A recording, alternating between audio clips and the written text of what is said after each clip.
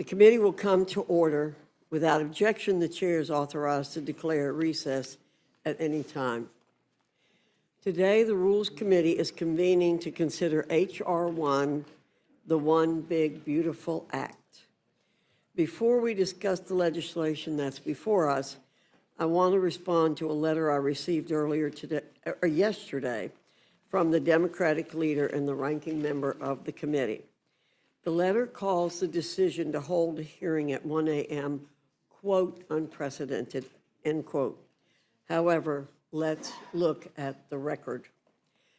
In the 110th Congress, Democrats held a meeting beginning at precisely the same time, 1 a.m., on August 2007, on the Children's Health and Protection Act. I was there. When this was discussed on the floor yesterday, Mr. McGovern responded that this was decades ago. However, we've looked back and observed that you did indeed convene a hearing at 1:30 a.m. only a short time ago in 2022. It was for an omnibus, in addition to a short-term CR. Once again, those who live in glass houses shouldn't throw stones. Secondly, the letter asks, what else are you hiding? I want to be clear. I have been as open and transparent as possible throughout this entire process, as has the speaker and everyone else involved. We posted the text of the Rules Committee print late Sunday night after the Budget Committee ordered the legislation reported, and we posted a comparative print at the same time showing the changes between the reported bill and the Rules Committee print. There have been many complaints from my friends on the other side about not knowing about whether there will be a manager's amendment and what will be in it. There will be a manager's amendment. It is how reconciliation has operated under both Republican and Democrat control. I certainly can't control the time that it will be ready, but I can assure my Democrat colleagues that they will certainly have more time than we were given in 2009 when a 309-page manager's amendment was dropped on us when the ranking member began reading the motion to report a rule for H.R. 2454.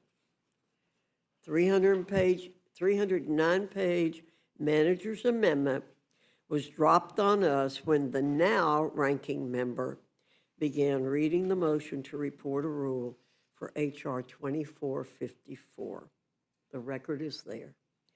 Our friends on the other side of the aisle love to cherry pick the facts about how this meeting is taking place in the dark of night. They've done it for several committee markups thus far. Never mind the fact that the only reason the hearings went as long as they did was because Democrats engaged in the legislative process, which is their right. But here's the thing. They can't have their cake and eat it too. They cannot complain about reporting legislation in the dark of night when the only reason it went so late was because of their own actions. Now, in the case of the Rules Committee, the same holds true. The Rules Committee has a long tradition of meeting late into the evening and reporting legislation long after most of America has gone to bed. It is our duty to advance the agenda of the House of Representatives, the People's House. Let's roll the clocks back to when Democrats held the majority in the 110th and 111th Congress. They reported legislation out of the Rules Committee well into the twilight hours. I know of what I speak. I was on the Rules Committee then. For example, HRES 587, 3:47 a.m., HRES 481, 2:09 a.m., HRES 597, 3:43 a.m., HRes 903, 2:25 a.m., and HRes 445 in the 116th Congress, 12:20 a.m. I do not think there's anything wrong with this. It is how the committee has operated when necessary. It has occurred under Democrat and Republican control. In this case, I do believe we'll be reporting not in the dark of night, but after the day has dawned. I encourage my colleagues on the other side to prove me wrong. Now to the business that's before us this morning. There'll be a lot of commentary from our friends across the aisle about what is not within this legislation. We'll experience ad nauseum a lot of granular level grievances, legislative indigestion, and I'm sure considerable allergic reactions to everything under the sun. It'll be the same song and dance routine that we've seen and heard for months, likely with more drama than Shakespeare on the Hill. Despite their misleading rhetoric and talking points, Democrats had their opportunities to deliver when they had full control and passed their own reconciliation packages. They did nothing to make the middle-class-centered Trump tax permanent. Despite the existence of the expiration of these tax cuts within their 10-year window, they refused. They even refused to raise the top income tax bracket, despite all their campaign talking points. Instead, they passed the so-called Inflation Reduction Act and the so-called American Rescue Plan Act that led to reckless spending and record inflation. But Republicans are here to do our jobs. And our jobs, in this case, isn't out of discretion. It's grounded in statute. We're considering legislation that executes the instructions given to the committees pursuant to the budget resolution, one that passed both chambers and is binding on this body and the Senate. And our express purpose is this: to ensure that our federal spending, taxation, and other revenue-generating concepts align with the current needs of the American people. The American people and this government, by extension, cannot afford inaction. Americans need this legislation to ensure our economic survival and the sustainability of this Republican government. Americans cannot afford the largest tax hike in our nation's history. Americans cannot afford the runaway, endless spending machines that Democrats have enshrined via their policies. Americans cannot afford the inflation caused by the Democrats in the last 4 years. Americans cannot afford a soft, fragile embrace of President Trump's successful policies on the border, national security, and growth. Inflation has fallen to the lowest level in more than 4 years as April's consumer price index smashed expectations for the third straight month. Workers' real wages are up 1.9%, increasing each of the last 3 months. Encounters with gotaways, the top threat to public safety, are down by 95%. In March of 2025, fentanyl traffic at the southern border fell by 54% compared to March of 2024. Lastly, Americans and this government cannot afford to ignore the specific pro-growth provisions that President Trump campaigned on. Our bill delivers on the specific acute policies American workers embraced. We end taxes on tips. We end taxes on overtime. We boost tax deductions for seniors. We expand family-centered tax incentives like the child tax credit, the standard deduction, and family leave. The One Big Beautiful Bill is our answer to the American people's mandate from November. It is a clear, full-throated response to the millions of hardworking men and women across the entire nation who demand a serious course correction from the last 4 years and the setting of our fiscal situation on a sustainable footing. The committees within the House have all completed their respective parts, and all the pieces have come together. I commend all the committees, chairmen, members, and staff who worked for months, often well into the night and early hours of the morning, to craft the One Big Beautiful Bill Act. We're here to finish the job and ship this legislation to the House floor. With that, I look forward to the discussion. I now yield to the ranking member, Mr. McGovern, for any comments he wishes to make. Well, that's a lot to digest. Thank you. Madam Chair, before we get into the substance here, I've got a simple question. What the hell are Republicans so afraid of? What the hell are you so scared of that you guys are holding this hearing at 1 o'clock in the morning? It's a simple question that speaks to the heart of what's going on here, and one that I'm going to keep on asking. If Republicans are so proud of what is in this bill, then why are you trying to ram it through in the dead of night? If you guys are so proud to kick 14 million people off Medicaid, if you guys are so proud to rip food assistance out of the refrigerators of moms and dads and their kids, if you guys are so proud of shutting down rural hospitals and hurting our farmers, if you guys really think these are such great, awesome, beautiful things to do, like Trump keeps saying, then why not hold this hearing at 1 p.m. and not 1 a.m.? Why not debate this bill in prime time when most of the American people can watch? It's 1 o'clock in the morning. I think it's prime time in Guam. And I think it's crystal clear. It's crystal clear to everyone what this is all about. Now, the chairwoman wants to pretend like meeting at 1 o'clock in the morning is business as usual around here. It is not. This is not normal at all. She had to go back 20 years into the archives to dig up a single example of rules meeting at 1 a.m. And I guess, is that supposed to be some kind of gotcha? I'm actually glad she went back 2 decades to bring it up, because in 2007, Democrats convened the Rules Committee at 1 a.m. to protect people's health care.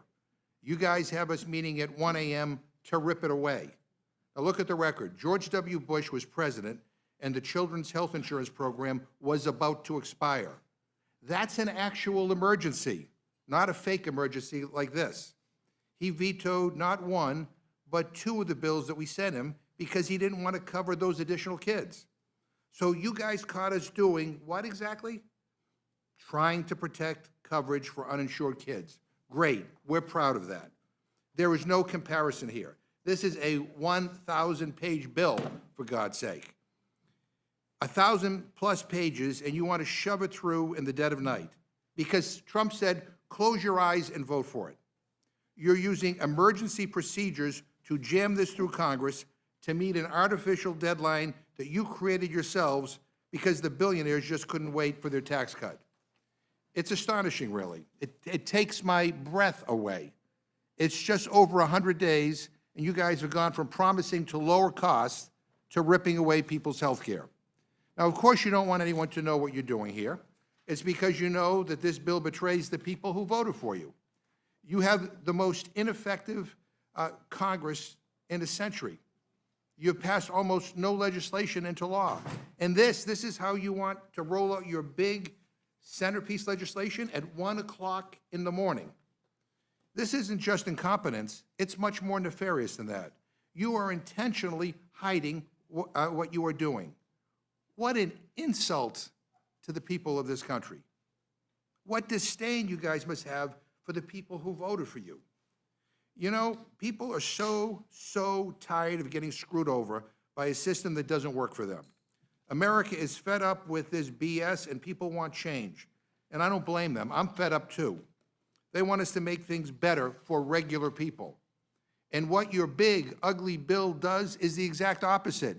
You guys and Trump are perpetuating the exact broken system that people hate. You're rigging things for the rich and powerful. More tax breaks for billionaires while regular people get screwed. More giveaways for those at the top while moms and dads struggle to get by. More loopholes into the tax code for Wall Street CEOs and bankers while working families fall further and further behind. That's the Republican agenda. That's what you guys think is big and beautiful. Greed, corruption, and tax breaks for billionaires. You want to steal from the wallets of working class people, steal from their ability to buy food and get health care, and then you have the nerve to claim that this bill is about cutting costs and reducing waste? Give me a break. This bill raises the debt limit by $4 trillion. $4 trillion with a T. Even your own members, budget hawks in the House and Senate, weren't happy with the latest version of this bill because they know it will blow up our deficit. And the true cost is likely trillions of dollars higher, a cost shouldered by the American taxpayer. So you want to cut taxes for the rich and pay for it by exploding the debt and stealing from the American people. Stealing from people with the least so you guys can give more to those with the most. And I just find that fundamentally wrong, fundamentally cruel, totally out of touch, and totally and fundamentally immoral. Now let me walk through what your bill does, since you guys are so eager to sweep it under the rug. First, you are making the biggest cuts to Medicaid in American history. As a result of this bill, nearly 14 million Americans will lose their health care, and millions more will pay higher premiums, co-pays, and deductibles. That's just a fact. Hospitals will close, nursing homes will shut down, and people will die. And not a single one of the proposals in your bill is about making Medicaid work better. Not one. Your bill doesn't save Medicaid. Your bill destroys Medicaid. We can and we should make Medicaid work better. Absolutely. Instead, your bill creates more red tape, more hurdles, and kicks struggling people off their health insurance. Now, who asked for this garbage? I mean, more red tape? Oh, boy. When I talk to people back home, that's exactly what they want with their health care. More red tape. I mean, come on. And then, if that's not bad enough, you are making the biggest cut to food assistance in American history. According to the nonpartisan Congressional Budget Office, at least 5 million Americans will lose food assistance under your plan. 5 million more hungry Americans because of this bill. And that's probably a lowball estimate, by the way. You're slashing benefits from children, from seniors living on fixed incomes, from veterans who served this country and now rely on food assistance just to get by. And why? And why? So that the top 0.1%, people making over $3.5 million a year, can pocket $314,000 a year in new tax giveaways. I mean, you are literally taking food off kids' plates to buy Elon Musk another yacht. I guess he's getting a good return on his campaign donations, but I just find this whole thing disgusting. And look, at the end of the day, this is simple. It is simple. It's about whose side you're on. You guys wrote this bill for the top 0.1%. You wrote it for the billion-dollar corporations who offshore jobs and dodge taxes.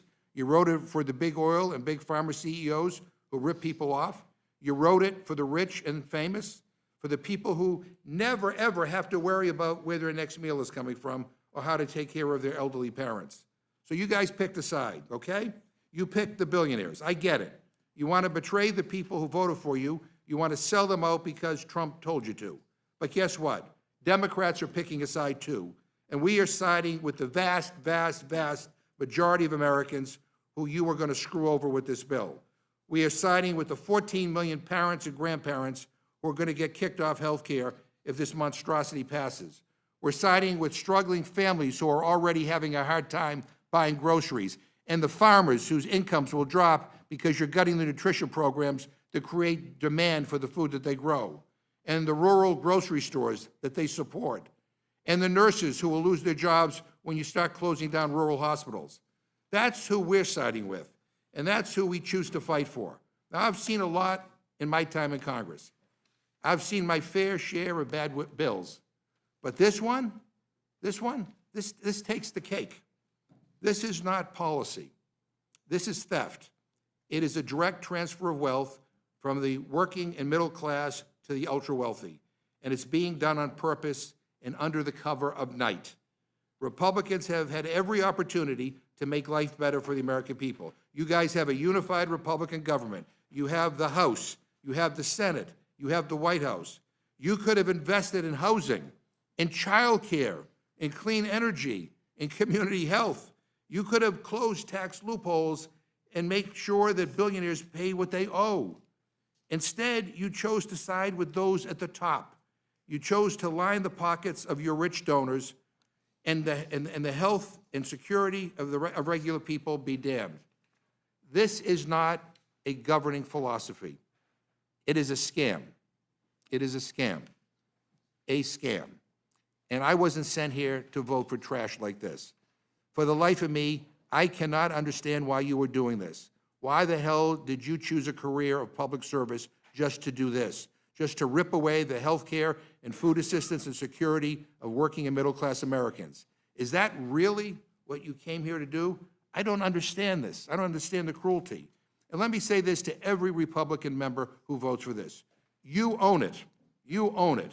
You own every hospital that closes, every child that goes to bed hungry, every senior who loses care, and every American family forced to choose between groceries and rent, between their heating bill and their child care, between their kid's birthday party and their parents' long-term care. So you guys can force us to debate this bill in the dead of night. You can do it while the country sleeps. But the American people will wake up tomorrow morning, and I guarantee you they will wake up to how terrible your agenda is. They will remember this moment. They will remember who stood with the billionaires and who stood with them. We will make sure they remember, and I'll be damned if we let this pass quietly. I'm going to fight like hell, and I know I won't be alone. This is a farce, an outrageous insult to the people of this country to bring up a 1,000-page bill at 1 o'clock in the morning, a bill that's still being written, by the way, by Republicans as we speak, in a back room somewhere, for God's sake. And then to try to jam it through Congress in the middle of the night when nobody is watching is just unbelievably cynical. This is why people hate Washington. So if you guys think this ugly bill is so damn beautiful, like Trump keeps saying, you should have the courage to debate it in prime time. Madam Chair, we should reconvene at a reasonable hour and debate your bill in full view of the American people, not in the middle of the night like cowards. And for that reason, I move that the Rules Committee do now adjourn. The gentleman,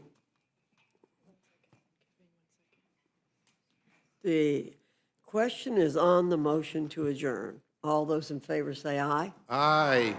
All those opposed say no. No. In the opinion of the chair, the noes have it. As for a roll call, Madam Chair. The gentleman has asked for a roll call vote. The clerk will call the roll.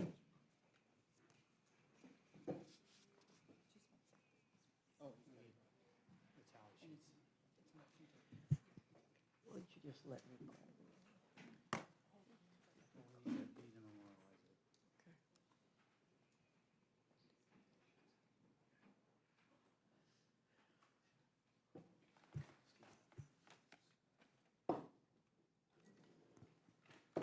Ms. Fishbach? No. Ms. Fishbach, no. Mr. Norman? No. Mr. Norman, no. Mr. Roy? No. Mr. Roy, no. Mrs. Houchin? No. Mrs. Houchin, no. Mr. Langworthy? No. Mr. Langworthy, no. Mr. Scott? No. Mr. Scott, no. Mr. Jack? No. Mr. Jack, no. Mr. McGovern? Aye. Mr. McGovern, aye. Ms. Scanlon? Aye. Ms. Scanlon, aye. Mr. Neguse? Aye. Mr. Neguse, aye. Ms. Leger-Fernandez? Ms. Leger-Fernandez, aye. Mr. Griffith? No. Mr. Griffith, no. Madam Chair? No. Madam Chair, no. Clerk will report the tally. 4 yeas, 9 nays. The noes have it. We will move on. Without objection, any prepared statements that our witnesses may have will be included in the record. I now welcome our first panel, Chairman Rogers and Representative Smith from the Committee on Armed Services, Chairman Arrington and Representative Boyle from the Committee on the Budget, Chairman Hill and Representative Waters from the Committee on Financial Services, and Chairman Comer and Representative Lynch. There he is. Chairman Lynch from the Committee on Oversight and Government Reform. Your full statements will be submitted for the record, and we ask that you summarize your statements in 5 minutes. Chairman Rogers, I welcome your testimony. Thank you, Chairwoman Fox and Ranking Member McGovern. I appreciate the opportunity to present the Armed Services Committee Reconciliation title. The Hast title provides $150 billion in mandatory funding to modernize our military, revitalize the defense industrial base, and improve quality of life for our service members. The time for this level of investment is long overdue. The threats we face from China, Russia, Iran, North Korea, and others are much more complex and challenging than at any point in our history. We are being outpaced by our adversaries in the development and deployment of critical capabilities. Our defense industrial base is atrophied to the point where we may no longer be able to sustain prolonged conflict, and it all stems from a chronic underinvestment in our national security. Defense spending is not keeping up with inflation. In fact, we are currently at the lowest level of defense spending as a percentage of GDP since before World War II. That anemic level of investment is endangering our national security, and it must change. Reconciliation gives us the opportunity to do just that. It forces the department to start building the future of American defense now. It invests billions to accelerate deployment of new, low-cost, attritable autonomous systems. These unmanned air, surface, and underwater systems are the key to victory on future battlefields. The Hast title will go a long way toward restoring American deterrence and building our ready, capable, and lethal fighting force that President Trump has promised. Finally, I'm very pleased to be able to report that the committee reported this out on a bipartisan basis. I think that demonstrates the underlying bipartisan consensus we have to increase investment in our national security. Thank you for your opportunity to testify and for your help in moving this critical bill forward. Thank you, Madam Chair. Really just have 2 points. I mean, certainly I agree with the chairman of the Armed Services Committee that we face a very complex threat environment and a need to modernize our military in a bunch of different directions. I'm not sure I agree on what the total number of the budget should be for the House Armed Services Committee, but 2 crucial points. If you believe that the Defense Department needs more money, that we need to spend more money on defense, you cannot vote for this reconciliation bill. This reconciliation bill is going to cut taxes over 10 years by somewhere between $5 and $7 trillion, depending on how you guys all finally decide what you're going to put in there and what you're not going to put in there. It is going to increase the debt and the deficit by $3.5 trillion or thereabouts. So whatever we cram into this bill, whatever $150 billion I guess they're going to try to throw at defense, will be irrelevant a year or 2 or 3 or 4 years from now, because our $35 trillion debt will continue to grow. Our $1.8 trillion yearly deficit will continue to grow. You won't have money to make an investment in anything, not even defense. So we are not going to see an increase in defense spending over the long haul because we are giving away all of the money.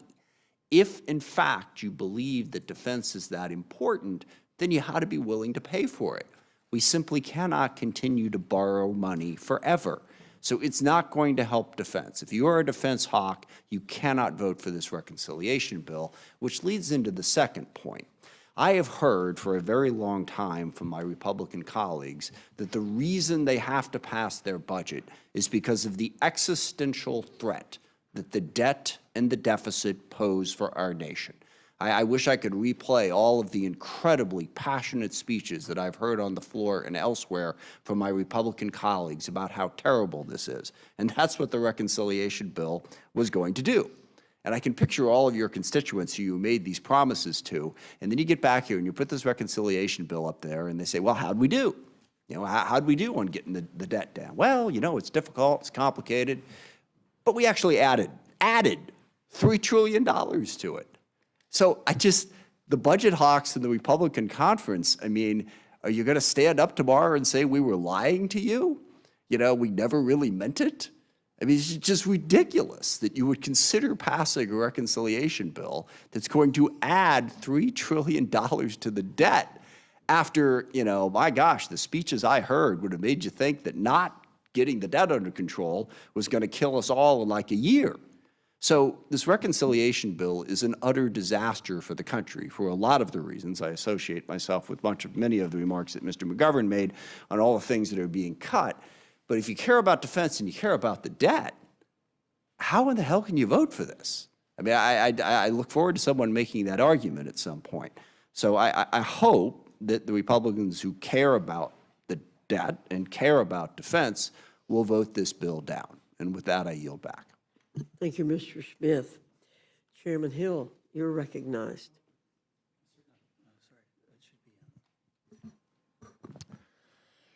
Good morning, Madam Chair and Ranking Member McGovern. I've never considered myself much of a morning person, and this takes it to a whole new level. A few weeks ago, the House Financial Services Committee completed work on the assignment to us under the budget resolution from Congress adopted early in April. The resolution asked us to decrease the deficit by at least $1 billion over the 2025 to 2034 period. We've done that. We've rescinded the remaining unobligated balances with the Department of Housing and Urban Development's Green and Resilient Retrofit Program created under the Inflation Reduction Act of 2022. We ended the Public Accounting Oversight Board's authority to collect regulatory fees and transferred any unused balances to the Treasury. Audit oversight will continue without disruption. We put a firm cap on the Consumer Financial Protection Bureau's budget, setting its funding at no more than $249 million for fiscal 2025, with an annual adjustment for inflation going forward. For the CFPB Civil Penalty Fund, once direct victims are compensated, remaining funds will be transferred to the Treasury's general fund. Finally, we capped the assessment collected by the Office of Financial Research at the Treasury, aligning them with the average annual expenses of the Financial Stability Oversight Council over the past 3 years. Any surplus will, once again, be returned to the Treasury. I'm pleased to report that the Financial Services Committee exceeded our instruction by the Budget Committee, and that the CBO estimates the deficit will decrease by $5.2 billion from the efforts of our committee. During our markup, we spent over 9 hours debating our portion of this reconciliation bill. We considered all 40 amendments that our Democratic colleagues offered and did not limit the minority's ability to propose modifications to the underlying legislative text. After this long, comprehensive process, we favorably transmitted our committee print to fulfill our obligations to the reconciliation bill before rules today. I want to thank all my colleagues. I want to remind all my colleagues to recall why we are here. The American people voted for fiscal responsibility. They voted for change. Our country is currently $37 trillion in debt, paying billions of dollars in interest each day on that debt. This year alone, we'll spend almost $1 trillion on total interest. If Congress fails to get our fiscal house in order, our debt will continue to grow exponentially, and our grandchildren will pay the consequences. For too long, government spending has been on a one-way ratchet up. So we're here today to finally do the difficult work of extricating our nation from this fiscal predicament. Financial Services Committee portion of the concurrent resolution does more than its part to reduce the deficit. I'm eager to finish our work and finally tackle these issues. I ask the committee for your support in advancing this bill to the House floor. I yield back. Thank you, Mr. Hill. Representative Waters, you're recognized.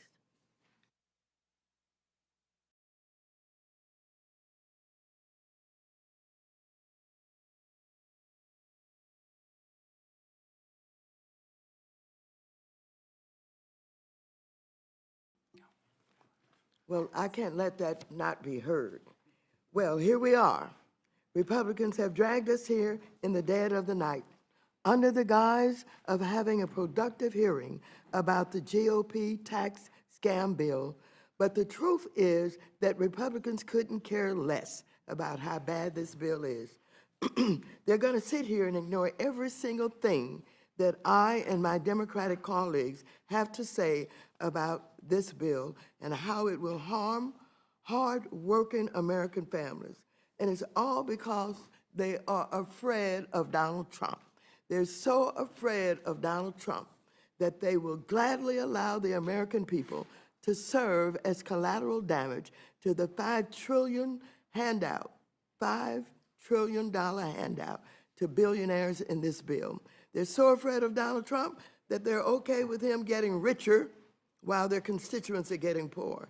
This isn't hyperbole. This is real life. This bill cuts programs that will literally make American families poor and make Donald Trump and his billionaire donors richer. I was there. at the Consumer Financial Protection Bureau after Trump and Elon Musk illegally attempted to shut down the Bureau. I heard from consumers about what shutting down the agency means for them. This is the very same agency that, following the 2008 financial crisis, which many of us in this room remember, was created to stop predatory financial institutions from ripping off our constituents. The same agency that has saved American families $21 billion by returning to them funds that were swindled out of them. Trump failed to shut the agency down in court, so now they're trying to soliciting the help of Republicans. This bill, this budget scheme will slash the Bureau's budget by 70% and put the agency's crucial work, like cracking down on illegal junk fees, tackling discrimination in housing, and protecting service members and students from scams, to a grinding halt. This is all to cut taxes for billionaires like Mark Zuckerberg and Elon Musk. Republicans are also pushing to gut the Financial Stability Oversight Council and Treasury's Office of Financial Research, agencies that are designed to prevent another financial crisis like the one in 2008. They're eliminating funding for affordable housing construction despite a national homelessness crisis. I also showed up at HUD because I know the harm this will pose to families. They're also so desperate to do Trump's bidding that they're eliminating another agency that doesn't cost taxpayers anything, the Public Company Accounting Oversight Board, which oversees auditors to prevent frauds like Enron and ensure that companies controlled by the Chinese Communist Party are on the up. What's even more sinister about Republicans dismantling our financial institutions, that they're doing this in the middle of an economic crisis. Our economy is falling behind Europe, China, and Canada. Americans are so economically anxious that they're holding off on starting a family and buying a home.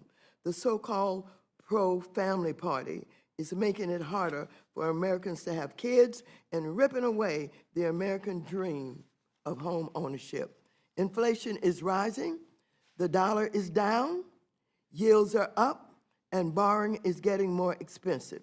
And just this past Friday, Moody's lowered the United States credit rating because of Trump's reckless tariff policies and growing concerns about how this bill would jack up our debt by giving a massive, unnecessary handout to billionaires. Don't forget, he is all carrying out the most egregious crypto scheme in history, a scam that is enriching himself and his family while average investors lose money.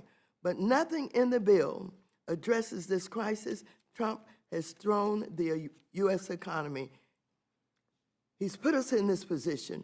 Republicans, let's face it, you're not serious about helping your constituents. You only care about kissing up to King Trump. This isn't what the American people elected us for. I yield back the balance of my time. Thank you, Ms. Waters. Mr. Arrington, you're recognized. Thank you, Madam Chair, Ranking Member McGovern, members of the Rules Committee. Only in the mind of a Democrat could a 22% tax hike prevention be a bill that's characterized as trash. Only in the mind of a Democrat could giving our soldiers, our sons and daughters in uniform, what they need to be ready to protect us, to keep us safe and free, be a scam.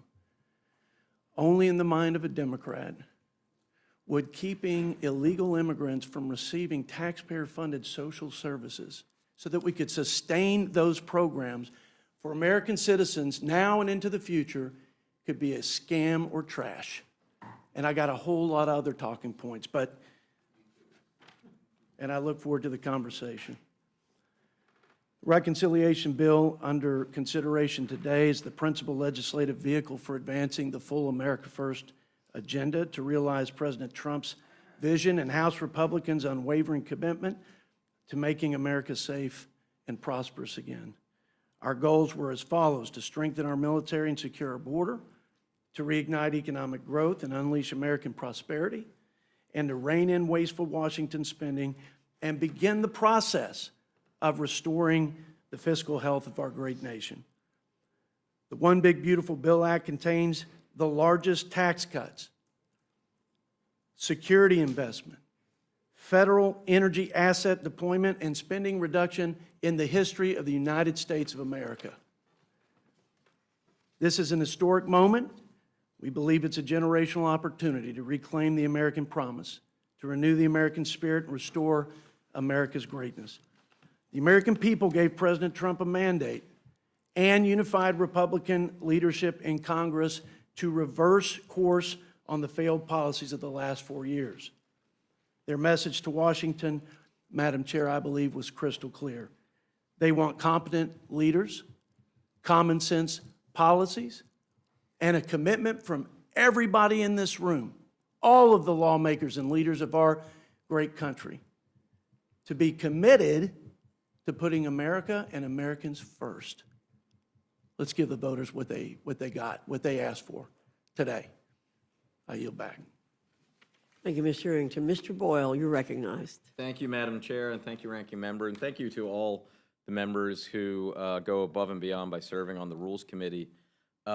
When I was a teen, my late mother would often say, "Nothing good happens after midnight." Now I know what she meant. This big bill for billionaires will truly hurt working Americans. Let me highlight some of the major points. First, it will bring about, according to the Nonpartisan Congressional Budget Office, the greatest loss of health care coverage in American history.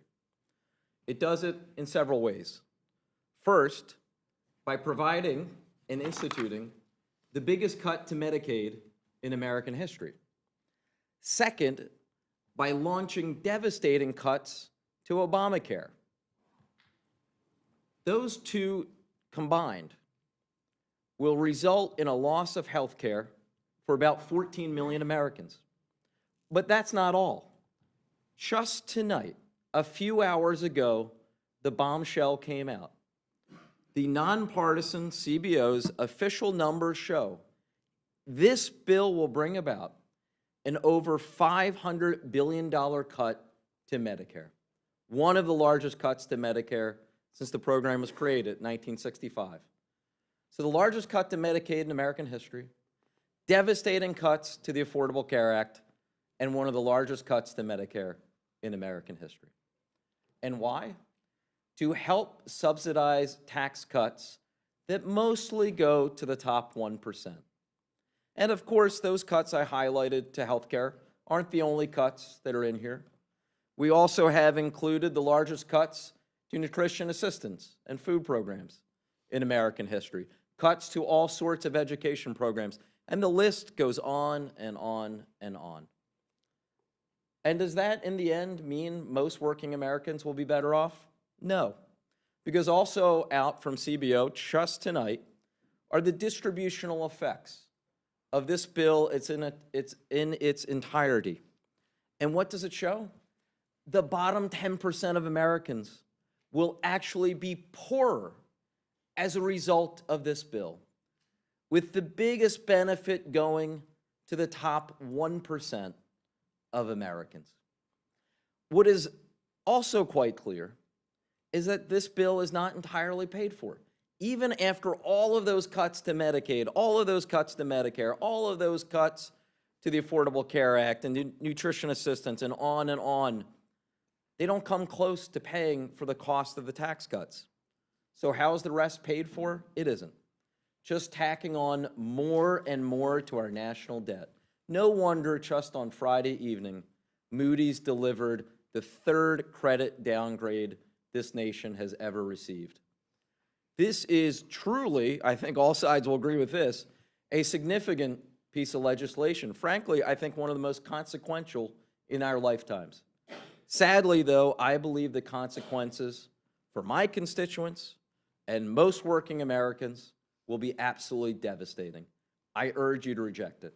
With that, I yield back.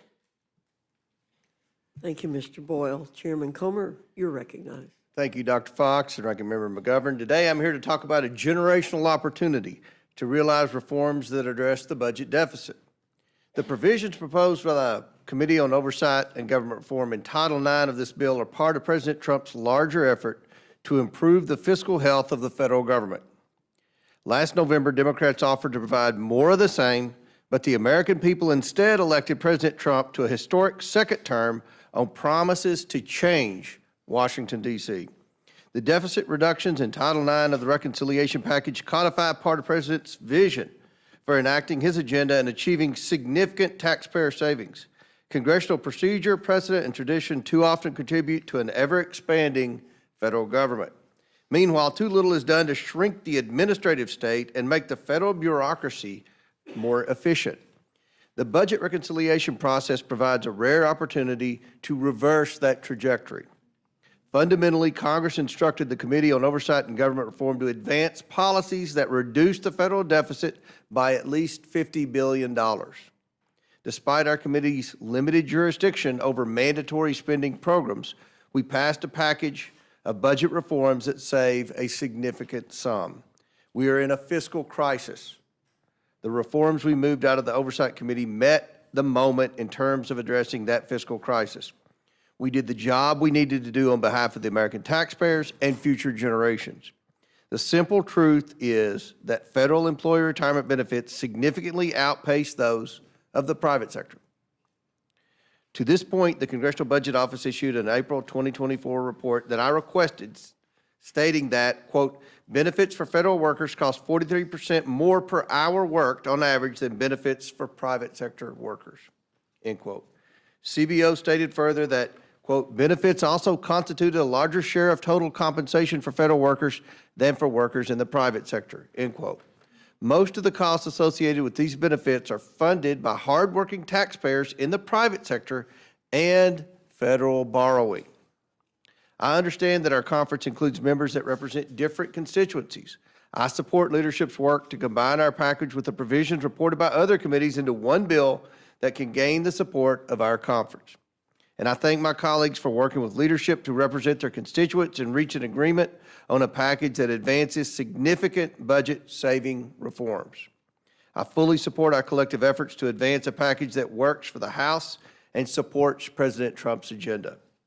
Title IX of the legislation before us today advances most of the Oversight Committee's important budgetary reforms. These reforms will save taxpayers money while protecting current retirees, as well as law enforcement officers, Border Patrol officers, air traffic controllers, nuclear material couriers, and firefighters who serve a clear public interest and typically have shortened federal careers due to mandatory retirement rules and early retirement incentives. Taken together, the reforms now being considered in Title IX will reduce the deficit and move us toward the more accountable federal government and the American people demand and deserve. I ask the Rules Committee to promptly advance this legislation for consideration by the House, and I welcome the committee's questions. I yield back. Thank you, Chairman Comer. Representative Lynch, you recognized. Thank you, Madam Chair. And Ranking Member.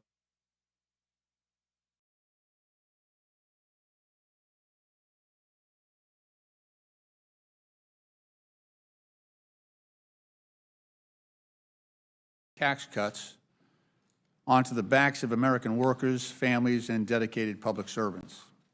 And because this bill is so disgraceful, it can't stand the light of day.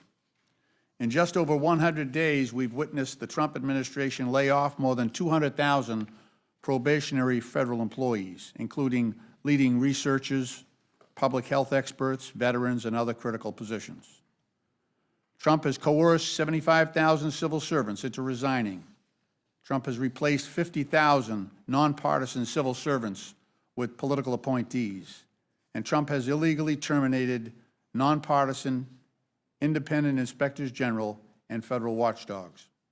This partisan bill threatens to further undermine the federal workforce by reducing the take-home pay, benefits, and workforce protections of 2.4 million federal employees, most of whom are middle-class American workers, and a third of whom are military veterans This is more of the same, an unprecedented assault and political purge of the nonpartisan civil service.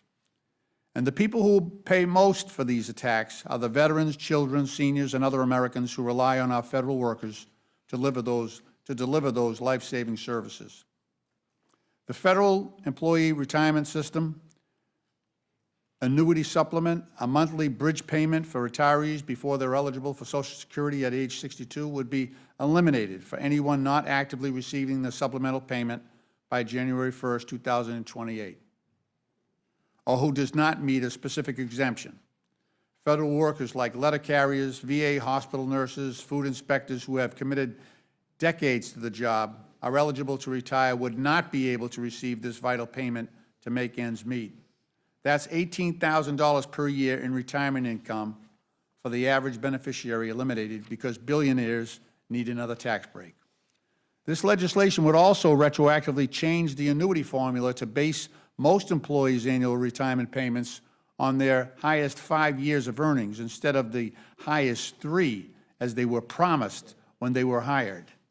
This is an outright theft of earned benefits that would cost federal retirees thousands of dollars annually, and my Republican colleague, Representative Mike Turner of Ohio, was exactly right to speak out and vote against this provision during our committee's consideration of this bill, making the rejection of the oversight provisions bipartisan.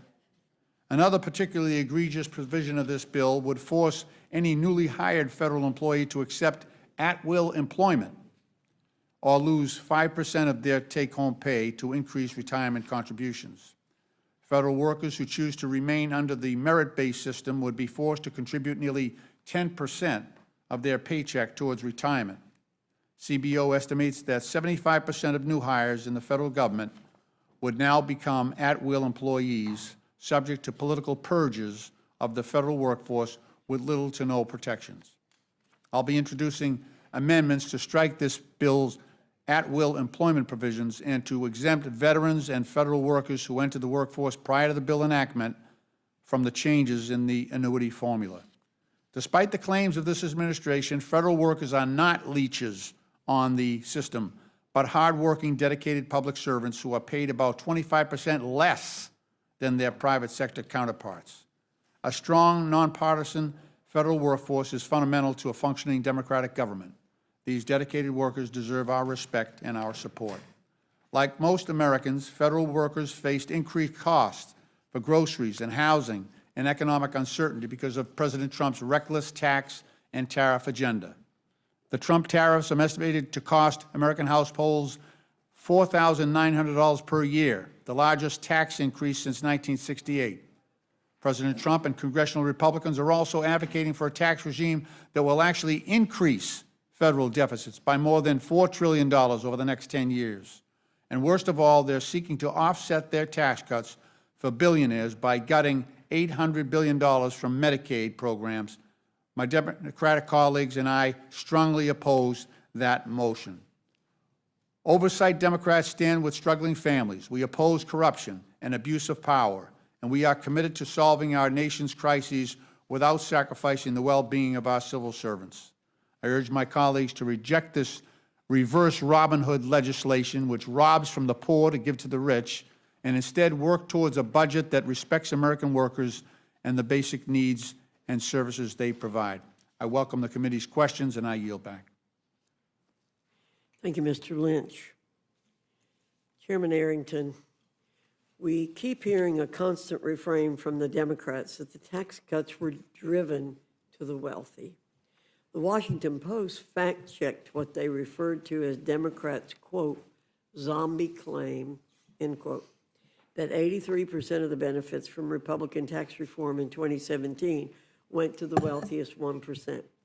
They fact-checked this multiple times. The Post gave the claim 3 Pinocchios, saying, quote, the tax bill has been in place for more than 3 years, and it's clear from the available data that the top 1% did not end up with most of the tax benefits. Do you agree with me that the Democrats have a credibility problem when they discuss President Trump's tax cuts? they have a major credibility problem because the facts are contrary to their mischaracterization. The top 1% actually pay a higher share of their taxes than they did prior to TCJA. So in that respect, it became a more progressive tax code. But every other income level saw a tax break. In addition to that, we had record wage increases. In fact, the bottom 10% of wage earners grew their wages at twice the top 10%. And it's 3 times the income increase of the bottom 50% relative to the top 1%. So I would just add that it couldn't be a scam on working people and poor people when we achieved the lowest poverty rate in recorded history. So people got better opportunities and bigger paychecks, and the people at the lower income spectrum got the biggest benefit from TCJA. So mischaracterization may be an understatement for how they describe tax cuts for the rich. And let's remember, the top 10% of income earners are paying 70% of our salary, the lights, and the entire freight of the federal government. So when we talk about tax fairness and equity, they have an interesting perspective on that. Thank you. I think the word mischaracterization of what they're saying is a kind way to say it. There's a 3-letter word that characterizes it better, but we'll leave that alone. When President Biden stated the Trump tax cuts went to the top 1% and not ordinary people, didn't factcheck.org have to debunk him? And didn't the Liberal Tax Policy Center even have to correct President Biden? And didn't even the New York Times state that, quote, studies consistently find that the 2017 law cut taxes for most Americans? That's And correct. doesn't this constant refrain we're hearing from Democrats now match exactly what has been categorically debunked? Yes, ma'am. Yes, ma'am. And nobody knows that better than the average family of 4 who saw about a $5,000 increase in their take-home pay because of their tax relief, which was almost the opposite effect of the inflation tax they paid over the last 3 or 4 years. Thank you very much, Mr. McGovern. I think what you're talking about is not what we're talking about here today. We're talking about the Republican reconciliation package that is going to be jammed through this committee and rushed to the floor. And if I'm understanding the numbers correctly, the latest version of their tax scam, the top 0.1% stand to gain $255,000 on average in 2027 alone. That's $700 a day, every day. The people who make over $1 million a year will also get their pockets lined. On average, these millionaires will have an additional $81,500 per year, but pennies for everybody else. For those earning less than $50,000 per year, the average benefit is $265. That's less than $1 per day, and that's laughable when you begin to look at the gaps that are going to be created by these cuts in other programs. But Mr. Boyle, I have a letter here that you received along with the Democratic leader, Hakeem Jeffries, from the director of the Congressional Budget Office. And I'm looking at this chart here about who benefits from this bill. It doesn't seem to match what Chairwoman Fox and Mr. Arrington are just talking about right now. You want to comment on this? What that chart shows, and by the way, not That's not my chart. Yeah, I know. That's not your chart. CBOs. That is the official scorekeeper's chart, the nonpartisan Congressional Budget Office. And if you can show that chart again, what it shows is the poor get poorer while the rich get richer. And so let me quote again from the CBO, specifically their numbers. For people in the bottom 10%, they will experience a 4% loss of household wealth. Meanwhile, for people in the top 10%, they will see their household resources increase by 2%. It is as simple as that. And I ask unanimous consent that this be entered into the record, Madam Chair. Without objection. My view on legislation is that if you believe in the legislation, you ought to vote for it. If you don't believe in it, you ought to vote against it. So I would say to my friend Chairman Arrington, if you believe the stuff that's contained in this reconciliation bill, if you think these priorities are the right priorities, and if these represent your values, then by all means, vote for it. I'll disagree with you. I mean, I could spend all day here, because I'm also on the Agriculture Committee, and we had a lengthy hearing on the impact of the nutrition cuts on average people and on states, too. There's an unfunded mandate here as well, and it's going to be significant.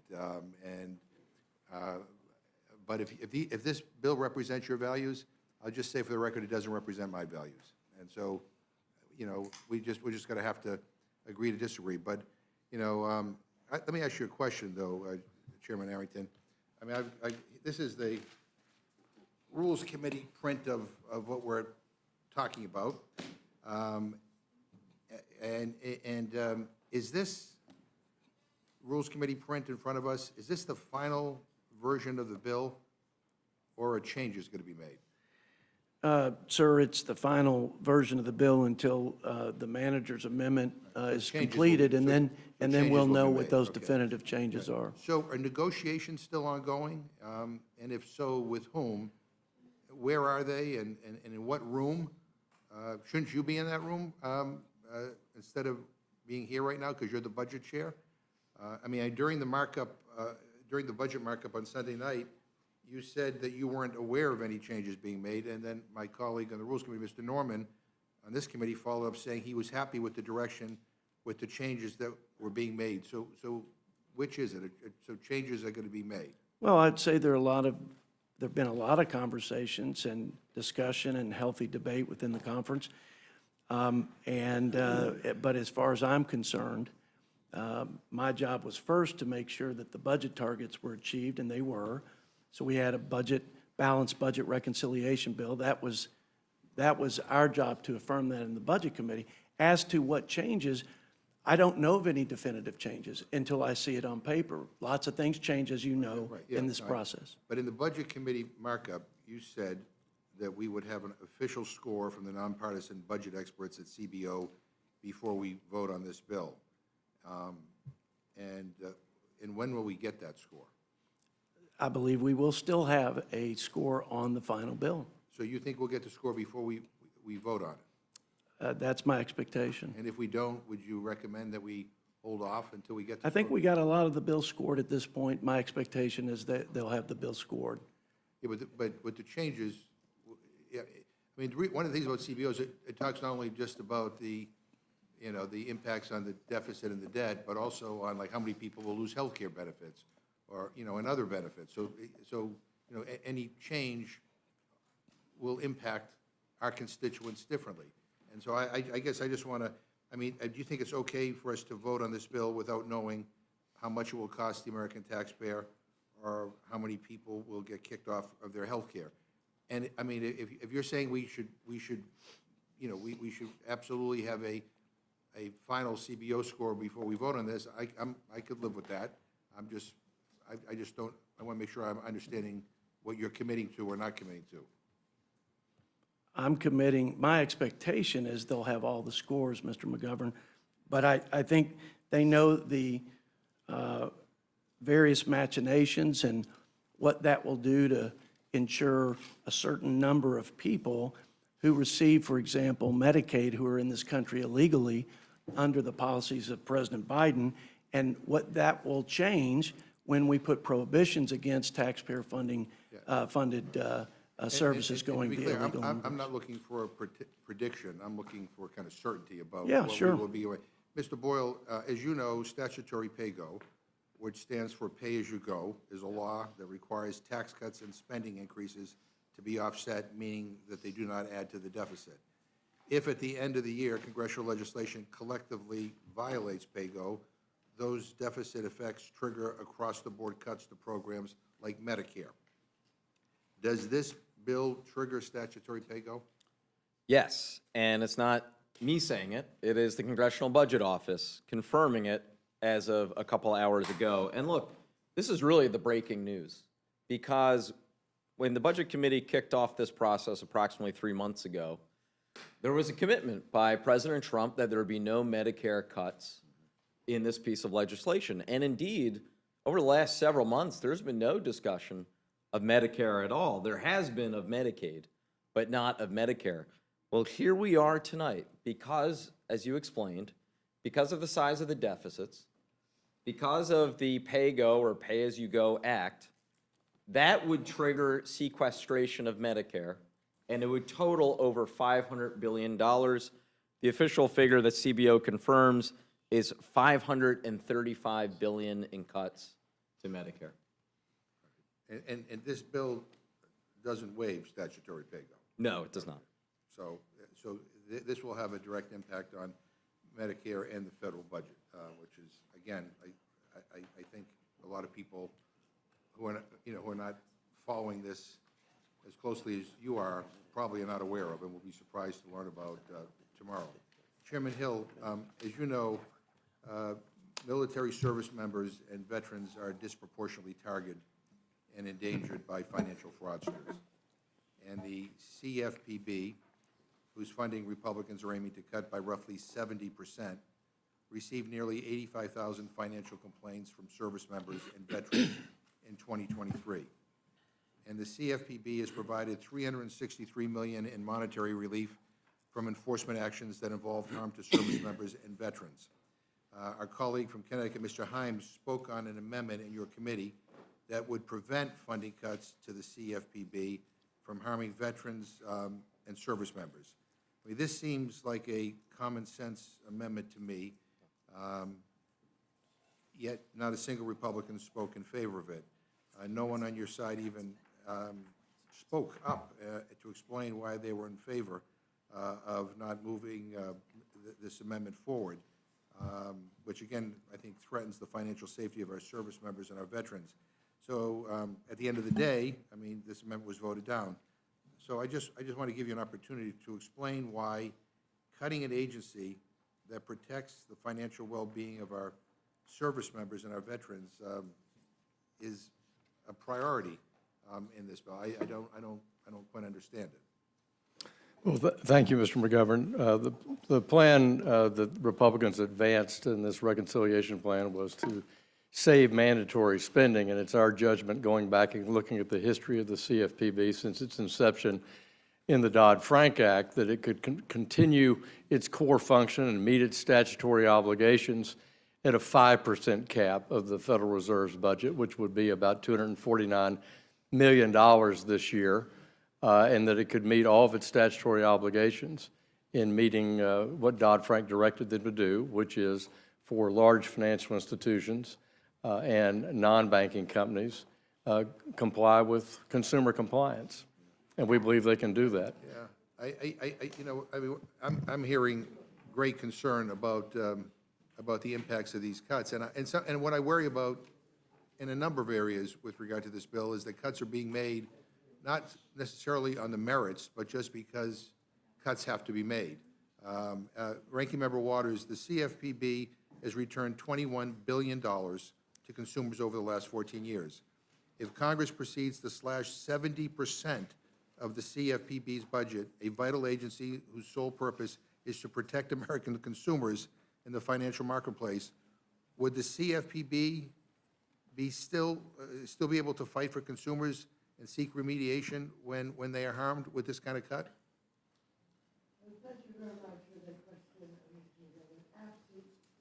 Miller. Absolutely not. The Consumer Financial Protection Bureau is extraordinarily important for consumers. I sat on the conference committee of the Dodd-Frank reforms when we created the Consumer Financial Protection Bureau. A lot of work had been done by Senator Warren and others. But I want you to know, prior to the Consumer Financial Protection Bureau, the consumers really had nowhere to turn. They had nowhere to really lodge their complaints.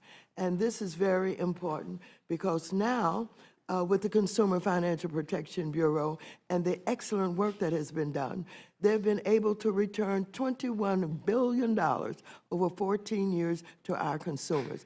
I want you to know that our consumers, the victims, are mostly the least of these. These are people in poor communities, and not only in inner city, but in rural communities. They are the victims of everybody with a kind of a broad scheme that see them as vulnerable and target them. I want you to know, without the Consumer Financial Protection Bureau, we would not have been able to deal with the big fines that we had to do some of the largest banks in this country that were literally, in many ways, had less risk management that they should have, and all kind of errors and mistakes and fraud was taking place. And so this proposed cut of 70% literally would kill the Consumer Financial Protection Bureau. And I want you to know that even, and I'm recalling, when Mick Mulvaney was acting director of the Consumer Financial Protection Bureau, he basically said, I'm bound to execute the law as written. When he first went in, he did not request any money. And then in one quarter, he and I think one other, Kathy Kraminger, when she was there, requested almost the maximum amount in one quarter of $249 million. So this is extraordinarily important. All of us, Democrats and Republicans alike, should care about our consumers, about our voters, about the fact that they need the money that they earn. Hard-working people to put food on the table, to pay the rent, getting ripped off in so many ways and nowhere to turn would be absolutely disastrous. Thank you. The oversight portion of this bill would reduce pay, pensions, and protections for current and future federal employees. The bill would force the federal workforce to foot the bill for tax cuts for billionaires, and comes as the Trump-Musk administration is carrying out a cruel, full-scale assault on the federal workforce. The American people and the life-saving services they rely upon will suffer the most as a result of Republicans' efforts to purge the federal government of its dedicated, high-performing public servants and politicize the delivery of basic needs and services to our veterans, our children, and our seniors. Republicans also want to extort future civil servants into giving up their protections which serve the interest of the American people who want good government workers, not completely subject to the whims of whoever occupies the White House. Representative Lynch, what would the approximate financial impact of these provisions be on the average federal worker? You got to press your mic. Yeah. If you add everything up, so the FERS annuity supplement would cost the average employee $54,000 in retirement income when they average it out over the 3 years that the average employee uses that for. Then changing the high 3 to the high 5 costs them another $16,560 over 20 years. And then finally, the converting new employees at will, unless they accept, and plus the added money that they have to pay for their pension if they want to come under the Merit Service Protection Board, it brings everything to over $106,000 over a 20-year career. Yeah, and Mr. Ranking Member, I just want to add your previous question about service members. Sure. This bill eliminates the Office of Service Member Affairs, which is the CFPB department that really watched after. If you go to any of these Army bases, you get onto Fort Hood, outside the bases are all these money services and you know, their short-term loans, things like that, payment systems that are exploiting these young service members and their families. That office that used to protect them is being eliminated in this bill. And what would the effect on our nation's nonpartisan civil service be of effectively extorting new hires to become at-will employees? I mean, would we see the same level of nonpartisan excellence? It would gut it. So the estimate is that 75% of our federal employees, remember, these are new people coming into the workforce, they would reject paying the extra money for their pension and instead become, they would become at-will employees. So because they have no pension at the end, they're probably going to be relying on, public assistance instead of being allowed to build a pension for themselves during their working lives. And Chairman Comer, is it correct that under this legislation, your pension contributions don't increase, but a newly hired VA nurse or Department of Defense education activity teacher who wants workplace protections from political purgers would pay 5% more of their salary towards their pension than they would under the current law? Well, they would have a choice. They would have a So choice the to, answer is yes, right? they would have a choice to be an at-will employee and make more money, or be a traditional Yeah, government employee, Yeah. like we can have a choice here. right, but the incentives here are backwards, which that's the point I'm trying to make, is that I think there's an attempt by this administration, and you may agree with it, to basically politicize our federal workforce, to make everybody just say whatever the administration wants, and that's it. And I think this is about incentivizing that. But let me just say, my final, to Ranking Member Smith, from your time on the Armed Services Committee, it is clear that you understand the value of defense spending and investing in our military. Do you believe that an increase of $150 billion for defense over the $848 billion provided to the Department of Defense in fiscal year 2025, and with few guardrails, makes sense when the pay for is devastating cuts from essential programs for the American people like Medicaid, Supplemental Nutrition Assistance Program, which is SNAP, and student loan and grant programs at the Department of Education? I do not, and that's why I voted against it in committee and opposed this. I mean, adding $150 billion to defense is debatable in and of itself, but where it's coming from, as I think a number of people have articulated, it's coming from all these other programs. It's also coming from just borrowing the money. And I will also say we do not yet have a national security plan from the Trump administration. We've heard that they want to cut 8% from certain aspects of it. We haven't seen what that is, so we don't know what the plan is for this $150 billion. It is spread out over 4 years, by the way, not all in the first year. And let me just add my final point here. I mean, many have expressed concerns with how Secretary Hegseth has managed the Pentagon, prioritizing loyalty over competence, decimating the military and civilian workforce, and undermining the effectiveness of the Department of Defense. Given that chaos, is now an appropriate time to gift the Department of Defense an additional $150 billion on top of the $858 billion that they already received in FY 2025? I mean, do you have any concerns about this? I do, and I know, please. So that was a central argument that House Democrats made during the markup. We have seen Secretary Hegseth struggling to run the department well. I think it's up to like 5 of his employees have quit or been fired in the first 3 or 4 months. They've had highly critical things to say about the way the department is being run. Obviously, they don't know how to control secure information securely. And again, they don't have a plan in terms of where they're planning to spend. We don't even have an FY26 full budget yet. So, no, I don't think this department can be trusted with that. I want to thank all the panel for being here. Again, as I said before, this bill doesn't represent my values, and I'm going to be part of an effort to fight like hell to defeat this. This is bad for our country. I yield back. Thank you, Mr. McGovern. Mr. Scott, you're recognized. Thank you, Madam Chair. And Chairman Rogers, I'm going to come to you in just a second to talk about the investments through DOD, but I just want to make sure my understanding of the current tax law is that the top tax bracket starts for married couples filing jointly at $731,200, and that rate is 37%. Is that correct, Mr. Arrington? Yes, sir. Now, in our piece of legislation, do we reduce that 37% tax bracket for people making above that level? Do we reduce that bracket? That is the reduced bracket that we extend. It is 37% going forward, though. Yes, that's correct. It is an extension. So Yes. we're going to, the tax rate is going to be the same. That's correct. And there's a far cry from someone who's making $731,000 and someone who's a billionaire.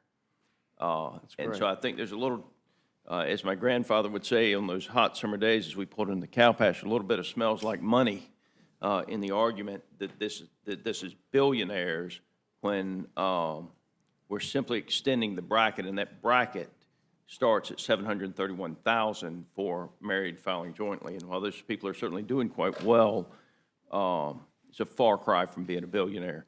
Mr. Rogers, as you know, I returned from the border on Saturday, and I got an opportunity to meet with some of our troops down there, as well as the men and women with the Border Patrol, who are doing an exceptionally good job now and could have been doing that job over the last 4 years as well. And one of the things that amazed me is that, and this was actually Border Patrol that told me this, that they were, by default, paroling people into the country, even if they had visible gang tattoos. If they ran the scans on them or ran the system on them and they did not have an Interpol hit, they were told to parole them into this country, even if they had visible gang tattoos. So we've got $5 billion for border security. That's a huge investment for the people of this country that I think will go a long way and pay tremendous dividends for us. We've got $7 billion for air superiority, $11 billion for Pacific deterrence, $12 billion for readiness, $13 billion for nuclear deterrence. Now, can you speak to these issues and what they mean to every American citizen and our ability to protect them from our adversaries, both at home now, more so than ever, and abroad? Yes, sir. On the first issue with the border, I would make the point that every administration going back to President Clinton has had to send National Guardsmen to the border to supplement Border Patrol efforts. That has been a higher demand right now because of the policies of the last administration that basically opened our border for 4 years. The problem that generated for us, though, is we already are spending at the lowest level on defense that we have as a percentage of GDP since before World War II for over 80 years. So that money had to come out of HIDE. This reconciliation is going to help backfill some of the money that we've had to spend to send our guardsmen down to help secure that border. And, you know, you talked about just one leg of the triad. You know, we have a real problem with our nuclear triad, which is the most important deterrent we have to aggression in our arsenal. The Sentinel, which is going to replace the Minuteman III, the ICBMs, is way over budget, behind schedule. These are 1970s missiles that we have got to replace, and we've got to have the money to do it. This reconciliation goes a long way toward that. Our nuclear submarines, which are the most valuable element we have in the triad, we're behind on both the Virginia class and the Columbia class. This puts a lot of money toward getting them caught back up. We just have a lot of elements. You've heard about the Golden Dome, which is really a layered level of defense against attack that we have been needing for a long time. This puts $25 billion against that threat. I can go on and on. There are many threats. I really disagree with the argument that the $150 billion isn't needed. The fact is, this is just the first installment of what we need to start to get our defense back to where it should be so that we deter aggression and stay out of wars. Mr. Rogers, thank you. I want to be respectful of other people's time. There's an additional $9 billion investment for service member quality of life, $34 billion for shipbuilding, which will be a lot of jobs that we need in this country. The $25 billion for Golden Dome. You know, our nation's defense systems, a lot of those systems are old. They were built to defend us from systems that are significantly slower and significantly larger than the weapons that we face today. And if we do not invest in that defense system, then I'm afraid we're putting ourselves at risk for hypersonics and other weapons that are extremely fast, extremely small. And I appreciate you, Mr. Rogers. I want to say this.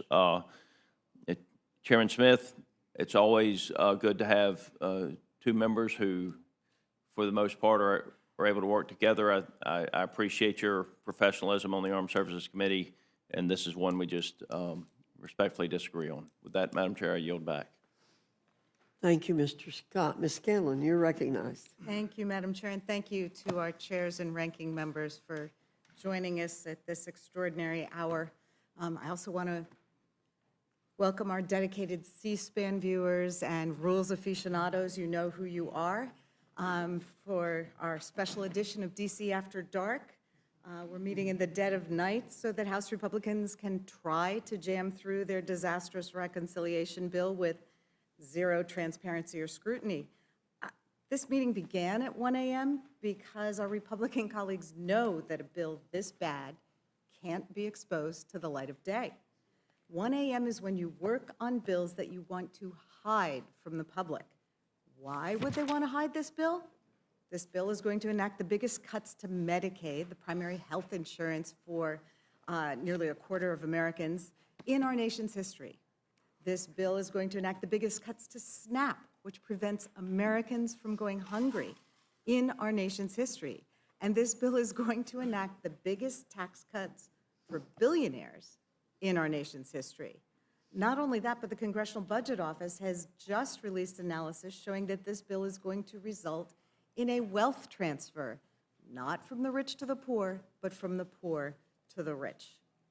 It's a bill for which there's still no agreement to guarantee its passage. That's why some of our members here aren't here right now. They're out there trying to cut some more deals with the Speaker in the White House. And these deals aren't just tweaks, but if our colleagues' tweets are to be believed, they're so significant that those deals are going to determine whether or not this bill passes at all. Although if it does pass, it's going to be a strict party line vote.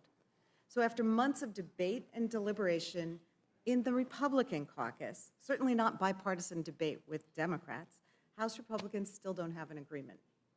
What have you been doing all this time, other than lying about whether or not you were going to cut Medicaid? You've had multiple member meetings with the president, committee markups that went for dozens of hours, and you still haven't ironed out disagreements. Not only is it sloppy, it's disingenuous. We're meeting in the dead of night to consider a terrible bill, and you haven't even drafted or shared some of the most critical parts of the bill. Haven't shared them with your Republican colleagues, haven't shared them with the other half of Congress, and most importantly, you haven't shared them with the American people. As the chairwoman acknowledged when she gavelled us in at 1 a.m., if Republicans are able to pass their rule tonight, it will include a magical manager's amendment that will allow them to change the bill before it goes to the House floor. A manager's amendment that none of us have seen, that we won't be able to review or debate or change.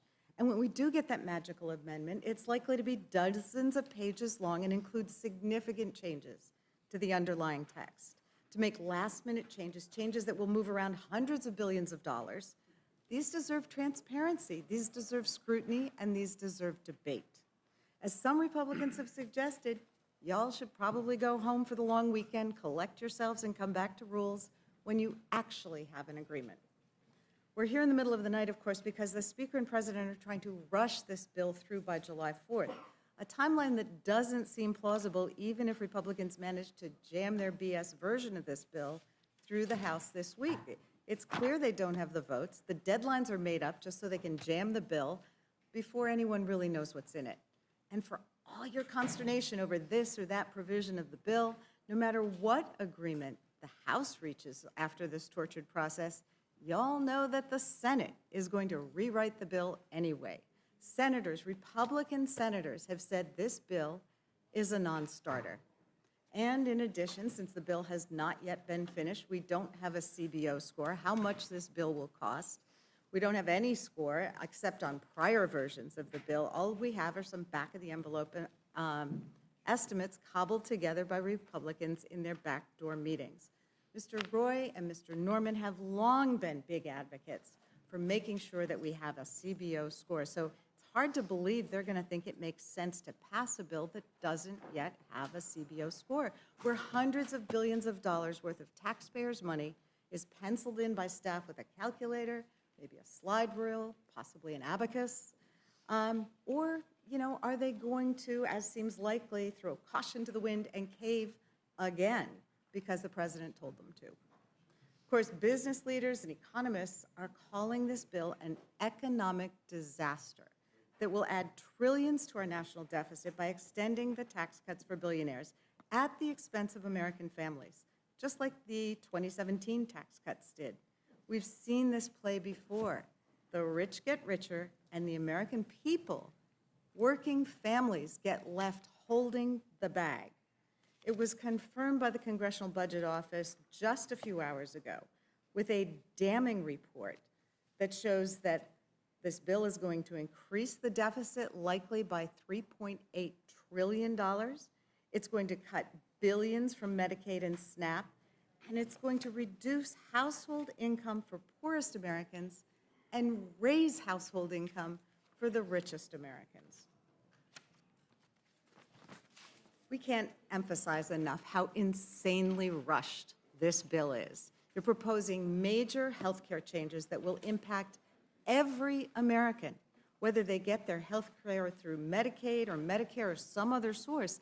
The impact of those Medicaid cuts will reverberate throughout our health care system. Cuts to Medicaid will push hospitals, nursing homes, and health clinics into bankruptcy.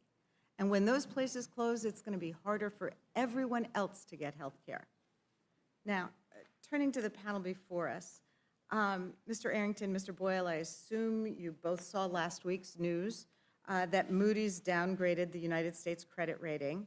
And I'm sure you've read about it because one of the biggest reasons for the downgrade was extending these unfunded tax cuts for billionaires.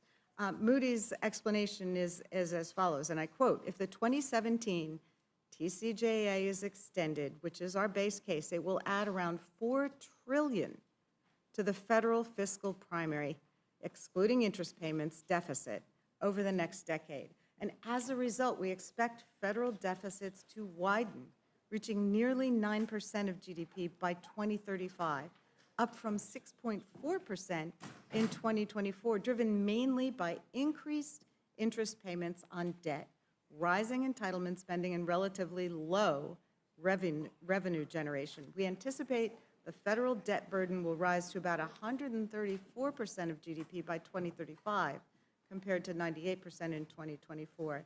So doesn't it worry any of you on that side of the dais? It certainly seems to be what you've been talking about. It seems like a pretty damning indictment of the fiscal situation the Republicans are putting us in, and one that is going to become worse if they pass this bill. There's also this tidbit from that liberal journal, the Wall Street Journal, earlier this week. And I quote, "Investors sold U.S. government bonds and the dollar on Monday, after Moody's ratings late last week stripped the U.S. of its last AAA credit rating, citing large budget deficits and rising interest costs. Adding to the nerves about America's debt trajectory, the House Budget Committee approved a tax and spending bill Sunday that is projected to add trillions of dollars to that deficit." And another Wall Street Journal article this week was entitled "The Stark Math on the GOP Tax Plan. It doesn't cut the deficit." That article put it this way: the plan won't reduce federal budget deficits and would make America's fiscal hole deeper. While Republicans who vowed to reduce red ink say higher economic growth will fill the gap, budget analysts across the political spectrum have panned the Republican plan, warning that it worsens the U.S. fiscal picture. So there's no way around it. Your math ain't mathing. And the consequences are going to be disastrous for the entire country. Now, as we've been looking at this bill over the last few months, as it has been clear that it was going to require drastic Medicaid cuts, we do have this breaking news this evening that it's also going to impact Medicare. Mr. Boyle, this is a major revelation, and it's exactly why this bill is not ready for prime time, barely ready for the 1 a.m. time. So can you talk about how this is a backdoor cut to Medicare, which is going to cut for seniors, and What's going to happen if the bill passes? Yes, as CBO showed, because of the deficits that are baked into the Republican bill for billionaires, that would, because of something called the Pay-As-You-Go Act, or PAYGO, that would trigger sequestration of Medicare. And it would, again, according to the Congressional Budget Office, be to the tune of over $500 billion to Medicare, one of the biggest cuts to the program. Indeed, I would say the largest outright cut to the program in American history. There are some who might want to argue and rebut that by saying, well, we'll just go ahead and waive PAYGO. It's actually impossible in reconciliation because it would not meet to the requirements of the Byrd Rule. So you cannot waive PAYGO. These cuts to Medicare will happen if this bill becomes law. Thank you. That's obviously really concerning. Now, we've talked a little bit already about the fact that there isn't a CBO score for whatever the current version of the bill is, but we also know that there are ongoing negotiations about this bill. One of the things we've heard is that there may be an agreement on this SALT deduction, which has been so concerning to some of the Republican members.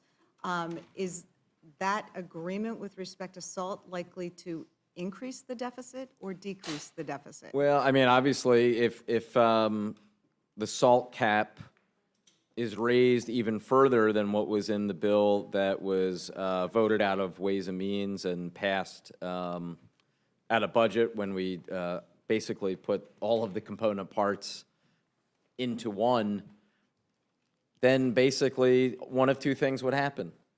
Either the majority would have to find even more cuts in order to pay for the loss of revenue, or you would simply see these deficits increase by even more.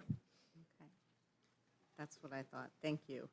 The prints from Oversight and Financial Services aren't too great either. It's in these committees that our Republican colleagues snuck in some really bad stuff they're hoping will get lost in all the headlines about taxes and Medicaid. I'm really concerned by the Oversight Committee's contributions to this bill because the proposed changes to the federal employees' retirement system amount to a major pay cut for our nation's civil servants. It's a cruel policy. It takes earned compensation away from millions of hardworking people just to make a paltry dent in the staggering cost of their tax giveaways. So I know we're going to talk about the tax cuts later, but this is a multi-trillion-dollar handout to millionaires, billionaires, and Fortune 500 companies. It's the biggest government handout of all time. And to shave some dollars off the cost, Republicans are going to cut 13 million people off their health care, and it's going to force a punitive pay cut on federal employees. Mr. Lynch, I think you said 2.4 million employees. These are the public servants who work for you and me and our families and neighbors all across America, and they often do so for less pay than they would receive in the private sector, not because they're dumb, but because they're committed to public service. They give us tomorrow's weather forecast and tell us whether we need to shelter from tornadoes and floods. They prevent crop blight and the spread of dangerous diseases like bird flu. They make sure that the respirators used by coal miners and surgeons actually work. They make sure our food is safe to eat and our water is safe to drink. And these people whose pay is being so casually cut are FBI agents, Coast Guard employees, and doctors and nurses at VA facilities. So at a time when the FAA is struggling with staffing shortages that are impacting air travel, Republicans are going to make that problem worse by cutting the pay of air traffic controllers. These provisions are an unmitigated mess. I'd like to think that we can all agree, no matter the size or shape of the federal government, it should be effective and responsive to the needs of the American people. It should be able to efficiently carry out these core responsibilities, and the provisions in this bill are undermining our ability to do that.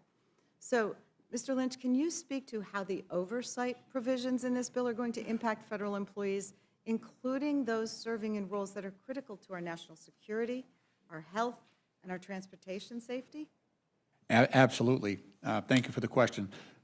Your reference to the VA is very astute. So in a city like Boston, our VA nurses probably earn between 25 and 30% less than the nurses at the private hospitals, and there are a bunch of them, right? So now what we're seeing happening is that because of the shortage of nurses that occurred after COVID, a lot of nurses just retired.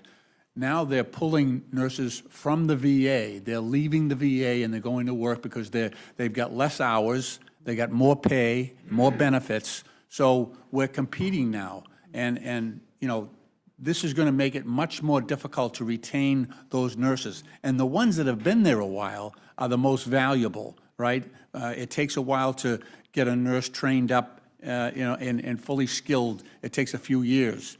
And, you know, so that's created a huge shortage in that whole metropolitan area. And that's happening all over the country where nurses are leaving the VA, doctors in some cases as well, therapists. So we're creating this real shortage at the VA.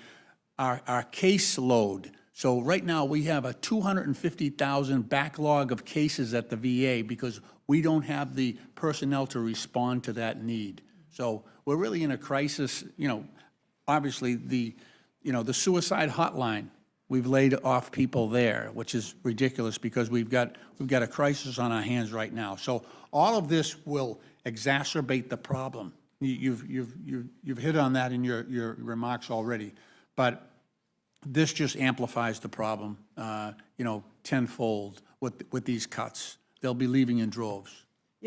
Your remarks about the VA are very well taken, because I've heard the same thing from the VA facilities in my region, that the staffing cuts and the potential for pay cuts, the standards that are requiring nurses and doctors at the VA to see so many patients that they feel that they are not only not helping the veterans who they're trying to serve, but in some cases, the standard of care is becoming harmful. And under those circumstances, we are starting to see an exodus of doctors and nurses from the VA, which this bill is only going to put on steroids, I'm afraid. Absolutely. The financial services print, of course, is no better.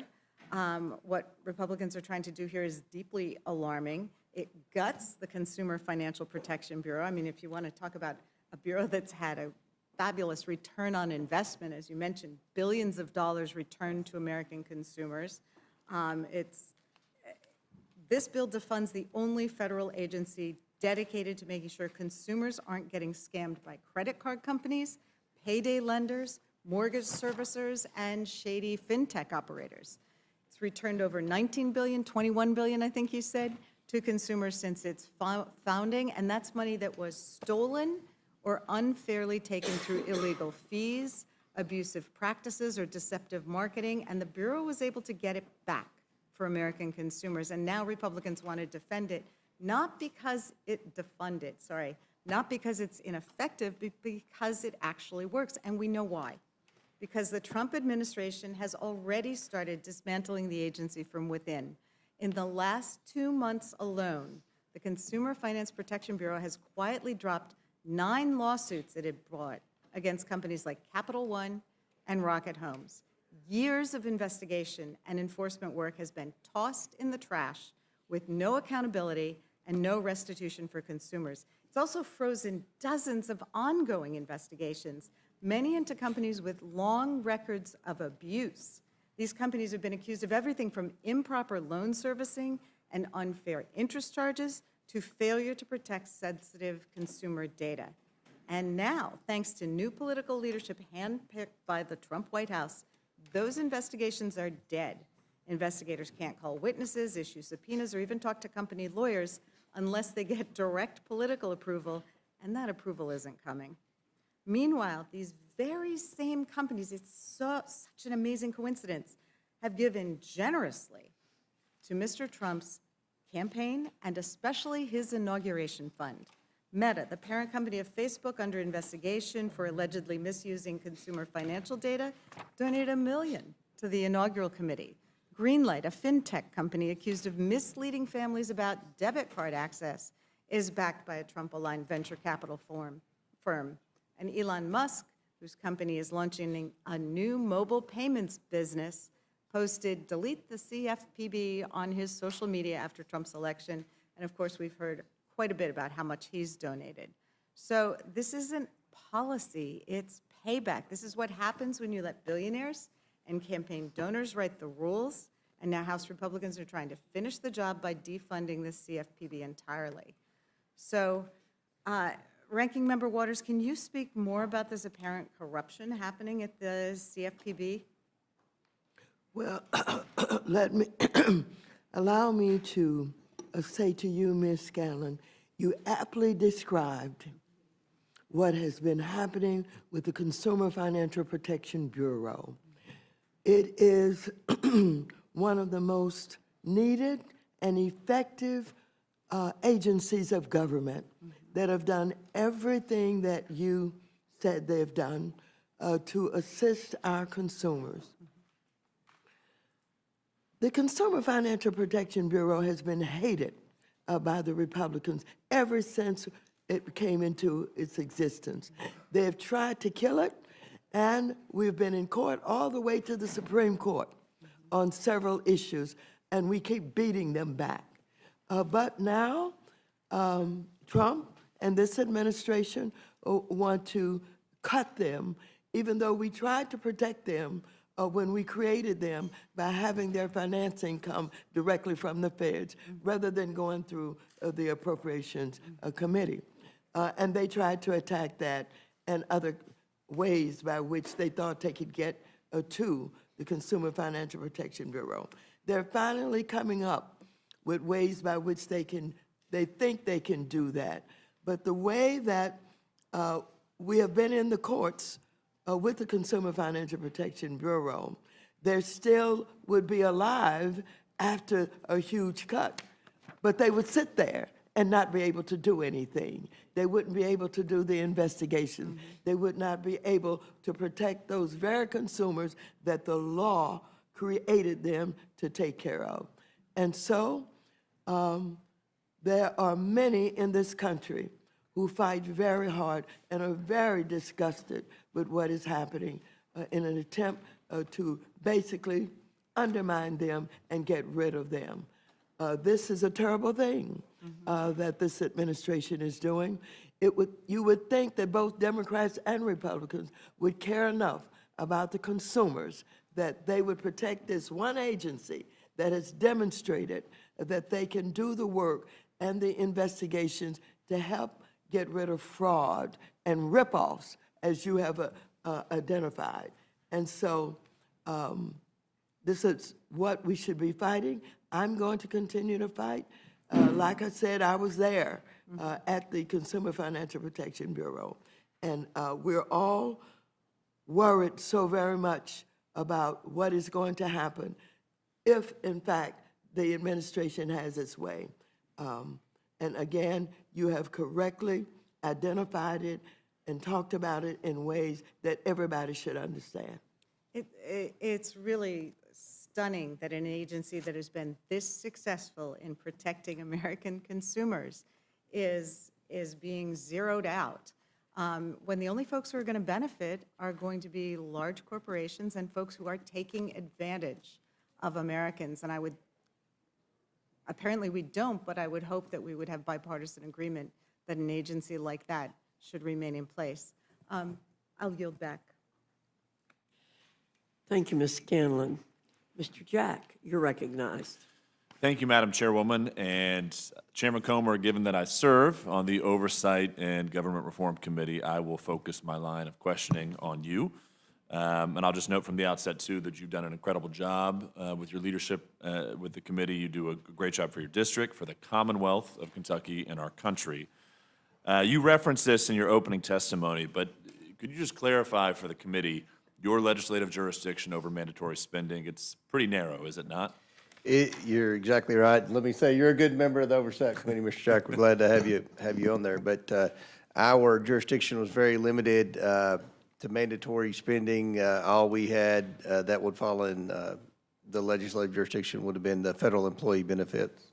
Fair enough. And it's my understanding that federal employees get a hybrid pension that consists of both a 401k type defined contribution plan known as Thrift Savings Plan, or TSP, and a defined benefit annuity known as the Federal Employees Retirement System, or FERS.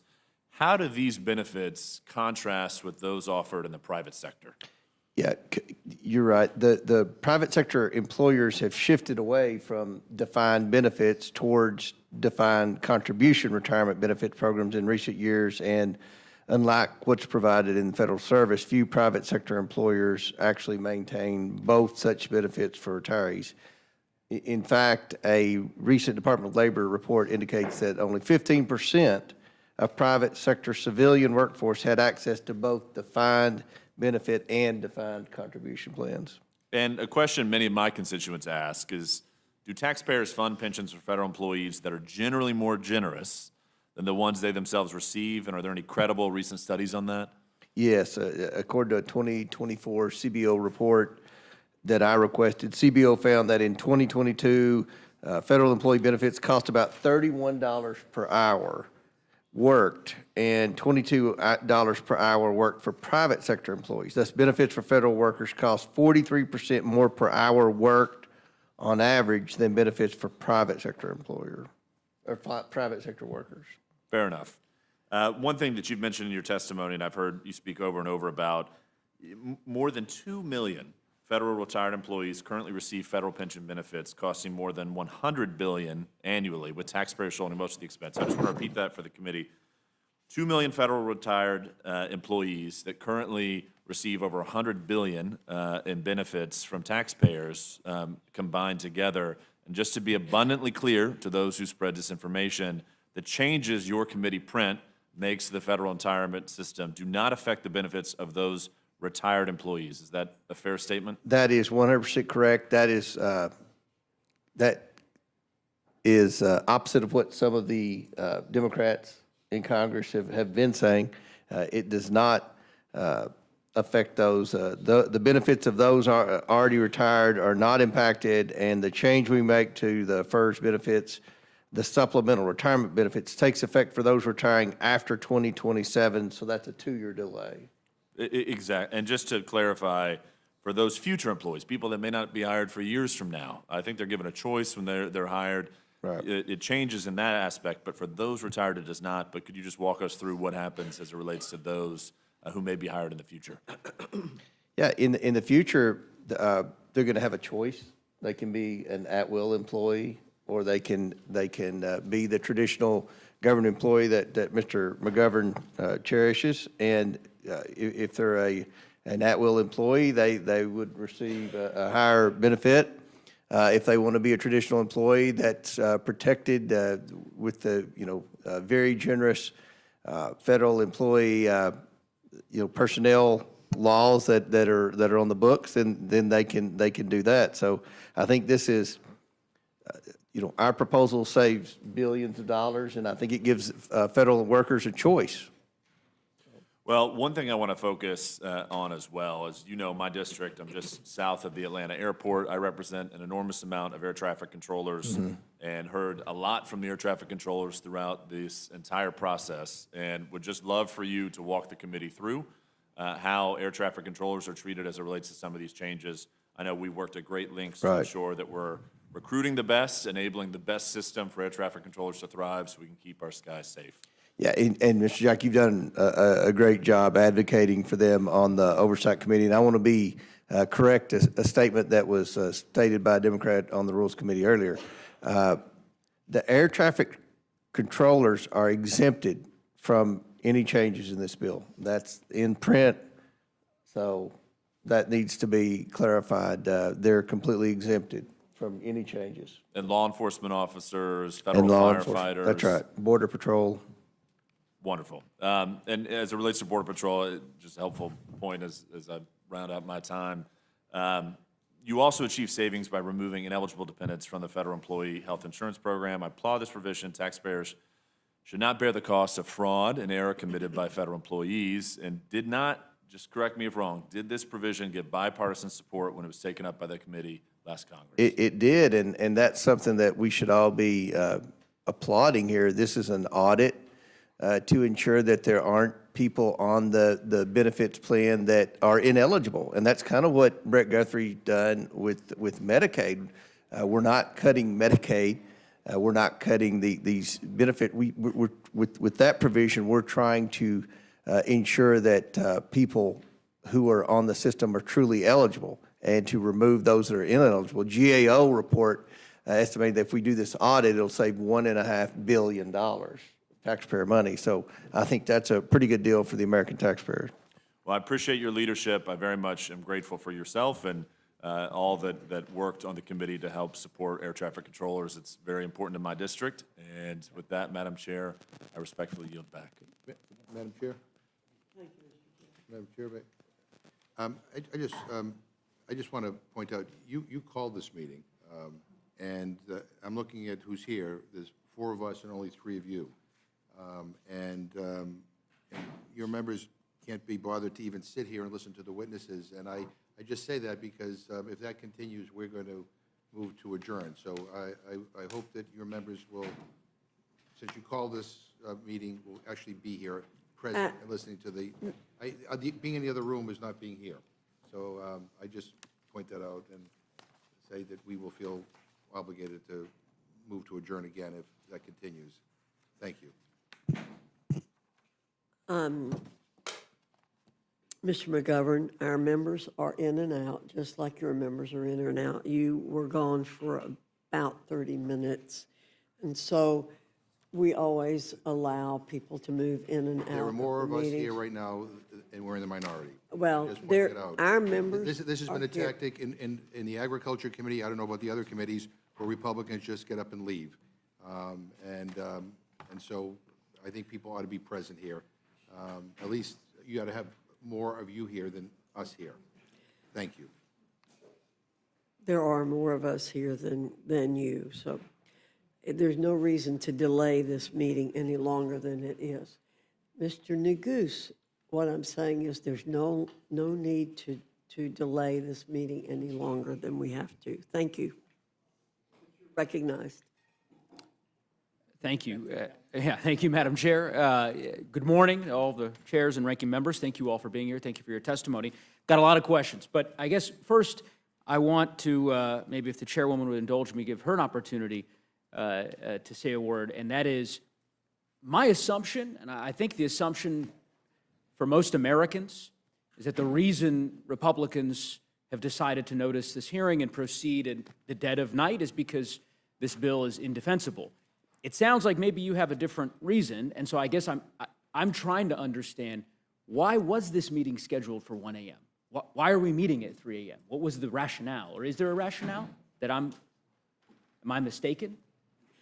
I think my opening statement stands for itself, Mr. Neguse. Okay, well, I appreciate that, Madam Chair. I would just say, I mean, your opening statement essentially, as best as I could tell, were ruminations about, what happened in 2007, 20 years ago. I wasn't here. Most of us weren't here. I don't know that that is a cogent rationale to say. 2022, two and a half years ago. And so the basis for scheduling this hearing in the dead of night is that you've decided that this is just the way things should work, and that this is, I mean, I'll just proceed. I'll just say this, Madam Chair.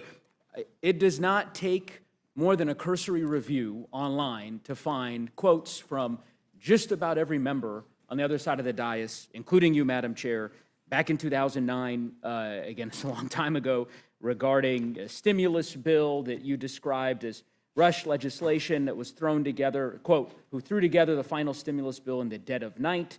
Another bill that you, quote, said, the bill that was finalized in the dark of night. So I think it's an unfair and unreasonable mischaracterization of our position and with respect to the disagreement we have about this process unfolding in the dead of night. And it makes no sense to me why House Republicans didn't notice this hearing for 6 a.m. or 7 a.m. It would not have been a difficult thing to say, yeah, instead of meeting at 1 a.m., we're just going to meet in the morning. And the American people are going to be able to watch and hear this fulsome debate and be able to reach their own conclusions. That doesn't seem like an unreasonable position to take.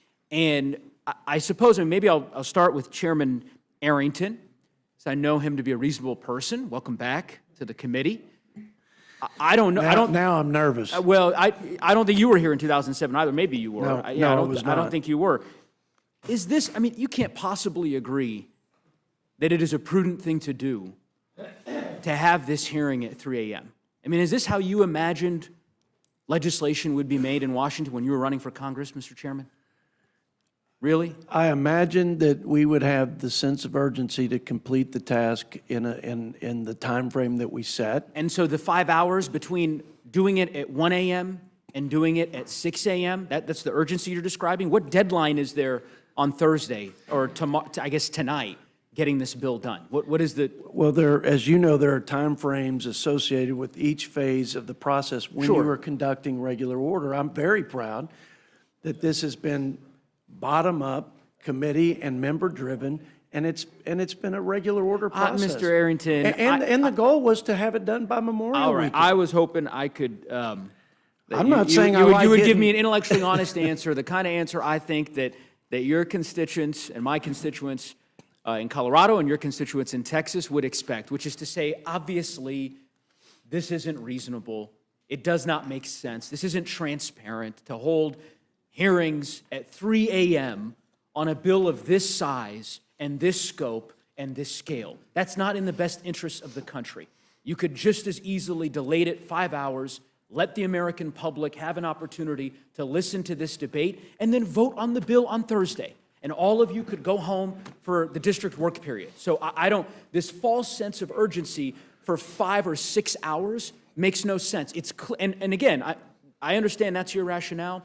I think the American people are smarter than the House Republican caucus are giving them credit for. They know what this is about, and when they wake up, invariably, later this morning, and they find that this bill was reported out of this committee in the dead of night, I think they'll reach their own conclusions about House Republicans' commitment or lack thereof to transparency. And just for the record, because I want to be an equal opportunity advocate here with respect to some of your colleagues on the other side of the aisle who serve on this committee, who apparently have decided not to attend the very hearing that they demanded we hold in the middle of the night. But they have spent years condemning late-night rule committee markups and bills that are reported out. Mr. Norman, I'm just going to read some of his greatest hits.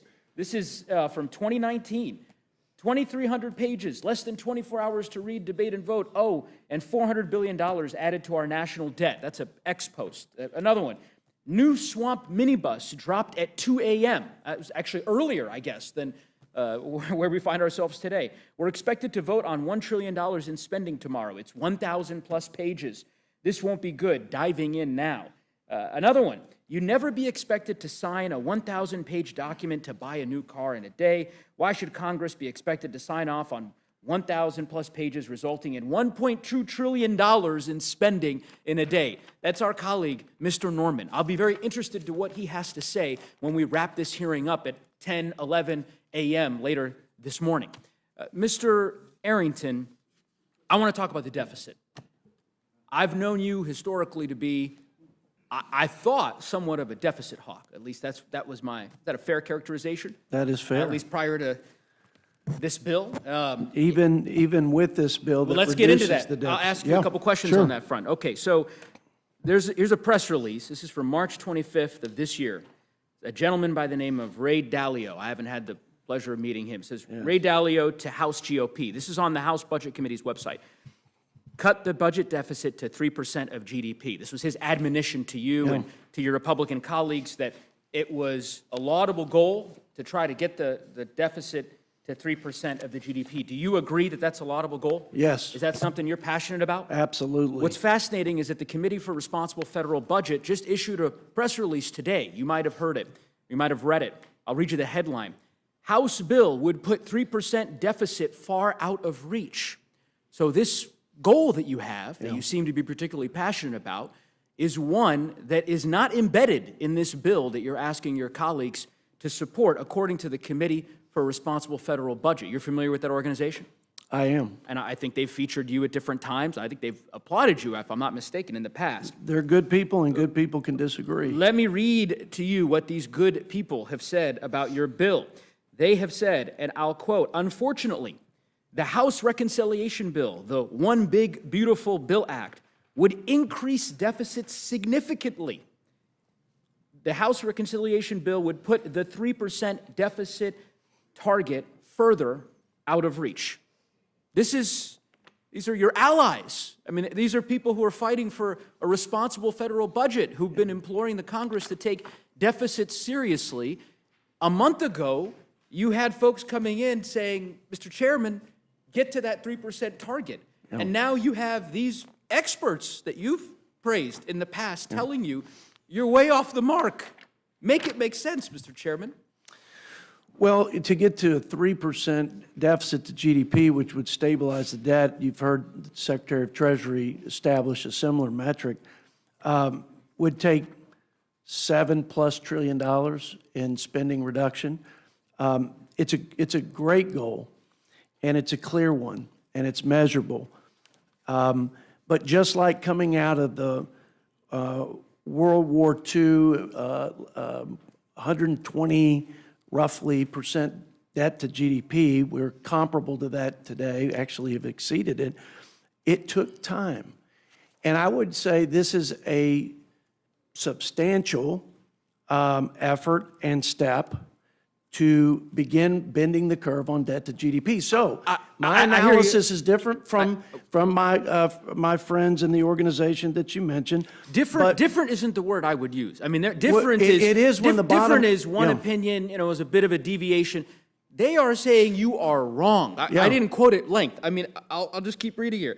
In 2027, we estimate the House Reconciliation Bill would boost deficits to about 7% of GDP, which is more than double Bessent's, the Treasury Secretary that you referenced, proposed fiscal target, 1.8% of GDP above current law and 0.7% of GDP higher than a simple extension of the Tax Cut and Job Act's individual provisions. What they're saying, I think, is that if you just simply extended the tax bill and didn't do anything else, you would reduce the deficit more than what you've done here. I don't know how that could be even possible. Well, I'm reading their press release. But we reduced, let's think through this. We reduced spending by $1.7 roughly trillion. And they're suggesting by extending the tax cuts without that reduction in spending, we would be better off. I think I can tell you why. And I'm happy to give the ranking member of the Budget Committee opportunity. It's because of the tax breaks that you have given to the richest Americans embedded in this bill, such that at the end of the day, the savings that you've described ultimately don't put the dent into the deficit that you proclaim. Ranking Member Boyle, you can correct me if I'm mistaken about that. I like you both, but Neguse has the better side of the argument, I think quite clearly. I would point out a few things. The Committee for Responsible Federal Budget is, I have to say, admirably independent, and at times they are an equal opportunity afflictor of both sides of the political divide, depending on the piece of legislation that's coming down the pike.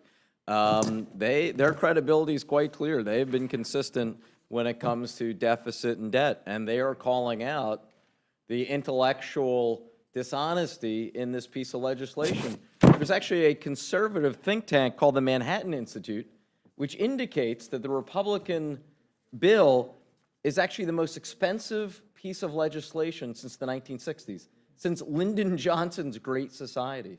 So it's no accident that Moody's chose this past Friday to, for the first time in American history, downgrade our debt.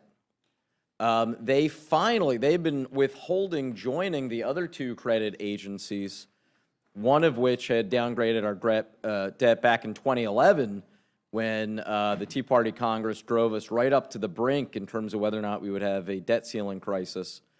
And then there was another credit downgrade by a different credit agency a couple years ago, which was also related to another potential crisis in terms of the debt ceiling, though that credit downgrade a couple years ago did also reference the future trajectory of our debt. And now here we are with Moody's, for whom the trajectory, because of this legislation, of our deficits and debt was finally what prompted them to be the last of the three credit agencies to downgrade our debt. So finally, as you pointed out, what we're seeing in the bond market, that can't be spun. That can't be papered over with a gimmick like current policy baseline.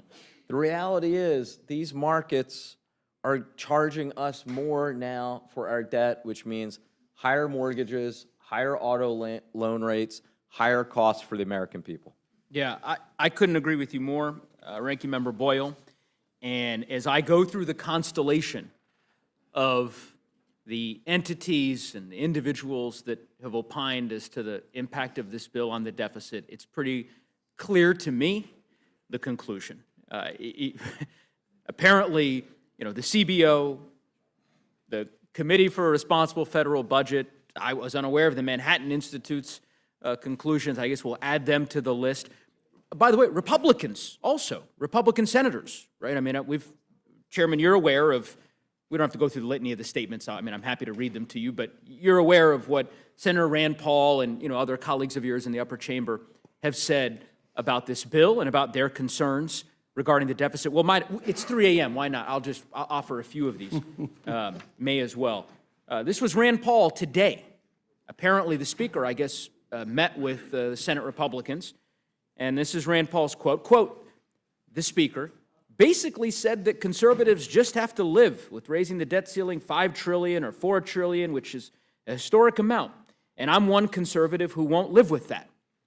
Senator Ron Johnson, this is a week and a half ago, quote, the one big beautiful bill, I never thought I'd be quoting Senator Johnson, but anyway, I digress. The one big beautiful bill that Congress is working on is certainly big, but beauty is in the eye of the beholder. Too often, the reality of these budget debates get obscured in details, politically charged issues, and demagoguery. Under every scenario now being considered, federal debt continues to skyrocket from its current level of almost $37 trillion. And I could go on. So Republican senators, the CBO, the Committee for the Responsible Federal Budget, my Democratic colleagues, everyone who's looked at this bill seems to conclude it is going to blow up our deficit. Everyone but you, Mr. Chairman. And I just can't understand why. Would you like me to explain? Yes, sure. Well, I don't know if you know what the annual average GDP was during Trump's tenure prior to COVID, and I'm not going to ask you the questions. I appreciate that. But it was close to what the annual average GDP rate was for President Biden, actually, if you control for COVID, around 2.8. It was 1.8 when President Trump took over in his first year of his first term. He was able, because of the pro-growth policies, including the Tax Cuts and Jobs Act, but also massive deregulation efforts, America First trade, et cetera, good energy policy, was able to move the needle by an entire 100 basis points, which over the budget window is about $3 trillion. So just to be conservative, we locked in an assumption that was lower than both, 2.6.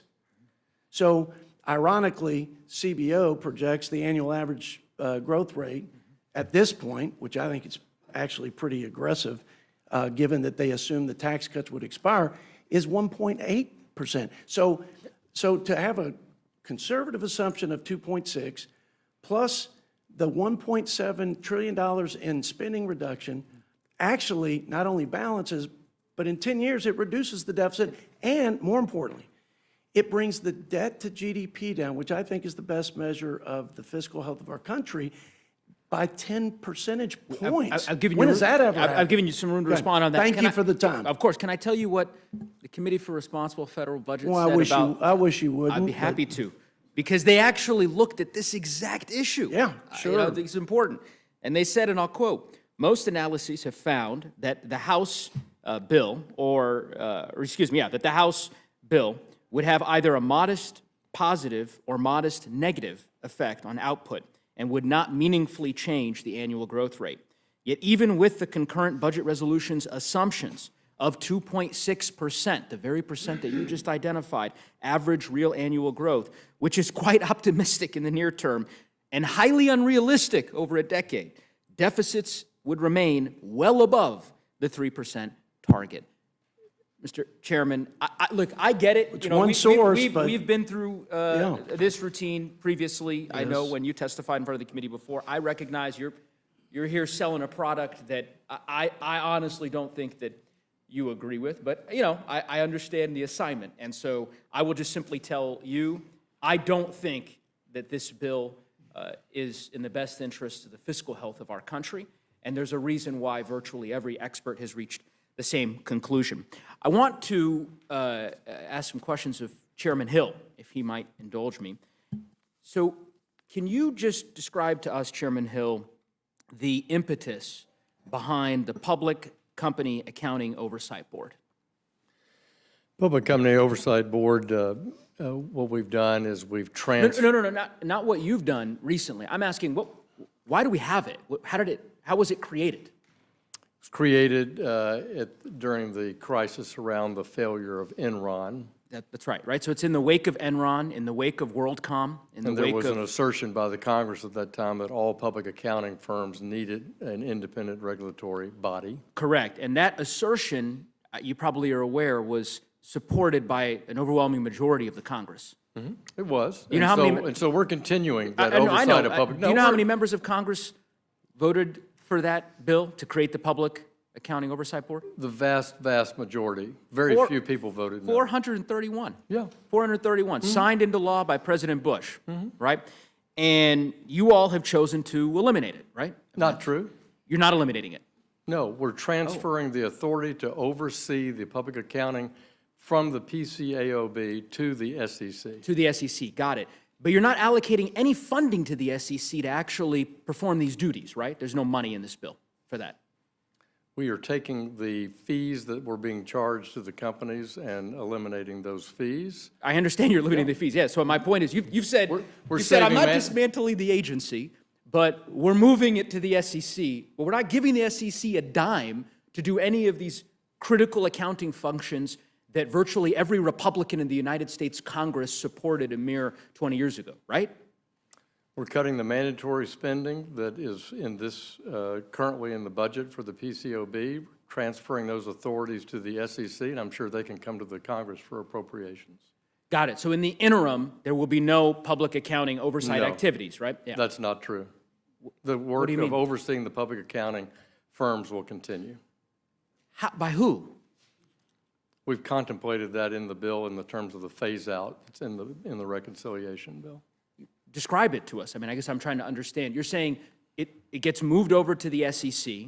There's no new funds. There's no mandate that there be... There's a phase-out period in the reconciliation bill, and that will afford the SEC the opportunity to seek appropriations. So does the bill it gives the SEC the opportunity to seek appropriation. So until that agent, and of course, we have no idea as to whether or not the Congress will ultimately consent to that appropriation request. There's also no language in this bill that mandates that the Public Accounting Board, the personnel who work for this entity now that's been in existence for 20-some-odd years, are rehired by the SEC. That's true. Okay. This is coupled with, obviously, we've gone to great length, and, you know, Ranking Member articulated well the cuts to the CFPB, and I know you don't contest that, the 70% cut, obviously, to the Consumer Financial Protection Bureau. We're taking the cap of the amount of money the CFPB can request from the Fed from 12% to 5%. It's not being cut, as the gentleman from Pennsylvania asserted, to zero. It's also not the only agency that does consumer compliance in the financial services sector. I understand your rationale with respect to that secondary part, but I just want to zero in here on the financial piece, because I guess my read of the bill was that it will significantly reduce the funds that are available for the CFPB to be able to perform the duties that it's responsible for executing under federal The law. CFPB is often lost in federal court time and time again for exceeding its authority, proposing regulations that are not statutorily approved, proposing new functions that are not statutorily approved by Congress. And we believe that the money that is in the 5% cap is adequate for them to do their compliance responsibilities under the Act. Yeah, again, I got your question.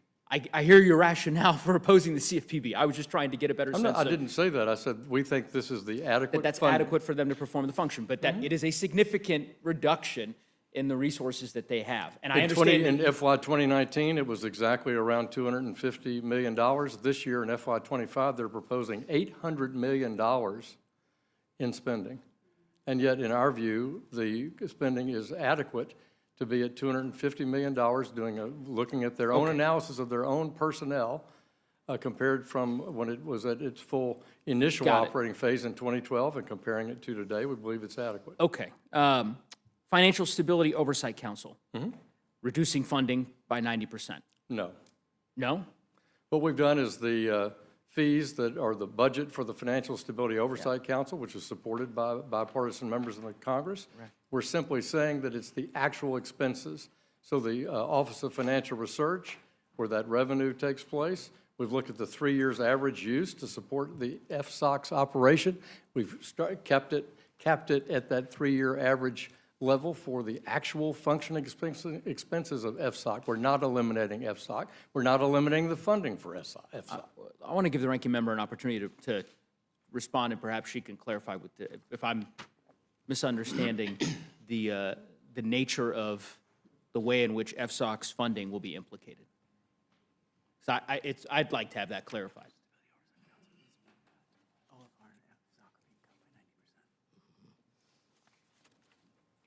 First of all, I want to go back to The microphone.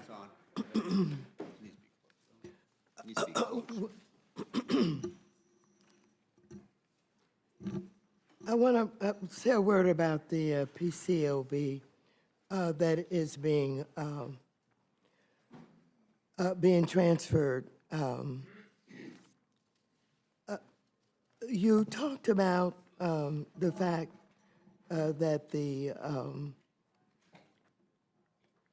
PCAOB was being transferred to the SEC. And you wanted to know whether or not there were any funds that followed that. And the answer by Chairman Hill was that they could come and ask for more money. But it is really a lot more serious than simply whether or not they have the money. They had a hard time getting an agreement with the Chinese that are in our financial markets. But under the Biden administration, they were able to work out an agreement with the Chinese that was very, very important. Now, that agreement does not extend to the SEC. And so that means that the SEC, the auditors won't be able, perhaps, to deal with China, Germany, and a lot of the other places. So this is very, very serious, and I just wanted to say that. Next, you were talking about the council, FSOC. about why it is so important and what is happening to it. Well, the council is very important because we are at a time when all of these crazy tariffs are being initiated by the President of the United States of America, and we have rising inflation also. This means that the cost of loans are going to be much more expensive. I want you to know that investors around the world are freaking out, unsettled about what is happening. And so what you have is not only the unsettlement, but the uncertainty that is being created by these tariffs. And we haven't talked a lot about tariffs here tonight. And the president is giving all these excuses why he wakes up in the morning and decides that he's going to change the amount of the tariffs. And he said that the reason that we're having all these tariffs is they aren't paying their fair share, and he's going to use the new money that he's going to collect for manufacturing, et cetera, et cetera. He's going to do all of that. However, I want you to know that these tariffs are being placed on bananas and coffee, and that has nothing to do with what he's saying he's going to use the money for. So the council is so very important as we take a look at what needs to be known with this crisis that's being created and how the federal government could get involved much sooner than what happened in 2008. And so we need it. If you just take a look at what happened with AIG, which is one of the biggest problems that had to be corrected, they got in charge of that, and they were able to not only give new oversight, but it was restructured and it was no longer a threat. So it's very important to have the counsel and the research that goes along with it. Well, I would say, thank you, Madam Ranking Member, and I would just say, Mr. Chairman, Chairman Hill, I respect your expertise. I know you've worked on these issues. I know you've served in the Treasury Department, and I understand the policy reasons that you might have, and We were directed, and Mr. believe, Nagise. well, let me finish, it wasn't a question, that you believe with respect to some of the changes that you're seeking to make. My simple suggestion is that the changes you are making to the Accounting Board, to the CFPB, to FSOC, taken together in the aggregate, all of these agencies, these entities were created for a reason, right? And they were in the wake of very serious financial crises that engulfed our country. And I just don't think that it's in the best interest of American consumers to pursue these kinds of changes. I also think they're policy changes, and that, you know, ultimately, if the parliamentarian in the Senate is abiding by precedent, that they shouldn't make it through the bird bath, but that's a different inquiry. So in any event, I will move on. My final question to Chairman Comer.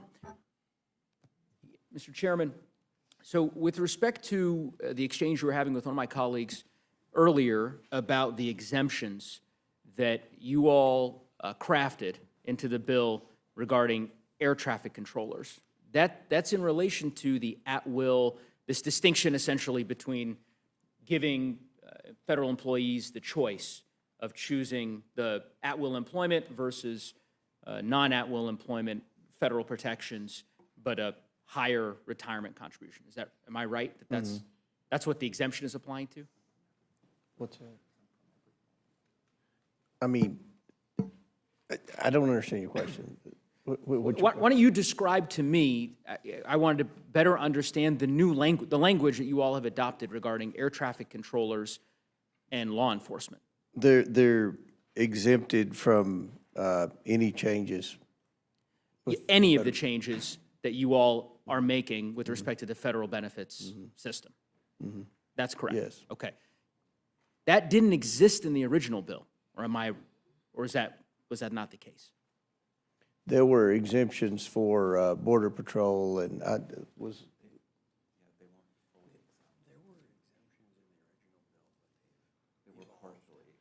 Yeah, they were, I guess you could say, partially exempt. Yeah, and that's the genesis of my question was, I'm really drilling down on, and your staff director, I think can probably attest to this issue around the provision that I would say compels, you would say offers federal employees this choice to choose at-will employment and a higher contribution for their retirement benefits, right? Or to stay within the federal protected system and have to pay a higher contribution on their end. That original provision did not have the exemptions that you all have added now for law enforcement, for Border Patrol, for air traffic controllers. That wasn't in the bill that you all marked up a few days ago that the Republican majority on the bill approved. Or am I wrong about that? That's correct. Okay. What I am interested in is, was there a discussion, and are you willing to have a discussion, particularly as you consider a manager's amendment, to draw out a similar exemption for veterans? So veterans who have rights under the in the current system, if you're a veteran and you work at any of our federal agencies, right, but you don't fall into this particular job classification exemption, you have rights before the Merit Systems Protection Board that you can adjudicate, right, as a veteran. And my point is to simply say, why wouldn't you draw out this exemption to include veterans, irrespective of whether or not they fall into this classification or not? Look, the bill can be amended through the process. I mean, this is, we passed out, we were given instructions to say $51 billion. We met that. And look, during discussions. There's going to be minor changes made here and there. With respect to at-will, I want to make it clear there are certain states that have at-will civil service employees. Some of those states are Georgia, Texas, Florida, and Utah. So I don't think there's anything groundbreaking or unique here. No, I'm not, but what I'm suggesting is you crafted this exemption over the course of the last 72 hours. You added a very large exemption to this bill. That's an exemption I support, by the way, with respect to what you've drawn out here. Clearly, you have the capacity to just add veterans. You could do that now. There's negotiations apparently happening somewhere in this building, in Ranking Member McGovern and Chairman Arrington's colloquy, I think, established that. So I don't really understand why you wouldn't just make the case to the leadership, respectfully, Mr. Chairman, to say, okay, if this exemption was worth pursuing, let's add veterans as well, so that we're not forcing veterans into this Hobson's choice that we've decided we did not want to force upon firefighters, air traffic controllers, and other law enforcement officials. I think that's a reasonable request to make on behalf of our nation's veterans. And as you know, a large portion of the federal workforce are veterans. So I think that this would be the least we could do. And I would implore you, I don't know if you have further thoughts on that, but I mean, you're the chairman, and I assume you negotiated this we've already exemption, passed our bill out of the committee, so it's not. But this amendment happened after you marked up the bill. That's my point. You passed the bill. It included no exemptions for police officers, for firefighters, for border patrol. It was a limited exemption, as your staff director noted. You've added that in the last couple of days because there were stakeholders who made clear their outrage, which, by the way, was expressed by Democrats, I understand, during the markup, and Ranking Member Lynch can comment on that if he'd like, but I think Democratic members of the committee made the case that this ought to be, obviously, we believe it should be Well, eliminated Democrats want to entirely, spend, into oblivion. I mean, if it were just Democrats, there wouldn't be any cuts. Well, We I just would- keep spending money and keep adding I to the would not deficit. call- I mean, I would- somebody I has to would- step I up, would and not call- we're on an Mr. unsustainable Mr. path. Neguse, Chairman, Mr. respectfully, I would not call, I'm Neguse, almost Mr. done, Madam Neguse, Chair. I would respectfully you say- ask a question. He Mr. answered. Comer was attempting to answer He your answered. question. Okay. You know, Mr. Neguse, there is no prize here for talking the longest. Well, And Madam Chair, so, I had intended to finish, but I've got about 7 more questions. I guess I'll proceed with Mr. Comer. Mr. Comer, go ahead and finish your question, or your answer, sorry. Look, I've stated the obvious. We are trying to do the best we can to be fiscally responsible. It's no fun when you have to make cuts. You all don't know what that's like. You've never cut anything in your life. You just continue to spend, spend, spend. We're on an unsustainable path. We have limited jurisdiction on the Oversight Committee. We're very passionate about eliminating waste, fraud, abuse, and mismanagement in the federal government.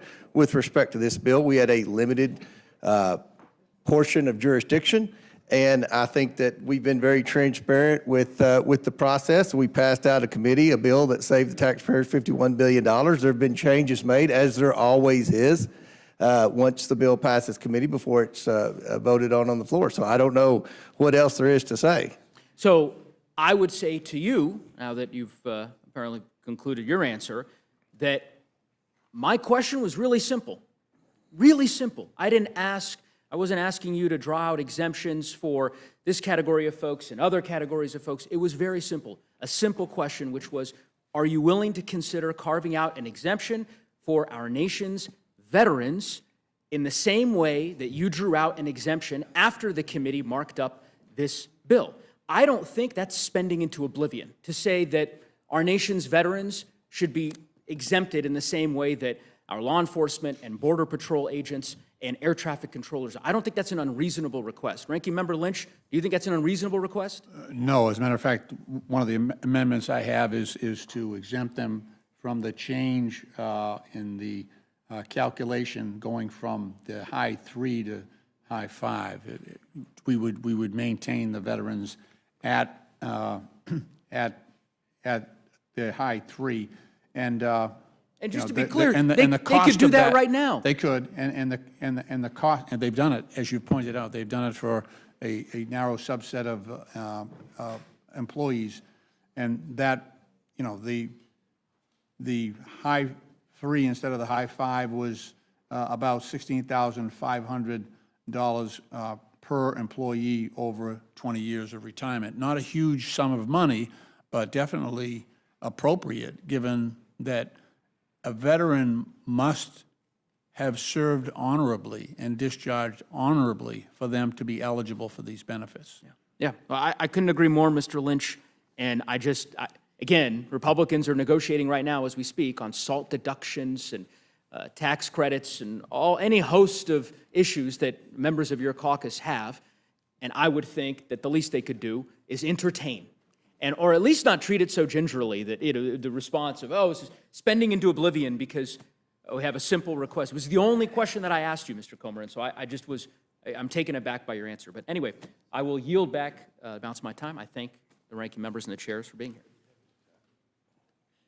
Thank you, Mr. Neguse. Ms. Houchin, you're recognized. Thank you, Madam Chair, and thank you to all of our witnesses for being here this evening, and particularly to our committee chairs for their hard work on this reconciliation bill. Many hours have gone into this, many hours of debate outside of tonight in broad daylight have gone on this bill. I want to make a few points before I get into questions, and that is in response to a few of the things that have been said by my colleagues on the other side of the aisle. One of the things that's been said is that this is a transfer of wealth. What I would say to that is that the only transfer of wealth, resources, and protection of the American people that is occurring right now is a transfer from the American people on behalf of illegal immigrants. That's what's been happening over the last several years under the Biden administration. This bill's also been called a scam, but the only scam that's being played is a scam by the Democrats on the American people for fear-mongering about what this bill is actually doing. Once again, and I'm going to go to my former committee of financial services and go to Chairman Hill on questions about the CFPB. We've heard a lot about the CFPB here this evening. And the thing that I think strikes me most about the CFPB's creation is that only in Washington would we create a federal bureaucracy to fix something that we broke. And I'd like to just submit for the record, Madam Chair, an article by the American Enterprise Institute, October 30th, 2017, A Crisis Caused by Housing Policies, Not Lack of Regulation. Thank you. Because we have the CFPB as a result of a reaction to the banking crisis of 2008, which was driven by housing policies, not by any lack of regulation. And now we've got the CFPB that we live with, and as Chairman Hill, you noted that their budget has been expanding. Notably, their budget expanded during the Obama years and declined during the first Trump administration and expanded again during the Biden years, now to $823 million in fiscal year 25, direct from the Treasury, transfer without having any oversight by the Congress. So we've heard that consumers are going to be left without any protection if we get rid of the CFPB, or if we decrease their funding to roughly the $250 million that we've set in this budget. Is the CFPB the only federal agency, Chairman Hill, that provides consumer protection? No, Ms. Houchin, it's not. Each of the bank supervisory agencies has a robust, continuous exam process for all the consumer compliance requirements. The CFPB's focus in Dodd-Frank was to focus on depository institutions, meaning banks, that were larger than $10 billion. Basically, there's 5,000 banks or thereabouts that are smaller than that, and they are having their compliance for lending purposes or deposit purposes fully supervised by the existing bank supervisors. Also, the SEC, the Securities and Exchange Commission, is deeply involved in consumer compliance responsibilities under the securities laws. And we can't forget the Federal Trade Commission, which is very involved in consumer compliance. And those are the principal federal agencies for consumer credit, consumer deposit issues, both for banks and non-banks. And then we cannot forget that the states also regulate non-bank consumer finance, and the state's attorney generals enforce those laws. So there's no lack of oversight and consumer protection in the financial services space, and therefore, that's why, in my judgment, since we're here talking about a reconciliation bill, that the Consumer Financial Protection Bureau can complete its statutory tasks under Dodd-Frank with the 5% cap of the Federal Reserve funding. And the two other changes that we made there was simply saying that there's civil penalty fund where they charge wrongdoing and collect funds for the benefit of victims. Once that fund is, the victims are repaid throughout the adjudication process. If there's any surplus money, instead of them being able to keep it, that it go back to the Treasury to benefit the federal budget. And likewise, we say that while they're a unique agency because they have no oversight, they have no congressional appropriation, they have no inspector general, they have no real full compliance with Administrative Procedures Act, for example, in their rulemaking. They've been struck down in the federal courts for overreaching their statute. We also, they have a unique position that once they take their money at their request from the Federal Reserve, they get to carry it over. I don't know a lot of federal agencies that can carry over spending and pile up cash on their balance sheet after September 30 each year. So we cap that in this bill at 5% of that annual budget that they can have. And in fact, the CFPB has a civil penalty fund sitting on about $2.5 billion, according to my account. 1.7 billion of that was a fine levied against one entity, but they can sit on that cash too, is that correct? They can. What we argue is that that money should be allocated to settle victims' claims, and that can take some time during the legal process, so that money can certainly sit there. But the money that's not dedicated to paying a victim claim should be returned to the Treasury. So you mentioned the FTC. I'm glad you mentioned that because the motto of the Federal Trade Commission is protecting American consumers. In fact, the United States has 12 separate federal financial regulators and state regulators for securities, banking, and insurance. And it is duplicative that we do have the CFPB. We certainly don't need to be funding the CFPB at the extent that we do, because as you mentioned, not only do we have states' attorneys general who are also protecting consumers, but we also have plaintiffs' lawyers who can take class action suits as well. Madam Chair, I would like to submit for the record an article dated February 18th, 2025 by the Cato Institute, Consumers Will Be Safe Without the CFPB. Without objection. In the remaining time that I have, and I've gone over 5 minutes, but I do want to go to my Budget Committee Chair, Mr. Arrington, just with really one question. Has the CBO ever been wrong? Well, in my short tenure, they actually were off in their estimation of the deficit, and their excuse was it was hard to keep up. I'm paraphrasing. It was hard to keep up with the trillions of dollars in spending, would be $8 trillion total in deficit spending of the last administration, $2 trillion by executive actions. That was what was hard. So let's consider all things. They were off by $1 trillion. Which that's a big miss. And so, yes, they've been wrong. They were wrong in their projections on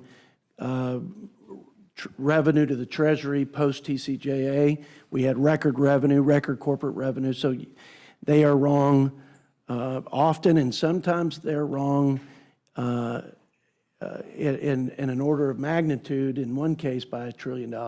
And if I'm not mistaken, sorry, I went past my second, I went on to a second question, and I'm going to be wrapping up. They underestimated the cost of the IRA, and they underestimated the benefits of Trump's Tax Cuts and Jobs Act. Is that correct? Along with underestimating the cost of Obamacare, and a whole list of other things, but that is correct. I will say that JCT was the initial scorekeeper or administered the score for the IRA tax credits, green energy tax subsidies, and they were off by almost 4 times. Yeah. The actual cost. So all this conversation about how reliant we should be on CBO scores to tell us what, the cost of what we're doing is going to be, CBO has not been all that reliable, and as history has shown. Is that correct? That's correct, and if I may, Ms. Houchin, I'd say the best predictor of the future is past performance, and what we tried to do is be conservative about a growth assumption at 2.6, which was under the annual average of both President Trump and President Biden. I thought that was the responsible thing to do, which forced us as a conference to put these gentlemen in the position, among other authorizing chairmen, to dig deep on rooting out waste in this, the people's government. I'm very proud that in the end, it's reducing the deficit by about $175 billion. We need to do more. We need to rinse and repeat future reconciliation bills. But the debt to GDP going down by 10 percentage points is, in this environment, and over the last couple of decades, is just probably unfathomable, but we've achieved it.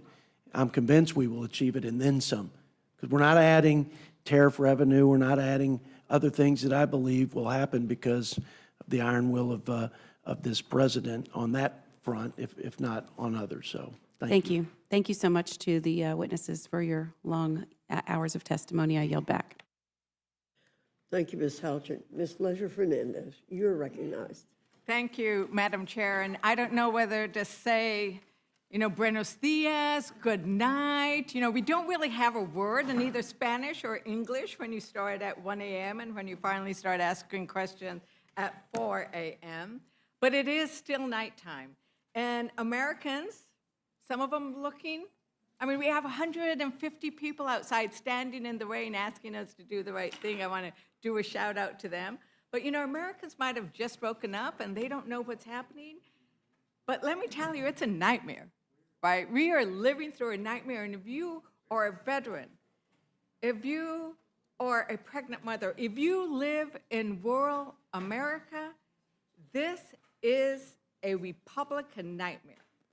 Because this bill that they are going to be pushing through in the dead of night is the biggest transfer of wealth from the poor, working families and middle class, to the wealthiest, right?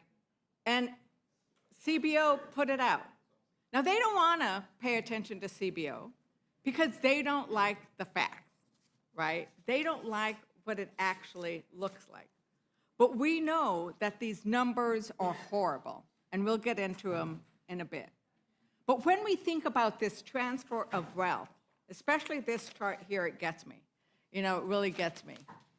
There we go. From the lowest decile to the highest that CBO put out.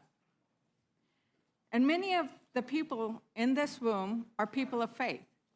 And they might have heard when John the Baptist actually said that if you have 2 tunics, you should give one away. And if you have wealth, you should help feed the hungry. What we are seeing here today with the Republican bill is the actual opposite. Republicans are taking from the poor and giving to the rich so they can buy more tunics. The wealthy don't need any more money to buy any more yachts. But when you take away that $6 a day that the poor and the working poor are receiving to put food on their table, you are taking away from the poor to give to the wealthy, the exact opposite of what John the Baptist told us what we should do. And no matter how you slice this, it is raising the deficit, right? We don't know exactly how much because they keep changing the bill. 2 trillion, 3 trillion, 5 trillion, 7 trillion. It keeps going up and down and backwards because they keep tweaking it, keep negotiating, adding more. But it is raising the deficit. And so this bad billionaires bill, it's not beautiful, it's bad, and it's for the billionaires, is going to be paid for by you, the American people, because you're going to have to pay back the debt that they are borrowing to give to the wealthiest among us. So Trump is betraying you. He's betraying rural America. He's betraying veterans. He's betraying working families. But, you know, the ranking members and the chairman, I really need to give it to you. You've sat in your chair, even have, well, most of the Republicans have been absent. You have all been here, and so I appreciate you. You know, let's start with the idea and this concept of the deficit. Our colleagues talk about it all the time. Representative Roy, who isn't here, who hasn't been here much tonight, well, he's not here. The hearing is here, right? Representative Massey, who used to sit out there, he has that little ticker, right? Everybody sees this ticker, you know, that goes on. I'm so worried about him because once you guys pass this bill, that thing is just going to go so fast, it's going to burn a hole through his suit. And Representative Norman, he's often rallied against increased deficits. In fact, you know, Congressman Roy said, who's not here, but since he's not here, I'll quote him. Open quote, "I have to now admonish my colleagues on this side of the aisle. This bill falls profoundly short. It does not do what we say it does with respect to deficits." You know what? I agree with Representative Roy. It doesn't do what they say. It increases the deficit. So, Chair Arrington, it sounds like you are in favor of reducing deficits. Correct. Would you repeat that, please? I apologize. Do you favor reducing deficits? Yes, I do, which is why I support this bill. Which is why I support the bill. So the problem is that you're saying we want to reduce the deficits, but any outside analysis of this bill, any independent analysis of this bill actually increases the deficit. So, you know, Ranking Member Boyle, they keep saying it doesn't increase the deficit. How can they get to that when we've had all these independent analysis of a deficit increase? Well, I mean, CBO, which of course is not infallible, but it's not just CBO. It is literally every organization that I've seen, from nonpartisan to center-right, Committee or Center for Responsible Federal Budget, CBO, Yale Budget Lab, Wharton Budget Model, Manhattan Institute. The list goes on and on. So for the other side to be right, all of those organizations I've mentioned would have to be wrong. I think that is highly implausible. Right, and we also heard the White House press secretary yesterday say, this bill does not add to the deficit, right? Quote unquote. So what we are hearing is basically, trust me, don't trust any independent analysis, trust me. And I heard Chair Arrington, a lot of what you're basing your thought on, if I'm correct, is you're looking at growth projections, and that's why we're not going to have the deficit that all of the other ones are talking about. It's a combination of revenue from growth and the deepest spending reductions in the history of the country by twofold. So it's a combination of the two. So I agree with you. These are we agree. These are the deepest spending cuts, I think, ever, right? But which is ironic because it only represents a very small, like 3% of the entire federal budget. Isn't that incredible? Right. So I think that's where we agree. You know, I kind of agree that deficits are a problem, right? But what you are doing is, instead of saying there are different ways of cutting the deficit, you are saying we're going to cut the deficit by going after the people who rely most on the programs to feed the hungry, to make sure that Americans have health care, to make sure that veterans who rely on Medicaid and these programs to make sure you're not hungry, disabled people. Like, you are cutting the programs that Americans need the most.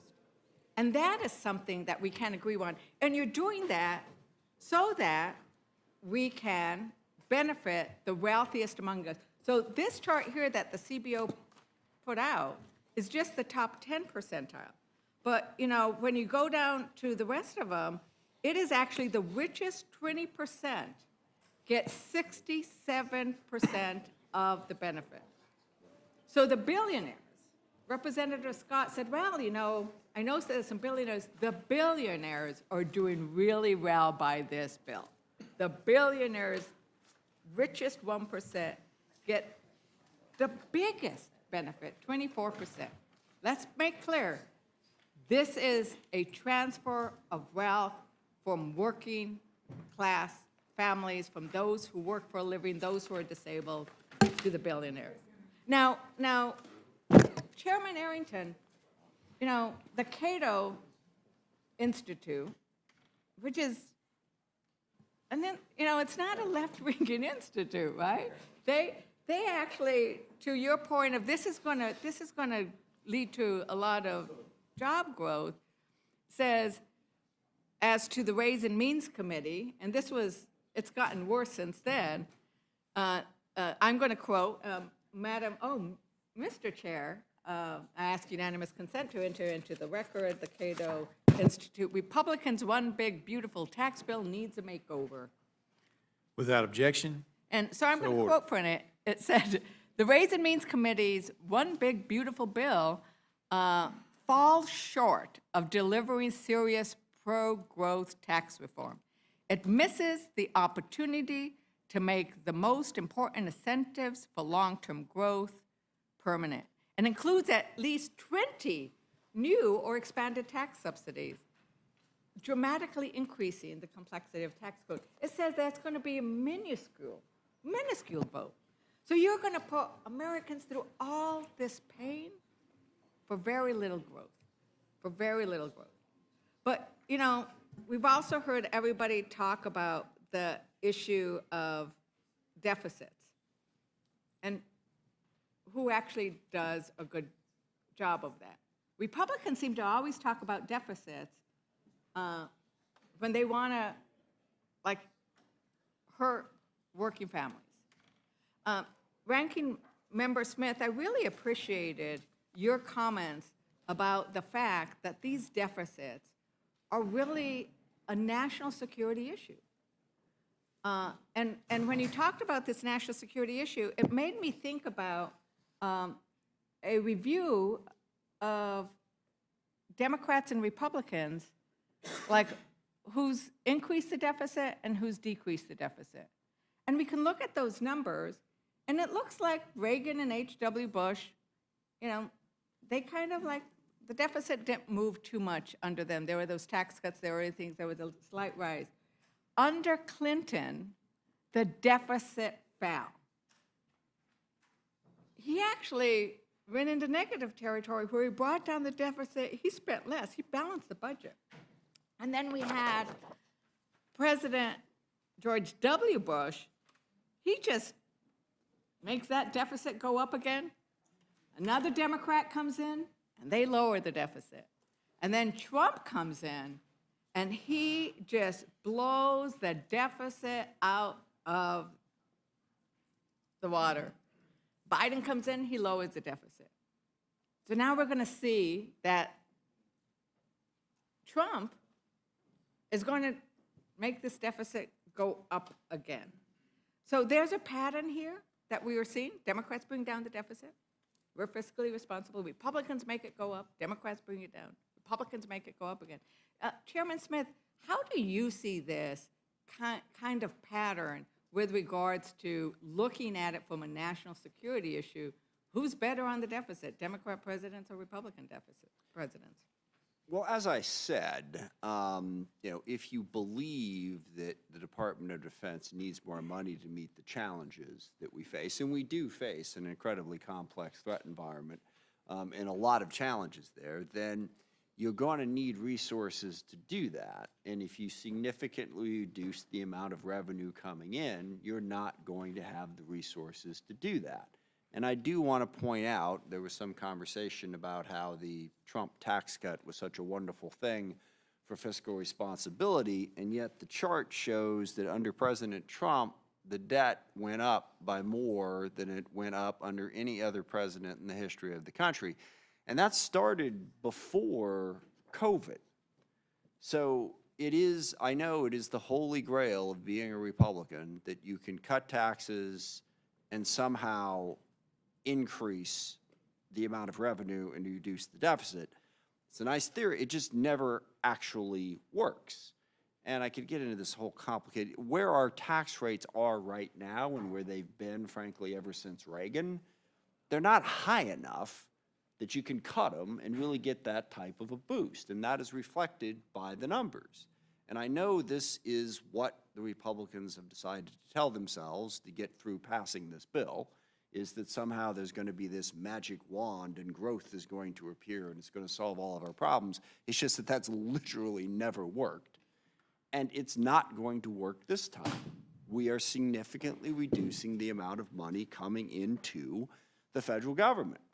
So if you want to spend money on anything, and I understand, I mean, if you don't want to spend as much money on entitlements or whatever you want to call them, that's a policy argument. And if you're going to say, look, I don't want the taxes, so I'm not going to pay for that. But if you really want to meet national security needs, that's, I don't know, what is it, roughly 12% of the budget, I think, is defense, and you're going to significantly reduce the amount of revenue available, you're not going to get there. And again, it's this myth that if you cut taxes, you're going to get more money than you would have gotten if you hadn't. Now, by and large, revenue goes up year to year because population growth and all of that, but it goes up by less if you reduce the amount of revenue that you're collecting. And that leaves you in a weakened position to fund absolutely anything that you want to fund. And that certainly includes defense, which again is about 12% of the federal budget. Thank you, Ranking Member. And, you know, Chairman Arrington, you actually said earlier, the best predictor is past performance.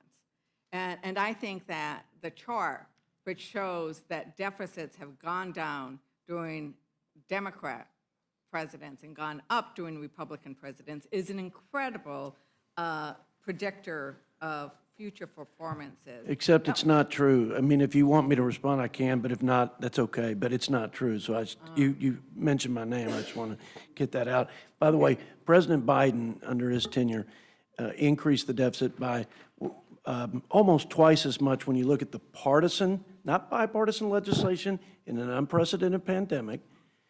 Okay? We all voted for the trillions of dollars in that time frame. But the $2 trillion in additional spending, purely true, we all have contributed. I mean, both parties have. There is no question. And there are structural problems in the budget that are promises made that, that we have not been willing to fund by either saving money through cuts or raising revenue. So what we've done is we've deferred the tax on our children, and we're going to stick them with the bill. So there's not a profile in courage in this town on either side in terms of the parties. But to be clear, President Trump and President Biden, if you add it up, it's and again, nobody should get a Gold Star or Nobel Prize for it, but I don't believe that to be true, okay, with all due respect. Thank you very much. I think that, For the indulgence. once again, the numbers speak for themselves. And Ranking Member Boyle, do you want to add anything to regards to what's going to happen with the deficit and what we've seen in the past? And then I want to move on to financial services, because I think that there is some serious issues. I don't think I need to, especially given the hour, I don't know whether to say how late it is or how early it is. But as I said before, I mean, it's a pretty long list. In fact, when I mentioned the list of organizations from left, right, and center and nonpartisan who all say that this adds considerably to our deficit and our debt, I actually didn't include the Right of Center Cato Institute. That's obviously another organization that has also attacked this legislation because of its adding trillions to our national debt. And I think that comes back to, there are different ways in which you want to attack the deficit. Republicans just want to cut programs that Americans rely on. Democrats actually look at, there is a revenue source. But another thing, because Republicans are always fiscal responsibility, and then they always use this term regulations. Regulations are bad. The reality is regulations is how we keep people healthy so that we don't have contaminated food. It's how we make sure workers stay safe. And it's also how we make sure that consumers are protected. Because the reality is the biggest corporations, the biggest banks, the biggest manufacturers, they are motivated solely by profit, and that's their job. So it's government's job to make sure we come in and regulate the worst excesses. And you know what? Americans don't feel like anybody is fighting for them. They feel like they are being left behind. And the reality is what Republicans are doing to those organizations that are supposed to be fighting for the working families, for the consumers, they're getting rid of them. They are getting rid of them by starving them. And that's what they're doing to the Consumer Financial Protection Bureau. Let's see what that says, Consumer Financial Protection Bureau. They are protecting the consumers. And they've done so by bringing back $21 billion. That wasn't $21 billion that came back to the federal government. That was $21 billion that went to American consumers. And they're the ones who are speaking for the little guy. But this administration doesn't like the idea of organizations that go after fraudsters, that go after scammers, that go after, the auditors that are cheating, right? They want to get rid of that.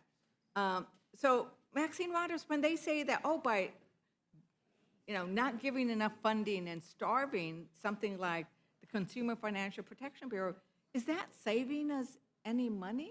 Or who's really getting hurt when they do that? A lot has been said about the Consumer Financial Protection Bureau, and I said something that I stand by, and that is the Republicans have hated it ever since it was initiated, and they have attacked it in so many ways. We've been in the courts even before this big bill. We've been in the courts at various times when they've tried to eliminate the way that they get their funding, who sits on the board, on and on and on. And they never give up. And now with this bill, what they have found ways to do is to actually cut the funding that's going to the Consumer Financial Protection Bureau. I was reminded that the CFPB is the only federal agency to examine the big banks and non-banks for compliance with consumer financial laws. And so here you have the Consumer Financial Protection Bureau dealing with the big banks and understanding why we should be concerned about them and the lack of risk management in some of those banks. And the bigger they are, and the more we allow these mergers to go on, the more they end up harming, our consumers. And the consumers need this protection. And without it, even though it was attempted here this evening to say consumers have protection in all these other ways, that is not true. And that is why the Consumer Financial Protection Bureau was initiated and founded with the Dodd-Frank reform bills that we did. You're talking about not only the big banks, but you're talking about all of the fraud that goes on in so many different ways, whether you're talking payday loans or rent to buy, all of these ways that the most vulnerable people are undermined and attacked in order to rip them off from the meager funds that often they have. And so the Consumer Financial Protection Bureau is very important to all of our constituents, whether they're in urban areas or rural areas. And for the rural areas, sometimes they get treated even worse with no protection from that side of the aisle who do not consider the Consumer Financial Protection Bureau as important. And so everything that's been said here that have identified not only the $21 billion over the 14 years, but the way that people have had somewhere to turn to get these investigations and feel as if the government cares about them. Thank It's absolutely true. Thank you so very much. You're And then welcome. the last point is I did, as we were talking about federal employees and what they're doing to federal employees in this bill, and the fact that we happen to have sitting right next to each other the oversight concerned about federal employees and the defense, right, House Armed Services, because it is our members of the who serve in the military then go on to serve in our country in a different way. 30% of our federal employees are veterans. And the idea that we would not support the amendment that Representative Lynch has brought, that was suggested by my colleague, of let's make sure we protect veterans as well. And, one last question, Ranking Member Smith. Why do you think that so many of our military end up serving America in our federal government? Because they believe in public service. It's part of why they joined the military in the first place. They believe in service above self. They could do a number of different jobs in a number of different places, but public service appeals to them. I think that's very obvious. It's one of the things I've always loved about working with the military, is you see the ethic that's what it's about. They are trying to serve something larger than themselves, and they want to continue doing that after their service in the military has been completed. And we've seen them do so in many, many places, quite ably. I think this idea of public service and service, I often say that service is an act of love, whether you're serving in the military, even in this chamber. And the idea that you are going to demonize and penalize those veterans, those federal employees who've already done so much for this country is really shameful. And, I am going to just say that it is now 4:20. And I think it is important that we are on this dais asking the question and taking the time, because this is 1,100 and something page bill. Americans don't know what's in it. And I do think that it is important that we end up going into and bringing light and maybe even sunlight by the time we get through all of these panels. But with that, Madam Chair, I yield back. Thank you, Ms. Leisure Fernandez. Mr. Norman, any questions? No questions, Madam Chairman. Thank you very much. Mr. Langworthy? I just, thank you, Madam Chair. I want to just take a moment and thank all the committee chairs for the countless hours and all the staff and the ranking members on both sides. This was an incredible legislative exercise. They have 11 committees produce this much work and the hundreds and hundreds of hours that have gone into the construction of our reconciliation. So I just want to show my gratitude there. I'd also like to yield a moment to the gentleman from Georgia, Mr. Scott. Madam Chair, I just ask unanimous consent to add an article to the record. The title of the article is Clinton Signs Welfare to Work Bill, August 22nd, 1996. And Without objection. I would just point out to my colleagues that the same complaints about that piece of legislation came from people on the left, including from the Clinton administration, where he had people actually resign in protest. And the article ends with the statement, welfare and poverty rates both declined during the late 1990s.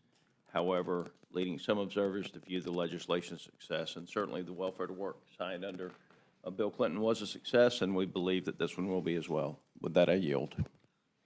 Thank you. Mr. Griffith? And I yield back. Oh, sorry, Mr. Langworthy. Thank you.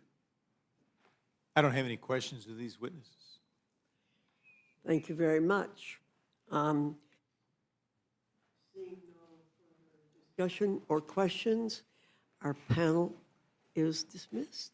Thank you very much. And I also want to add my thanks to the staff.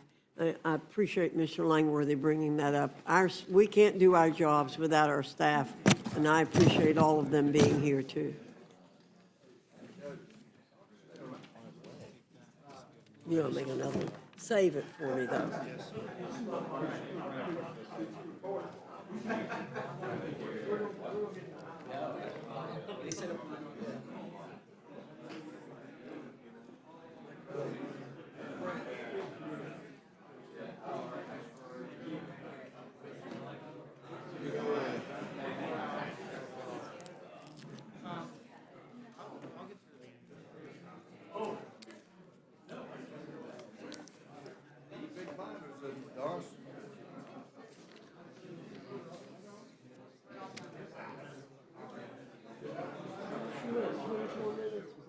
Right, just jot it down.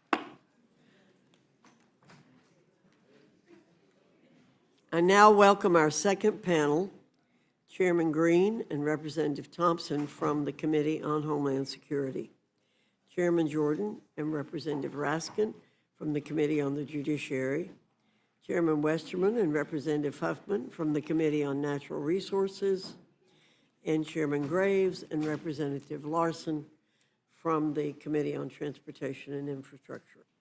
Your full statement will be submitted for the record. We ask that you summarize your statement in 5 minutes.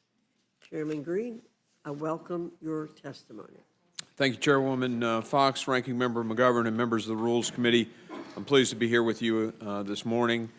From day one of their administration, former President Biden and Vice President Harris systematically and intentionally dismantled America's border security and gutted interior immigration enforcement, sending a clear message to the world that our borders were wide open. The consequences were staggering. U.S. Customs and Border Protection recorded roughly 13 million encounters of inadmissible aliens and gotaways, not counting the unknown gotaways. That number 4 times what happened in the first Trump administration. Border Patrol agents were overwhelmed and demoralized, and they were tasked to process, release tens of thousands of illegal immigrants every month. Apprehensions of individuals on the terrorist watch list illegally crossing the southwest border spiked from 11 during the 4 years of the Trump administration to 385 between FY21 and 24. Illicit narcotics, especially fentanyl, surged across the southwest border, contributing to a national overdose crisis. ICE agents were effectively prevented from doing their jobs, and deportations plummeted to historic lows. But the tide has turned. President Trump was decisively elected in large part because he promised to fix the self-inflicted crisis created by the prior administration. Now Border Patrol agents have returned to the front lines, empowered to enforce the law. Scores of criminal aliens are being detained and deported, and law and order is finally returning to our communities. The numbers make it clear. President Trump's approach to actually enforcing our laws works. Apprehensions at our borders have plummeted to never-before-seen levels. For example, monthly encounters at the southwest border dropped over 97% from a record high of over 301,000 in December of 23 to less than 8,400 in April of this year. The Trump administration is keeping its promises, and now we in Congress need to keep ours. Just like the president, every Republican ran on securing our border and enforcing our laws. If we fail to provide the necessary funding to the Department of Homeland Security to secure our border and restore law and order, we will show ourselves to be unworthy of the trust placed in us. Every budget recommendation that my committee advanced for inclusion in this bill is critical to maintaining the momentum that we have achieved so far. First, Title VI of this bill provides over $46 billion to finish construction of a strategically placed border barrier system. This system includes not only just steel and concrete bollards, but a full suite of technology and infrastructure such as lights, sensors, cameras, and access roads, giving agents the tools they need to secure the border and do their job safely and effectively. 90% of Border Patrol agents agree that a strategically based border wall system is a key part of their toolkit. Who are we as politicians sitting in our air-conditioned offices to deny them this invaluable resource they say they need? Our reconciliation package also provides $5 billion to improve and modernize Customs and Border Protection checkpoints and facilities. These checkpoints are critical to the border security mission. Reconciliation funding will also be used to invest in frontline personnel by providing more than $7 billion to increase the number of Border Patrol agents, Customs and Border Protection officers, air and marine agents, support staff, and eligible retired agents and officers. Without immediate and sustained investment in workforce expansion and retention, CBP risks further erosion of both effectiveness and morale, endangering not only border security, but also the well-being of those sworn to protect it. Title VI also invests in cutting-edge technology to help agents and officers interdict illicit contraband and drugs like fentanyl. As cartel tactics evolve, Congress must provide CBP with the cutting-edge technology they need to carry out President Trump's successful border security agenda. Our bill invests over $5 billion in modernizing and enhancing our border security and surveillance technologies, drones, ground sensors, enhanced communication systems, and surveillance towers at and between ports of entry. The bill will also provide $450 million to Operation Stone Garden, a grant program designed to help border states and local communities enhance their own security. Republicans are focused on what actually matters, providing proper funding so that DHS law enforcement can carry out their border security mission, protect our country, and secure the homeland. We have a historic opportunity to make the country we love safer and more secure. Let's keep our promises and get reconciliation done. I yield. Thank you, Chairman Green. Mr. Thompson, you're recognized. Chairwoman Fox, Ranking Member McGovern, members of the Rules Committee. I normally use this time to thank you for the opportunity to discuss this bill, but this dead of night hearing is one of the most shameful games I've ever seen played on the American public in my nearly 60 years of public service. The Homeland Security title of this scam of a bill was developed without any of the standard oversight and discussion with the Department of Homeland Security that would normally go along with funding numbers so big. The bill recklessly throws an enormous amount of taxpayer money at the border to buy the votes of Republicans who are reluctant to support the massive billionaire tax giveaways and devastating health care cuts that really motivate this piece of legislation. In other words, the Homeland Security title of the bill is like putting lipstick on a pig. But in many ways, the reality of these 9 pages of legislative text is even worse than that, because it steals money from the American taxpayer and gives it to the Trump administration to decimate DHS and attack the Constitution. President Trump and Secretary Noem are unconstitutionally dismantling DHS and making us less safe in the process. They are firing hundreds of civil servants, freezing grants, eliminating the watchdogs who protect Americans, and failing to respond to natural disasters across the country. Several of you have natural disasters ongoing in your district, and you have weekly requests for approval of other natural disasters. Under Trump and Noem, DHS is detaining and deporting American children with cancer, punishing students for engaging in protected First Amendment activity, and denying the due process to individuals, including those in the country legally. When the Trump administration spends its resources harassing, rounding up, and deporting American citizens, legal permanent residents, and international students in the name of border security, it is ignoring real threats from terrorism, domestic violent extremism, and gun violence. Just last weekend, a fertility clinic in Palm Springs, California, was bombed in a domestic terrorist attack. Domestic violent extremism represents one of the biggest threats to the homeland, and this bill doesn't spend a dime on it. It does, however, spend $46.5 billion on Trump's failed border wall, which I may remind this committee, Trump originally said Mexico would pay for it.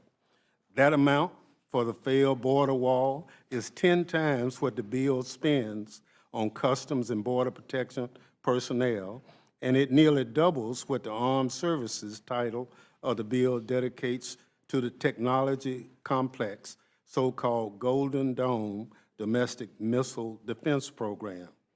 If the Trump administration's cruel policies alone have been as successful as Secretary Noem and Chairman Green like to claim, why are billions and billions of additional funds necessary at all?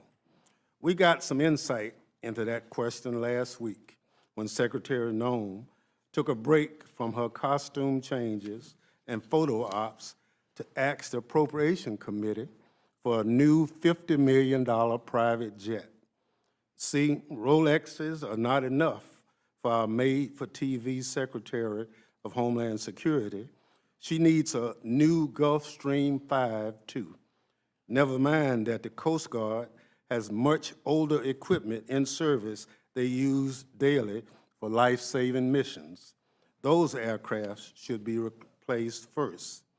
This reconciliation package allows the Homeland Security Department to create a slush fund that enables the worst excesses of this administration, like private jets for the Secretary and securing the President's multi-million-dollar golfing vacation at his branded properties.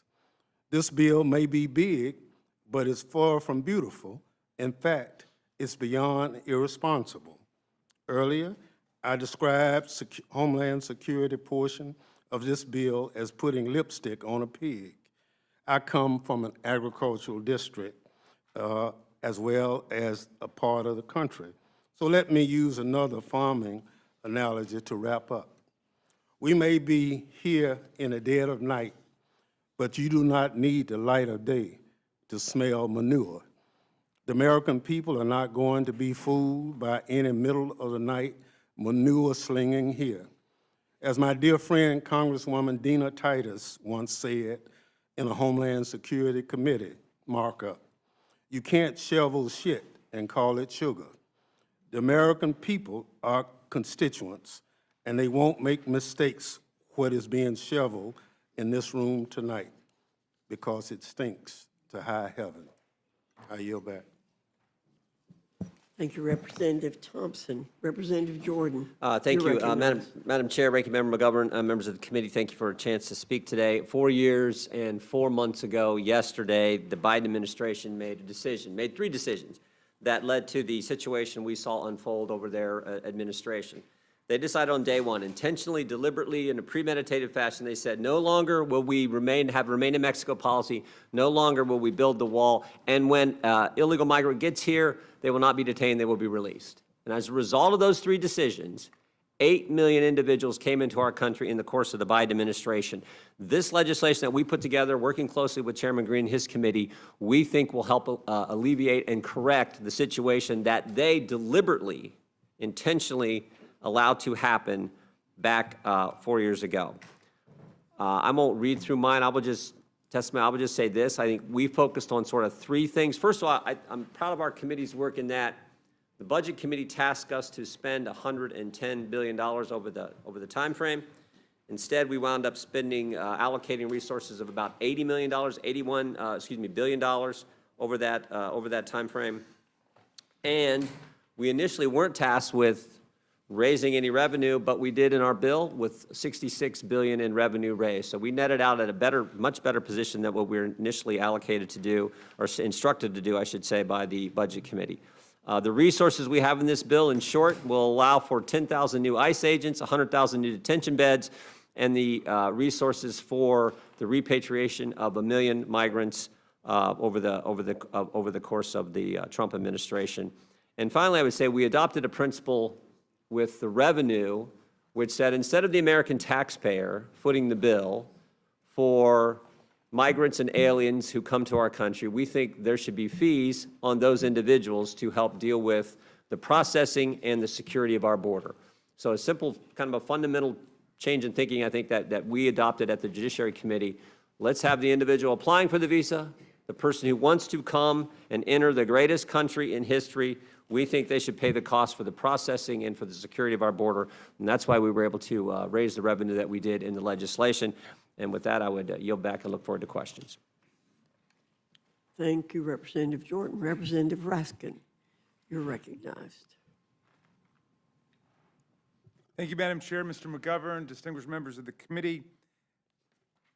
In the House Judiciary Committee, which is supposed to protect the civil liberties and the civil rights of the people, House Republicans want to hand Donald Trump a blank check to keep violating the Constitution, supporting criminals like the 1,600 insurrectionists and rioters he pardoned, and trampling the rights of the American people. In the first 120 days, we've seen federal courts all over the land issue an astounding 155 preliminary injunctions and temporary restraining orders against the administration's matchless onslaught of lawless executive orders and executive actions. That's more orders than have been issued against all other presidential administrations in the same period in American history put together. And I'd love to take you through all of them, but we obviously don't have the time. But last week, the Supreme Court heard oral argument on President Trump's first executive order purporting to nullify birthright citizenship in America. That's been struck down by 4 different district court judges: an Obama judge, a Biden judge, a Reagan judge, and a Bush judge. And the Reagan judge wrote the most blistering opinion of all.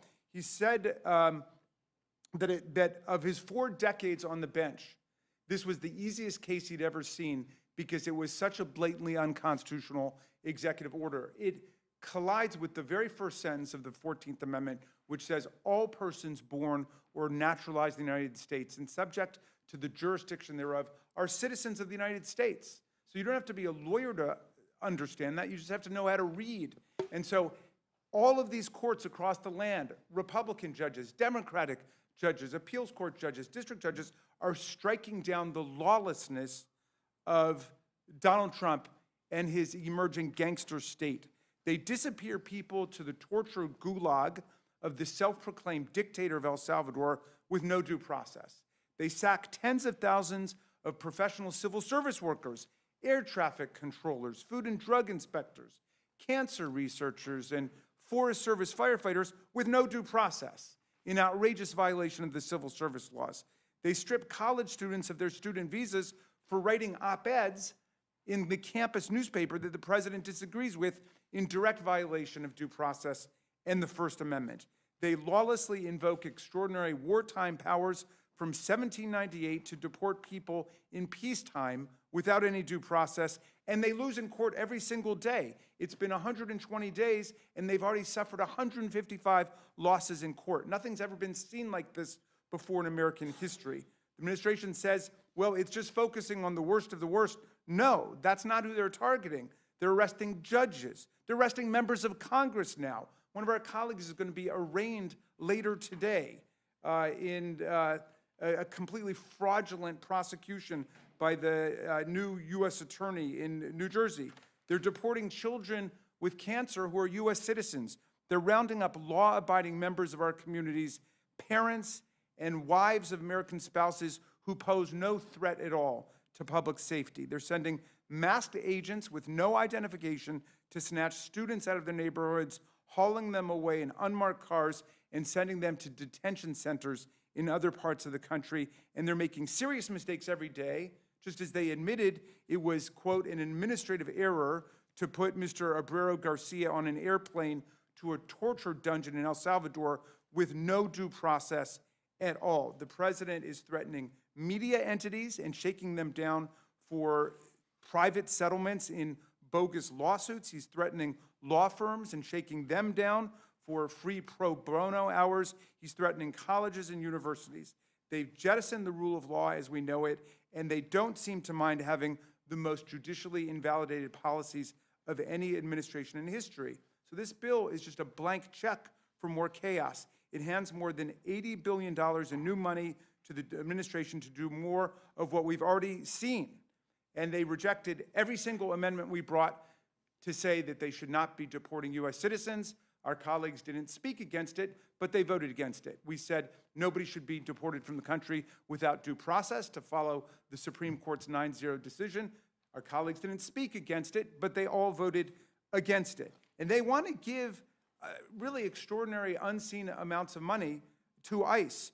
There's a line item in there, without any further explanation, for $858 million in bonuses for ICE employees. That comes to $42,000 for each ICE employee. Nobody could explain how that's going to be passed out.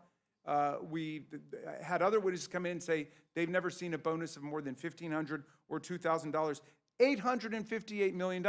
Meantime, we discover, Madam Chair, that one DOJ employee countermanded all the work of the House of Representatives, the U.S. Senate, the President of the United States, and the Department of Justice, which set up grants to go to local police departments across the country and victim assistance organizations. The money was appropriated, it was programmed, it was awarded to local police departments across America and other organizations, and one DOJ employee sent an email saying, get rid of all of it.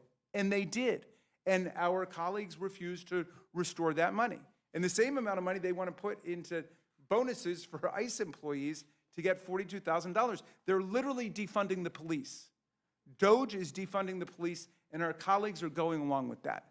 And so the Republican Party is now defunding the police across America. So we would urge you to accept our amendment restoring that money that was deleted by one DOJ employee who spent his entire career working for Elon Musk and at Tesla, came here without knowing anything about Congress or how government works, and he deleted all of that money going to local departments. So This bill is a monstrosity, and it just further swells a bloated the immigration bureaucracy.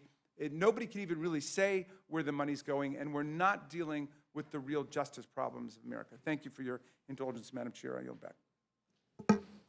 Thank you, Mr. Raskin. Chairman Westerman, you're recognized.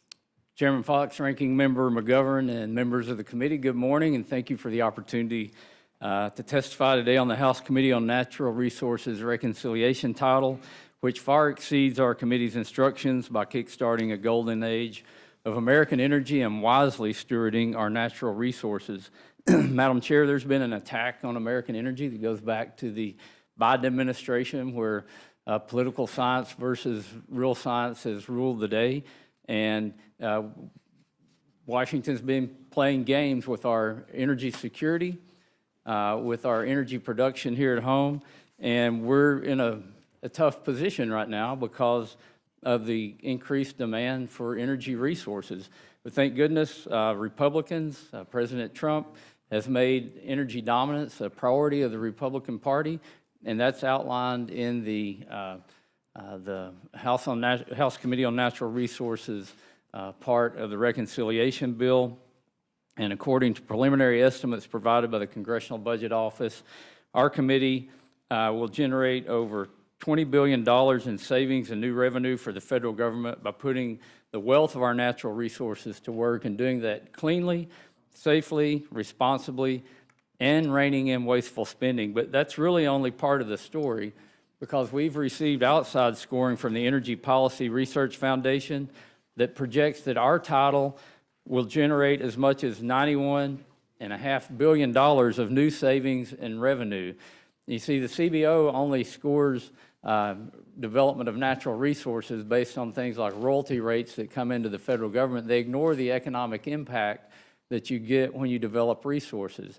They ignore that if you drill a new well platform, it takes a tremendous amount of supply chain to build that. They ignore the fact that it's going to employ people. They ignore the fact that for 50 years, the tax revenue to the federal government has been about 17.5% of the GDP. So if you grow the economy, you're also growing the revenue coming in to the federal government. But again, we had a $1 billion instruction, and we're 20 times that. Another example, an economic study by the Energy and Industrial Advisory Partners examined the impact of holding just 2 offshore oil and natural gas lease sales in the Gulf of America per year and semi-annual lease sales in Alaska's Cook Inlet. This is a plan that's similar to provisions included in our legislation. They project that these sales alone would increase revenue by $230 million annually, boost our GDP by $1.3 billion each year, and create nearly 16,000 jobs. That's the kind of economic growth that our country needs, and at the same time, we can become energy dominant while we're doing that. We've worked very closely with our dais, with fellow members of Congress, state and local leaders, stakeholders, and our colleagues in the Senate to create a new revenue and savings for the federal government by answering the call to unleash American energy dominance. And as we know, global demand for affordable, reliable energy is rising at an exponential rate. This presents a fiscal opportunity for the United States to generate immense wealth for our nation by being an energy provider to the world. President Trump has made it clear that America will rise to meet the occasion, and we're happy to help support those efforts with our language in the reconciliation bill. As I mentioned, demand for energy resources is increasing exponentially, and we can develop our own energy and our mineral resources right here at home. Our country has been blessed with abundant resources, but we have this not in my backyard mentality that's hurting the American economy, it's hurting the federal budget, and it's hurting, maybe more importantly, our national security. This just isn't an issue of economic growth and prosperity, but it's also critical to our national security. Our committee's legislation creates new revenue sources for the federal government. It establishes a process for project sponsors to pay a significant fee to ensure delivery of environmental reviews in under a year and guards themselves against frivolous lawsuits. In addition to raising nearly $1 billion in new revenue for the federal government, it will restore common sense to federal permitting processes that often lag for years, costing taxpayers billions of dollars, delaying much-needed development and innovation, and doing absolutely nothing for the environment. These processes actually hurt the environment by delaying these projects and making the world depend on energy from places like the Middle East and Russia and Venezuela. Additionally, we're investing $2.5 billion in water storage and conveyance infrastructure projects across the West. We've directed the Forest Service and Bureau of Land Management to utilize long-term timber sale contracts. CBO has estimated our forestry provisions would generate more than $157 million, but that's just a fraction of the economic benefit that will happen if we start utilizing our resources, because we're going to have to build mills and infrastructure. There's going to take workers to do these jobs that are high-paying jobs in rural areas. And again, we're going to get that economic impact of growth and development from developing our resources. There's a lot more to talk about. I'm sure there'll be a lot of questions, but I urge the committee to report an appropriate rule so that our reconciliation legislation may be considered in the House. Thank you. I look forward to your questions, and I yield back. Thank you, Mr. Westerman. Representative Huffman, you're recognized. Good morning, Madam Chair, Ranking Member McGovern, colleagues. Appreciate this opportunity to testify here at 5 a.m. on the big billionaire boondoggle bill. We know that it rips off millions of Americans by taking away vital services in order to finance billionaire tax cuts. But there's another part of this bill that we need to discuss, and that is the fact that it is the most extreme anti-environment bill in American history. Powerful groups that underwrite the GOP have decided that now is the moment to strike, to auction off millions of acres of pristine public lands to industry, to mandate a massive expansion of offshore drilling, putting communities from Alaska to Florida at risk of catastrophic oil spills, to lock up millions of acres for new coal leasing, to make it impossible to challenge or even question unlawful polluting projects, and to give wealthy developers a new golden age of grift, apparently, a pay-to-play permitting process where they can write their own environmental reviews and buy legal immunity from lawsuits, even if their projects are dangerous and violate the law. And of course, at the tail end of that late-night markup, there's a little bit of a pattern here in the Natural Resources Committee.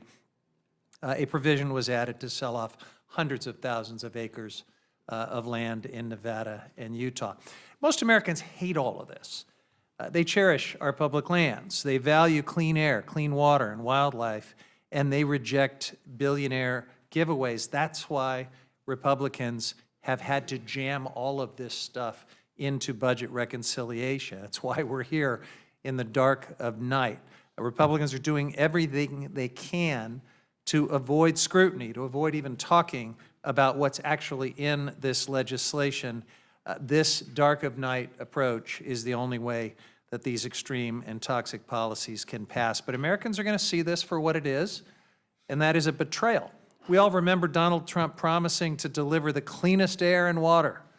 And where Republicans say things like that and then jam through a bill like this, Americans rightfully feel betrayed. It's the same with Trump's promises to lower costs, grow the economy, protect Medicaid. I mean, he must have had his fingers crossed because he's crashing the economy, driving up costs for American families, and pushing House Republicans to jam through this bill that makes all of it worse. Across multiple committees, this bill doubles down on dirty fossil fuels of the past and crushes the growing clean energy economy of the future, increasing electricity costs for families and factories. The CEO of NextEra Energy Company, John Ketchum, recently said this: if you take renewables and storage off the table, as this bill does, we're going to force electricity prices to the moon, his words. You know, when Trump promised a mission to the moon, that was supposed to be astronauts, not your electricity bill. The natural resource title of this bill, which we call the Environmental Liquidation for Billionaires Act, is a massive betrayal of anyone who values clean air and water, wildlife, outdoor recreation, pristine public lands, sacred tribal sites, or anyone who wants affordable electric bills.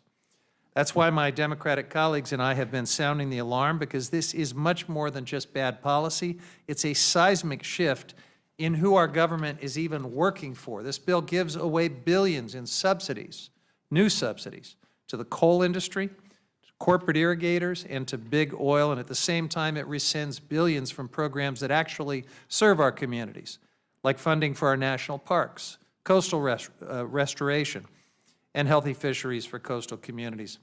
Now, when Democrats offered amendments to protect tribal sovereignty, to hold polluters accountable, to ensure fair returns for taxpayers, Republicans rejected every single one.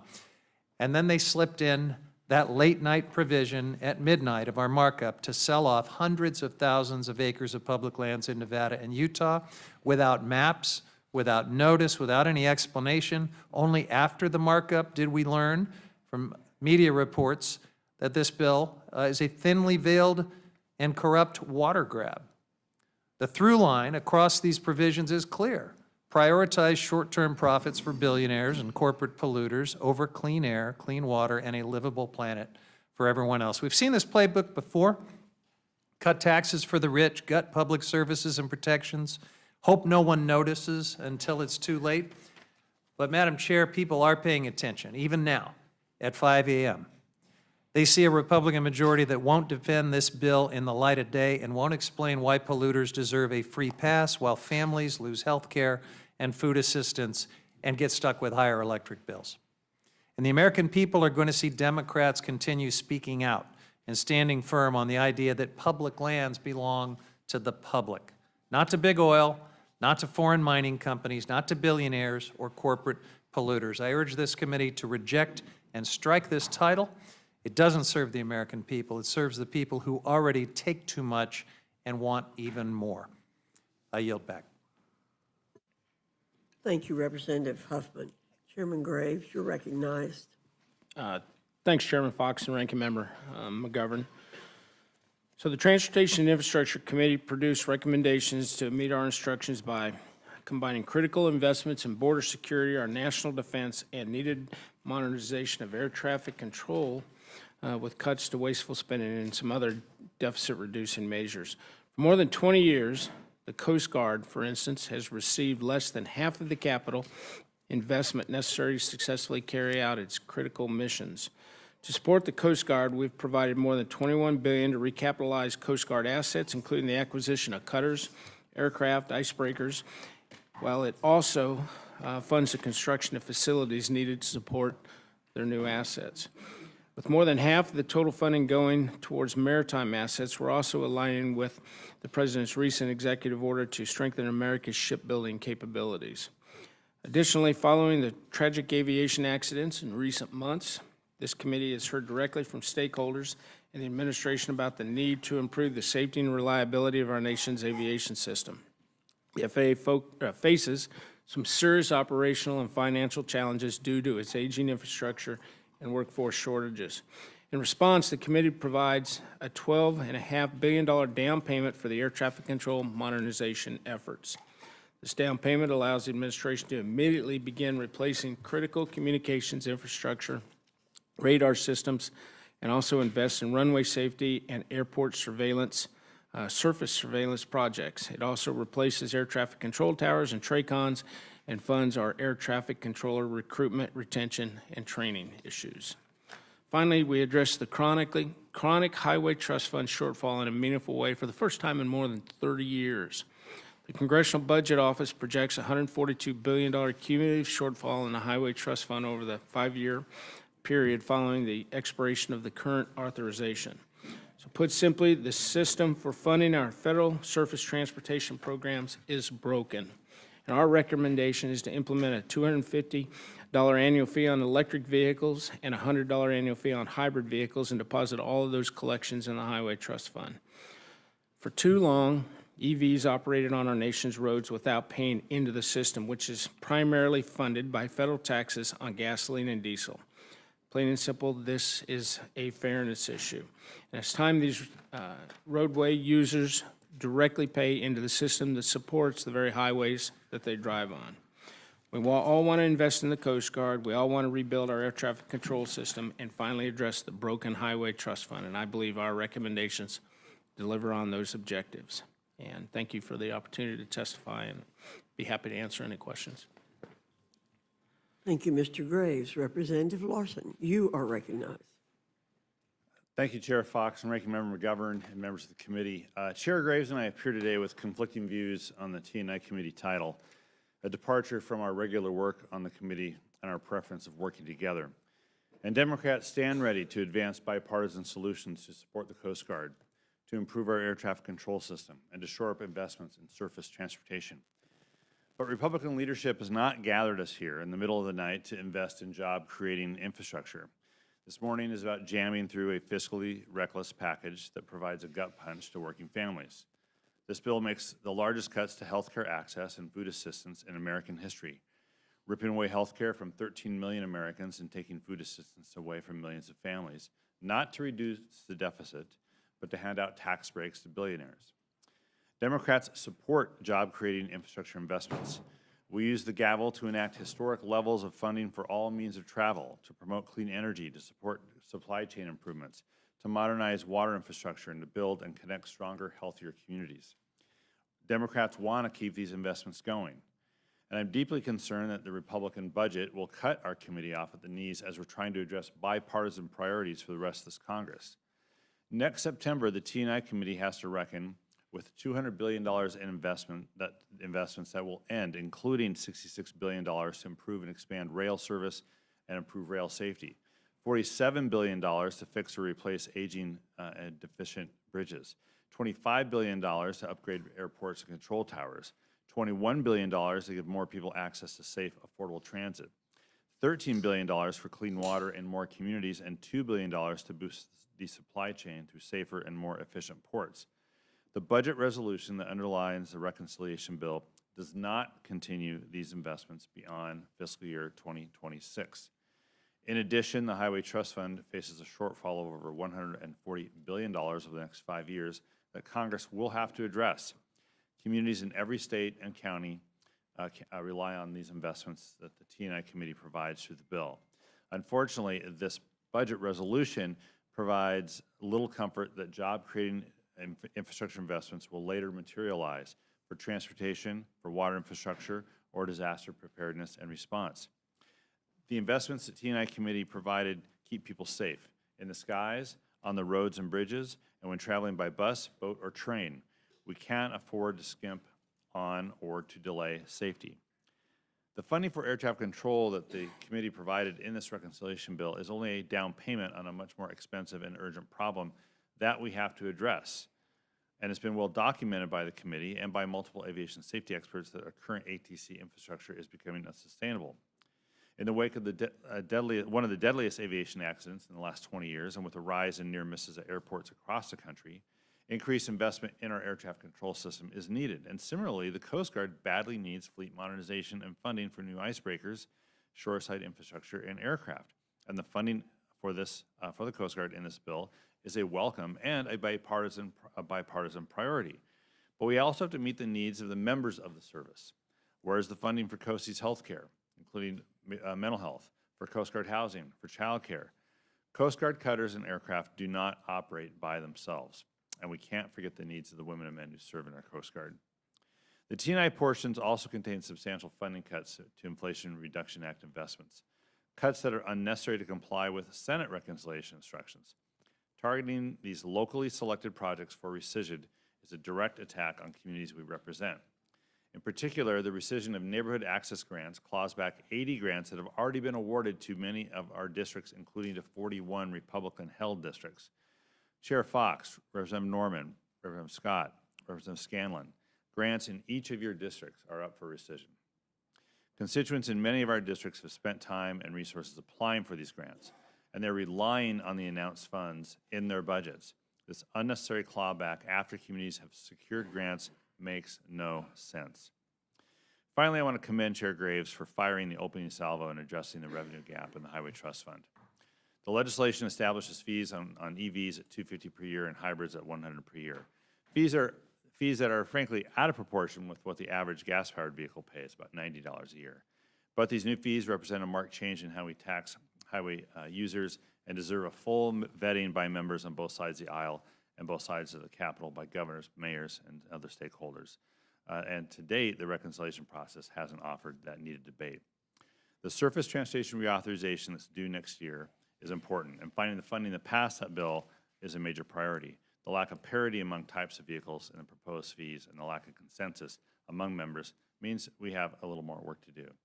But I look forward to a future bill when members of the Rules Committee get to see us work together in this Congress. But this big, ugly bill is not it. Yield back. Thank you, Mr. Larson. Thanks to all of you for being here this morning. Chairman Green, Democrats spent all of last Congress telling us that we needed a comprehensive immigration package to fix the border. But it simply wasn't the case. After only 5 months in office, President Trump has ended the worst border crisis in history by simply enforcing our current laws and empowering our law enforcement officials to execute their duties. To ensure his successes aren't short-lived, shouldn't we continue to provide sustained resources to invest in our border security infrastructure and personnel? And that's what the legislation from your committee delivered, correct? Hard resources. Yes, Chairwoman, this is pretty much hard resources in addition to the personnel stuff. We're increasing the number of Border Patrol agents and things like that. So there's some human resources pieces of this, but the vast majority of it is hardware. So would you agree that the Democrats have a credibility problem when assessing the problems at our border? After all, we didn't need a single change in authorizing statutes to make this sampling. We simply needed a president who was willing to enforce the laws on the books. Yes, ma'am. The excuses that were shared were many, from increased poverty and other parts of the world that were driving people to the United States. Those things didn't change at inauguration. What changed was a president willing to enforce the law. Thank you very much. Mr. McGovern. I don't even know where to begin. It's 5:11 in the morning, and for those who are just tuning in, the Rules Committee began meeting on this reconciliation bill at 1 a.m. And you may ask, why do the Republicans want us to meet at 1 a.m. and not 1 p.m.? It's because they don't want anybody to know what the hell's going on here. And let me repeat, as I did in my opening statement, so people understand the impact of this bill on the American citizens. This bill will throw 14 million people off of health care. 14 million people. It will throw millions and millions and millions of people off of food assistance. And those savings, I guess, will be used to pay for tax cuts for billionaires. Who does this? Who does this? On what planet does this make sense, that you rob from the people with the least and give to the people with the most? That is the heart and soul of this legislation. And as we're learning from the current panel, this bill also is not kind to the environment. It is not kind to civil liberties. And there are all other kind of negative things that are associated with this bill that I think most Americans, quite frankly, don't agree with. Yeah, Americans want to get our immigration system under control. Yes, they want to make sure that, that there's law and order and things are safe for everybody in this country. But they care deeply about the Constitution. They care deeply about due process. They care deeply about the environment. As I'm listening to the first panel and now the second panel, and I say this, with all due respect to my Republican colleagues, but we just don't share the same values. I think it comes down to that. And let me ask Ranking Member Huffman a question. The part of this Republican tax scam that falls under the Natural Resources Committee appears to auction off America's public lands to corporations and oil companies to pay for even more tax breaks for the wealthy and the well-connected. And even though more than 70% of the American people oppose selling off our nation's public lands to the highest bidder, so my question is, how does this title sell off and sell out public lands? Yeah, thank you, Ranking Member McGovern. So, several ways. First of all, several 100,000 acres in Nevada and Utah are sold outright under a dark of night amendment that Mr. Amodei and Ms. Malloy added at the tail end of our markup. So after weeks of being assured by Republicans that they would not sell off public lands, they turned around and are now selling off public lands, much to the dismay of some of their own colleagues, including Mr. Zinke in Montana. But then the even bigger giveaway is in the form of auctioning off vast areas, millions and millions of acres of public lands, including pristine areas, the Arctic Wildlife Refuge, and mandatory offshore leases covering millions and millions of acres in the ocean. They're doing all of that while lowering royalties for big oil and for big coal. They are offering up an area the size of Connecticut that they propose for new coal mining, and also opening up areas very sensitive in the Boundary Waters watershed, the most visited wilderness area in the United States, for a particularly toxic form of new mining. So the House Natural Resources Committee was instructed to raise money to help offset the tax scam, but the committee's provisions also spend significantly. Can you tell us a little bit more about the big oil giveaways in this bill? Absolutely. Well, in addition to giving big oil all these vast areas, far more than they could ever need or want in places like the Cook Inlet in Alaska, massive mandatory offshore leases in the Gulf of Mexico, even though 80% of existing leases are sitting there idle and are not even being developed.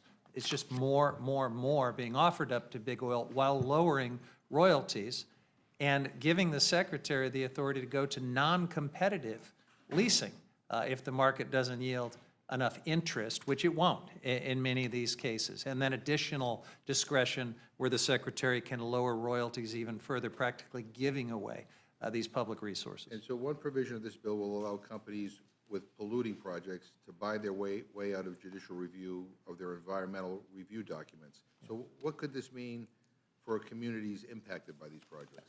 It means they have no voice whatsoever in projects that could have terrible impacts on their public health and their environment. All a developer has to do is pay 125% of the estimated cost of the NEPA review, and they are guaranteed a fast turnaround on their approval and then completely insulated from all judicial review. None whatsoever. So, I mean, I think this is an example, like, I think an overwhelming majority of Democrats and independents, and I even think probably a majority of Republicans in this country would probably not think that what we just talked about was a good idea, which kind of explains why you want to have this meeting at 1 o'clock in the morning, so that people are not paying attention to those kinds of details. Let me talk about Homeland Security. You know, as President Trump and Secretary Noem obliterate due process by locking up immigrants without providing a reason, depriving detainees of legal counsel, and deporting U.S. citizens, Republicans are pumping money into DHS with blatant disregard for the administration's desecration of our most sacred democratic values. This bill does nothing to lower costs for American families. In fact, it does the opposite. Republicans take this disastrous plan further by paying to deport kids with cancer through health care cuts to other kids with cancer. So Homeland Security was one of the few committees given instructions to increase spending, and the committee ran with this, creating $69 billion in new spending.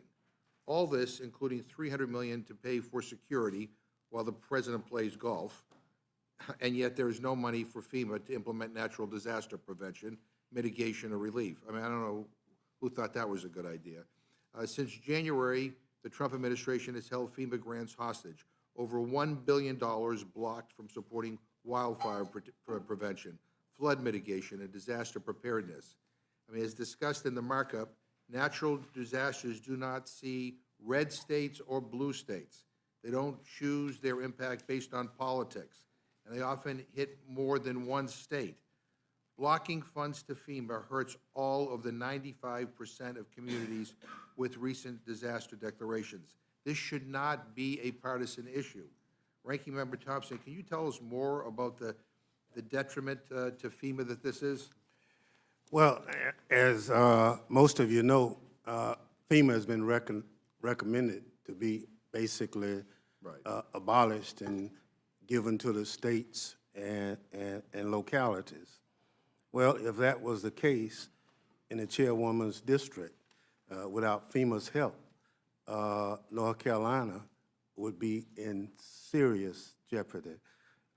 Mississippi, Arkansas, New Mexico, Missouri, other states right now have disaster declaration requests pending before the president.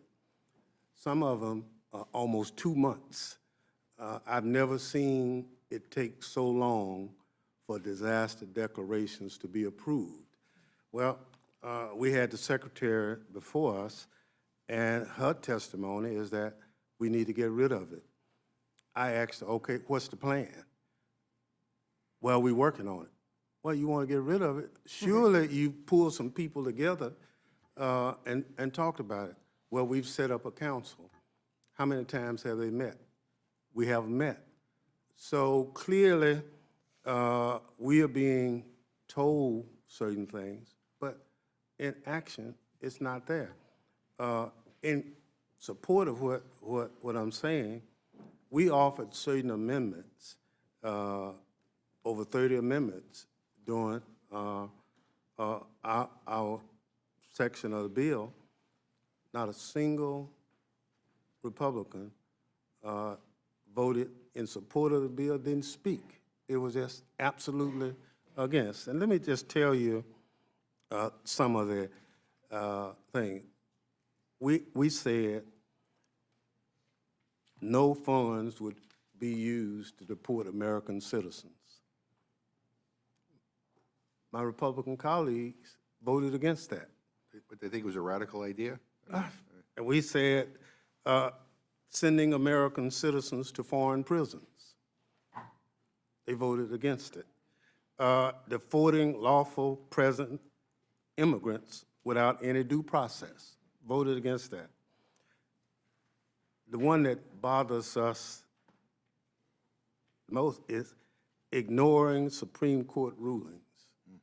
And so we were trying to basically establish with our amendments some basis that most Americans already agreed to in law.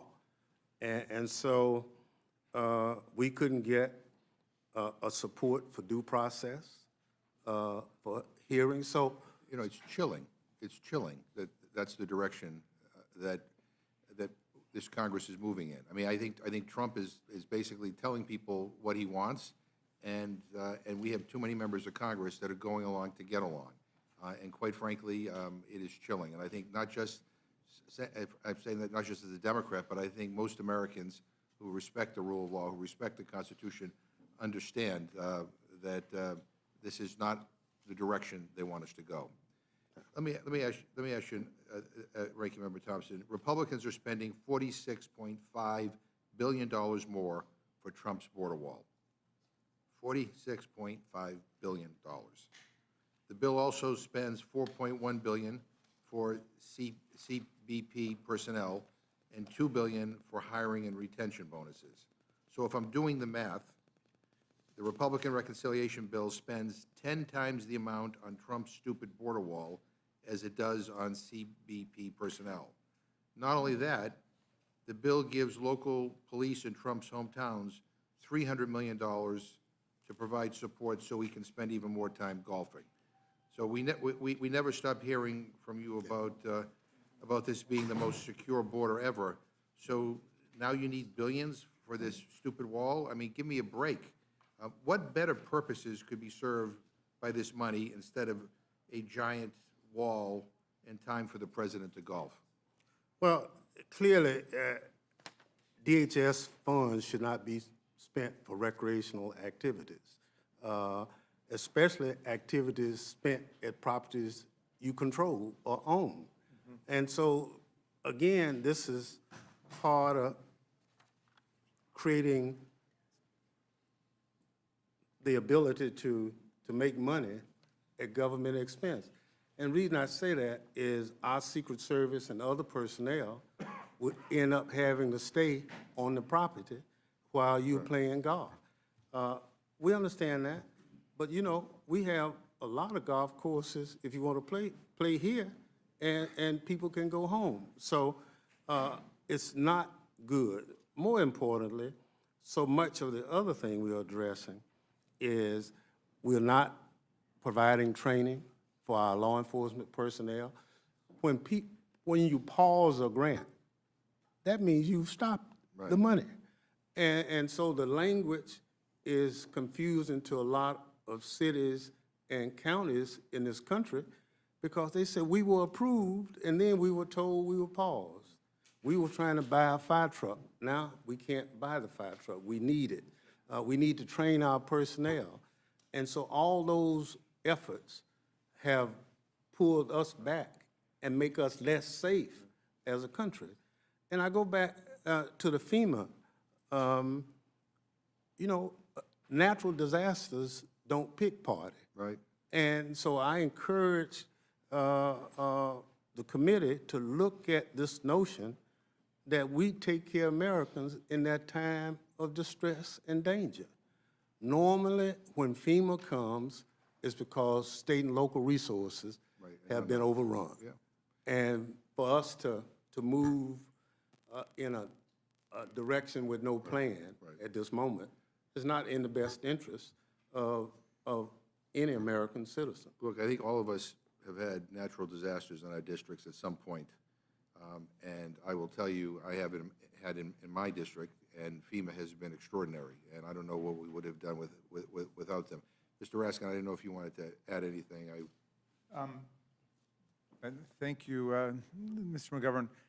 But I wasn't aware of this provision. Would you just tell me that number again? Did you say there were $30 million for $300 million Yeah, $300 for million. security for golf trips? For Basically to help. you know, I would just say from a judiciary perspective, you know, we've been talking a lot about the Foreign Government Emoluments Clause because of the very risky and dangerous idea of accepting a $400 million jumbo jet airplane from the dictator of Qatar, which is categorically forbidden by the Constitution without congressional consent. But we also have a Domestic Emoluments Clause, which says that the president is limited to his salary in office and cannot draw other money from the federal government, other agencies and departments. And I mean, it sounds to me like what you're raising really it implicates the Domestic Emoluments Clause. We're spending hundreds of millions of dollars following the president around for him to play golf. And I like the chairman's point here, which is that there's a golf course not far from the White House at Haynes Point. We're throwing people off their health care. We're taking away people's nutrition assistance. I mean, we are hurting people in this country, and yet it's $300 million to provide support to make it easier for him to golf in his hometowns. And the final thing I'm going to say, Madam Chair, you brought it up. You know what? Please don't diss the notion of the importance of a comprehensive immigration reform bill. The Senate, in a bipartisan way, came together and actually constructed one because we do need to help make it easier for people to have a legal pathway to become citizens. We need to regularize the status of many people who have been here for many, many years, including the Dreamers. We need to make their status permanent. They came together in a bipartisan way. Unfortunately, you know, Donald Trump, in the heat of the campaign, told Republicans in the House to walk away from it, and unfortunately, you all did. And I hope we, at some point, get back to it, because quite frankly, we need that. I yield back. Thank you, Mr. McGovern. I said in my opening statement that we were prepared for hearing a lot of things today and tonight, or whenever we finish up. And one of our colleagues called them misleading statements. They really are. And I want to point out the comment Mr. McGovern just made, that we don't share the same values. That is an understatement. Then we agree. We agree. Good, okay. Yeah. No debate, good. We know that national security is the #1 issue for the federal government. And that's what members of this panel are talking about. And you talked about taking care of Americans in time of disaster. And we don't think that a border wall is stupid. A border wall is necessary to take care of Americans. I in do, but I terms also of point out that sec- Homeland Security is hometown security. Yes. And unfortunately, I think you guys have lost sight of that, so. Mr. Langworthy, you're recognized. I have no questions for the panel at this time. I just also want to reiterate to this panel, thank you to all the chairs and the ranking members and for the staff of the committees for all of the hard work that they've put in and the hundreds of hours going into this reconciliation process. This is quite an exercise, and I really want to salute you all for the work. I yield back. Mr. Langworthy, Ms. Scanlon, you're recognized. Thank you, Madam Chair, and thank you to all our ranking members and chairs for getting up so at an ungodly hour of the morning to join us. And thank you again to our C-SPAN folks who are up way too early. You know, the question I've been asked most since about 36 hours ago when this hearing was noticed for 1 a.m. Is why on earth would anyone try to hold a congressional hearing at 1 o'clock in the morning? And of course, the obvious answer is because the bill is so horrible, they want to hide it from the public. So just, to do a little bit of, no spoiler alerts or anything, but to catch up from the last episode, the last hearing, we had a little bit of breaking news, a couple CBO letters that came out after 5 o'clock yesterday. One demonstrated quite convincingly that this bill will cause the household incomes of the lowest 10% of the poorest 10% of Americans to decrease, and it will cause the household incomes of the richest 10% of Americans to increase. So it is a wealth transfer. I know our Republican colleagues say that they don't like to transfer wealth between different groups, but apparently if it goes from the poor to the rich, it's okay. The second piece of breaking news is that this bill will violate the PAYGO provisions and induce sequestration, which will then lead to a $500 billion reduction in Medicare. Now, we've been raising the alarm for months that this bill was going to impact Medicaid, but it's also going to impact Medicare. So I think that's something people have to put in their pipes and smoke.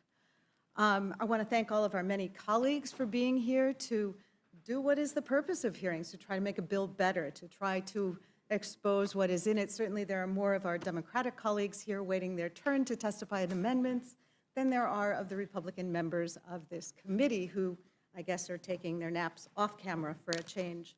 I want to focus some of the most egregious parts of the judiciary section of this bill. Unlike most of the directions or the reconciliation directions for most of the committees, judiciary decided to add tens of billions of dollars to support this administration's lawless and ultimately counterproductive immigration agenda. So under this White House, we've seen mistaken and illegal deportations. We've seen wrongful arrests, including by masked men in unmarked cars. We've seen outrageous attacks on due process and First Amendment rights. And this agenda has made the United States government complicit in the false imprisonment of people in an El Salvador jail that is notorious for human rights violations. Our government is now complicit in this.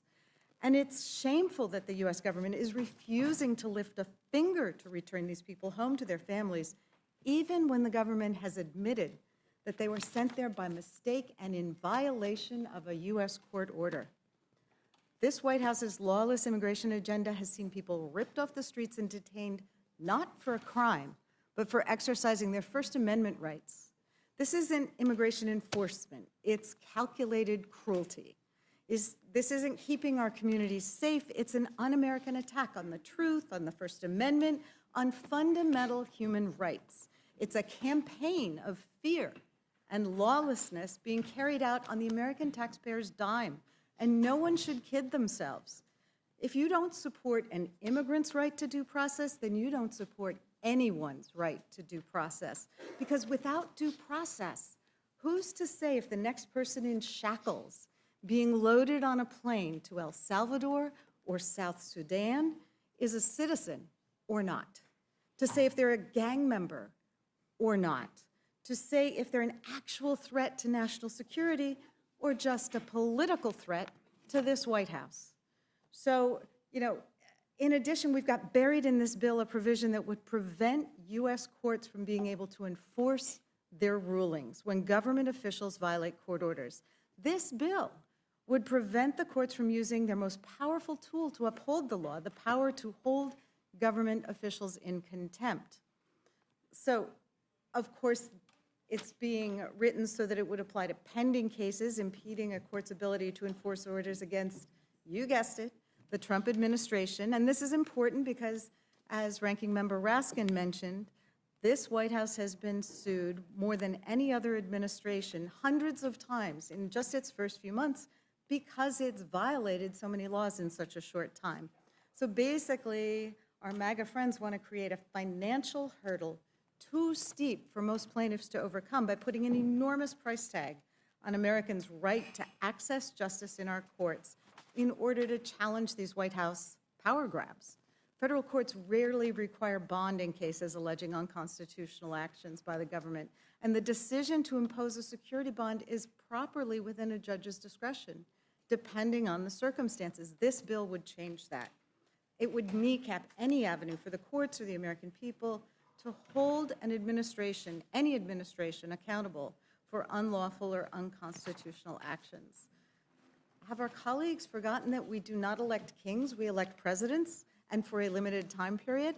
Have they forgotten that a president, his administration, his allies, including Elon Musk and his Doge brothers, don't have the right to do whatever they want just because congressional Republicans don't have the backbone to stand up and stop them? These efforts to undermine our constitutional order would destroy the very rights and liberties that have made America strong and a beacon to the rest of the world. So this bill doesn't serve my constituents.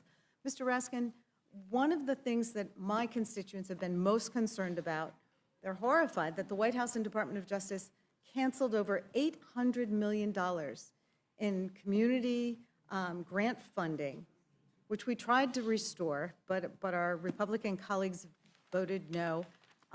We saw funding for community violence prevention, crime fighting, support for law enforcement, gun violence prevention. Using that funding, evidence-based programs have reduced gun violence in communities like mine, Philadelphia, by over 50% in the last couple years. So can my constituents think that this is a danger to public safety? Can you comment on this? Well, it's extraordinary that they're wanting to spend tens of billions of dollars on the border wall while they're cutting hundreds of millions of dollars from grants going to local police departments, victim assistance organizations, anti-rape and sexual assault groups that are actually on the ground in all of our communities. Now, this is something where I really thought we could have a bipartisan consensus because nobody knew about it. We all voted to appropriate that money in the House of Representatives. The Senate voted to appropriate that money. It went through the entire legislative process. It was signed into law by the President of the United States. The money goes to the Department of Justice. They program it in their Office of Justice programs, and then the various police departments around the country and local groups apply for the money. And there were 365 grants that were actually awarded. They were planning on it. A lot of them started to spend money that hadn't even come in yet from other sources. And this one DOGE employee, we've got the guy's name, we found out who it was, sent an email, and he just went down a list of them and said, get rid of all of these grants. So I said to our colleagues, you didn't know about this, we didn't know about this. It doesn't have to be a partisan thing, but that's not how our system works. We don't have a fourth branch of government called DOGE or Elon Musk. And yet, when we introduced an amendment to restore all that money, alas, our colleagues didn't have anything to say in defense of what DOGE had done, but they all voted against restoring the money. And so we've got the same amendment before the Rules Committee. I beseech our distinguished chairwoman, Ms. Fox, Mr. McGovern, please look at this. We're hearing about it all over the country. I think it's more than 38 or 39 states that are involved in this. These are groups and these are police departments that were depending on it, and we're literally defunding local police departments and local crime-fighting programs.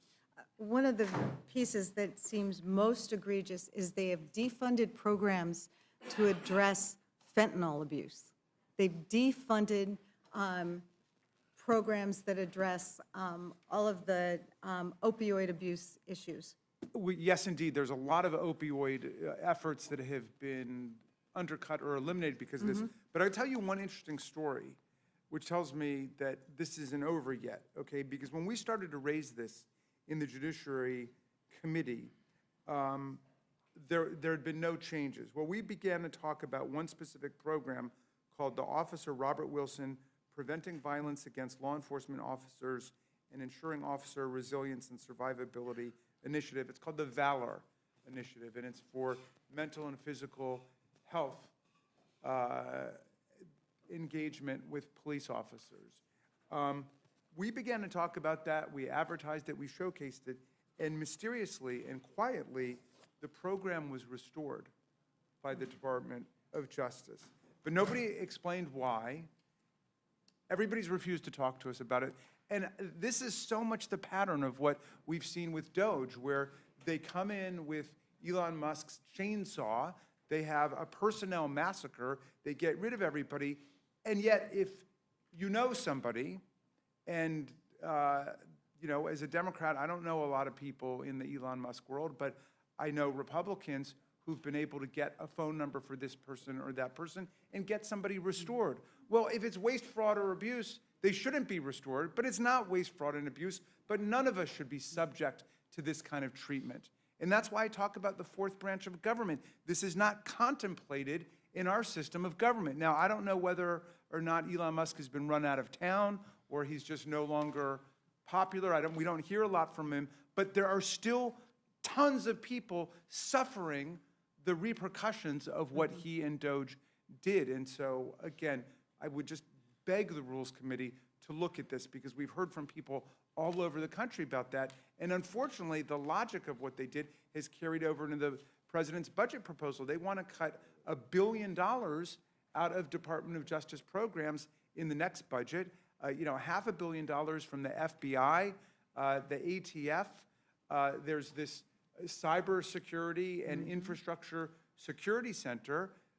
President Trump got mad at a guy who worked for him named Chris Krebs, who was the director of it, because he contradicted Trump over the 2020 election. He said it was the most secure election in American history. As a conservative guy, he told the truth about what happened. President Trump has issued an executive order against him now to deny him security clearance and all this stuff. Meantime, they cut hundreds of millions of dollars from our cybersecurity and infrastructure security efforts against Russia and against other enemies of the United States. So please, like, we got to bear down on the details here. All of the money is being sucked up for immigration, the border wall, and away from local police. They are defunding the police in America.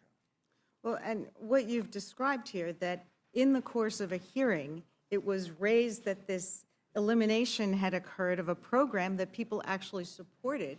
So the hearing process, the legislative process actually works, and that's what we should be doing now instead of trying to ram this crazy bill through in the middle of the night, because we aren't able to get to all of these issues where the Doge brothers came in and it appears that the way they decided what should be cut was they just hit Control-F-Delete and just wiped out huge sections of the federal government. Honestly, for the life of me, I don't understand. What would the problem be with saying Doge made a mistake here, and let's restore that money to our communities across America? Well, Doge was the mistake, but I just had one more question for you.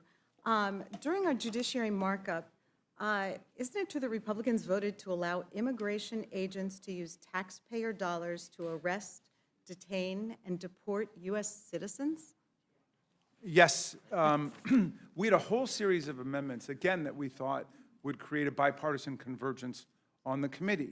We basically were looking at things that the administration had done unlawfully, where the courts had struck them down repeatedly and categorically and clearly, judges on all sides of the political spectrum. And we said, let's put it in the legislation that the government cannot deport U.S. citizens and detain them under ICE, under immigration authorities. Let's say that nobody should be deported from the country without a due process hearing. which is what the Supreme Court has said. We said, let's not do immigration raids in churches. Let's not do immigration raids in schools. We had a whole series of those, and our colleagues unfortunately rejected all of them, just voting on a party line basis. And as I was saying, the frustrating and sometimes amusing part of it was they did not engage in any speech with us. It was like, a mega mime troupe, because they wouldn't say anything to us about why they were voting no. They were just voting no. We've seen similar things here. Well, thank you for your clarity on the underpinnings of our Constitution and why defending those fundamental freedoms is part of what actually makes America great. I yield back. Thank you, Ms. Scanlon. Mr. Scott, do you have any questions or comments? Madam Chair, I don't have any questions for this panel. I'm just glad President Trump is using his authorities to secure the border. I was there this past weekend, and I was shocked to hear that our people that work at the Border Patrol were ordered to parole people into the country, even if they had visible gang tattoos, and it was obvious they were a threat to the citizens of our country under the Biden administration. With that, I yield. Thank you. Mr. Neguse, you're recognized. Thank you, Madam Chair. Good morning. Welcome to our chairs and ranking members, and appreciate your testimony this morning. I want to start with maybe a fairly simple question. Just by way of context, as you all know, we started this hearing at 1 a.m., and I have been on a journey, I guess, or a quest for a very simple answer to what I think is a fairly simple question. But it has been it's been proven elusive thus far, and the chair was unwilling to engage with me in a colloquy earlier on it. And really, the question is, why was this hearing noticed for 1 a.m.?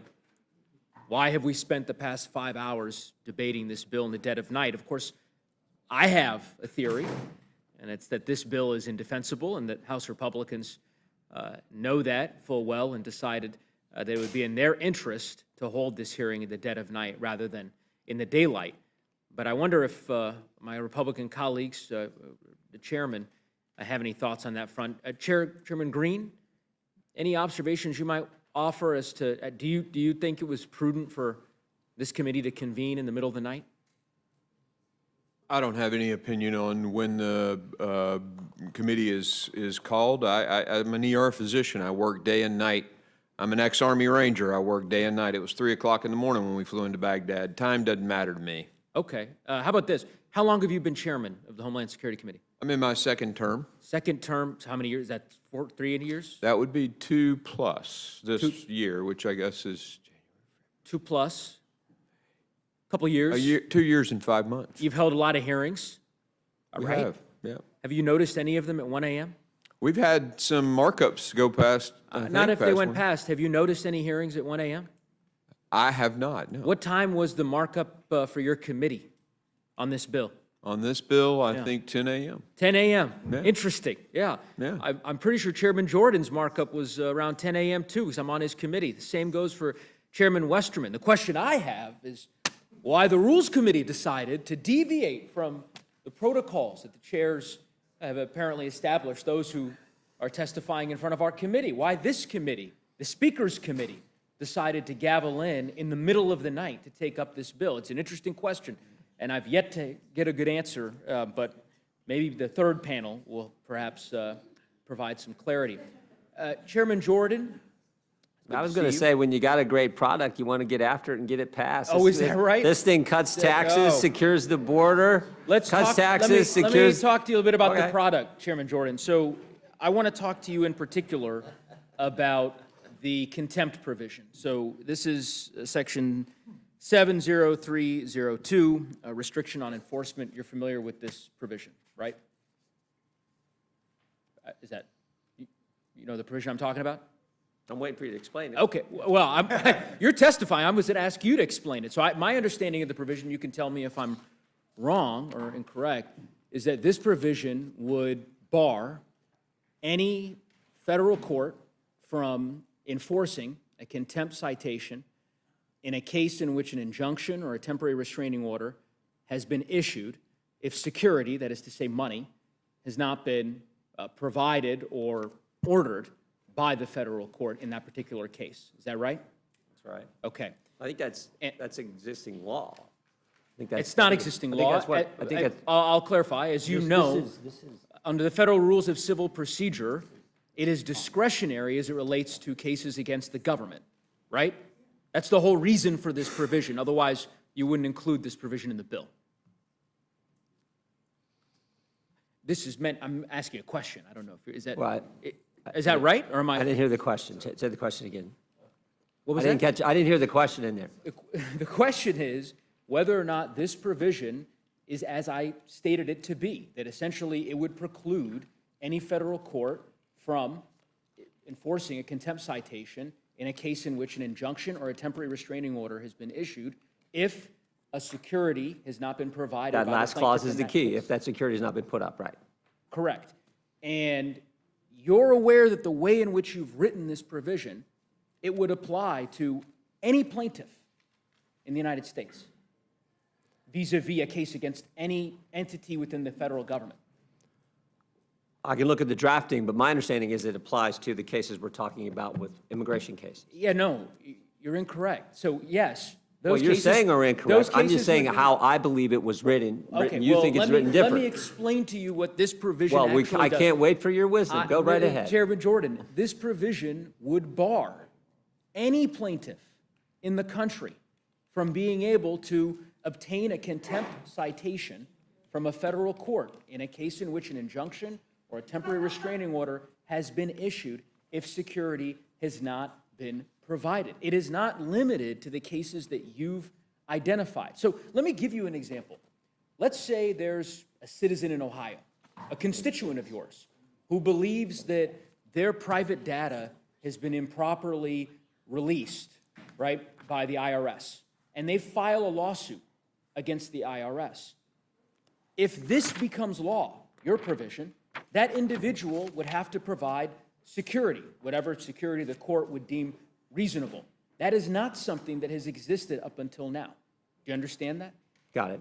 Okay. So I'm trying to understand why you think that's in the best interests Well, of the our people that you understanding, represent in Ohio.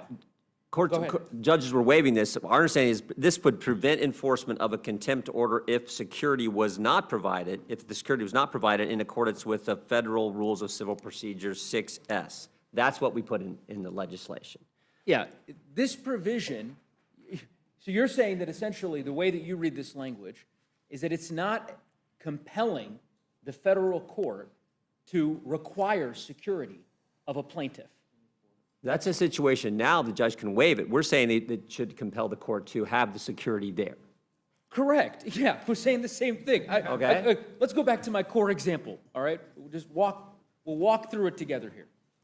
A constituent in Ohio who believes that their information was improperly released by the IRS. I remember you've served on the Judiciary Committee for many years. Hold on. I mean, we're talking about in the context of immigration cases. This is all cases. This is not immigration cases. The plain language of this statute that you have written applies to every conceivable case brought in a federal court, period. IRS cases, patent cases, immigration cases. If you have a constituent that sues the ATF, this provision applies to them. This is the point. And you can visit with your lawyers and maybe they can provide you with the clarity, but it is unquestionably the case that this provision applies to every plaintiff. Oh, okay. Yeah, that's what I thought. Correct?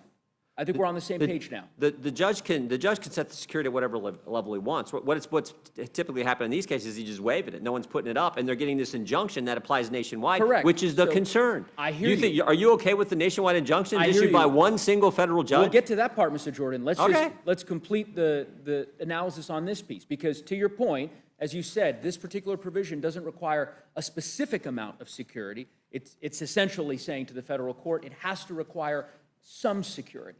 And my point is that this is a deep deviation from existing federal law. This has never been the case. We've never said to constituents, hold on, Mr. Jordan, I'll finish this, then I'll give you the chance to respond. We've never said to American citizens and constituents that in order to vindicate their rights in federal court, they're going to be required to provide a security when their constitutional rights have been violated by their government. And I find it astounding. I'm not sure that many of your colleagues understand the full import of this. They will by the time this gets to the floor. I imagine there will be a lot of limited government advocates who will find deep reasons to be concerned about this type of provision, because as you could imagine, it will preclude folks from being able to vindicate their constitutional rights. Now, I would also say the way that you have written it, as you've noted, it's retroactive, right? So this applies to any... Well, go ahead. I just want to say the situation we're trying to address is what's been happening around the country. You And didn't write it that way. As you know, a single federal judge gets cases brought to the judge. They waive the security and then issue a decision that applies nationwide to all immigrants who are in that situation. Why didn't you put nationwide in this language? Well, we can look at the language. I mean, It's but I'm gonna 6 go- a.m. You're voting on this thing in like 10 hours. What are we talking about? We've had weeks. You could have put nationwide in here. That's not what it says. This applies to every one of America's You 330 don't, I mean, million again, citizens. the judge has discretion on what that amount can be. Sure. So a judge could say, you know what? And judges I- are right I now understand- waiving it, and that was the concern we had. Sure. And I think a judge. And you don't think that's a problem? Even Supreme Court Justice Kagan has said there's a problem with these nationwide injunctions being And as issued you from know, one single federal Chairman judge. Jordan, as you That's know, what we're this- trying to get at. Okay.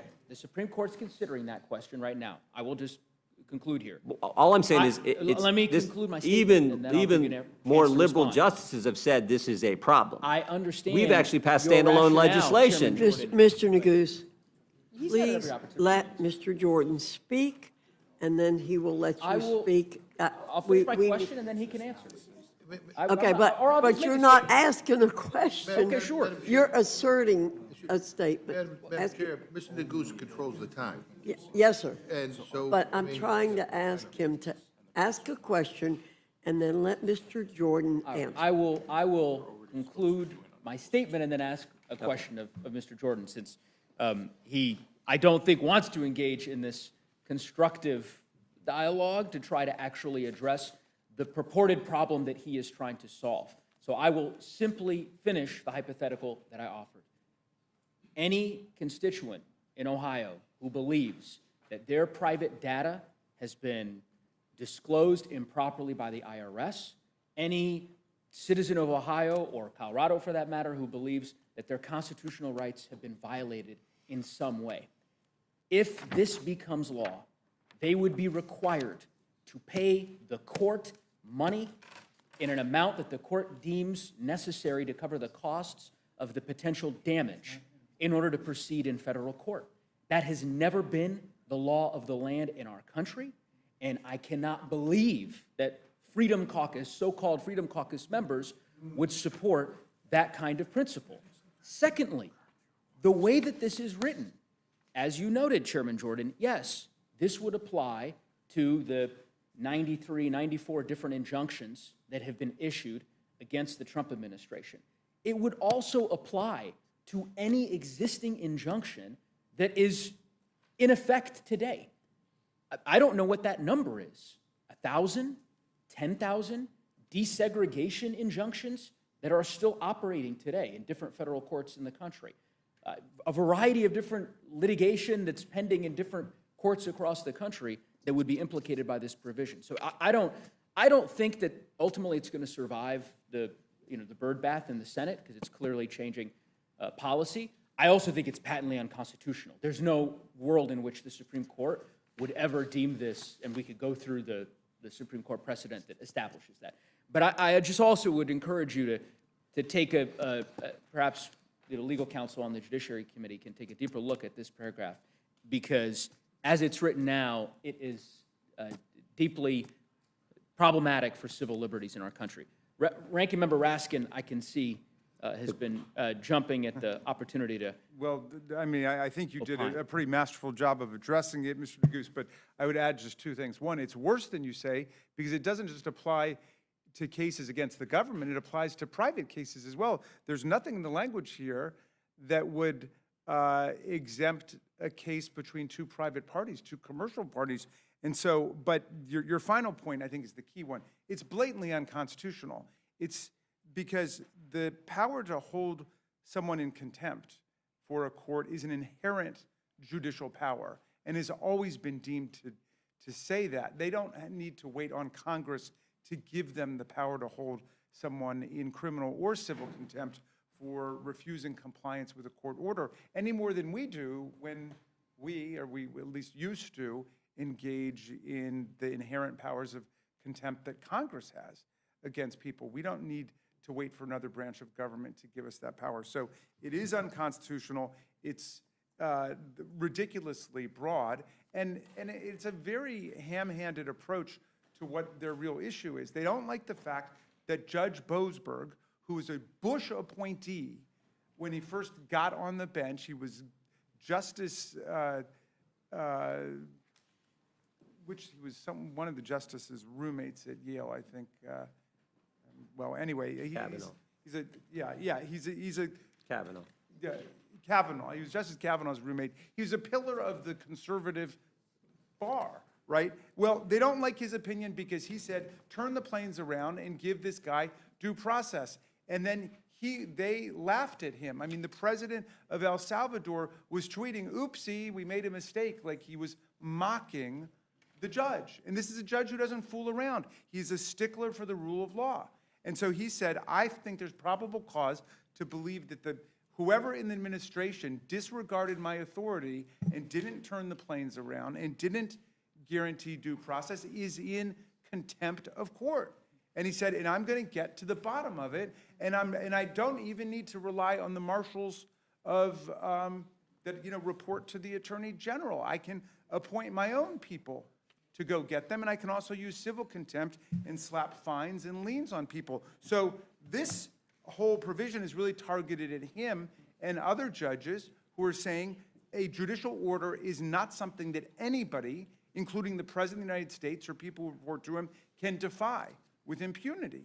Because under Article 6 of the Constitution, we have a supreme constitution. We don't have a supreme dictator in America. The Constitution is what governs us all, and it's emphatically the province and the duty of the courts to say what the Constitution means. I agree, Ranking Member Raskin. I think you articulated it well, and maybe my hypotheticals earlier were a bit too obtuse. I'll give a tangible example.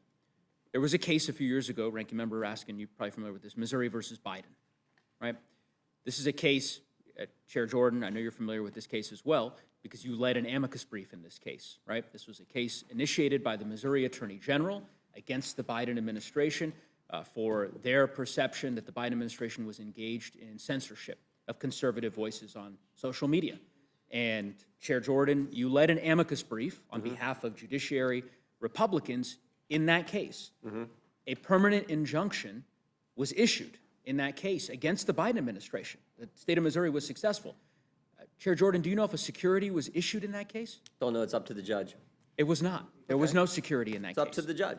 Well, no, this is the point. There was no security in that case because under existing rules, it is not the case under Rule 65, subsection C, generally speaking, as a matter of just general practice, security is not issued, or rather required, in cases involving the government. And that is the point. If this provision became law... It could be required, the judge waives it. That's what happens. If this provision became law, two things would happen. Two things. One, the permanent injunction that I suspect remains in place in that case would no longer be enforceable. So just for the record, you know, the permanent injunction that you worked so hard to secure against the Biden administration, that's gone. You can't enforce it anymore because of this provision. And then secondly, as we've probably belabored here at this point, it would make it very difficult, potentially, for similar types of lawsuits to be initiated in the future by prospective plaintiffs against the federal government if they feel as though their constitutional rights are at risk. So anyway, I will close there, but I think it's a deeply problematic provision. It ought to be removed. And I yield back. Thank you, Mr. Neguse. Do you feel properly instructed now? Fine, I'm fine. You're properly Yes. instructed. Thank you. Mr. Griffith, do you have any questions or comments you'd like to make? Yes, Madam Chair, I do. Recognize.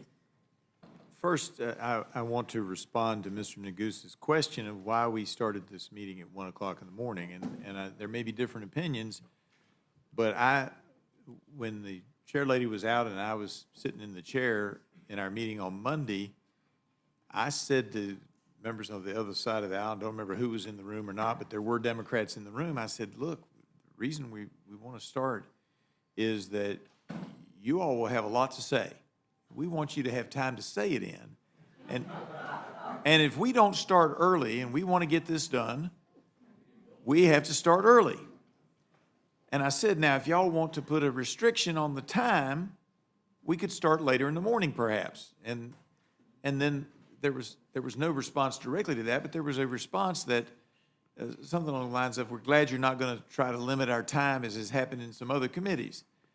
So, I mean, we could have worked out a different time, but, and it's true that we have set the clock as to when we want to try to get this bill across if we have the votes to do so. And that's within the majority's prerogative, but the reason we're meeting at 1 a.m., Madam Chair, in my opinion, based on that discussion, was that the Democrats did not want to restrict themselves to 2 hours or 3 hours of discussion on this. We've already been at it over 6 hours, and that's appropriate. But it just strikes me as just one of those oddities in life. You complain that we start at 1 o'clock in the morning when what we're trying to do is to accommodate the ability for members of this committee on the other side of the aisle to speak their mind. And now, hang on, I get to say my piece. If that was not the case, and if people were willing to say each panel is only going to have an hour, we could have started later. And that was not the case. And I respect that, but I just don't want to be whipsawed by saying, well, y'all started in the middle of the night for some other reason. The reason was so there'd be plenty of time so we can get through this thing, let everybody have their chance to say their piece, and then we can move forward. So with that said, I will ask this question of Mr. Jordan. Mr. Jordan, is there anything that you didn't have an opportunity to say in the discussion that's occurred thus far that you had great desire to say? Well, I was just going to say, I think the overall legislation is good legislation. Cuts taxes, secures the border, requires work, and gives moms and dads the ability to pick the school that they think their kid's going to get the best education. Those are 4 fundamental principles that I think vast majority of Americans agree with. That's why I think the bill is so good overall. And I think what we were able to do in our committee, particularly proud of, and that the fact that we were charged with just spending, allocating resources to keep the border secure, but also we're able to bring in revenue to help help offset the cost to secure to keep our border secure. All right. I thank the gentleman. I have no additional questions. Yield back. If you'd yield just I a will yield moment to to the me, chairwoman. I was going to answer a bit ago. I agree with what you're saying about why we started so early. Mr. Neguse had said we'd be on the floor between 11 and 12, I believe, today. And so starting at 6 o'clock, at 1 a.m., and hopefully we'll be on the floor by that time, so we won't be passing bills in the dark of the night. But I want to quote President Obama saying, there's a fierce urgency of now. We're not the only ones that have felt a fierce urgency of now. Madam Chair? Madam Chair, I yield my time back to you. Thank you. Yeah, Madam Chair,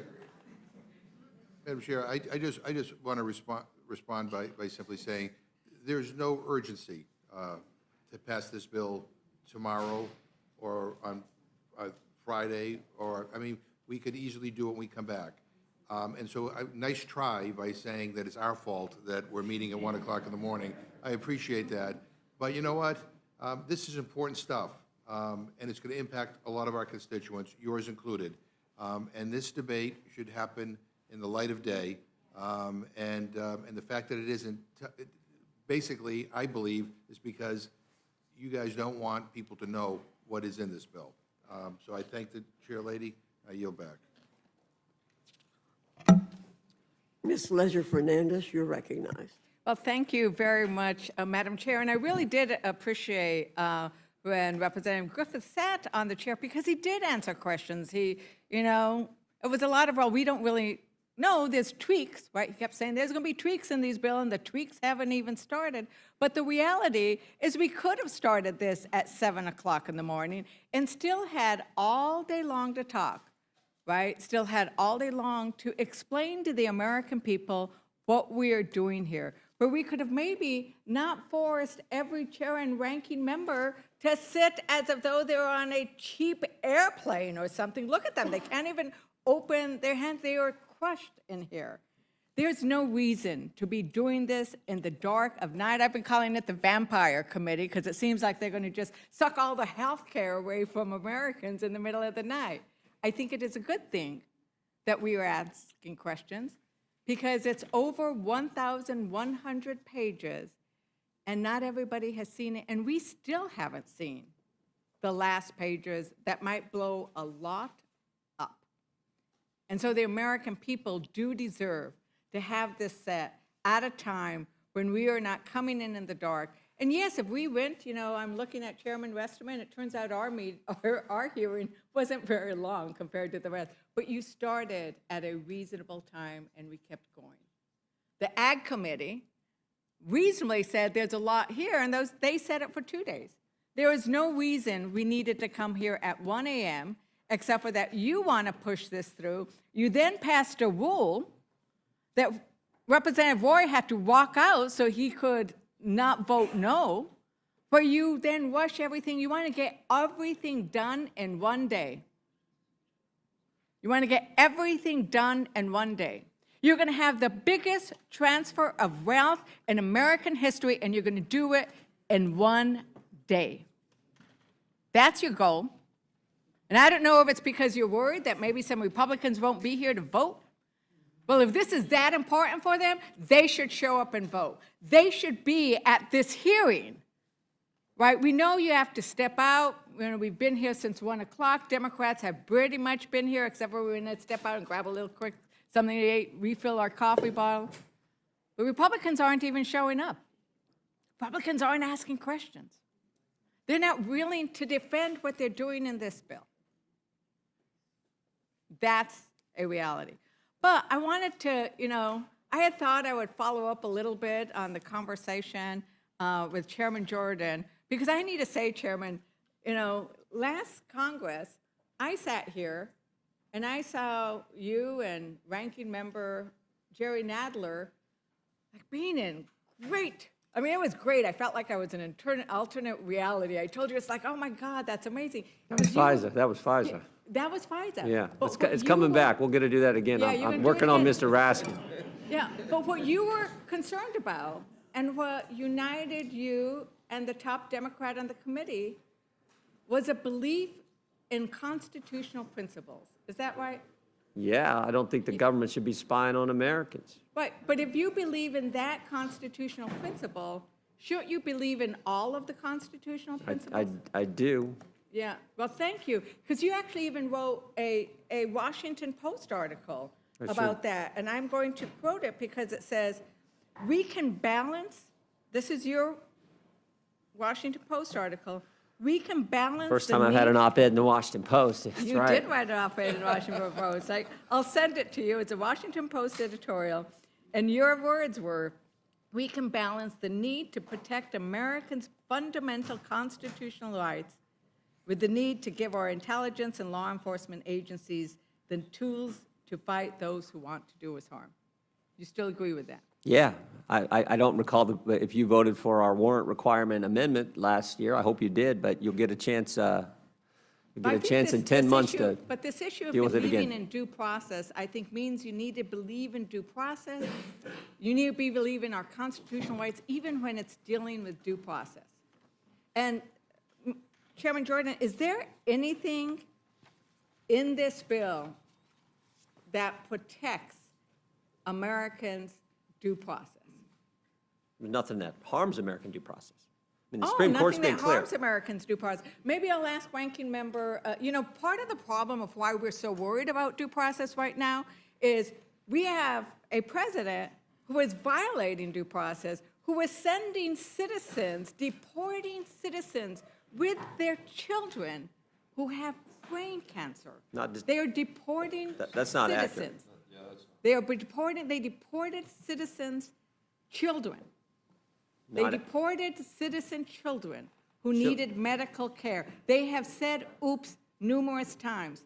And in fact, I'm sure, Chairman Jordan, you know what the meaning of habeas corpus is, don't you? Do you know the meaning of habeas corpus? Yeah, Chairman? means- What is means- the meaning of habeas corpus? Yeah, release of the, I mean, I think in technical, release of the body. It's like, there's a process, you can't just be detained, there's a process you have to be able to access in order to be released. So it's critically important, but Well, Secretary, the thing is, Secretary Noem thinks that habeas corpus means you get to just deport people, right? That's what she testified. Ranking member, what are some of the reasons why we should be concerned about due process in this moment, and why it might have been a good thing to actually put some protections in this bill? Well, the provision that we were just discussing about the court's authority to hold government officials in contempt is a provision that's all about due process, right? that's all Because up to the what's happening is you get judges like Judge Boasberg, who says, no, this person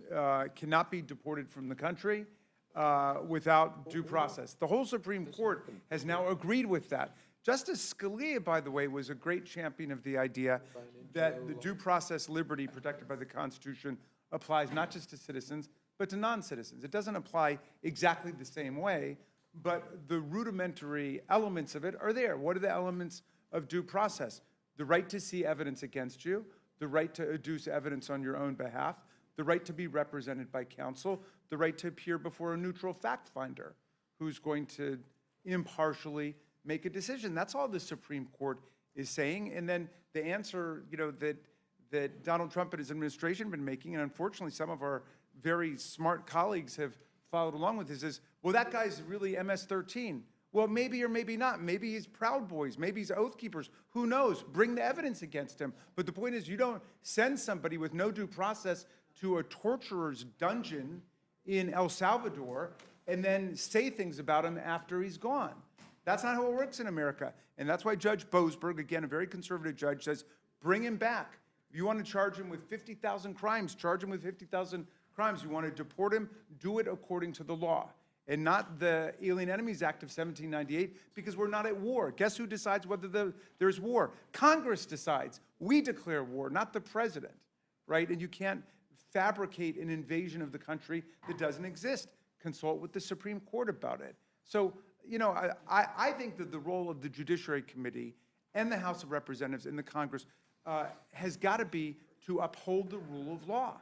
And the framers really expected us to advance the rule of law, even if the president was violating it. In fact, they expected us, especially in that case, to be defending the prerogatives of Congress. We've got the power to declare war. We've got the power to regulate commerce internationally, which means tariffs, right? I mean, President Trump invoked IEEPA, which doesn't mention tariffs and has never been used for tariffs before, right? So they're invoking a whole series of emergencies that usurp congressional lawmaking power and end up violating due process rights. So I agree with Right, you. and when you have a president or any leader just constantly saying there's an emergency, when there isn't one, there's an invasion, when there is not war, and then saying we can do whatever we want, and who doesn't even seem to know what the Constitution is. The worry is that that is a march to fascism if we aren't already there. Well, you've got it. I mean, the key trick of authoritarians is to invoke an emergency exception, whether or not it actually exists in the Constitution or not.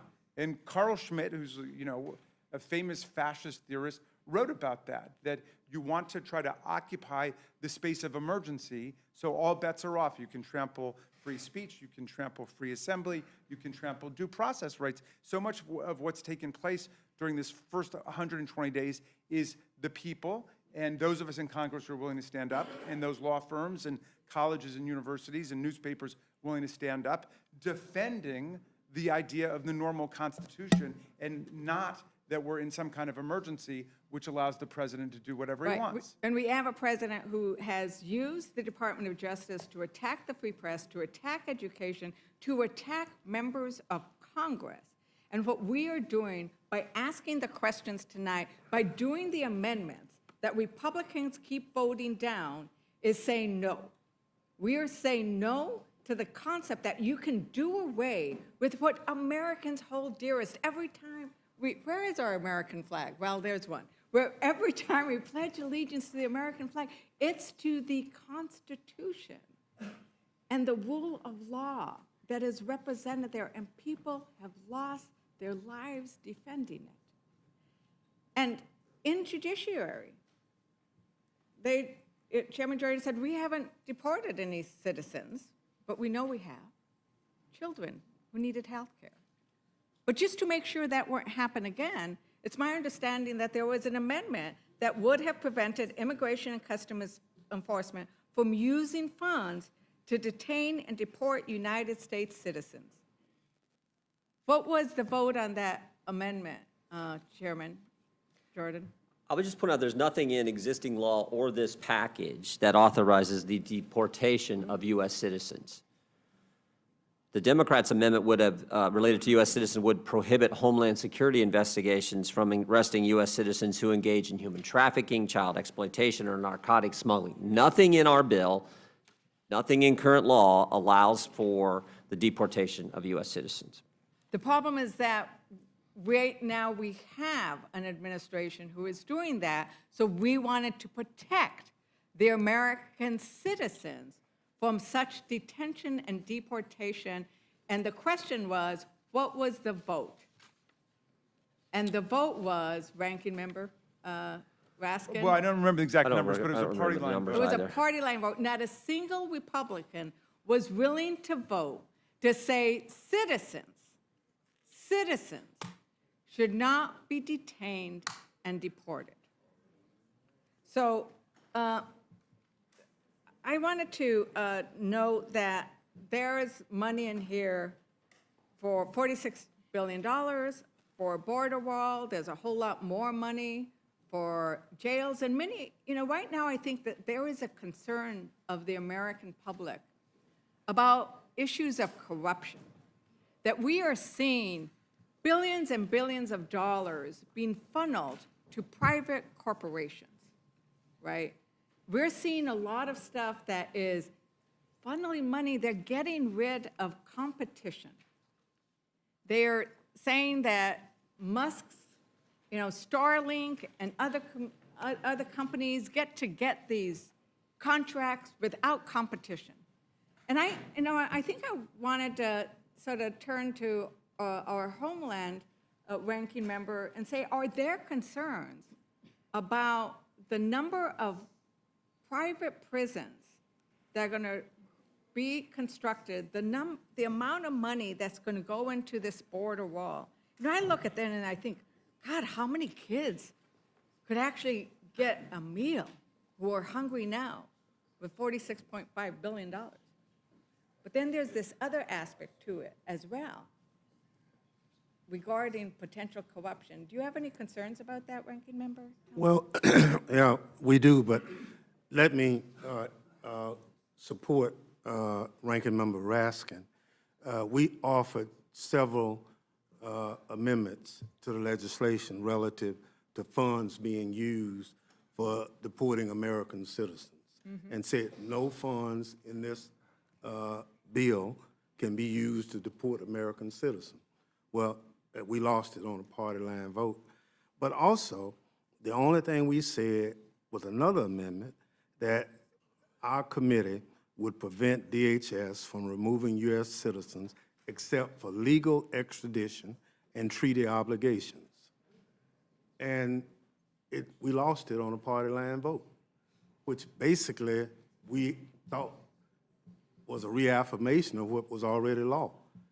So we tried hard to prevent American children from being deported who were sick. Secretary told us, well, her mama wanted to take her with her. And said, but the lawyer wanted to represent based on what the father said. So there were a lot of references about children with cancer being deported. And so we just think, as a lot of people have said, that as a nation of laws, we have to stand on those principles. And it's not a person's guilt or innocence, it's the due process that everyone should go through, regardless of status. We've heard people say, well, they had a tattoo. I said, well, okay, if you're going to charge that person for a tattoo, then present whatever evidence that this person has broken the law. You know, we have a Secretary of Defense with all kind of tattoos on him. So this notion that you can just do anything just because you don't like it is not who we are as Americans. And so I think part of what we tried to do was to reaffirm existing law and not leave it to interpretation based on what the president wants to do or what the secretary wants to do. We want to follow the law. And in every instance, we offered 30-odd amendments in support of that, and we lost all of them on a party line vote. It's really sad. And I want to, something was said earlier about this is what the American people want. There've been lots of polls about that, about what's happening with regards to this bill. And I would say, I'm going to just quote the Kaiser Family Foundation poll that found that at least 3/4 of the public oppose the key things we're doing in this bill. And that is oppose the cutting of Medicaid, 76%. The public doesn't want this bill.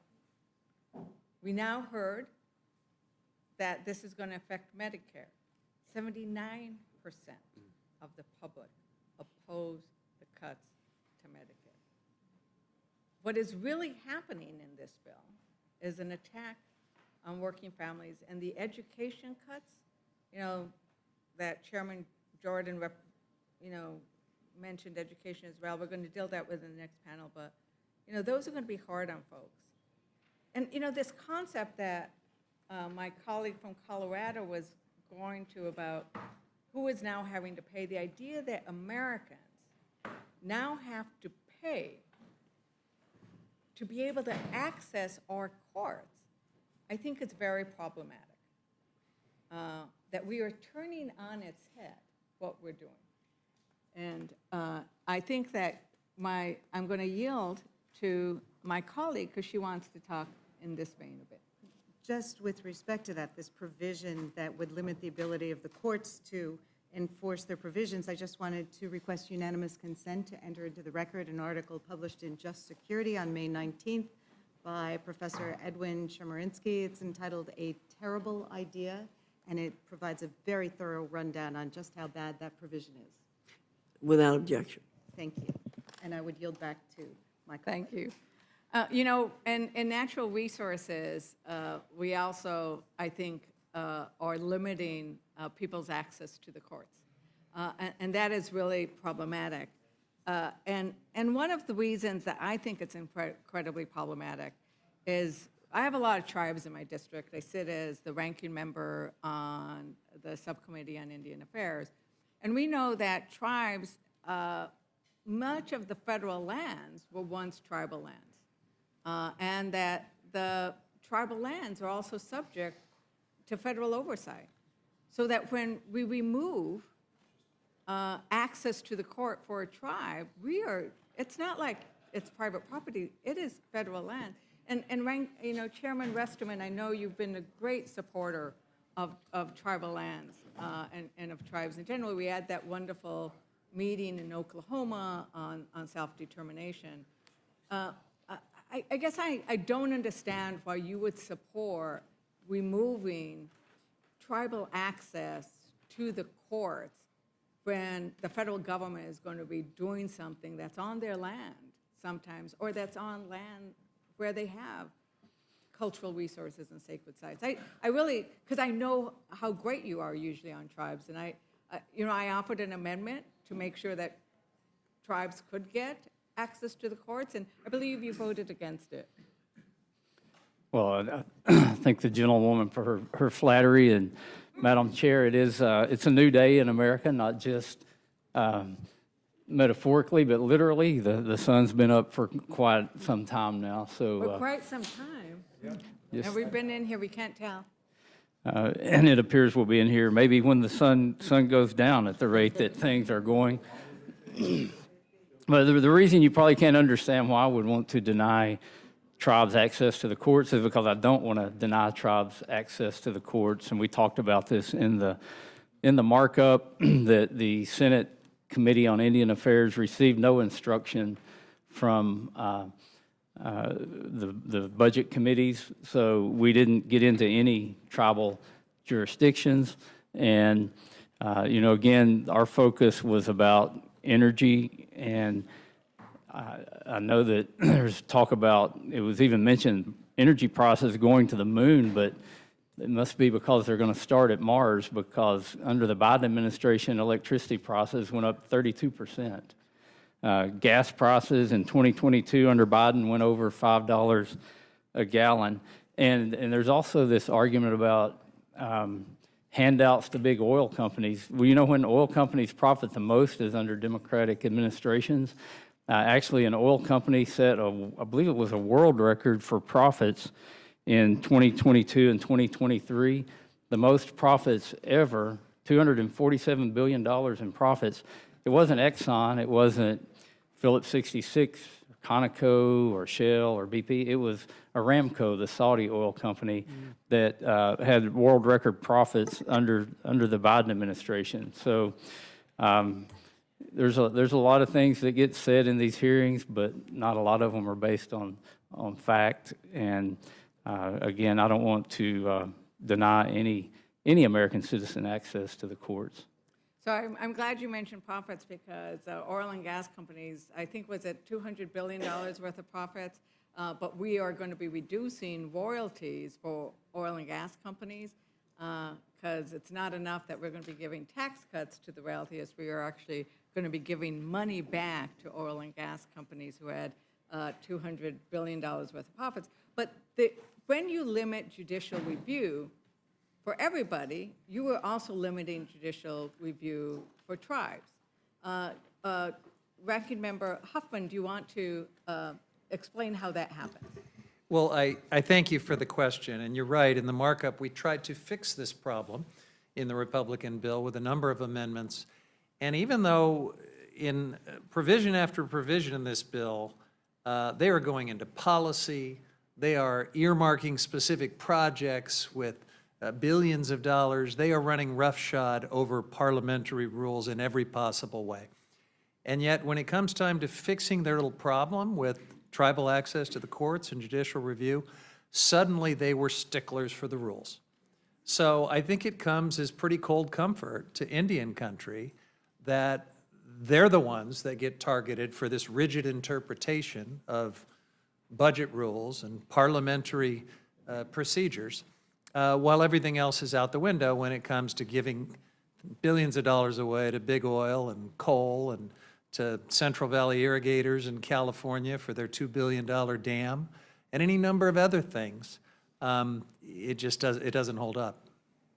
So, but once again, because they are curtailing judicial review, it applies to tribes on projects on tribal lands.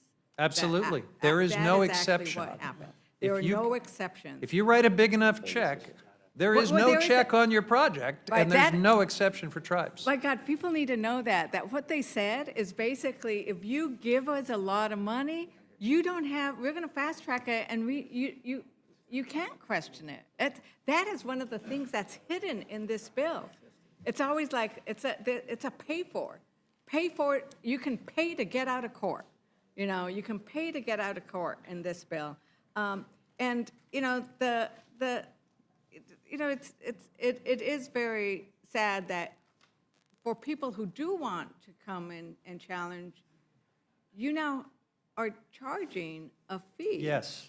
And- We've never seen this before. You have to pay per page now? If you are participating in the protest provision for one of these oil and gas lease sales, and this could be tribes, just to engage in the protest procedure, you now get hit with a fee. It's just remarkable. So cutting royalties for oil and gas, giving away millions and millions of acres at fire sale prices to the industry. But if you want to protest any of it, you pay a fee. And by the way, no judicial review if it's a wealthy enough developer that they can pay the special golden age of grift fee for permitting. Thank you for that, and I think with that, I might want to go see that there actually is some sun out there, because we're trying to bring light to what's actually happening for the American people so they can see some of these provisions. We don't have time, because it's 1,100 pages long that they are ramming through in a single day, and we haven't even seen all of the provisions. But I am very grateful. I see so many of my colleagues here in the and in the room. They are here because they have amendments to try to make the bill better. Hopefully, we'll consider some amendments. We haven't been doing that much lately, but it'll be good to hear what they are so that we can talk about the unique aspects of what could be fixed in this bill if we only had a chance. And with that, is there anything else anybody wants? Any other comments from, I'm the last Democrat, so this is when you, I don't know, Republicans might want to say something. Actually, I do have a question on this tattoo thing. I have kids, and 2 of 3 of them have tattoos. How many of you guys have kids? It's all guys. Yeah. How many of you guys have kids? We got 4 kids and, Who- we got 4 how kids and many 8 of our grandkids. How many of our kids have tattoos? None of mine. No, yours, wow. Wow, that's really, I thought it was good with 2 out of 3. But our kids have tattoos, right? So many people have tattoos, you cannot go anywhere without seeing tattoos. So the idea that we're using a tattoo as an indicator for you get kicked out of the United States without due process is really scary. Thank you very much, Madam Chair. I yield back. Thank you, Ms. Leisure Fernandez. Ms. Fishbach, you're recognized. Thank you, Mr. Chair, and there's so much I would love to unpack from the last 25 minutes, but I recognize that we are trying to make sure that we limit our time. But I do want to just say, first of all, the sun is up. It's a little overcast, so if Ms. Leisure Fernandez wants to see the sun, it's a little overcast. So, yeah, a little overcast. And we are not, and I just have to address the fact, we are not ramming this bill through. Every one of these bills went through committee. They were put together in committee process. They've all been through budget. They've all been out there.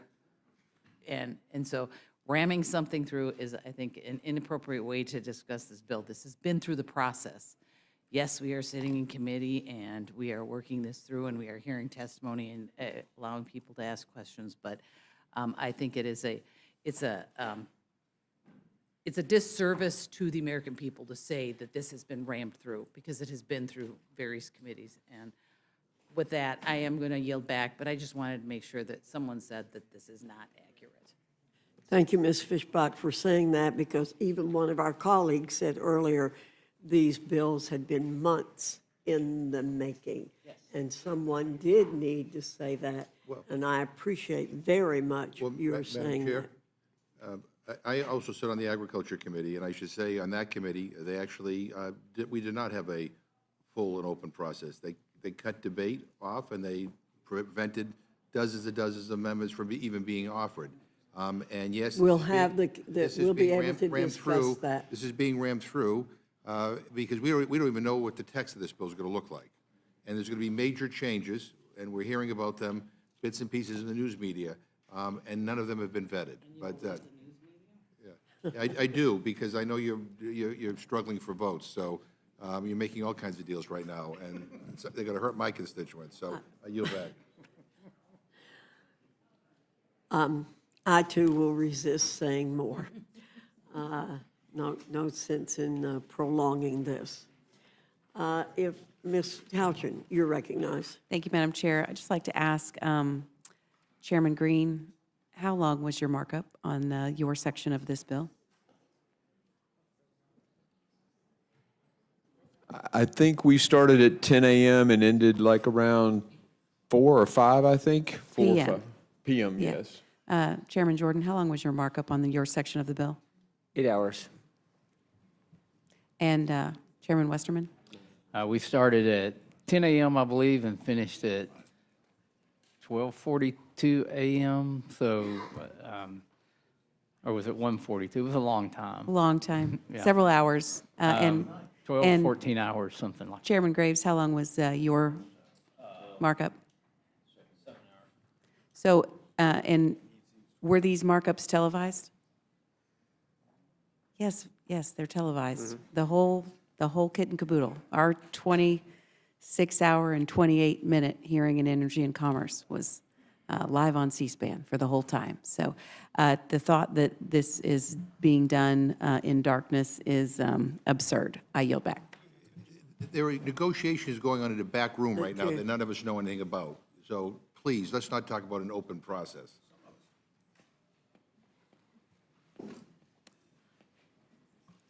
Again, let me resist. Okay, anyone else have comments that you want to make? Nope. Well, I thank our witnesses for being here this morning and appreciate the time and all of the comments that were made, and you're dismissed.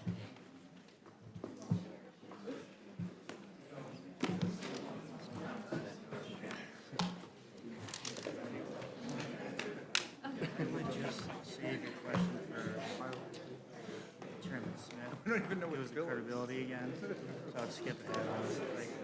Okay, That's my view. okay, here. Okay.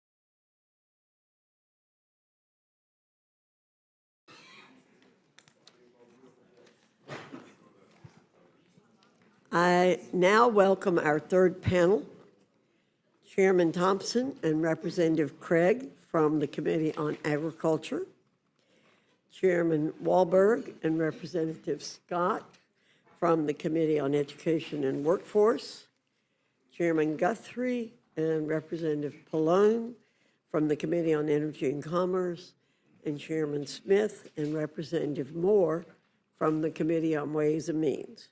Your full statements will be submitted for the record, and we ask that you summarize your statement in 5 minutes. Chairman Thompson, I welcome your testimony. Well, thank you, Chairman Fox, Ranking Member McGovern, and members of the committee. I appreciate the opportunity to come before you today concerning the agriculture title of the One Big Beautiful Bill. The Agriculture Committee was tasked with $230 billion in net deficit reduction, and I'm proud of our product and proud to report that we exceeded our instruction. These savings are achieved through necessary changes to restore integrity to the SNAP program and preserve the program's ability to serve the most vulnerable long into the future. These reforms ensure SNAP works the way Congress intended it to by reinforcing work, rooting out waste, and instituting long overdue accountability incentives to control costs and end executive and state overreach. This program is in dire need of reform.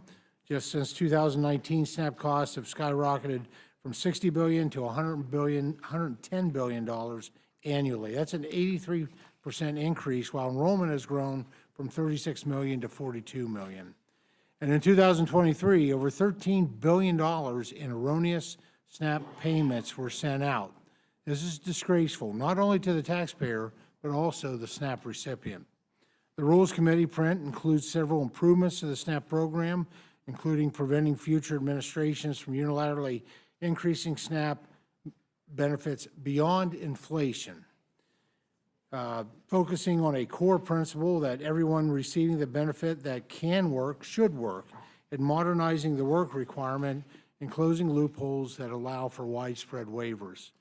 Closing various loopholes that states exploit, such as gaming the system to artificially increase SNAP benefits, and increasing incentives to ensure states run the program more efficiently and more effectively.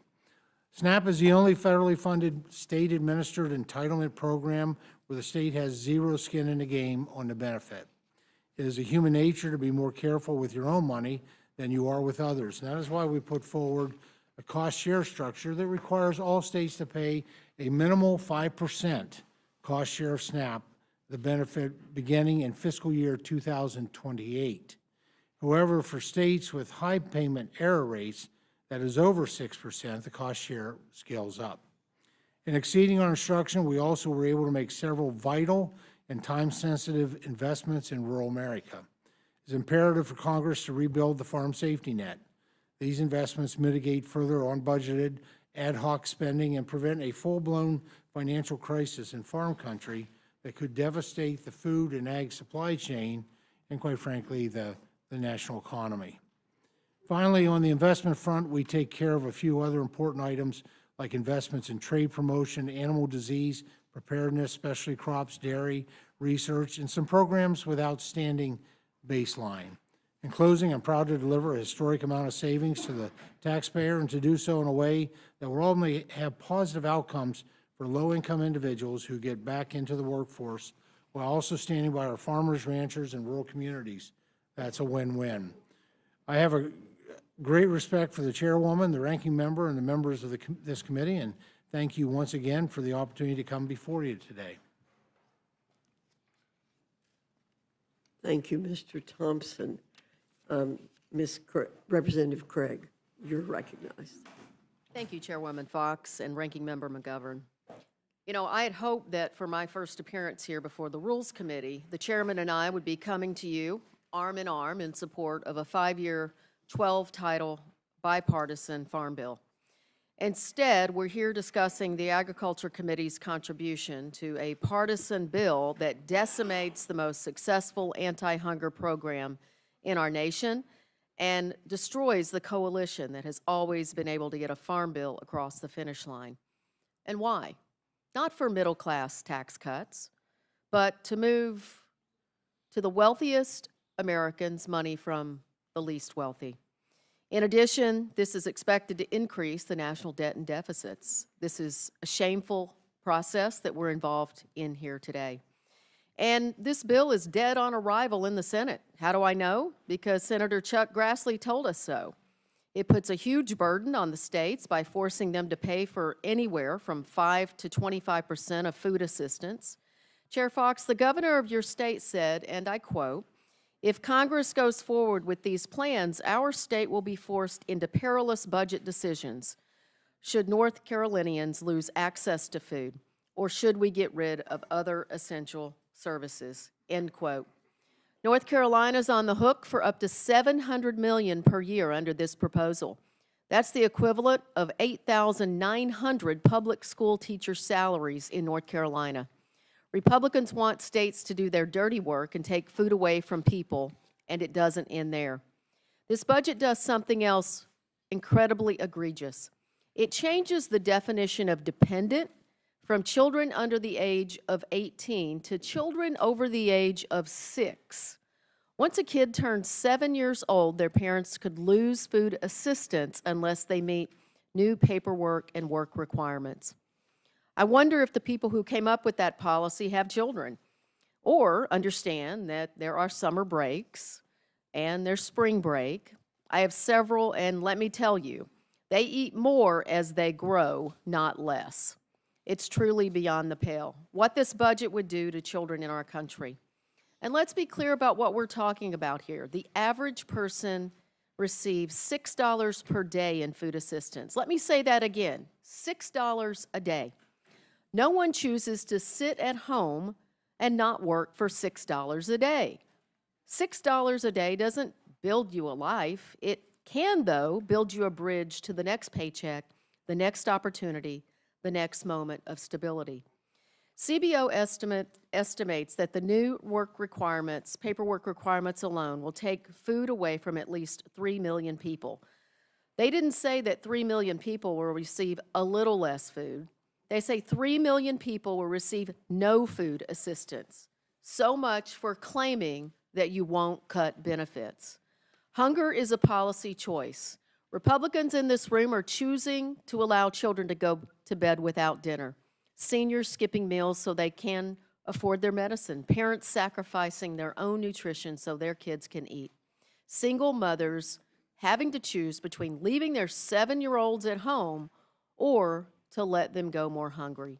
Everyone in this country is struggling with higher costs already, and instead of addressing that problem, Republicans are choosing to make it worse, and it's shameful.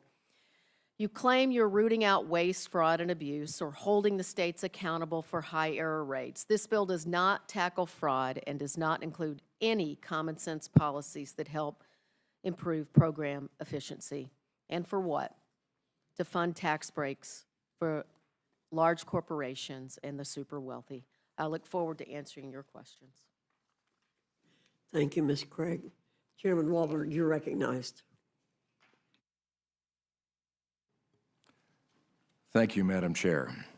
The Student Success and Taxpayer Savings Plan saves nearly $350 billion to help advance President Trump's agenda, the common sense agenda, and ensure taxpayers, students, and schools are better served.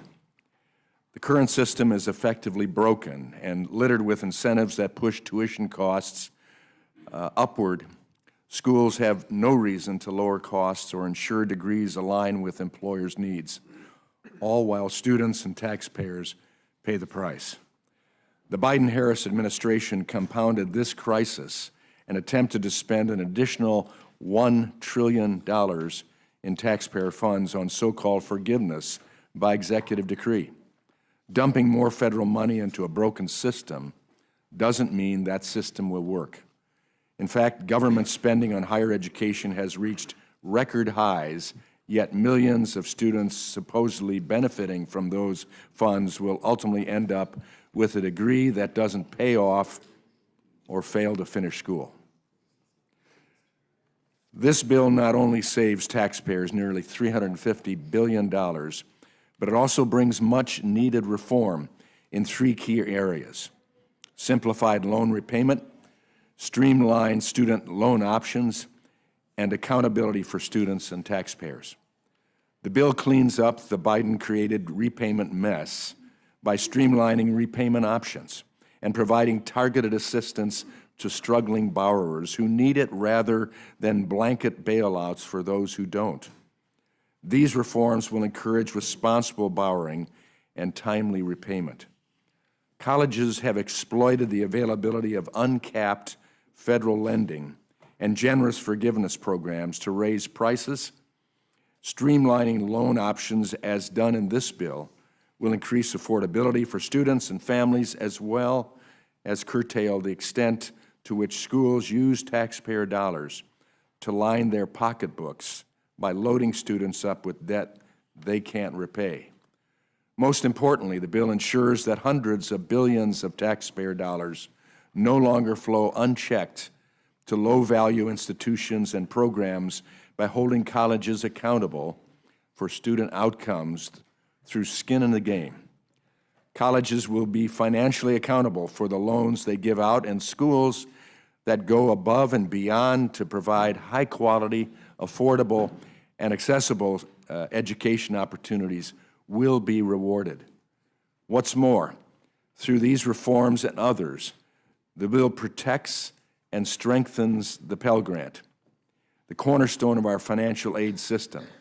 The bill closes the funding shortfall that would otherwise result in students being unable to afford college as early as next year. Additionally, it expands student choice by allowing students to use Pell on high-quality, short-term credentials aligned with workforce needs. We're on a fiscally unsustainable path in higher education. Without change, we can't deliver on the promise of economic mobility for all Americans. So I urge my colleagues to pass this big, beautiful bill. And I yield back. Thank you, Mr. Wahlberg. Mr. Scott, you're recognized. Thank you, Madam Chair, Ranking Member McGovern, and members of the committee. I'm here to speak in opposition to the reconciliation plan. In fact, we're considering this in an overnight committee hearing. That tells you all you need to know about how bad a bill it is. And after reviewing the Big Bad Billionaires bill, it's clear that the central theme is to make life harder for everybody but the wealthy. Just consider the numbers. Under the bill, 4 million students are estimated to have their Pell Grants reduced or eliminated. Up to 18 million children are estimated to lose access to free school meals, and over 13 million people are set to lose their health coverage. And what is the purpose of all of these cuts? To give tax breaks to millionaires, billionaires, and corporations. But now, as ranking member of the Committee on Education and Workforce, I want to focus on what this does to education. It's currently drafted. The bill will increase costs for students attending college. It'll increase students' exposure to low-quality, higher education programs, which would then reduce the likelihood that they'd actually find a rewarding or successful career. Will divert federal money into private schools and reduce the number of students who will be able to get free lunches, and then take all of those savings to pay for more tax cuts for wealthy and the well-connected. Under this plan, the Republicans will cut students' access to Pell Grants, drastically lowering the amount of federal loans they can take out. That will either deny them the opportunity to get a college degree or push students into unaffordable repayment plans and push them into the private, high-cost private loan programs. Under this bill, loan payments will be less affordable. For example, single borrower making $45,000 a year will see the student loan payments just about triple. Under the SAVE plan, which was President Biden's final plan, the borrower would have been paying about $41 a month. This bill will have them paying $150 a month. And making it more expensive to attend college isn't bad enough. The bill will also increase their exposure to low-quality programs. That's because the bill eliminates existing regulations that protect students from predatory, low-quality, for-profit programs. In addition to making it harder for low and middle-income people to afford college, the proposal will significantly impact public school meals program. For some students, the food served at school may be the only nutritious meal they receive that day. And when children are fed healthy, nutritious food, they not only are more likely to show up at school, but their academic achievement increases. And yet, despite this, the new analysis from the Urban Institute estimates that up to 18.3 million children could lose access to free meals as a result of the cuts to the SNAP nutrition program. And this is just what the SNAP program does to the students. We've not received the complete analysis on what other parts of the bill do. Last week, Ranking Member Boyle and I wrote to the Speaker requesting specific data on the number of children and families that would lose access to free or reduced school lunches, critical WIC services, and grocery benefits through the summer EBT program, all due to SNAP and Medicaid cuts in the Republican reconciliation plan. We haven't received a response, and we should receive a response before we have to actually vote on the bill. Finally, I'd like to point out that the bill includes language to fund privatization of public education. That would constitute the first nationwide federal voucher program, effectively diverting taxpayers' money and resources into private schools, away from public schools, which will be serving 90% of the students.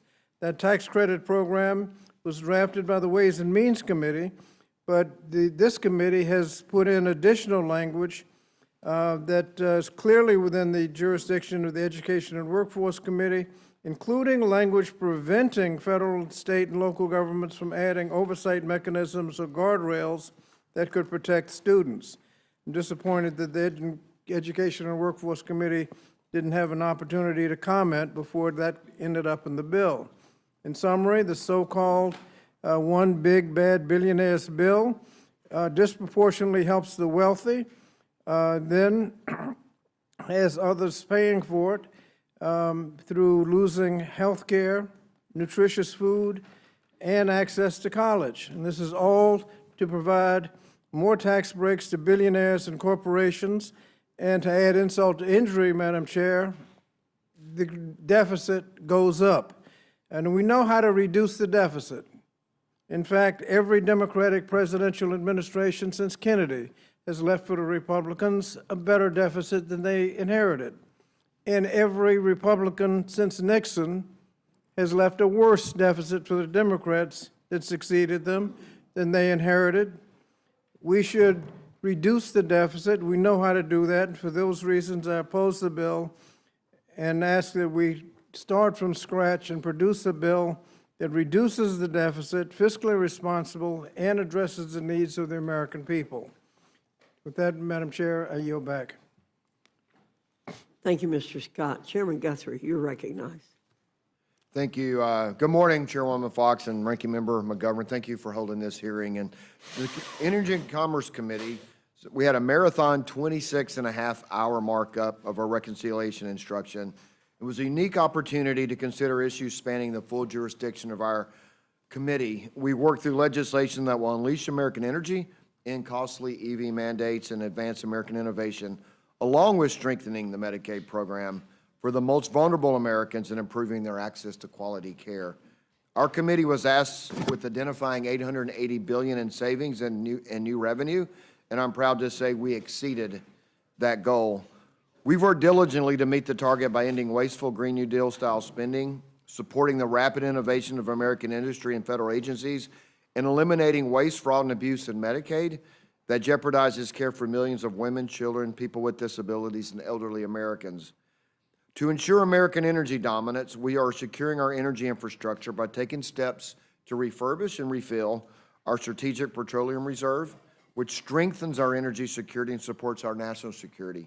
Further, we're taking steps to streamline the process for LNG, exporting LNG to our allies while promoting more American energy production.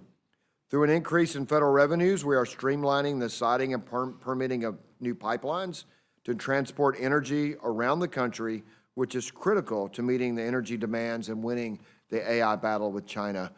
We are saving $172 billion over the next 10 years by repealing the burdensome Biden-Harris administration regulations, and over $100 billion by eliminating the EV mandates imposed on the vehicle emission and CAFE standards that have failed to serve American taxpayers.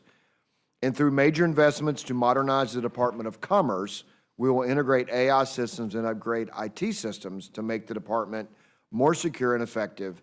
To protect the integrity of this project, we are implementing guardrails that protect against state-level AI laws that could jeopardize our technological leadership. Our legislation raises $88 billion of new revenue through a historic agreement reauthorizing the FCC Spectrum Authority while protecting U.S. national security. Biden-era inflation has left Americans struggling to access affordable health care, making programs like Medicaid critical for the vulnerable Americans who rely on them, making it more difficult. The issue has been exacerbated by the decisions of left-leaning state governments to spend taxpayer dollars on illegal immigrants.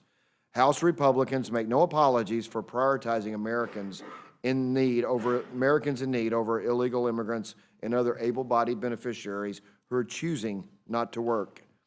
Our priority remains the same: strengthen and sustain Medicaid for the expectant mothers, children, people with disabilities, and the elderly. That is why our legislation stops billions of dollars of waste, fraud, and abuse in the Medicaid program by beginning to close loopholes, ensuring states have the flexibility to remove ineligible recipients from their rolls and removing beneficiaries who are enrolled in multiple states. These are all common sense policies that will save taxpayer dollars and refocus Medicaid on those who need it most.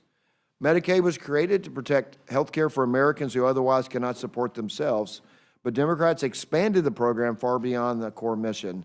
That's why we're establishing common sense work requirements for capable but unemployed adults without dependents. Let me be clear, these work requirements only apply to able-bodied adults without dependents who don't have a disqualifying condition like a disability or substance use disorder, encouraging them to reenter the workforce or give back to their communities and regain their independence. All of this part of our effort is to strengthen Medicaid for those who need it most. When President Trump delivered his second inaugural address, he promised a revolution of common sense that would launch a generation of growth, prosperity, and health. This reconciliation bill is critical to that promise the President and congressional Republicans made to the American people. And today we're discussing a bill that unleashes American energy dominance, advances innovation, and protects access to care to our most vulnerable. When we were able to accomplish all of the outstanding developments for our constituents and extend the 27 Trump tax cuts, we'll have delivered a generational win for our constituents. And I'm proud of the work to respark the American dream and ensure our country will always be the land of opportunity. I yield back and look forward to answering questions. Thank you very much, Mr. Guthrie. Representative Pallone, you're recognized. Thank you, Madam Chair, and good morning to everyone here today. And I'm always happy to come before the House Rules Committee, but I have to say that convening a hearing at 1 a.m. in the dead of night when most Americans are asleep at home to pass a bill with catastrophic consequences for millions of Americans is wrong, and we should be debating this bill when the American people can follow along. And Class Americans, why are you making them expire? Why are those tax cuts temporary? So the bill that we passed in 2017 out of the House made everything permanent. It was the other side of the building that put the expirations in, but the bill that I drafted, Mr. McGovern, and that I was part of the Ways and Means Committee made everything permanent. And the good thing about it is this one big, beautiful bill before you will make all those expiring provisions permanent. Well, let me ask you this. Do you think the child tax credit should go down in 2029? You're talking about 2029. Yeah, no, that is the enhanced boost that we're doing, which is $500 more for the child tax credit. But you think it should expire in 2029? I would love for it to go longer, but I would love for Democrats to work with us to try to make sure we have permanent tax policy. Do you think the standard deduction should fall in 2029? Absolutely not. That's why I think Democrats would want to work with us to make sure that we continue to provide tax relief for working families. Do you think taxes should go up on senior citizens in 2029? That's why I hope Democrats will work with us to make sure that we're providing tax relief for seniors. Do you think people should have to pay taxes on their tips in 2029? That's why you'll vote with me to make sure that it doesn't happen, right, Mr. McGovern? And do you think that people should have to pay tax on their overtime in 2029? That's why we're eliminating it in this bill, and that's why you're voting against it. No, I mean, I'm voting against it because I don't like the taxes for billionaires and the cuts in healthcare and the egregious no cuts in tax food for and food overtime is benefits. in this bill, But and I'm you'll just- be I'm voting just, no. You know, I mean, and as I said at the beginning, I mean, we're more than willing to work with you on tax cuts and tax relief for those in the middle, and for those vulnerable populations. But it just seems that all these provisions that seem to benefit the people who are most well-off and well-connected don't have to worry about that, but all this other stuff, we do. So I'll just close with this. You know, I think this is an awful, awful bill. And I understand why we began meeting at 1 in the morning to talk about this, because I think my Republican friends don't want people to know about it. The idea of people losing health care benefits, and the idea of billionaires getting tax cuts, and people losing their food benefits. I said this in the Ag Committee. I said that there's a special place in hell for people who take food away from hungry people.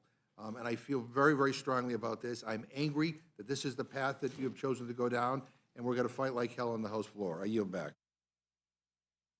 Gentleman yields back now. Recognize Ms. Fishbach for her time of question.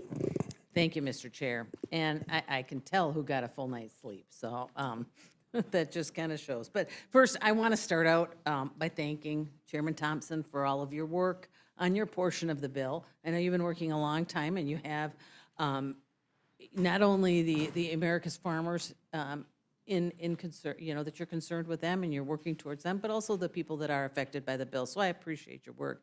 And Chairman Guthrie and Chairman Wahlberg, appreciate what you've done. I mean, you have done wonderful things, and I know that you've been working on it for months and months and months. It went through your committee, and we've all been working on those things over a great span of time. And Mr. Smith, Chairman Smith, excuse me, I have to say, I thank you for your work on Ways and Means, and I was honored to work with you on that. We've been working well over a year, working through all of these provisions and making sure that we are addressing the issues that we need to keep the economy going, to offer tax breaks to the middle income, and all of those things that we did. And you mentioned some of the provisions, or a lot of the provisions that were and we've discussed a few of them that are in the bill. And, you know, I wanted to get just a little more specific, because some of, you know, as we were talking about, we need to talk about people, we need to talk about what's going on. And, you know, we heard about how important 199, over the year that we worked, and I'm sure everybody has heard from their constituents, we heard about how important the 199A 20% deduction is, and we were able to increase that to 23%. I'll just tell you, in my district, that affects 55,000 small businesses and family farms. And you know what? I don't think they're billionaires. I mean, if I have 55,000 billionaires in my district, that's incredible. I would like to meet them.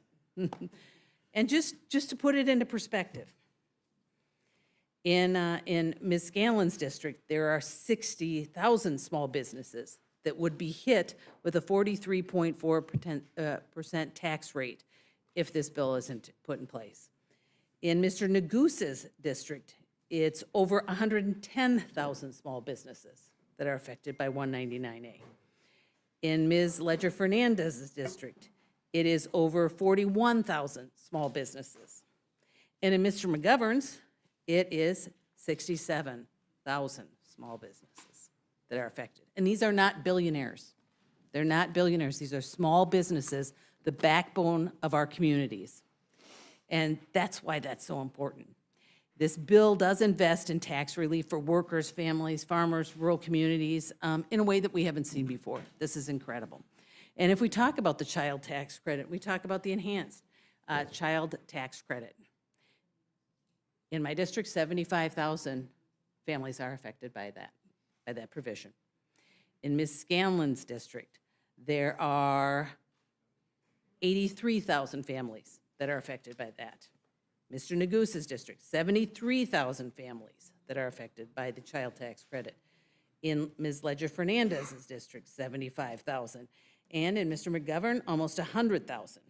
And all of those people would see their child tax credit cut in half without this bill. These are regular people, regular middle-income people that will be affected if we do not take to heart those provisions and pass this bill. This is about making sure that people have what they need and the middle income are there and supported.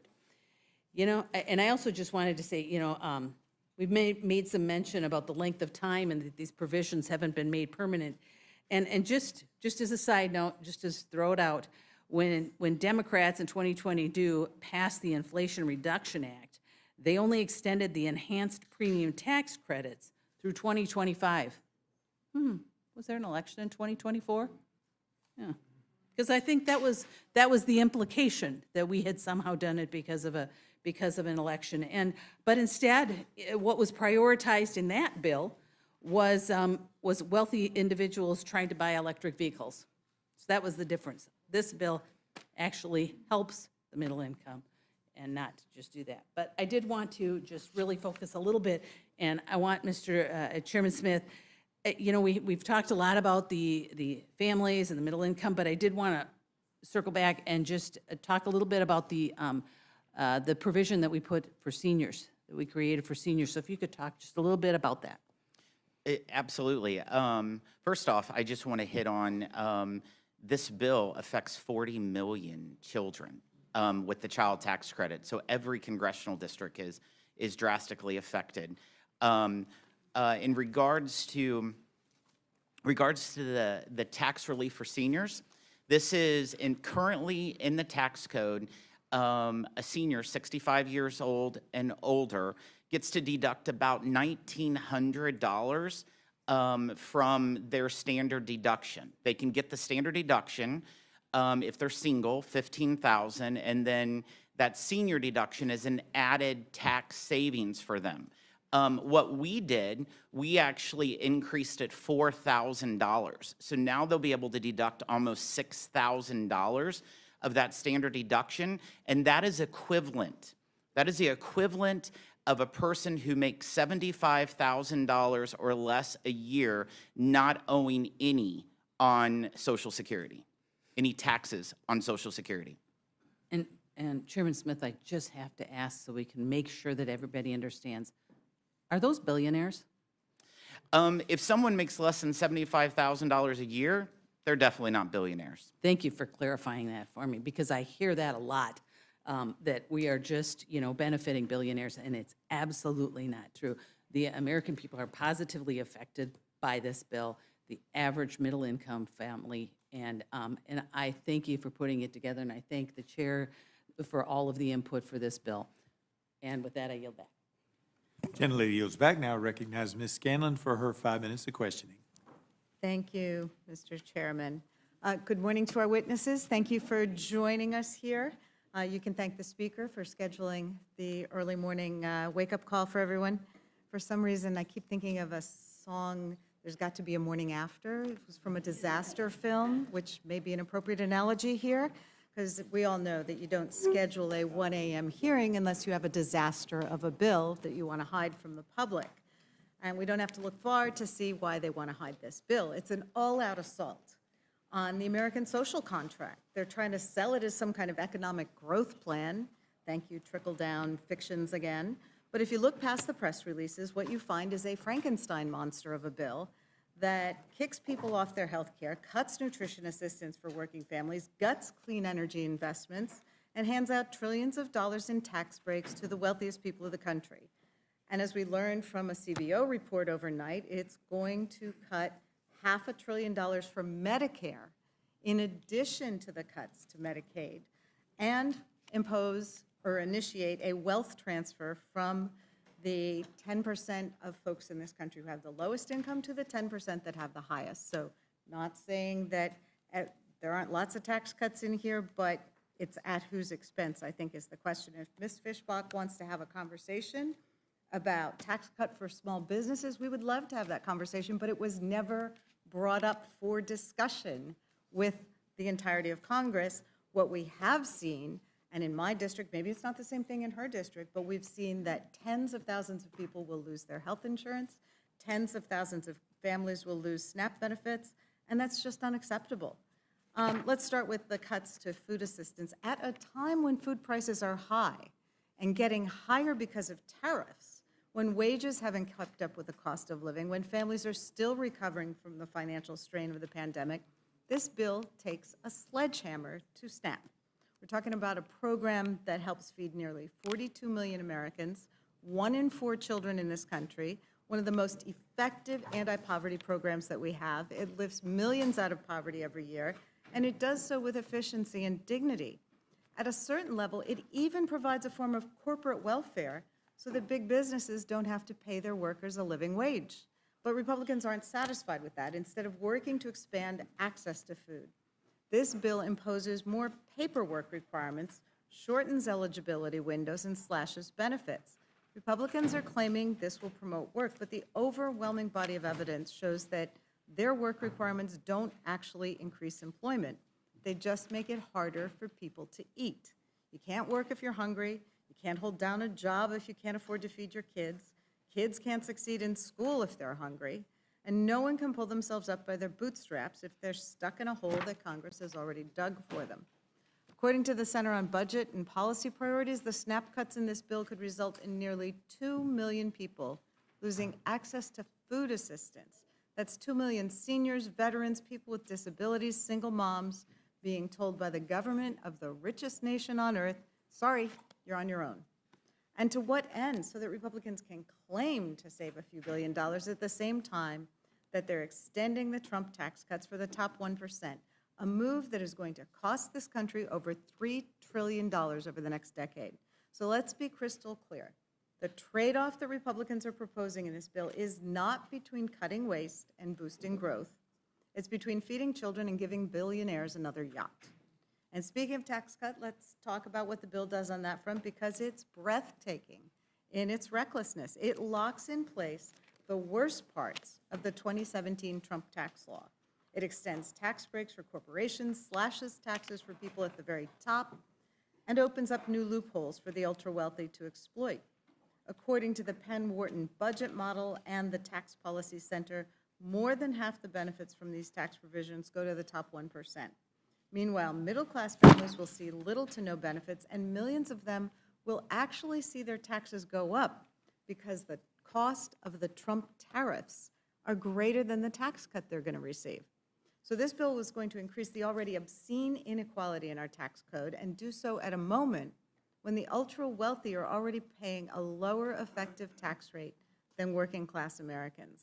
If you want to talk about fairness and rewarding work, maybe we should start by asking why a billionaire hedge fund manager pays a lower effective tax rate than a firefighter, a nurse, a plumber, or a school teacher. This isn't tax reform, it's tax rigging. It's trickle-down economics with a fresh coat of paint. And like every other time this theory has been tried, it's going to end in disaster. We already have a preview of what's coming because the fiscal impact of this bill is a 5-alarm fire. The bill's projected to add more than $3 trillion to the deficit over the next 10 years, and that's not coming from liberal think tanks. It's coming from conservative think tanks and former Republican budget officials. And that's a baseline estimate. That's before the creative accounting and gimmicks get stripped away. Once you dig into the details, factor in the full cost of the tax cut extensions, the impact of the new tariffs, and the backloaded nature of the spending cuts, the real number could be much higher. And that's before we even see what's going to be in the amendment that nobody's seen yet to this bill before it hits the floor. So Republicans are saying, don't worry, tax cuts will pay for themselves, but we've heard this song before. They said the same thing in 2001. They said it again in 2003. They definitely said it in 2017. And in every single case, the result was the same: bigger deficits, slower growth, and greater income inequality. There's no serious economist, none, who believes that extending the tax cuts will magically balance the budget. And we know that Moody's just downgraded our credit rating in part because they know these tax cuts will balloon the deficit and make our fiscal situation even worse. How do the Republicans propose to deal with that deficit? Not by rolling back the tax cuts, not by asking the wealthiest among us to pay their fair share, but by cutting health care, slashing food assistance, and gutting the programs that ordinary Americans rely on every day. So looking at the healthcare cuts, because they're among the most devastating parts of this bill. If this bill becomes law, nearly 14 million people lose their health coverage. 14 million, millions of low-income Americans who rely on Medicaid for doctor's visits, prescription drugs, life-saving treatments. That includes working families who use the Affordable Care Act to buy coverage on the marketplace. It includes cancer patients, people with disabilities and chronic illnesses, and seniors in nursing homes. We're hearing from all of our nursing homes about how devastating these cuts will be. This bill rolls back Medicaid expansion, slashes subsidies for ACA coverage, and imposes harsh new work requirements that will lead to coverage losses without increasing employment.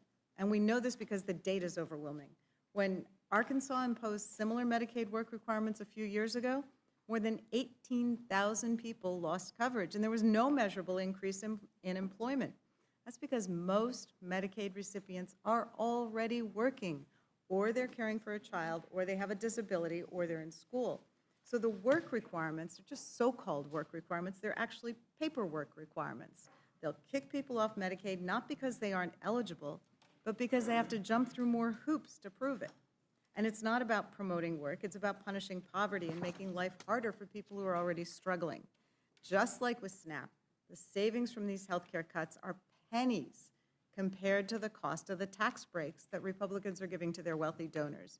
You don't get to call yourself fiscally responsible when you're taking health care away from cancer patients so that Elon Musk can get another tax write-off. Congressional Budget Office has been crystal clear. Medicaid work requirements don't increase employment, they just increase the paperwork and the number of people who lose health care. This isn't about work. It's about trying to justify an unjustifiable tax giveaway to the rich. And then we have the clean energy and environmental investments that are being gutted in this bill. At a time when we're seeing record wildfires, catastrophic flooding, skyrocketing insurance premiums due to climate-related disasters, Republicans want to gut the very programs that are helping us fight back.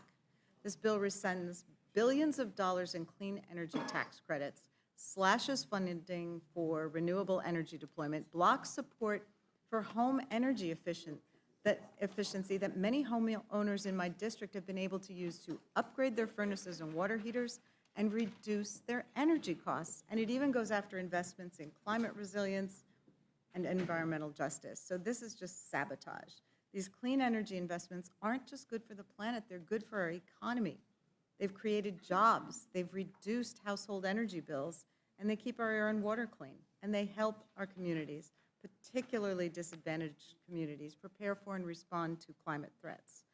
But because these provisions were passed by Democrats and they help us transition to more sustainable energy sources and reduce our reliance on fossil fuels, Republicans are determined to tear them down. And the irony is that a lot of these projects are happening in red states, Texas, Oklahoma, Iowa. They're leading the way in wind and solar development. But this bill is going to pull the rug out from under that progress, all to make a political point. The American people deserve better than this. They deserve a government that works for them, not one that caves to corporate lobbyists, science deniers, and billionaire donors.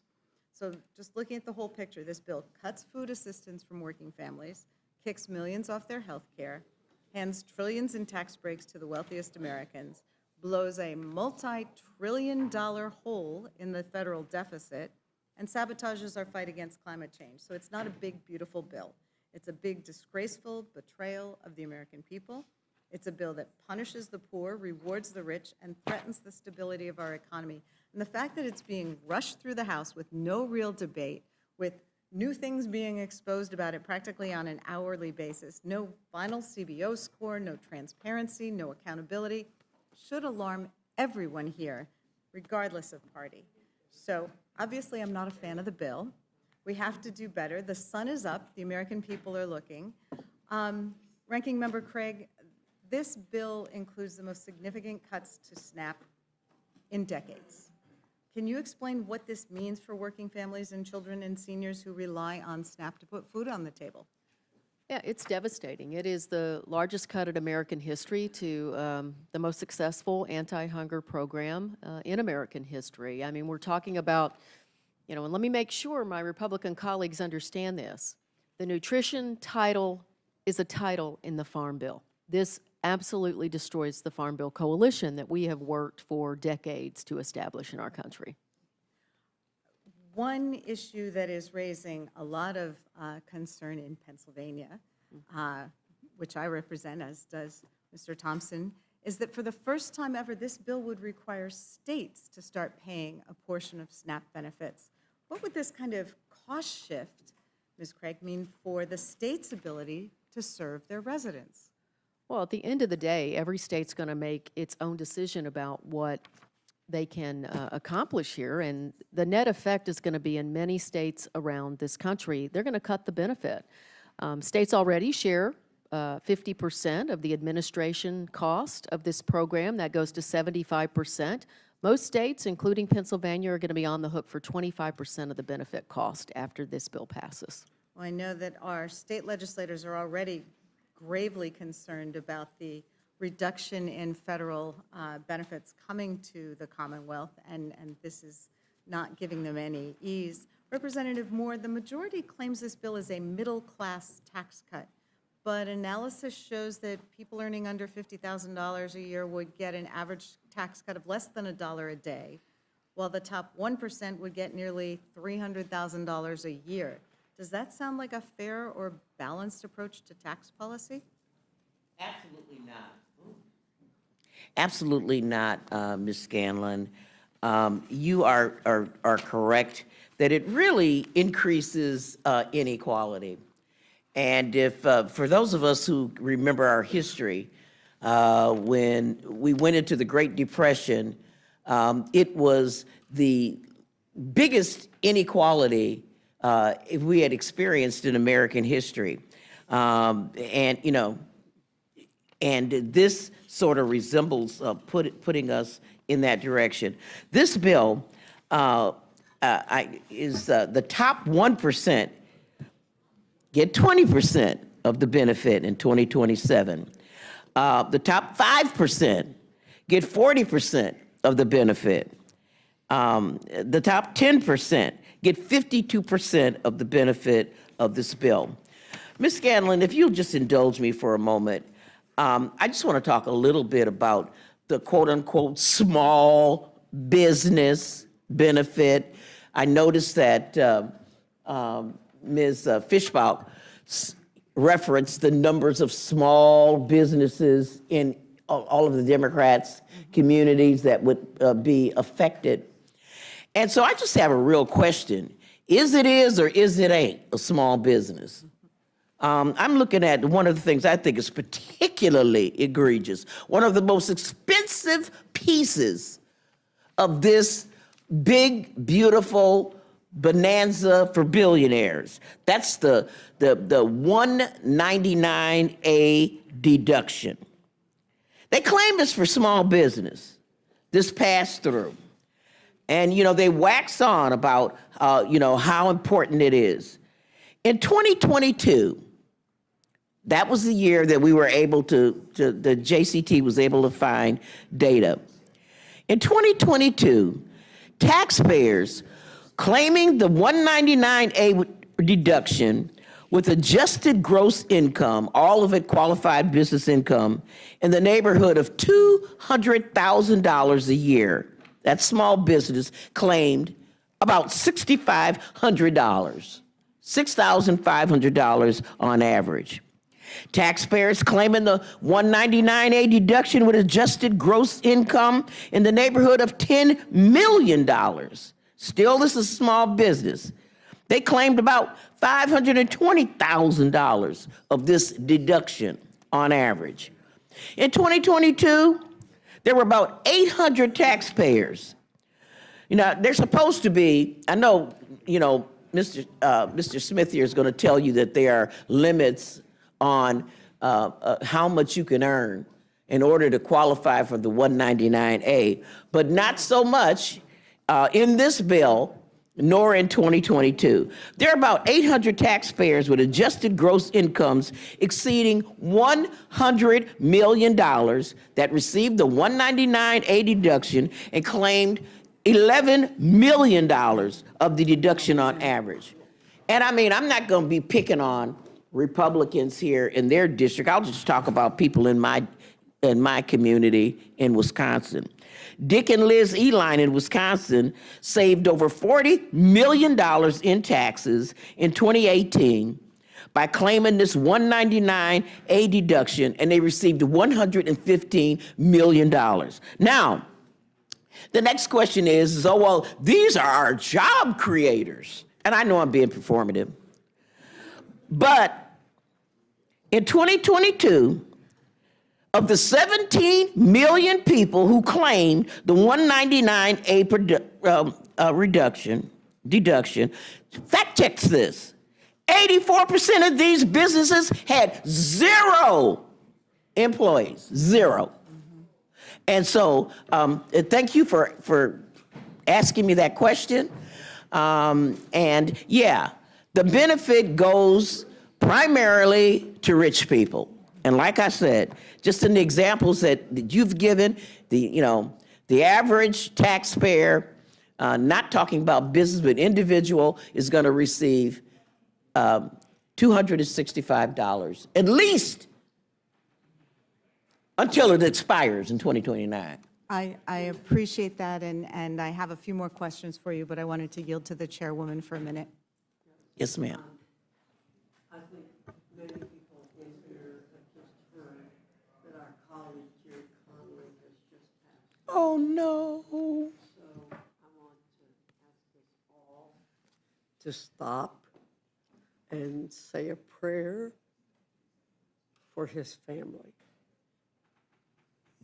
Please take some time.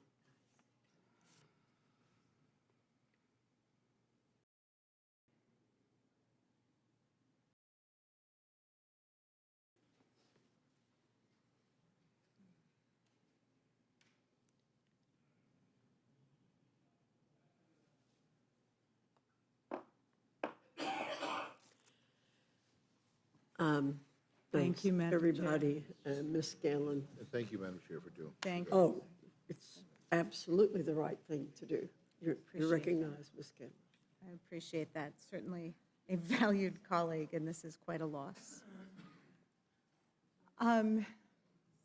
Representative Moore, we had just talked about the fact that the top 1% or top 0.1% are going to get a $300,000 per year tax break, which is almost 4 times the median household income in my district. So the fact that the very top would not only not pay their fair share, but this kind of break, what do those kind of trade-offs say about the values and priorities in this legislation? Ms. Scanlon, it exacerbates the income equality that we have.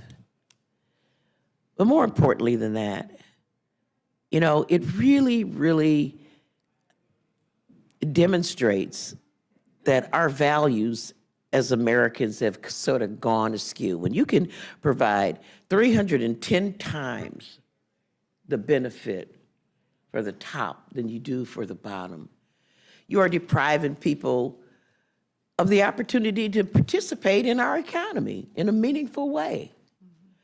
And the costs of that are tremendous, and then when you pile on stuff that's not in the Ways and Means jurisdiction, like the cuts to SNAP, the cuts to Medicaid. When you give somebody, it's $265 tax return, how far is that going to go with compensating for their loss of SNAP and Medicaid? There's not one page in here that gives them any child care assistance or anything else. And I just want to point out that, we hear on and on and on, and I know Medicaid is not within our jurisdiction, but Medicare is, parts of Medicare are. And, I'm so sorry, I'm just a little bit upset about Jerry, my friend. But what we're seeing is that we're as we dismantle healthcare and we dismantle SNAP, we're not just depriving the poorest of the poor. We are dismantling healthcare, period. I mean, rural hospitals are going to close.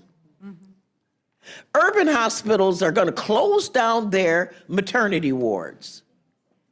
Graduate students, I had docs come and say, graduate students, people who graduate from medical school aren't going to be able to have residencies because there didn't be no hospitals.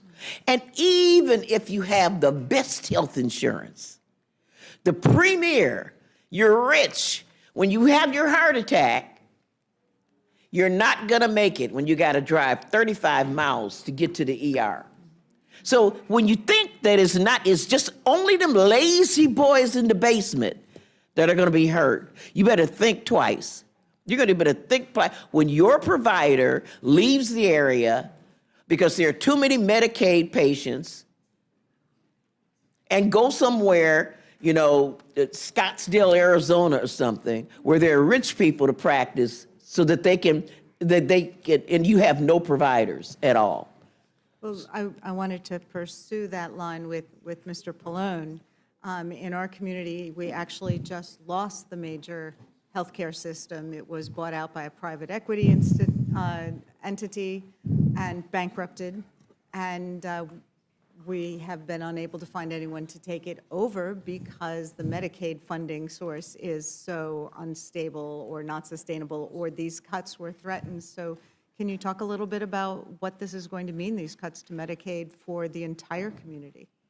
Well, as you point out, or already been stated, when hospitals and all healthcare institutions depend on some kind of reimbursement, either private insurance, Medicare, Medicaid, whatever it is. And if you're a hospital or you're a nursing home or your community health center, whatever, is highly dependent on Medicaid, which many rural hospitals and institutions are, then they just don't get the reimbursement rate. And now these people are coming to the emergency room and they're going into the uncompensated care because they can't afford to pay the bill. And so what does the hospital do? Well, most states don't have the ability to make up for that. Some don't have much pay out much uncompensated care at all. And so they either close because, now they can't make it, or they try to pass that on to private payers or other government, or other government payment programs. The other alternative is that the quality of care goes down. So in the case of a nursing home, rather than, if they don't close, then and they get less money, then they just provide less services. One of the things that disturbed me the most in this bill, in the Energy and Commerce mark, was that the Republicans take away the nursing home staffing ratio, right? I think they saved $7 or $8 billion by doing that. But what happens then? There's no nurse there at night. There's no nurse. And people die because there's nobody to take care of them. The services go down. I remember years ago in my state, we had terrible nursing home situations, safety, health hazards, nursing homes burned down, people died in the fires in my hometown. I don't want to go back to that. We've made a lot of progress, and we certainly don't want to go back to that. But if I could just add, when the gentleman from Wisconsin said that, from the Energy and Commerce perspective, we're not involved with the taxes, and I do think that, lower income or even middle income people are going to pay more with this bill in taxes. But that we're concentrating on all these other affordability issues, right? In other words, we spent our time when we were in the majority trying to expand options so people could live and it was more affordable. So expanding Medicaid was an example of that, right? Making, expansion of SNAP, making, having affordable connectivity programs so people could afford, to pay for the internet. LIHEAP, right? All those things are on the chopping block now. Some of them are on the chopping block in this bill with the Medicaid cuts, But, you know, the president is essentially eliminating LIHEAP. The Republicans refuse to renew affordable connectivity.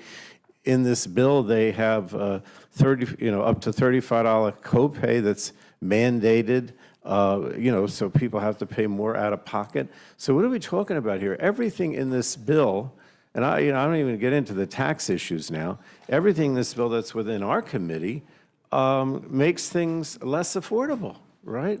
At a time when the president said, oh, when I'm elected, prices are going to go down, everything's going to become more affordable. It's the opposite is happening. Groceries cost more, inflation's going up, everybody's, and this is just aggravating that situation completely.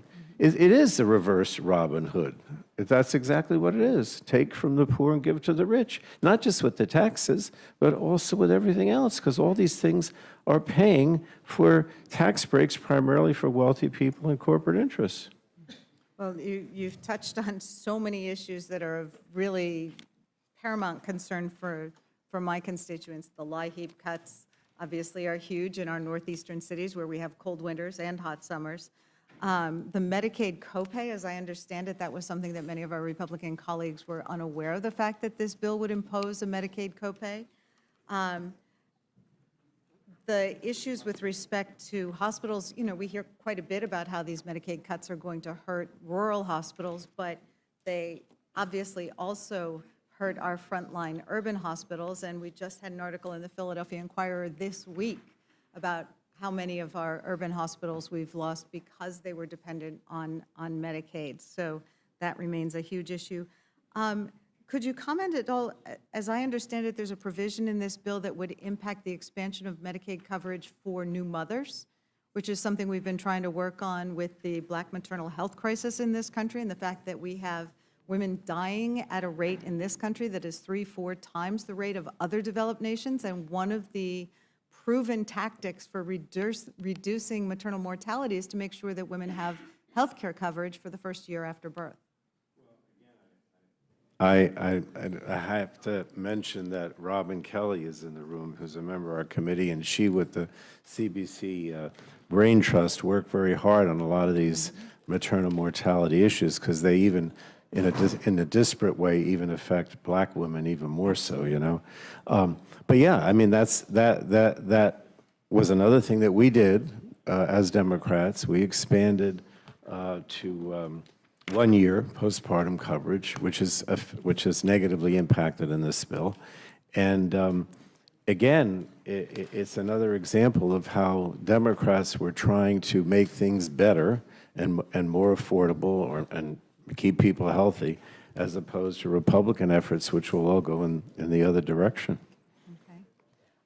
Representative Scott, Pennsylvania has a disproportionately high level of folks who have student loans, and they have a greater dollar value on average than most states, and that may be in part because of problems with funding our state universities, but nevertheless, we have a lot of people who have a lot of student loans that they are struggling to pay at this point. Can you comment on what this bill would do with respect to student loans? Well, there are a couple of things on student loans. One, it limits the amount of student loans you can take out, so a lot of students will have to choose between going to college or taking out private loans to make out the difference. But on the repayment is much more expensive. And so it's much of a problem they have now. It'll be even more. So they limit the amount of aid you can get, so a lot of students won't be able to go to school. Those that do will be paying more, and for longer. And I mean, it's an issue that is really something that over our lifetimes has really just taken on a whole new structure. I mean, when I went to college, I could work as a lifeguard and get a little help from my family and take out a few loans and could manage to do that. But now you can't, without a college degree, you can't make enough money to even begin to start paying for Well, college. a few decades ago, the Pell Grant covered the 80% of the cost of going to a state college, tuition, room, and board. Now it's about 30%. Yeah. And that's where the student loan crisis came in, because families don't have that kind of money. They have to, if they don't have a lot of money, they have to come up with, make it up with loans. Yeah. And by limiting the amount you can borrow, you may not be able to get enough to be able to go, so you don't go at all. Or you get into the private loan market and pay all kinds of extra fees. And then after you've gone, the repayment is more expensive. Right. So it's just a bad deal, particularly if you're going this far into debt. People ought not be worse off. So we've got bad news on the food front, we've got bad news on the health front, we've got bad news on the education front, we've got bad news on the tax front for our working families. I think it's a bad bill, and we shouldn't move it forward. Thank you. I yield back.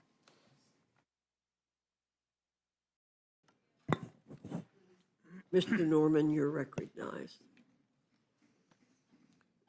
You know, I've listened to this filibuster for a good while, all of us have.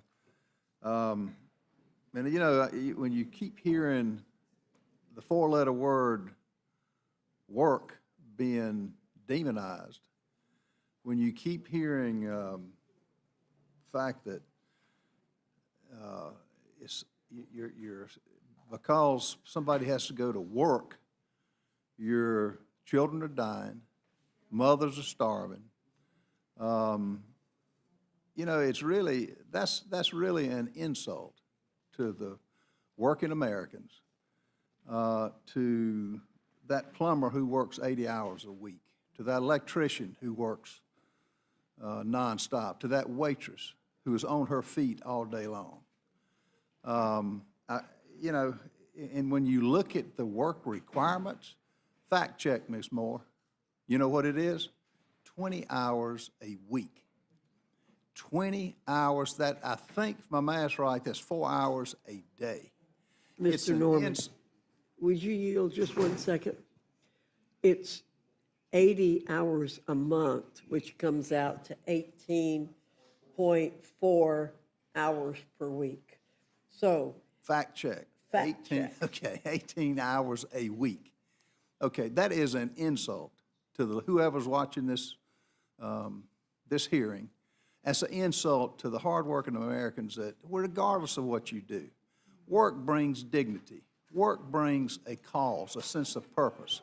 Work brings a reason to get up in the morning. Work helps you find your God-given talent. And to say work is going to kill children, work is going to kill mothers, fathers, you're just wrong. You're not telling the truth. That's not right. America was built on work. And I can hear over and over and over again this rich, poor, billionaires. You know, the identity politics, thank God 77 million people said no to that. They're tired of it. And America is a great country because of work, and people are willing to do it. And it's really, you know, when you look at the fraud that's going on, and I think from what, if you check your facts. Would the gentleman yield? We've got, no. There's 13 billion, that's, if you check the facts, 13 billion of fraud, like in the SNAP cases, people getting money when they shouldn't have. 13 billion per year. That's 1.3 billion per month, if I check my facts right. You know, Americans have had enough of this. And I'm sorry, I know you learned it from the President Biden. Free education, free food for 15 million illegals that came into this country. You know, free housing. I'm sorry, that's not how this country was built. And you know, I admire all of you for the work that you do. Each one of you do work. And for those who keep identifying as, you know, demonizing work and demonizing those who have been successful, you never know the long hours that they put in, the long hours that they took to build a business, the long hours that they didn't get a paycheck. So you're hurting the very people who you could give hope to. And by demonizing this, Americans are just tired of it. You want to know somebody who's a definition of hard work? Right here. Came from nothing. Look at what she did. Many of you, and if you want to say rich, I think if you've got your health, you're pretty rich. If you've got your health, Jerry Conley would get it back. So I resent you saying that, and I really, it's a sad day that we've gotten to that point in this country when so many people are doing that. And Are you asking me a question, sir? no, ma'am. Oh, I but didn't think you would. filibustered long enough. I And think you would actually ask me a question about work.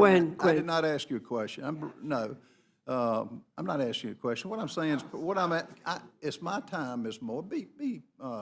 I didn't interrupt you. You went on for, I counted, you went on for 20 minutes, which is fine. And you are entertaining, I'll give you that. But I'm really smart, but Ms. Moore, it's my time. All I'm saying is that the day of demonizing work, the day of demonizing America is over with. And Americans, people got it right. And we're going to continue to have a great country. This bill, this big, beautiful bill will help this country out. It's got some things we got to work out, but it'll help this country. And the other thing I will tell you is the taxes are the people's money. Government is y'all's God. The taxes are the people's money. And to give it back to them, like Chairman Smith and Chairman Thompson and Tim, that's the right thing to do. So we're going to right the wrong for the last 4 years that this country has been through a living hell with this past president. And thank God we got people who are willing to step up and go to work. I yield back. Thank you, Mr. Norman. Mr. DeGoose, you're recognized. Thank you, Madam Chair. Well, my friend from South Carolina talked a lot about work. Just for the record, we've been working for the last 8 hours here in the committee, and I could say the same for the chairwoman. I'm not so sure I could say the same about you. I think you snuck out for a little shut-eye for a few hours, so I'm not sure. There was a lot of talk about work, but I haven't seen you in a few hours, so welcome back. Anyway, I do want to take a minute in all seriousness, and I want to thank the chairwoman for taking a moment to center our conversation here, just to remember and honor our colleague, whom I know we all treasured, and he was a giant among giants in this institution. He was a ranking member of one of our committees. He was the president of the NATO Parliamentary Assembly, appointed by Madam Speaker Emerita. He was one of the most prolific legislators in the House. I don't know that there's a single member of the House during his tenure in this body that had more laws signed, more pieces of legislation signed into law by presidents of both parties. And more than anything else, he was a fighter and a friend. And so I just know that we're going to miss him. And I think that it's a big loss for the people of Fairfax and for the folks in the Commonwealth of Virginia and for this institution. I want to ask some questions. Thank you to the panel. You all have been, I think it's the longest panel. As you know, we started at 1 a.m., so we've been here for about 8 hours. I'm told the sun has risen and that it's morning outside, but we haven't, been outside the room yet, so we'll just have to take your word for it. And as I said to the panel that preceded yours, I think maybe I can speak for my colleagues on this side of the aisle, we have been on this collective journey to try to figure out why the Speaker and Republican leadership decided to do this midnight, middle of the night, dead of night hearing on your reconciliation bill. And of course, we believe it's because this bill is indefensible and the Republican leadership did not want this bill debated out in the open. And I've tried to get answers from a variety of my different colleagues. One of my colleagues from Virginia, Mr. Griffith, offered an explanation more recently and essentially said, well, we did it in anticipation that there would be extensive debate by Democrats on this committee. Of course, there was only 4 of us on this committee. Mr. Guthrie, Chairman Guthrie, you haven't had a question in a while, so maybe I'll pose this to you. How long was your hearing in Energy and Commerce? My hearing, first, my comments on Jerry. He was probably one of my dear friends here and was supposed to be honored this weekend in Dayton, Ohio with a NATO meeting. People don't really realize there's actually a NATO parliament, and some of us are designated, and he was the president or speaker of the NATO parliament. So not only is Jerry beloved by all of us, he's beloved around the world. all of our NATO allies, every time he showed up at a meeting, Jerry, there's Jerry, there's Jerry, and they just, everybody adored him, because he's just a adorable, wonderful person, and I'm going to miss him, and I'll be in Dayton this weekend, and I'm sure a lot of us are going to shed a lot of tears for him, so, send that. So, the question, my hearing went for 26 and a half hours. 26 and a half hours. What time did you start it? We started at 2 o'clock in the afternoon. 2 o'clock in the afternoon. So you weren't worried about the anticipatory debate. You knew that Ranking Member Pallone was going to come armed with extensive arguments and motions and amendments, but you decided to hold the hearing during the day, nonetheless, We right? started during the day. Started during the day. Started during the day. Yeah. Well, I wish that the Speaker would have taken the same approach, but it's clear to me, and I think clear to the American public, that he did not want to have this debate happen during the day, and I can understand why, given what we've heard thus far. Chairman Smith, want to talk to you a bit about tax on tips. I heard your opening statement, and I think in some of the colloquies as far, I think suffice to say that you're very passionate about the no tax on tips. Is that a fair? Yeah, I'm passionate because of the 4 million tipped employees. Just yesterday, in Washington, D.C., at the restaurant that I was at, my waiter asked me, "Are you going to be able to deliver this, Chairman?" So this affects real Americans, so very much passionate about it. Totally. Why haven't you passed a standalone bill to get this done if it's so important? Because there's a 60-vote rule over in the Senate. The Senate just passed their bill yesterday. Which is unconstitutional, because all taxing Of has course, to originate from the I'm well House. aware, but I think, I guess I heard your first explanation was, well, there's 60-vote Senate barrier, so of course we could never get it passed in the Senate. But then Ted Cruz and Jackie Rosen, my understanding is, they passed the bill by unanimous consent. Of course, as you said, there's the constitutionality issue. So I just don't understand why the Ways and Means Committee doesn't just mark up a bill. I think the sponsor of the bill is sitting right behind you. He's been in this hearing since like 3 a.m. Mr. Horsford, he's got a great bill on this. I think we could get this on the bill tomorrow. I think there'd be bipartisan strong support. Clearly, there's unanimous support in the Senate. I mean, if you're so passionate about it, why don't we get it done? Mr. Neguse, you know that I have tried to work on tax policy, bipartisan tax policy the last Congress, that we got 82% of the vote to move it forward. Unfortunately, it died in the Senate. So sometimes bipartisan tax policy does not work. I believe the no tax on tips, the no tax on overtime, the tax relief for seniors are so urgent that I would not allow a tax bill to move forward unless it includes that in the House of Representatives. That's why I'm delivering for working class Americans. Yeah, no, well, anyway, I guess I don't want to belabor the point here. You keep referencing the Senate. Unless I'm missing something, I thought the United States Senate passed on unanimous consent without any objections Ted Cruz, Jackie Rosen, Democrat, Republican bill to not tax tips. And so I'm not really understanding the hurdle there. But anyway, you have a different worldview as to, I guess, the way to effectuate it.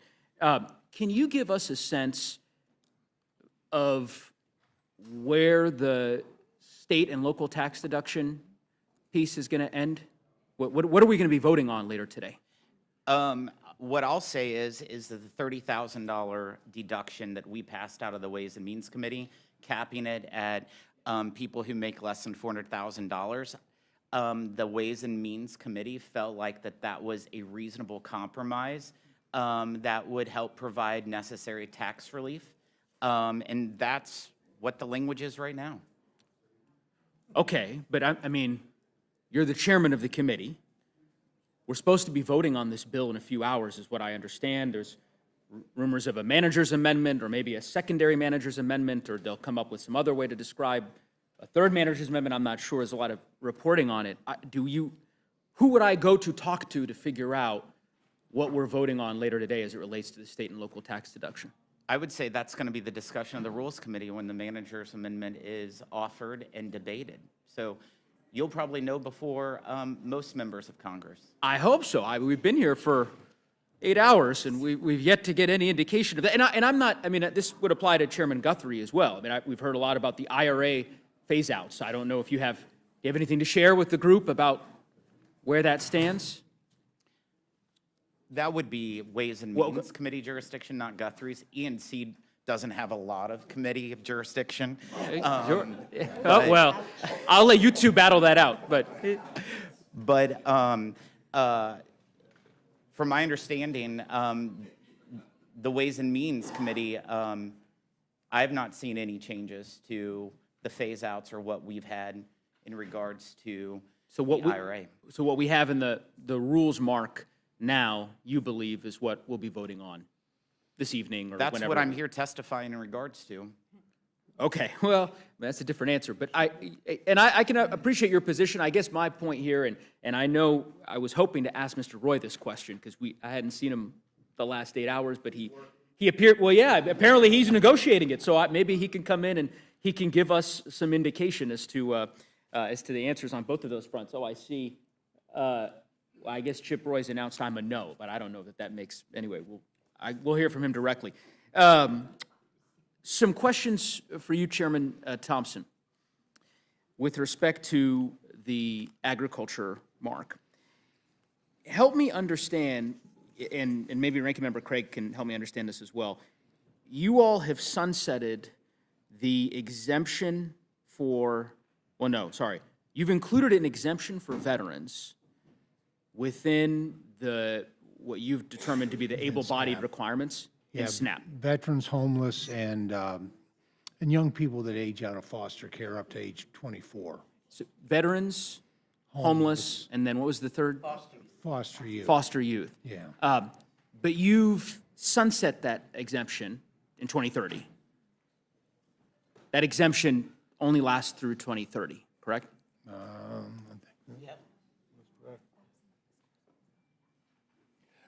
Oh, that's correct, because those were actually put in place of the Fiscal Responsibility Act. That's where those three provisions were added. And I actually believe that.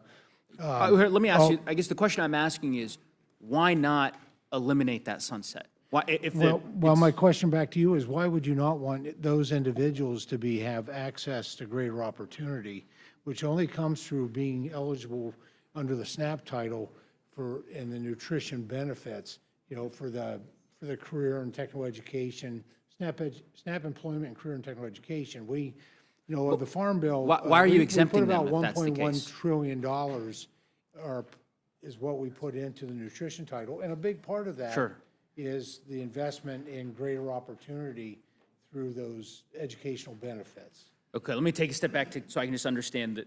I guess what I'm trying to understand is the rationale for the exemption. You've exempted veterans, homeless youth, foster youth from these requirements until 2030. So hold on, let me finish. You've clearly decided that it's important to proceed with those exemptions until 2030. Otherwise, you would have said, we're just going to end the exemption now. So you believe it's important to do for the next few years. Why have you decided not to extend it further? Why is 2030 the year that you've decided that veterans should no longer be able to be exempted from these That was a requirements? part of what, quite frankly, my negotiations on that with the Fiscal Responsibility Act were with President Biden. And that was the. Sure, but you're not locked into that now. You all have abandoned most of the Fiscal Responsibility Act agreements.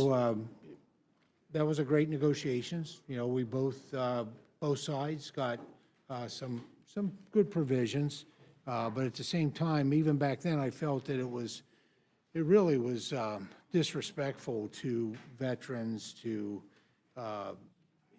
we'll just talk, you let off with veterans, to not have an opportunity to benefit from the investments that are there under this nutrition title for SNAP employment and career and technical education. If you feel that way, why keep it?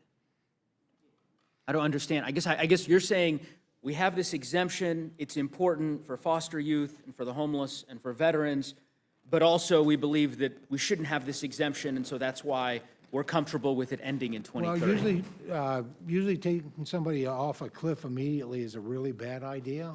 We don't really do that with this bill. Even with the state share, we provide. I agree with you about describing it as a cliff and not an opportunity. I mean, that's exactly what my sort of point is, right? We look closely at poverty cliffs, and and I think taking folks off of that that 2030 expiration really will serve those the veterans population particularly. And I also think the youth coming off out of Sure. foster care. How much money do you think it would cost, your team may have a better sense of this than I would, to extend that out to 2031 or to 2032? Do you all know what it costs per year for that exemption to have continued? I'm not sure the CBO has provided for, we don't. I mean, are we talking tens of millions, hundreds of millions of dollars? Well, we'd have to look back, y'all would have to look back at the Fiscal Responsibility Act to see what the score was on that. Here's why I ask. To me, it seems like really what we're getting at, right, is a question of priorities, resources, and values. And it would not take, I don't believe, a lot of resources, a lot of investment to be able to avoid that cliff hitting these veterans and these foster youth in 2030. Right, and let me give you an example, right? There's a simple way. Are you familiar with the tax on silencers? You're familiar with that? I am. Provision of tax code? And you're aware that this bill repeals that tax? That's correct. All right, and that tax, do you know how much that's going to generate in terms of revenue over 10 years? I don't, it wasn't in my It's jurisdiction, but. No, I understand, let me tell you. What I can tell you It's as a former 1.4 healthcare Let me professional. finish. You said you don't know, so let me tell you. These suppressors. I hear you. Are a healthcare major. in terms I of understand, I hearing hear you. protection. So let me just explain it to you. Over 10 years, the Joint Committee on Taxation estimates that this particular repeal generate $1.4 billion. Think about that. Hold on. I'm not asking you a question, Mr. Chairman. 1.4. Well, you did ask me a I'm not question asking you a originally question about now. I'll give you an veterans. opportunity And in a moment to question I answer the have for you, question. what do you have against Mr. veterans Chairman, being- I will give you having an opportunity to opportunity finish. to climb I'm not a- asking you a run a little question. higher in the ladder of Mr. Chairman, I'm opportunity? not asking you a question.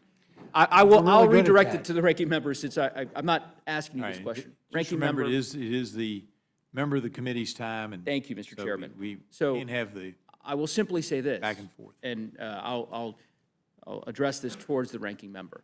$1.4 billion that will be generated by virtue of this repeal of the silencer tax. This is a tax that has been on the books since the mid-1930s, 100 years. That's during Republican administrations, Democratic administrations. I don't remember Republicans, or President Trump for that matter, trying to repeal this tax in 2017, when you all were pursuing this the first time around.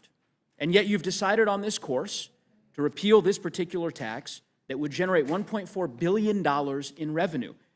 Just imagine, Ranking Member Craig, what you could do with that $1.4 billion to address the cliffs that the chairman of the Agriculture Committee had described with respect to veterans and foster youth.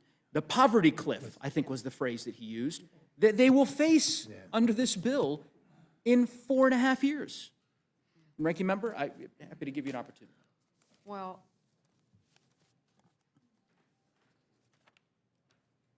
we could spend,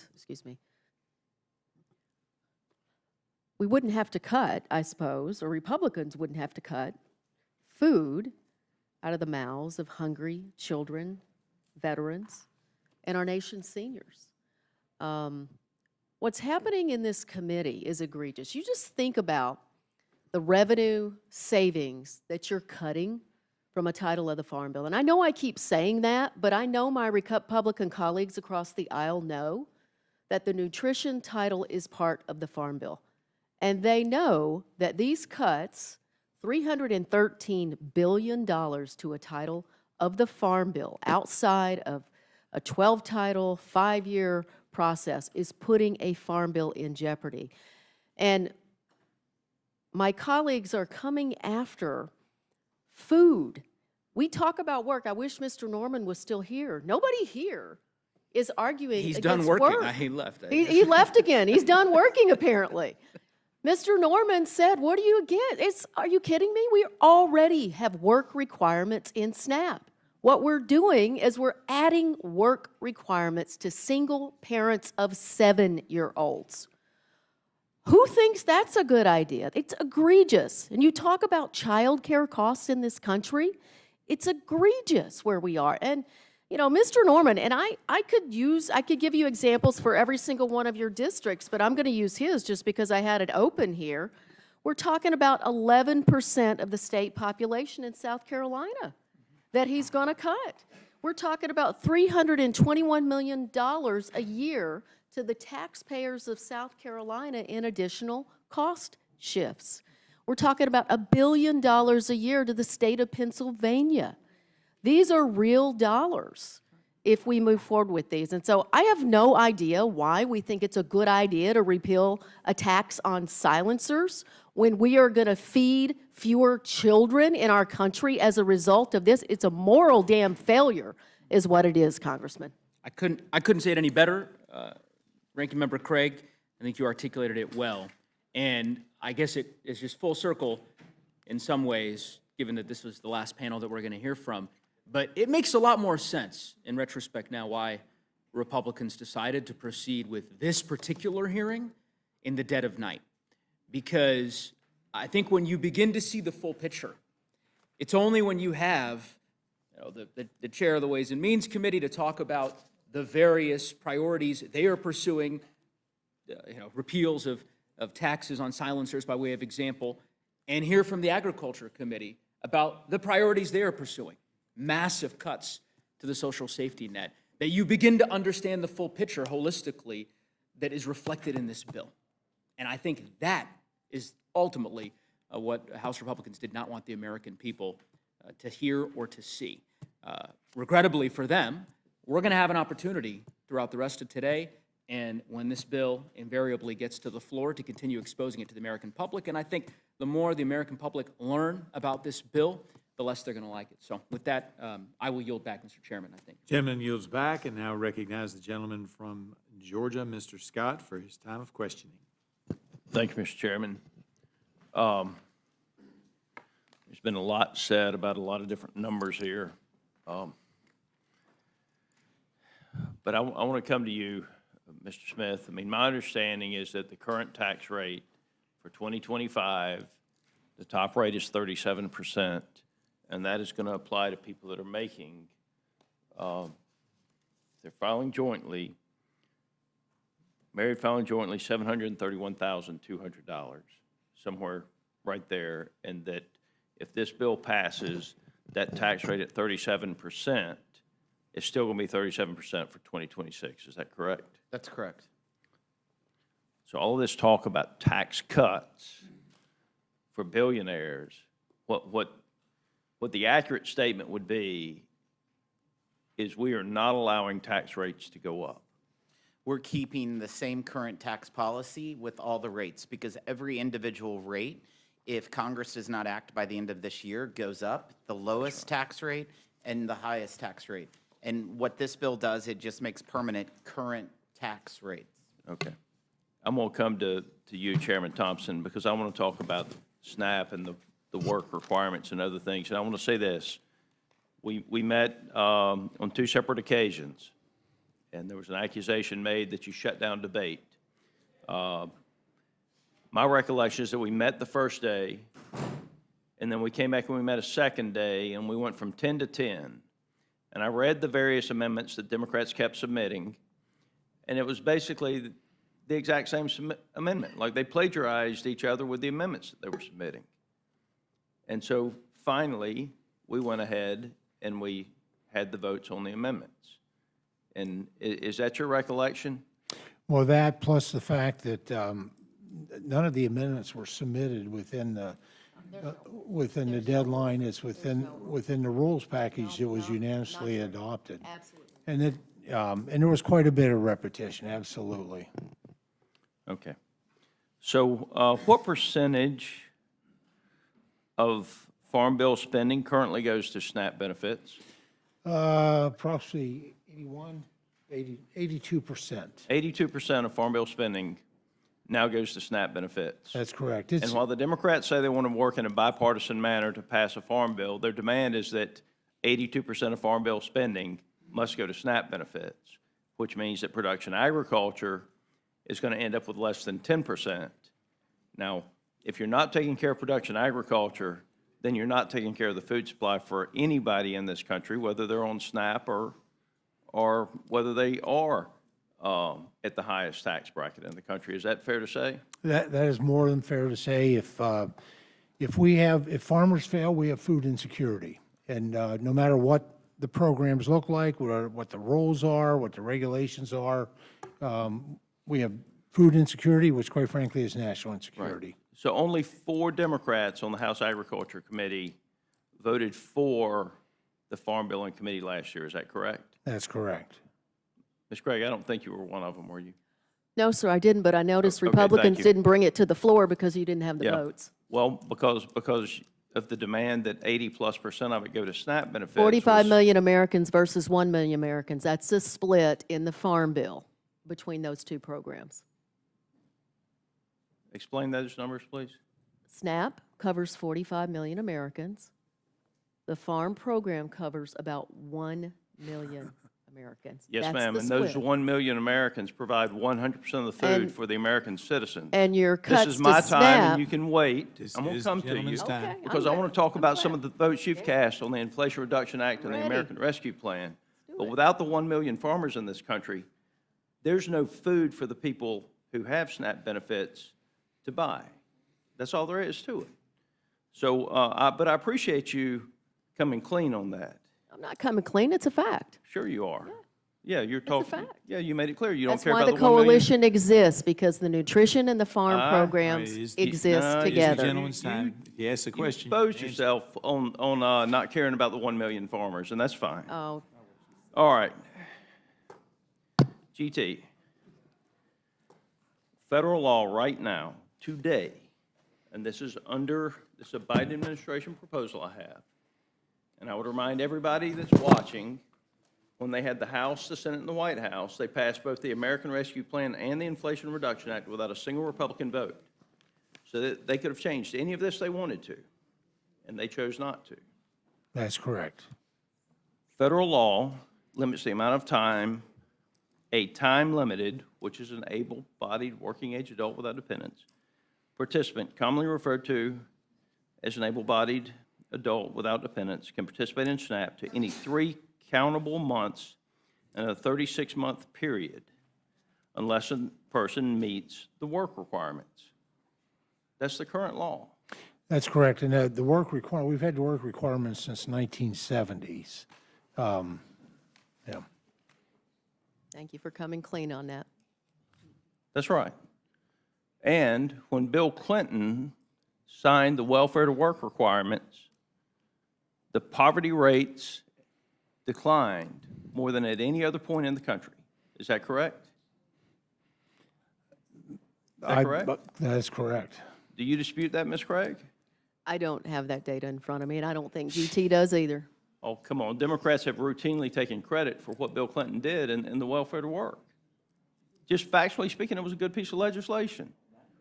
And people went back to work and poverty rates declined. All right. So what we have done in the bill is effectively take the 2 separate work exemptions. One is a general work requirement exemption, and we have made them match with the able-bodied working-age adult exemptions. Is that correct? That's correct. Reducing the, hopefully going forward, then reducing the confusion and the complexity for the participants to be able to gain better access. Gain better access to what? The SNAP. Look, This is the gentleman's time. work is good.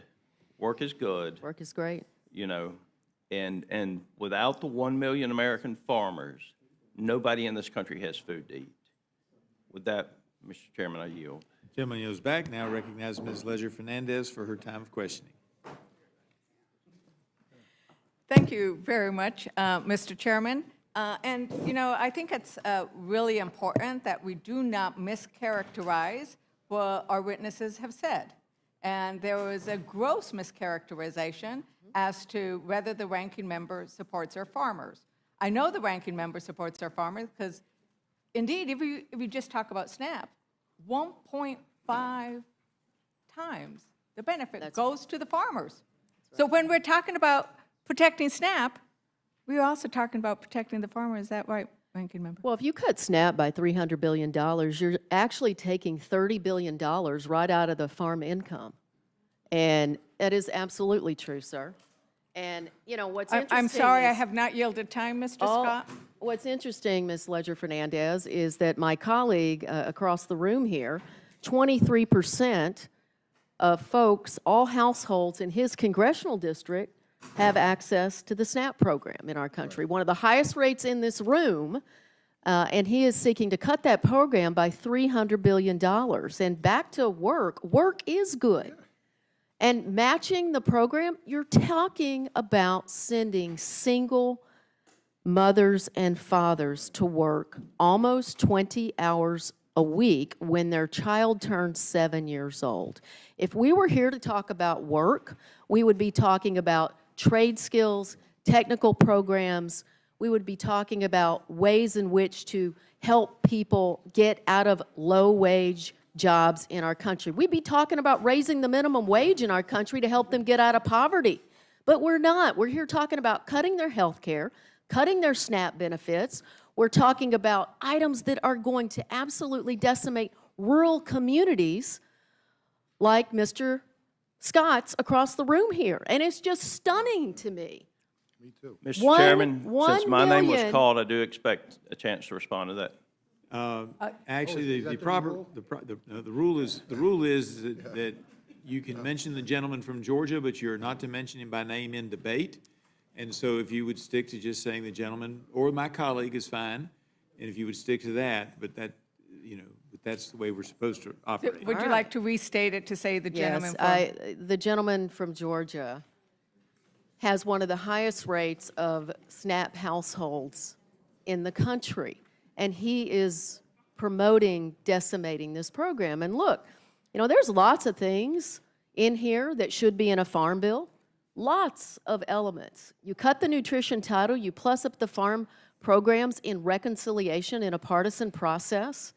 That's what's happening here. We should be sitting down and doing a farm bill. And honestly, I know my chairman sitting next to me does not want to cut SNAP by $300 billion, and many of the colleagues on our committee did not want to do it because they didn't show up for debate. They didn't want to be on the record talking about this because they know it's incredibly unpopular for the American people. We have traditionally been able to get a bipartisan farm bill from the Nutrition Coalition and the Farm Coalition. Of course, these coalitions are together, but we're destroying that here today, folks, and it has long-term consequences for us. I just hope you all know what you're doing on a partisan basis has long-term consequences. Thank you, and I noticed that the education chair and ranking member, you know, perked up, and they said, wait a minute, we're going to talk about education. We came here to talk about education, and we're actually cutting education by also hundreds and billions of dollars, so we're not going to get there. But I wanted to yield some time to my ranking member, Mr. McGovern, Yeah, the gentleman from. Yeah, you could, yeah, I won't be offended if you refer to me by my name, but you know what? Enough of this BS, because that's what it is. I mean, nobody here is saying that there isn't dignity in work. What we're saying is that life is complicated, and one glove doesn't always fit all. And what we're also saying, and because I believe this is true, that this is a backdoor attempt to force people off the benefit, so you can take that money and pay for tax cuts for billionaires. That's what it's about. And I will also tell the gentleman that over the years, hunger has gotten worse in this country. The only time it didn't, believe it or not, was during the pandemic.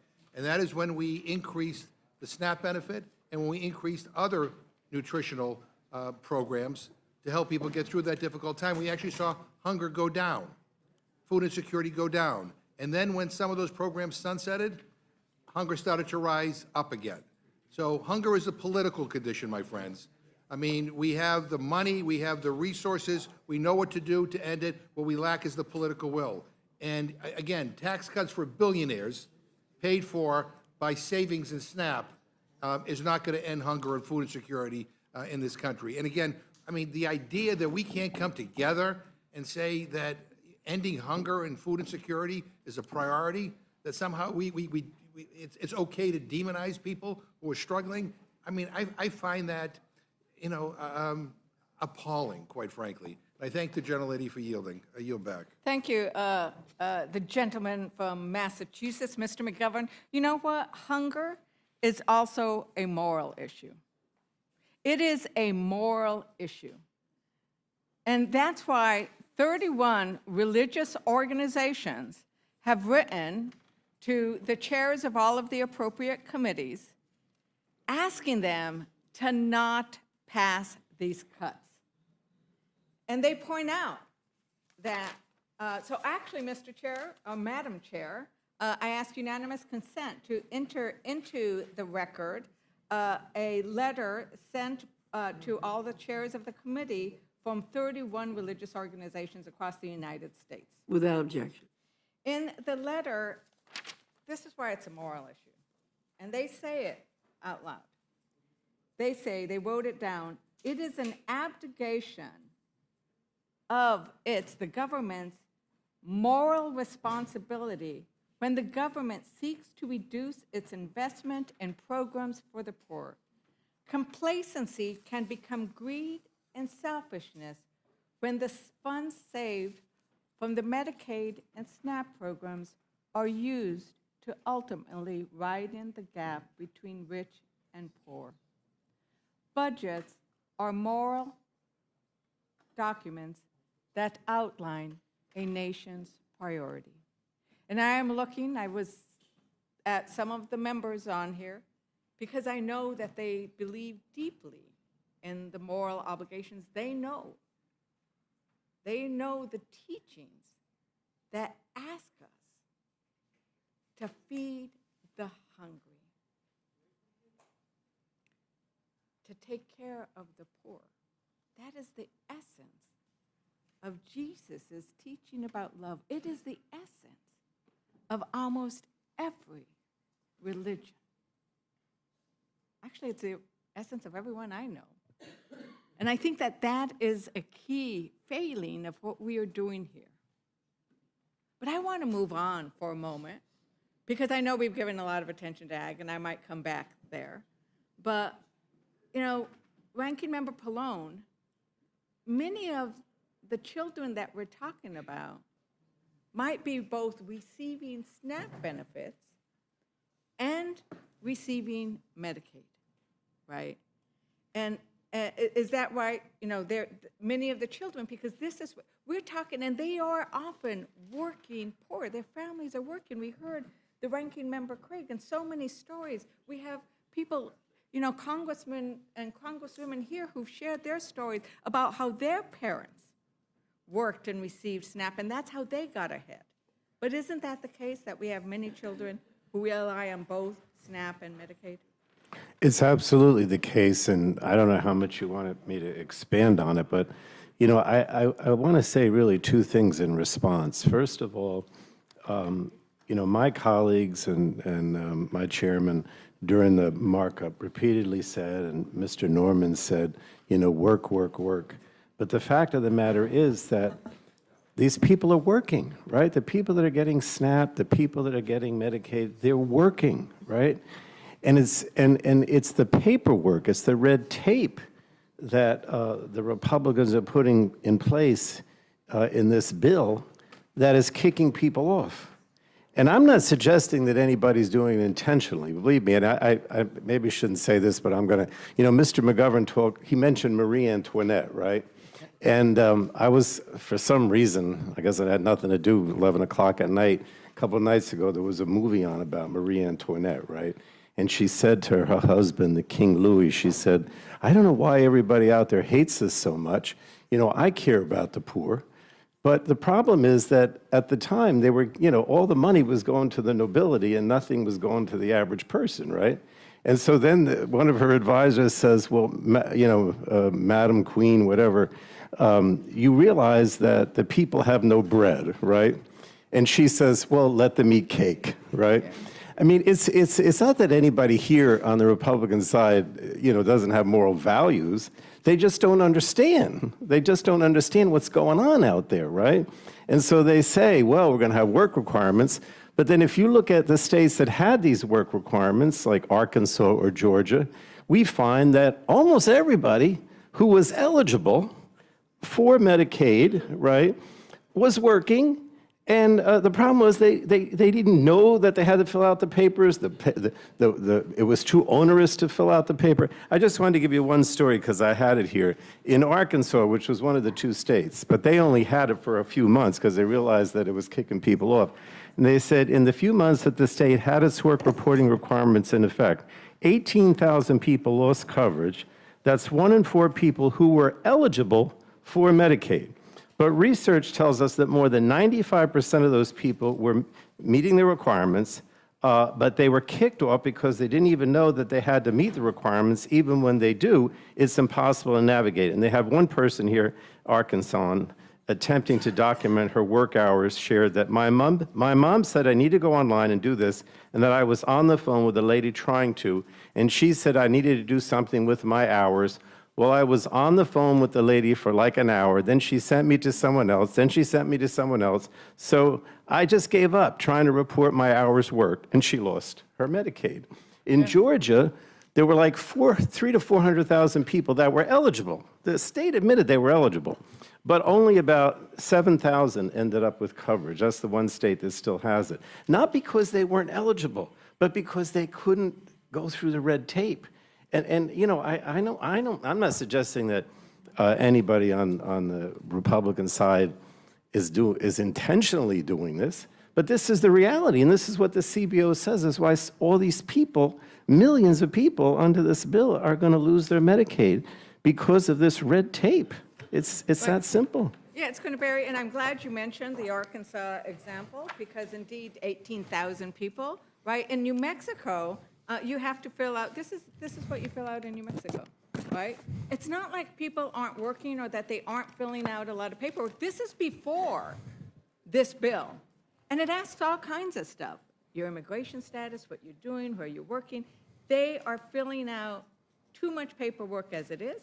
And for a party that's always complaining about paperwork, they're going to just put more on there because that's not the purpose. The purpose isn't to get people back to work.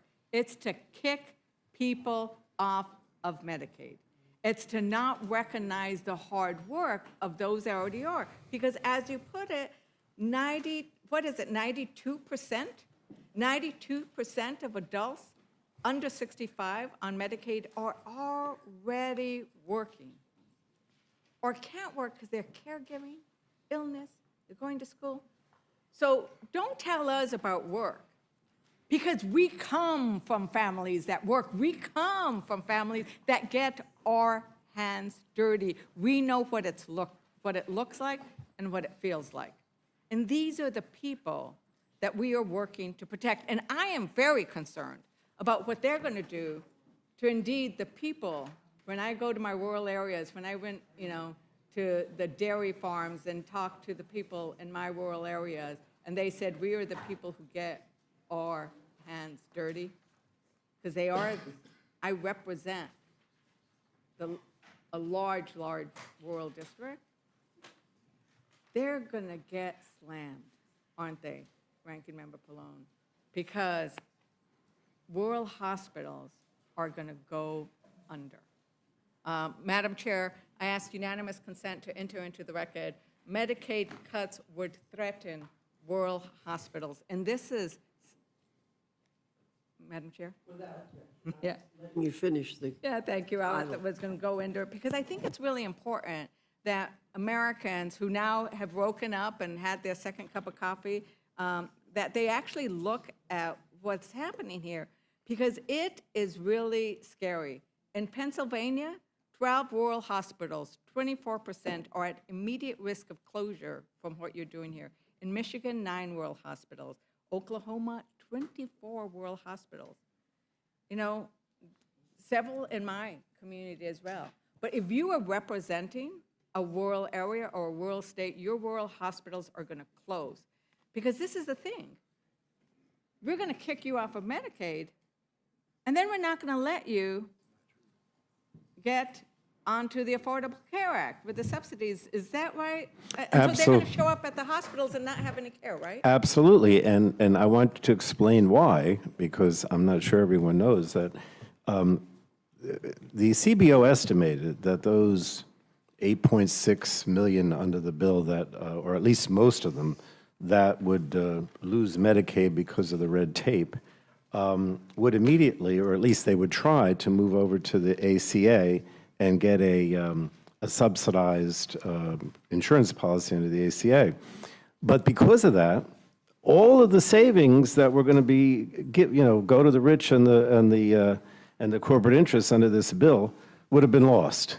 Because if those people moved over to the ACA and got a subsidized insurance policy, the government would have to pay for their subsidy, and therefore there was no savings, or very, very little savings under the bill.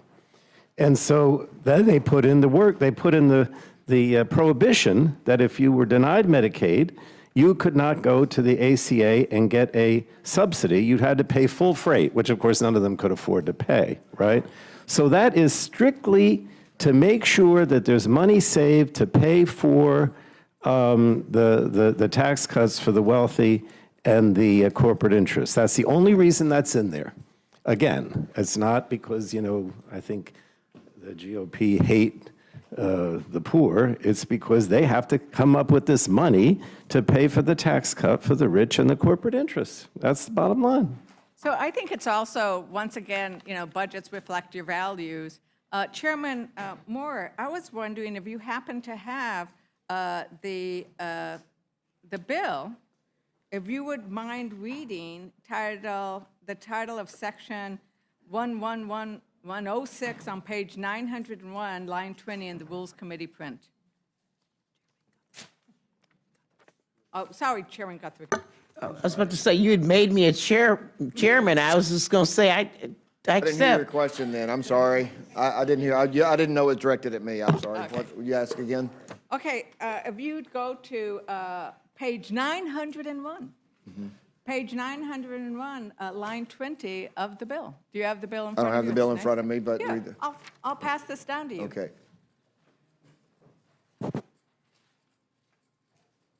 Just read that one line.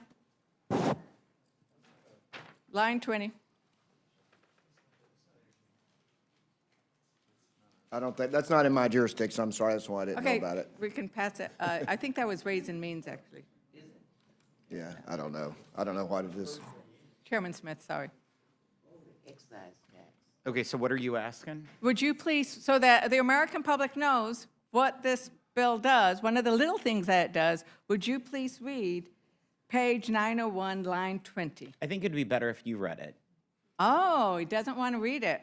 I'll read it. I know the Well, actually, legislation, but I'm not Ranking gonna be Member Moore. part of your Ranking- little Ranking Member show Moore. here, so you can read it. It was a question if you would read it, so I'll ask Ranking I said Member no. Moore to read the text. This is in their bill. They don't want to read a line from their own bill. Ranking Member. I don't want to read the bill for you. I'll So, help you out. I am testifying about this legislation. I'm not going to read the bill to you.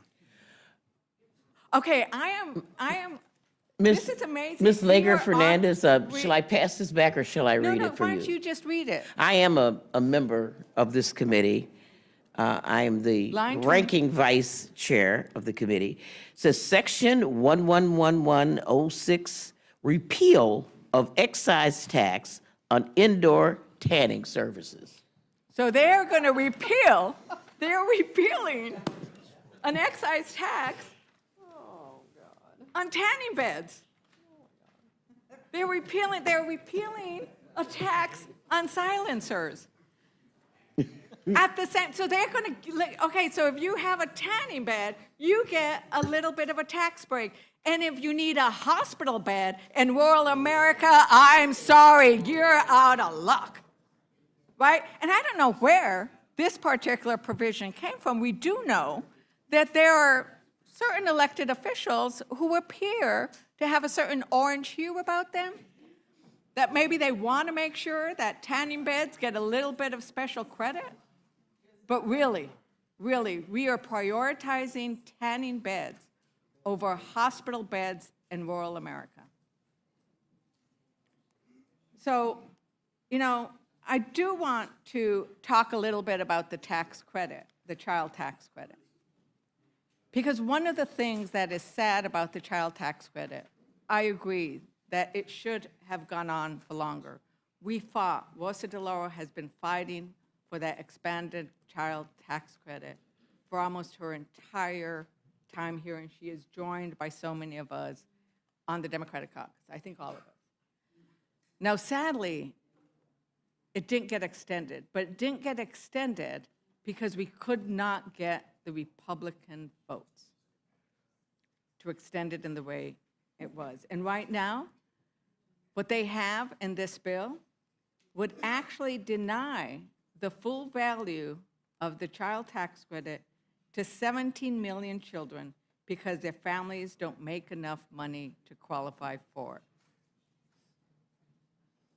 Now, I don't know if the chair wants to answer any more questions, but maybe I'll just ask Ranking Member Moore, is that what's going to happen with the child tax credit? Is the families who need it the most won't get it?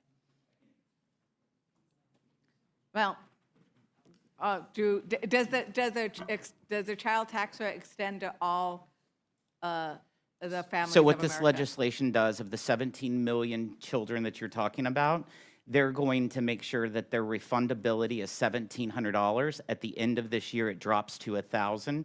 So we're making sure that they are staying whole of where they are currently. If this bill does not pass, those 17 million children will only have a $1,000 child tax credit instead of a $1,700. But there is a discrepancy. Representative Moore. Thank you so much. And you know, Chairman Smith knows that that this is very important to me. This is the reason that I came to Congress. And so while I appreciate the fact that this committee has finally recognized that as an OECD country, we need to provide some kind of child supplement to children. I mean, everybody else has figured that out before we did. And while people want to give women $5,000 to have babies, I just think it's a lot more practical to take care of the children that we already have. I guess the thing that and we're going to get to talking about work requirements again, but as people have pointed out, about 96, 97% of people who are under the age of 65 and that receive any of these benefits they work. And if they're not working, they've worked the year before, you know, they received any of these benefits. They worked a year after they've gotten it. And the 6 or 7% of people who don't work, as Mr. McDermott has pointed out, they have Mr. McGovern, have very complicated lives. They're taking care of elders, they're taking care of children. So if a woman finds herself in a situation, for example, where she, for whatever reason, cannot work, you know, there are 17 million children who will get zero. And these are the poorest kids that there are. And they need support. It's, you know, a child supplement is supposed to recognize that child rearing is expensive. You know, the kids don't earn money particularly, but they need their Cub Scout uniform. You know, they have sports equipment. They can't participate. I can remember growing up when I couldn't go on a field trip because I didn't have $5 for the bus fare. And we're going to leave them out. And, you know, because of this work requirement, the poorest children, 17 million of them, who have no control over whether or not employers will provide their parents with work, parents who perhaps don't have a high school diploma. You know, I know people who wouldn't hire people because all their teeth were rotten. And that wasn't a good look for working in the restaurant. And these are children, the most needy will not receive any money whatsoever. And you have to earn at least $2,500, is that right, Mr. Chairman, to get the lowest amount of the tax credit. So someone, you know, the mayor of Milwaukee, you know, he's got 3 beautiful children, he'll get the maximum tax credit, and the kids who live down the street will get nothing. It's that disparity. You know, there are so many bad things in this bill that we really need another 3 or 4 days. The Inflation Reduction Act, what they are doing to clean energy, what they are doing in so many different areas, condemning the United States to be so far behind, condemning us to be, you know, second to China on renewable energy in so many different ways. But, you know, I think that we will just continue to talk about these other things because it's really important. But with that, I want to yield just a really quick few seconds to my colleague. Yes, I just wanted to seek unanimous consent on an article. My colleague mentioned the issues with respect to rural hospitals, but there's a Philadelphia Inquirer article from May 19th entitled "Pennsylvania Hospitals Like Crozer-Chester with a lot of Medicaid patients keep closing. Budget cuts would speed up that trend." And it discusses how half of our adult hospitals in southeastern Pennsylvania have closed due to lack of adequate Medicaid funding. Without objection. Thank you. And with that, Madam Chair, I yield back. Thank you. Ms. Houchin, do you have a question? Thank you, Madam Comment. Chair. I appreciate the panel being here and for long hours and testifying. I do want to offer to my chairman of Energy and Commerce, Chairman Guthrie, to just touch on anything that you would like to cover out of the many accusations that have been leveled about the bill. But my one question to you, since high school diplomas were mentioned, if somebody doesn't have a high school diploma, then they might not be able to get a job per the work requirements that we have in the bill.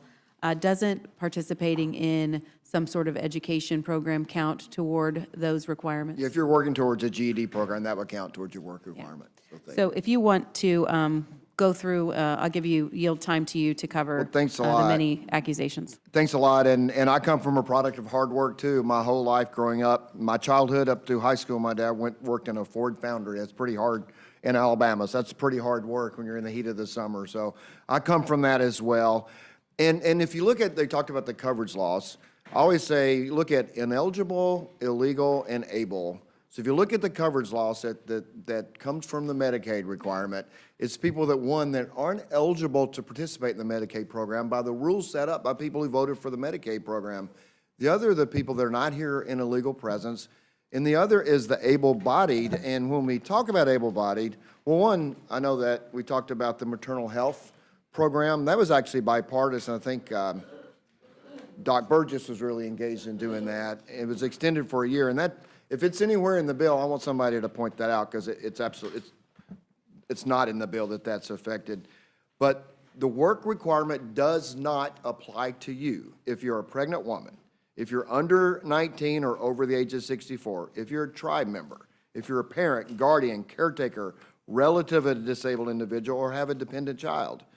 Veterans with a disability rated as total. Individuals who are medically frail, which includes but is not limited to people with the following conditions: blind, disabled, substance use disorder, disabling mental disorder, physical intellectual development disability, serious or complex medical condition, or other conditions identified by the state or approved by the secretary, or you're for compliance with TANF or SNAP, which SNAP's had them, we argue, since the 1970s, so we think we can do this. People have brought up Georgia and Arkansas. Those were problems. People were working and could not get Medicaid.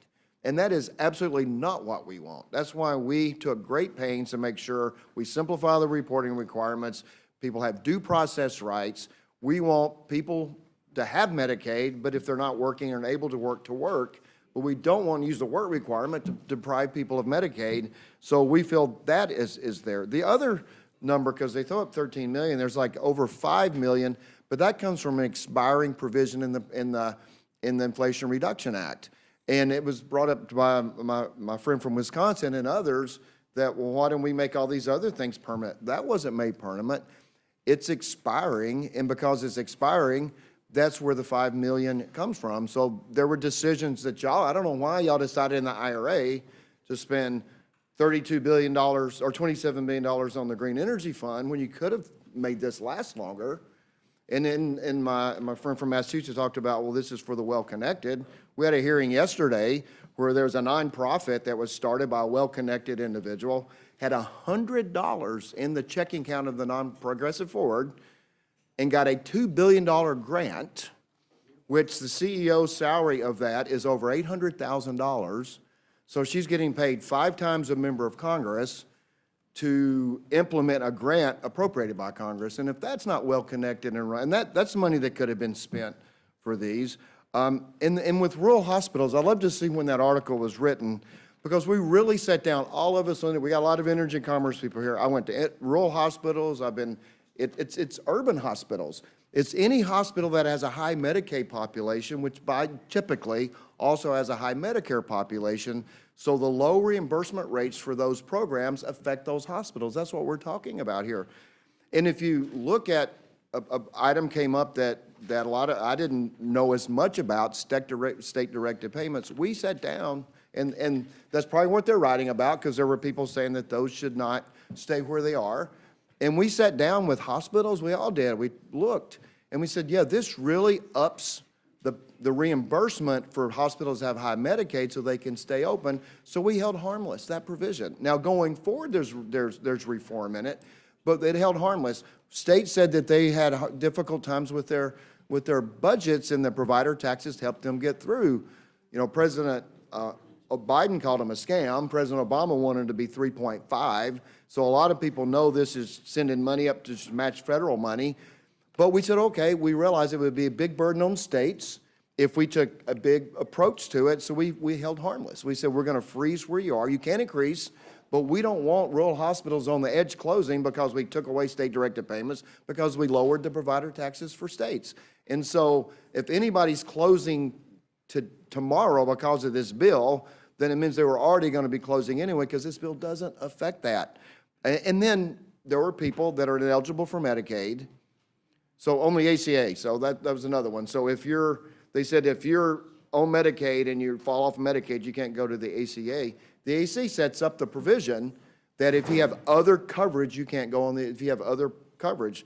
So if somebody has Medicaid, this is what our argument wasn't save money, but if somebody has Medicaid and the only reason they become ineligible because they are able-bodied under all the exemptions that I read, but they're able-bodied and they fall off Medicaid just because they won't work, then they shouldn't have the opportunity to go get a subsidized plan in another form. And so that's what that provision was there for. So this whole committee, Energy and Commerce, we're all saying we spent a lot of time making sure that we reform a program that's grown twice the size of inflation. I mean, one state has spent $26 billion more on Medicaid in the last 3 years. We felt it was unsustainable. We walled off. There's 2 groups. There's the Affordable Care Act. So if I'm a healthy Kentuckian and I go to the hospital, the federal government pays 90%. If I'm a disabled child in Kentucky, go to the hospital, the federal government pays 72%. Talk about values. But we have left that alone in our bill because of the states have budgeted and put their hospitals around that. So unfortunately, that's what was put into law under the Affordable Care Act. And so we looked at all of that. How do we get a handle on the growth in Medicaid and make it sustainable and protect it for mothers and pregnant women, mothers, children, the disabled, what the program was originally intended for, because most of the great growth is in the expansion population. And it was, I think this proposal was well thought out. I received a letter from the Kentucky Hospital Association. I said saying that thank you for the path that you took, because this is something we can deal with. I sat with hospital executives when they listened to the rhetoric and they saw where I thought our plan was going, and I could say, look, this is where I think it's going. They would all say, wow, we can all live with this. So we've given a product that saves the program. It puts it on a more sustainable path. You know, it's still a growing program. It's going to spend over 1.1. We're going to spend $700 billion this year, 1.1 trillion 10 years from now after this bill's in full effect. So we're not cutting Medicaid. What we're trying to do is deploy the resources for the people that need it the most and reform the program and let states have to take more responsibility in the future, but hold them harmless today so we don't have these hospitals on the edge, like my friend from Pennsylvania mentioned, on the edge, being affected by what we do here in the next few days. So, Mr. Chairman, I want to thank you. You did spend time with hospitals from my state, talking to them about what we were doing in this bill. I really appreciate the time that you took there with them and with many other members. Any member who had hospitals with questions, you took time to visit with, and we are grateful for that. I just want to make a few exclamation points on some of the things that you said. Medicaid alone is on pace to outpace defense spending. Medicaid alone is on pace to outpace defense spending. That's We'll spend it's going up from 700 billion out of 1.1 trillion under this bill. That is not sustainable. And Mr. Chairman, what happens to the Medicaid population when we can no longer afford that level of spending? Well, it's the fear when the interest on the debt just gets so big, it overcomes it all. And so I said to hospitals, a lot of hospital CEOs that I've talked to, yours and others, and I said, look, this is a beginning to bend the cost curve. This will be a much different conversation when we get to the point that we can't borrow money anymore because our debt's too high. We need to have this conversation now because we can do things that's sustainable and can keep everybody operating. But we get to a point where we can't borrow anymore. It's a different conversation. And we've been talking about safeguarding Medicaid for the people who need it most. You said it best. We are preventing the ineligible, the illegal, and the able from accessing benefits and taking dollars away from the very people who this program was designed to help. Pregnant women, children, the disabled, seniors. If we did nothing, would there be more or less money available to take care of the traditional population? Well, if you think about it, if you're a state program and you get 90 cents, in my state you get 72.90, so 90 cents for one patient and 72 cents for the other, the incentive is there. I don't think it was intentional, it was to get states to expand, but now the incentive is there to spend more, have more access and care for the higher reimbursement. And finally, we are saving approximately $700 million in Medicaid over the 10-year window because of making sure people who are ineligible, illegal, and able are not accessing benefits designed for the people who need it most. Able access them if they work, but the If they able work, yeah, if that's they right. work, yeah. But we're saving money, but we're still increasing spending in Medicaid. So when Democrats say we're slashing Medicaid, we're still increasing our overall spend in Medicaid over the window. From Is about that correct? 700 billion to 1.1 trillion. Thank you, Mr. Chairman. I yield back. Thank you. Mr. Langworthy. Thank you very much, Madam Chair. A lot's been said here today. I would like to offer the opportunity for Chairman Thompson from my neighboring district to offer, in similar fashion, anything that he would like to rebut based on what's been said here today. Oh, I thank my neighbor to the north for yielding some time. I just want to start out by saying, contrary to the disparaging remarks we've endured today, based on fear, not facts, the goal is not to hurt those struggling in poverty. The goal is to fulfill the purpose that is in law of the nutrition title. In the nutrition title, as of the FRA, by the way, any of those who voted for the FRA were the ones that approved those benefits that we talked about for the homeless, those aging out of foster care, and veterans.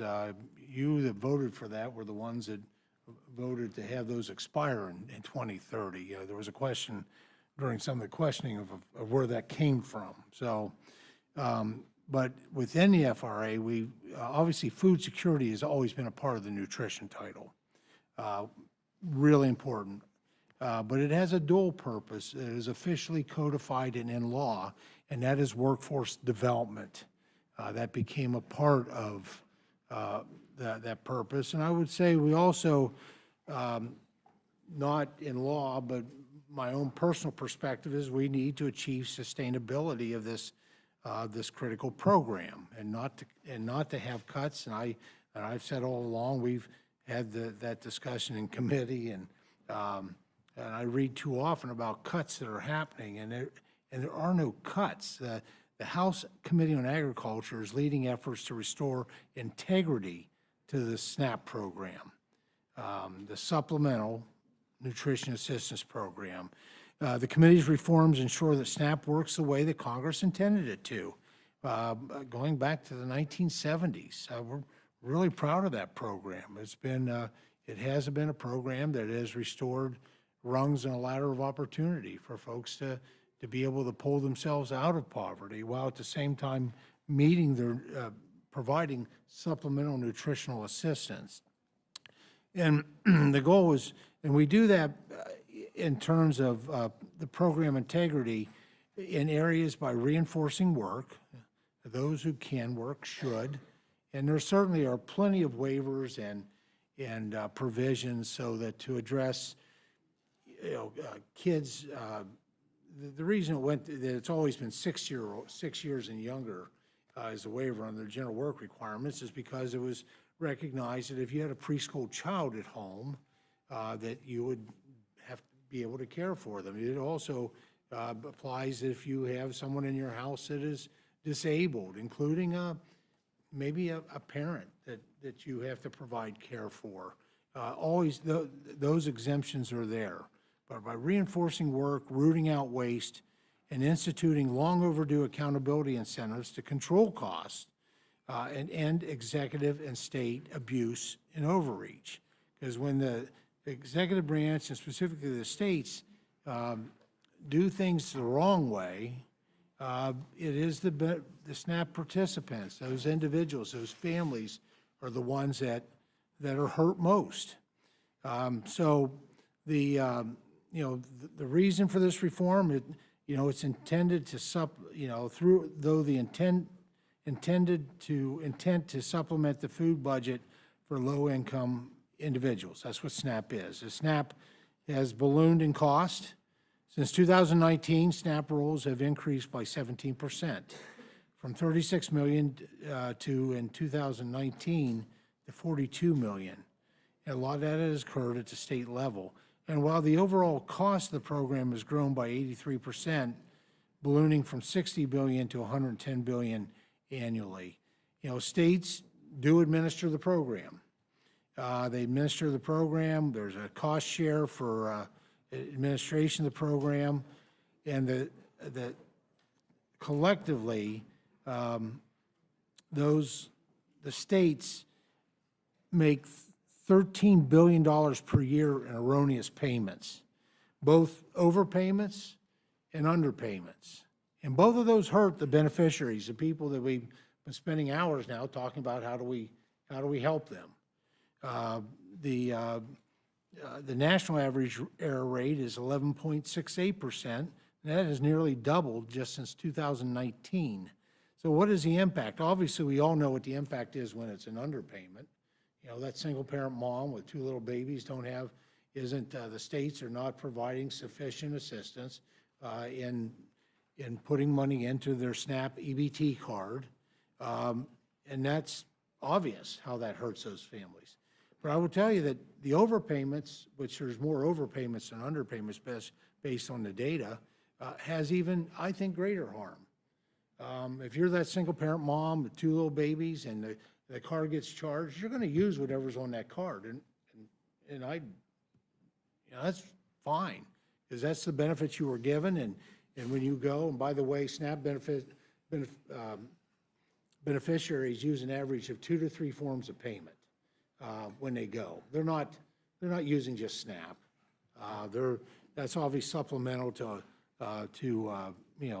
cash and to checks or debit cards. So how does the overpayment hurt them? Well, because the states will come back and claw that back.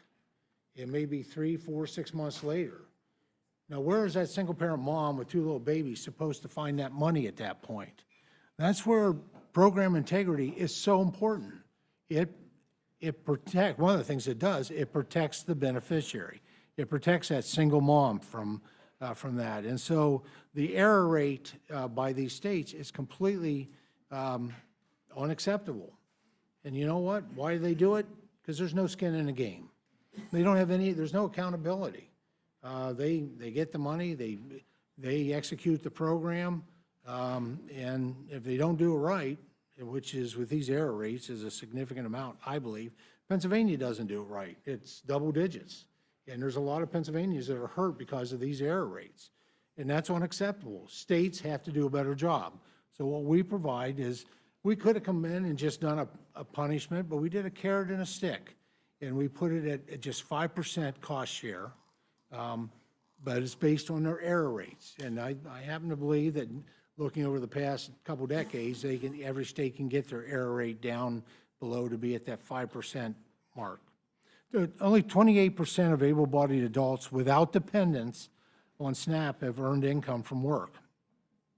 That's largely because of how, not because of the law that and the regulations that Congress passes and the executive branch writes, it's because of how it's poorly administered by the states.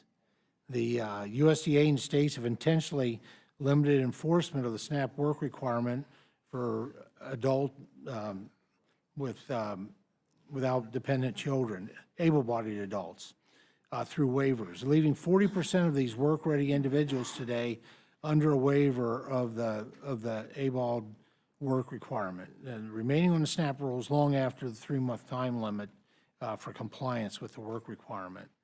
So because of the SNAP benefit, unlike other entitlement benefits, is 100% funded by the federal government, there is minimal, I would say no incentive for states to control costs, to enhance efficiency, and improve outcomes for recipients. The gentlelady showed the Medicaid paperwork. That is not paperwork that comes, I don't believe comes from the federal government, because I know in the SNAP program, it is the states determine that bureaucracy. And there are problems with states that will take months in order to process those applications under the nutrition title. That's unacceptable, and that's why we need to hold states accountable. And I don't believe that no state out there is going to cut SNAP benefits. You heard about the passion for that assistance on both sides of the aisle and here. And so I think you're being pretty much unrealistic and disrespectful to our colleagues that work in state capitals to think that this program would be any less important to them. And we're talking 5%, that I believe that they can all get there. So with that, I thank the gentleman for yielding. Mr. Langworthy, would you yield a moment? I think, Mr. Thompson, you brought up a very significant word in your comments, and that's integrity. And what we keep hearing on our side is we want integrity in these programs to save them. But integrity, and we're hearing that these are moral programs. Well, integrity is moral too. And we want integrity in the programs so that we can save them. And I think you've just outlined that extremely well. And it's a word we have not heard enough of in this debate here, and I think probably in the committees, because we keep hearing about cuts when we're talking about having integrity in the programs. So thank you, Mr. If the gentleman from New York will yield just a few minutes. Certainly. We did not roll back the daily amounts that these recipients receive. There was an increase when the market basket analysis was done at the direction of the 2018 Farm Bill. And again, I agree, it's only like $6 a day, something like that. That amount was not rolled back within this, nor are we preventing going forward adjustments based on inflation, because that is the current law. And so I think those corrections are really important to make, and I thank the gentleman from New York for yielding. And I yield back to you, Madam Chair. Thank you. Mr. Griffith, you're recognized. Thank you very much, Madam Chair. Fake news, misinformation, it has long existed in human societies. And today we heard several folks reference Marie Antoinette and let them eat cake. She never uttered those words. As historians will tell you, there's no evidence that she ever said it. I understand the intent in which it was used, but she never you're said quoting those me- words. In you're fact, misquoting me. let me finish. I just say you guys The make Marie rumor- Antoinette look like she's down to earth. That's what I No, said. no, no, not going there. But the rumor that she said those words started circulating in the streets of Paris a couple of weeks after her head had been severed by the guillotine. And as everybody knows, the brain only functions for 2 seconds. Scientific data done at the guillotine by a French scientist showed the brain only functions for 2 seconds, 2 blinks of the eye subsequent to the head being severed. Misinformation is still out there, and sometimes it's both sides of the aisle that just, we start these stories or these rumors in the minds of people. And one of those that all of us have been guilty of is talking about work requirements related to this bill, because it's actually community engagement. So if you're going to school, as we've heard some testimony today, if you're engaged in your community in any way, going to school, getting a drug treatment program, it counts. Volunteering in your community for that 18.47 hours a week counts, or 80 hours. It doesn't have to all be done in a week. 80 hours over the course of the 4.33 weeks in a month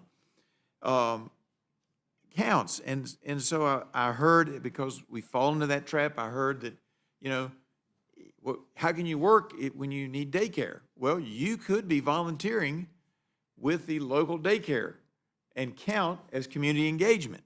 So we need to try to get the facts straight in this point in history, or else 200 years from now, they're going to be talking about work requirements when in fact it's community engagement. Just as we have heard today that Marie Antoinette said, let them eat cake, which she never did. Now, we have also heard other disparagements today which are not accurate. The gentleman from Missouri threw shade on the Energy and Commerce Committee earlier by saying that it didn't have great jurisdiction. Now, having heard some of this, I'm sure his opinion has changed, and knowing that in order for him to make final comments, he will need to be recognized by a member of the Energy and Commerce Committee, I'm sure his opinion has changed in the last few hours as we've been debating this, and I would now ask the gentleman from Missouri if he would like to correct any things that are misunderstood that have been said today or that somehow otherwise need correction, so the historical record will be complete. I want to thank the gentleman from Virginia for yielding, asking that question, and also for serving on a fairly decent committee. I appreciate the work that you all have been doing. This bill is a bill for working Americans. I'm a product of the working class. Like I said earlier, I grew up most of my life in a single wide trailer, and then we upgraded to a double wide. My dad was one of those 199A employees that would benefit in this bill. He was the employee of one. He had a 2-car garage. He was the best transmission overhaul mechanic that you could find. And I was the first in my family to ever graduate college. They were the first in their family to ever graduate from high school. And so the community that I represent, my hometown where I live today, is less than 5,000 people. The per capita income is just at $24,000. $24,000 a year. My grandparents never had running water on the farm that I live on. I was the first one to drill a well, so we didn't have to use an outhouse.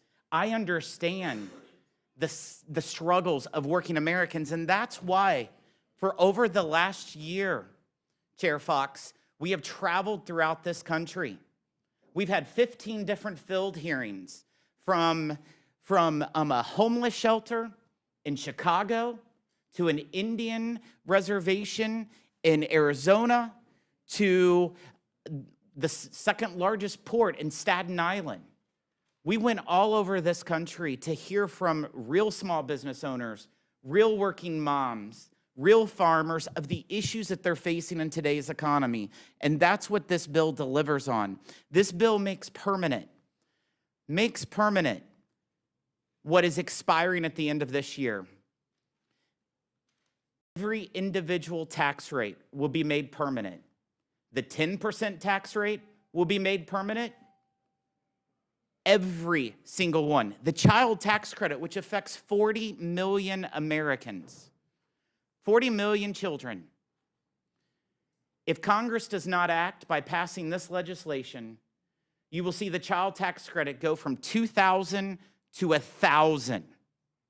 To $1,000. That affects working families. The guaranteed deduction, which 91% of Americans use when they file their taxes, that gets slashed in half if we don't pass this bill. But guess what? This bill also increases that guaranteed deduction, $1,000 per individual. That's real tax relief for the 91% of Americans that use it to file their taxes. We also enhanced the child tax credit, $500, to make the child tax credit $2,500. Inflation's gone up a lot since 2017, and we're indexing it for inflation. We're also delivering on the promise that we made to the voters of no taxation on tips, no tax on overtime, tax relief for seniors, also allowing you to be able to deduct your interest from autos made in the United States. I'll tell you, the senior citizen who's an Uber driver is going to benefit the most from this tax package, because no tax on tips, senior tax relief, and also they can deduct their interest if that car is made in the United States. These are real impacts for real Americans. In fact, an average family of four under this tax bill will see their tax cuts of $1,300. $1,300. Where I come from, $1,300 is a lot of money in the paychecks of working families who are struggling just to get by. In this tax bill, what it does for small businesses, there's 26 million small businesses right now that are wondering, is their tax rate going to be 43.4% next year or 23 to 28%? And these are those mom and pops on Main Street that are just surviving. That's my parents' auto repair shop in Southeast Missouri. They're deciding of how to invest, how to grow right now with the uncertainty, and this bill will provide that certainty. In fact, we also enhance the small business deduction to 23%, allowing them to have more parity with the big corporations, with having a lower tax rate as a small business owner. We also go after special interest tax provisions that were passed in the IRA. We eliminate more than $500 billion of bad green scam policies. And those policies will be redirected for the working class Americans, those tipped employees, those linemen working overtime, those seniors who are living paycheck to paycheck. That's what we're going to do with those green credits. We're also going to hold elite universities accountable. We're going to make sure that they pay their share of revenues coming from endowments. Corporate tax rate's 21%. The top tax rate will be 21%. If an endowment can have $55 billion, more than most countries, I think that they're not really paying their fair share. We're always talking about paying their fair share, but we're going to make sure those elite universities pay their fair share. It's the same way with woke non-for-profits. We're holding them accountable. We're also saving $140 billion in the tax code to make sure illegals aren't benefiting from the tax code. And this is all to deliver real relief for the average, everyday American who sent us to Washington for this mandate. I appreciate you for allowing us to be here today. Madam It's Chair, I still yield your back. time. I yield back. Thank you. Mr. Jack, you're recognized. Thank you, Madam Chair, and I will engage Mr. Wahlberg. I appreciate your patience throughout this hearing. I can relate that it's a little lonely when you sit at the edge of the table, but would welcome any closing thoughts and comments from you and the incredible work that your committee members produced at the Education and Workforce Committee. Well, Mr. Jack, I appreciate that. Bobby and I are feeling like Rodney Dangerfield down here at the end of, you know, I served on the Ag Committee, my first term in office. Great committee. Got a great Ag district that I represent. I served on Energy and Commerce up until I took the chairmanship of this fabulous committee. And I never wanted to serve on Ways and Means. It's not up to my standards yet.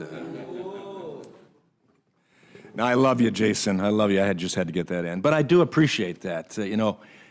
Education workforce, and I don't want to belabor this, but we did some amazing work, I believe. $350 billion of savings that will, I think, foster better opportunity for students in higher education at lower costs. In the Northwest Ordinance, it's probably included in some of your state's constitution that says religion, morality, knowledge being necessary to good government and the happiness of mankind, schools and the means of education shall forever be encouraged. I don't think we've been encouraging education as we ought to, and for that reason, my ranking member, Scott, and I, and Representative Neguse, I'll respond to your question, which was a legitimate question. We started at 10:15 in the morning on our markup. 5.5 hours later, after 33 or 34 amendments that we debated together, we completed it. And I turned to Bobby and I said, Bobby, what happened? He said, what do you mean? I said, it's still light out. I think that shows how a committee can work together to get things done, whether we agree or not on everything, and we didn't.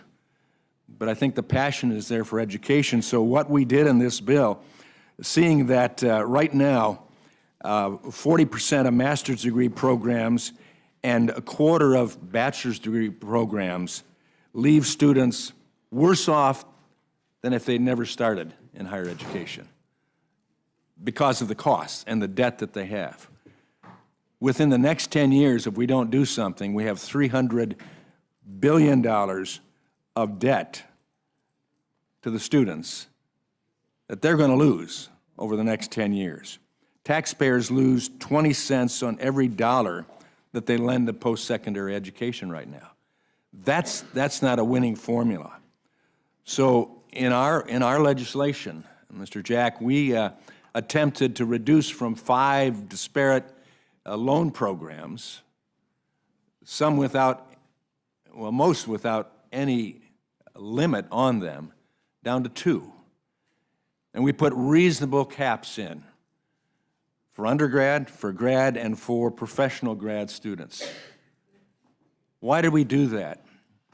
To give incentive to colleges, universities, trade schools, community colleges, to live within their means, and ultimately we gave them something they've asked for many years, and now they have the opportunity to counsel their students on the basis of what their program will afford to them once they graduate, what they should take as a loan and no more.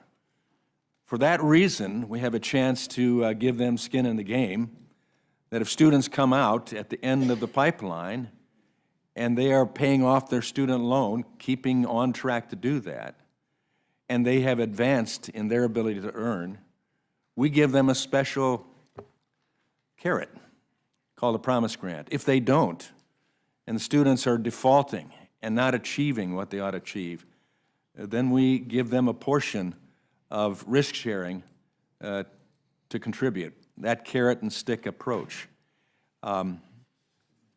Bobby and I agreed on a very significant portion of the bill, and that's workforce Pell, short-term Pell.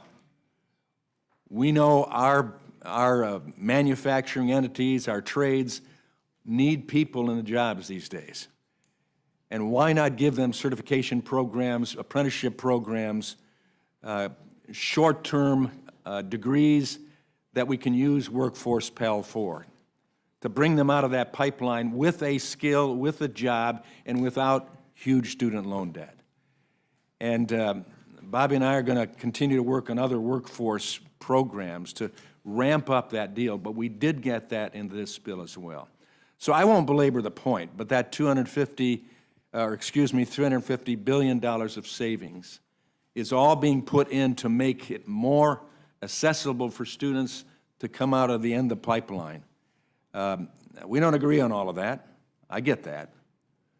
But that's the approach, and I think in the end, we're going to see a better higher education system. I wonder if the gentleman might give the ranking member a chance to.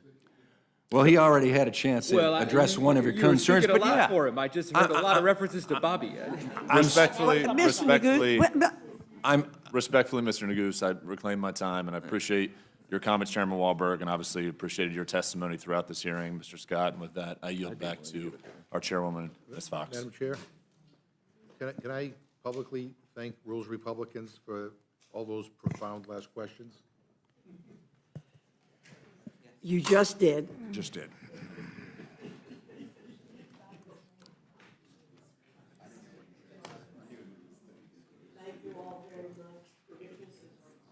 Madam Chair, Oh, excuse me, I'd Mr. like to, Scott. like to thank you and the gentleman from Colorado for your kind words about Jerry Conley as the Dean of the Virginia delegation. Several people said very nice things, and I'd like to thank you for those. I want to say, I think it's important we always acknowledge each other because we all work hard, and it's important that we do that, no matter the party.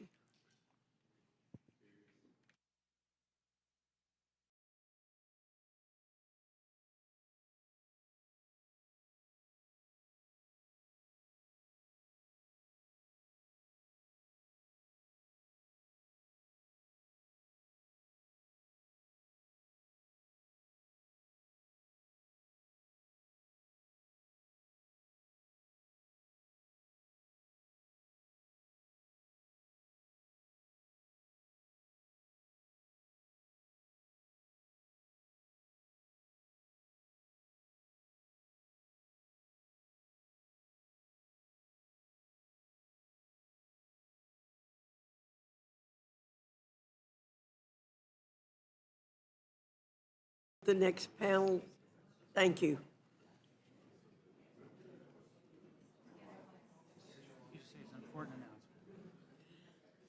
I have an important announcement to make. To the members in the room who've been waiting patiently to deliver amendment testimony, I have a brief announcement about how we're going to proceed. Those of you who've been excused can go. Okay.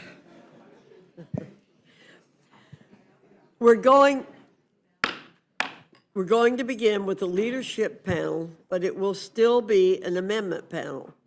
Democrat leadership has asked to testify as a panel of 3 to begin with.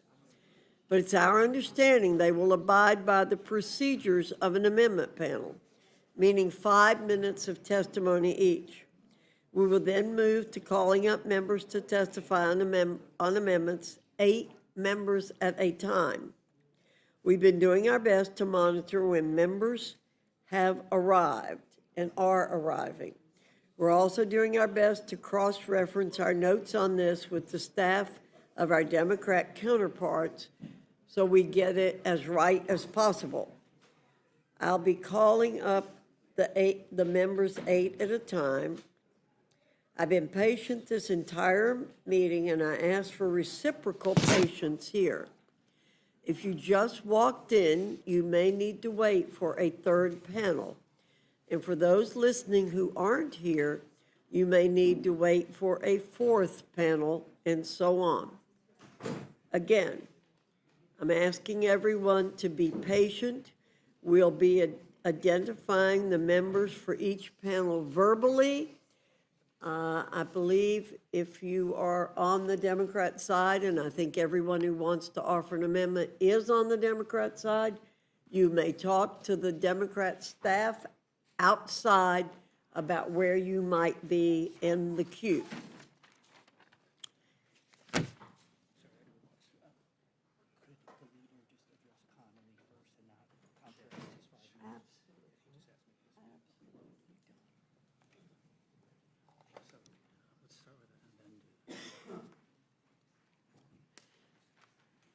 Mr. Jeffries, I understand you want to address the group in terms of the loss of Mr. Connolly first, and then I'll identify you for your testimony. Well, Madam Chair, thank you so much, and thank you so much for the moment of silence and the kind words of remembrance on behalf of our dear colleague, Jerry Connolly, who really was a member's member, someone who conducted himself with the highest degree of intellect, brilliance, resilience, integrity, humor, and wit.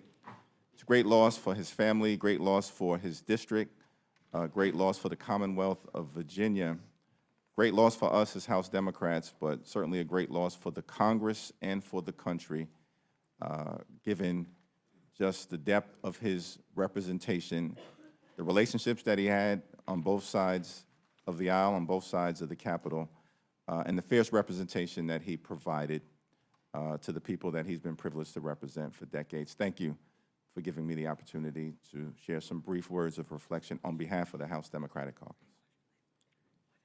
Well, I'm reminded of an old poem, "For Whom the Bell Tolls." Thank you, Madam Chair. Thank you, Mr. Jeffries. Now, I'd like to recognize that we have Minority Leader Jeffries, Leader Clark, and part of the leadership, Mr. Aguilar, at the witness table for our first panel. So I now will recognize each of you. Will you be going first, Mr. Jeffries? Thank you, Madam Chair. Good morning. Thank you, Chairwoman Fox and Ranking Member McGovern, for the opportunity to testify at this incredibly important Rules Committee meeting. I also thank my colleagues, Whip Catherine Clark and Caucus Chair Pete Aguilar, for partnering with me on this amendment. Come before you today with an amendment to strike the unacceptable, unconscionable, and un-American cuts to the health care and food assistance of the American people. America is the wealthiest country in the history of the world. We are better than this. The great American middle-class dream is that when you work hard and play by the rules, you should have the ability to provide a comfortable life for yourself and for your family, a good-paying job, educate your children, purchase a home, and have access to high-quality and affordable health care, as well as be able to put food on your kitchen or dining room table. Unfortunately, we are here today discussing a bill that would make that American dream harder to reach for millions by increasing costs for families, hardworking American families, and gutting the things that they need to survive and thrive. This reckless budget would take health care and food assistance away from millions of people in order to provide tax cuts to the wealthy, the well-off, and the well-connected. It would hurt children, hurt seniors, hurt families, hurt women, hurt people with disabilities, and hurt our nation's veterans. If enacted, the GOP tax scam would represent the largest cut to health care in American history and the largest cut to nutritional assistance in American history in order to provide the largest tax breaks to billionaires like Elon Musk in American history. So let's begin with the health care component of this amendment. Everyone should have access to high quality and affordable health care in the United States of America. In 1965, Congress created both Medicare and Medicaid. In the intervening decades, Congress passed legislation to expand and strengthen these important programs. In 2010, this Congress, under the leadership of Speaker Nancy D'Alessandro Pelosi, passed the historic Affordable Care Act, which created new protections for people with pre-existing conditions and expanded health care for tens of millions of people who couldn't otherwise afford it. Since then, we have managed to achieve the lowest uninsured rate in history. Why would we go backward? Which is what the GOP tax scam would do. We know, however, that our healthcare system is not perfect. Too many Americans continue to be unable to pay their medical bills and struggle to get access to the care that they need. As Democrats, we are ready to work in a bipartisan manner to address these challenges, but we will never support any Republican effort to rip away health care from the American people. This GOP tax scam will force nearly 14 million people to lose their health coverage and cause millions more to pay higher copays, premiums, and deductibles. Hospitals will close, nursing homes will shut down, and people will die in all of your districts. Now, prior to the modern SNAP program being created in 1964, there was vast hunger and food insecurity across this country, including in low-income communities, rural areas, and communities of color. Thanks to public investigations, community-based organizations, and some good journalism, these challenges were spotlighted, and the need for an expansion of federal food assistance was highlighted. The American people were moved by images of children with distended bellies rummaging around in garbage and families going hungry. Finally compelled Congress to act. And over the last 60 years, we as a country have made significant progress to reduce hunger and help people afford nutritional food. Unfortunately, the policies in this GOP tax scam threaten to undo this progress and return us to an age where far too many children or veterans or seniors are struggling to eat and get access to the nutrition that they need. It's also important to recognize that SNAP is a vital part of providing opportunity for our farmers, who we stand with, food makers, small businesses, truckers, independent grocers, and the entire supply chain. So for the Republicans who have promised to love and cherish Medicaid, I ask you to support this amendment. For the Republicans who believe we should not rip food away from the mouths of children, seniors, and veterans, we ask you to support this amendment. And for the Republicans who believe that the gospel in Matthew 25 and 35 teaches us to stand up for the poor, the sick, the afflicted, the least, the lost, and the left behind, we ask you to support this amendment and strike these harmful cuts to health care and nutritional assistance. Thank you, Madam Chair. I yield back.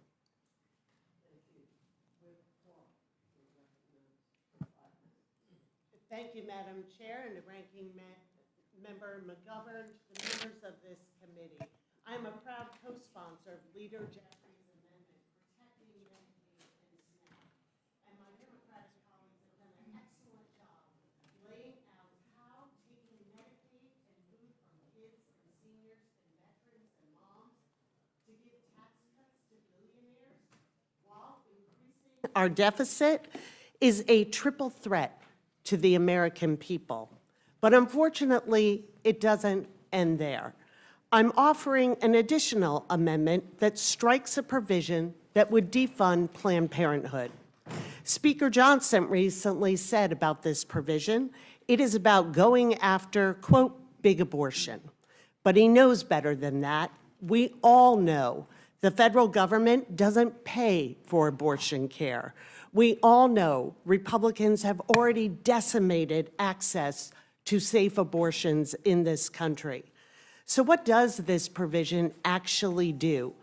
It further defunds women's health care. It defunds cancer screenings, prenatal care, postpartum services, fertility treatments, preventative care. 96% of Planned Parenthood's clinical work has nothing to do with abortion, but everything to do with serving millions of women, most of them overwhelmingly in rural and underserved areas, who are having a hard time finding reproductive care or any health care, especially in states with abortion bans.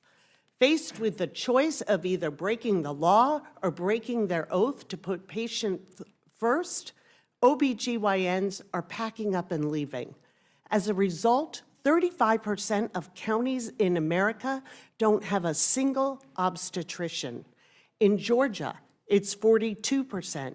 In Texas, it's 50%.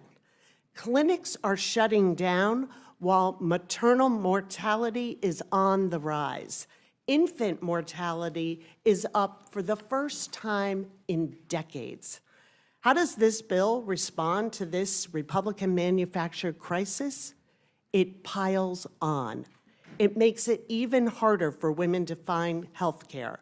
Without this amendment, it would shut down nearly 600 health centers run by Planned Parenthood, 64% of which serve women living in medical deserts. These are communities that don't have enough health care providers as it is.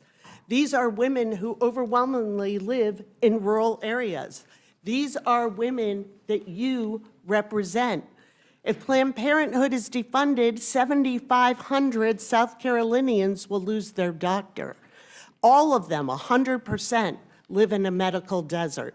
9,200 Georgians are on the edge of that same cliff, 75% in medical deserts.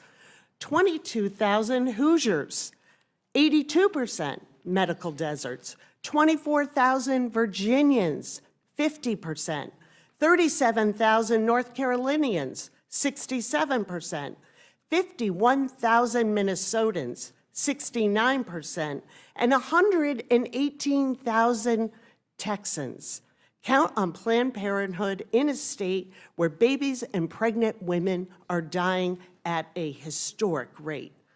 2/3 of Texans live in medical deserts, and 141,000 New Yorkers are about to see 47 clinics boarded up, 61% of them in the neediest areas in New York State.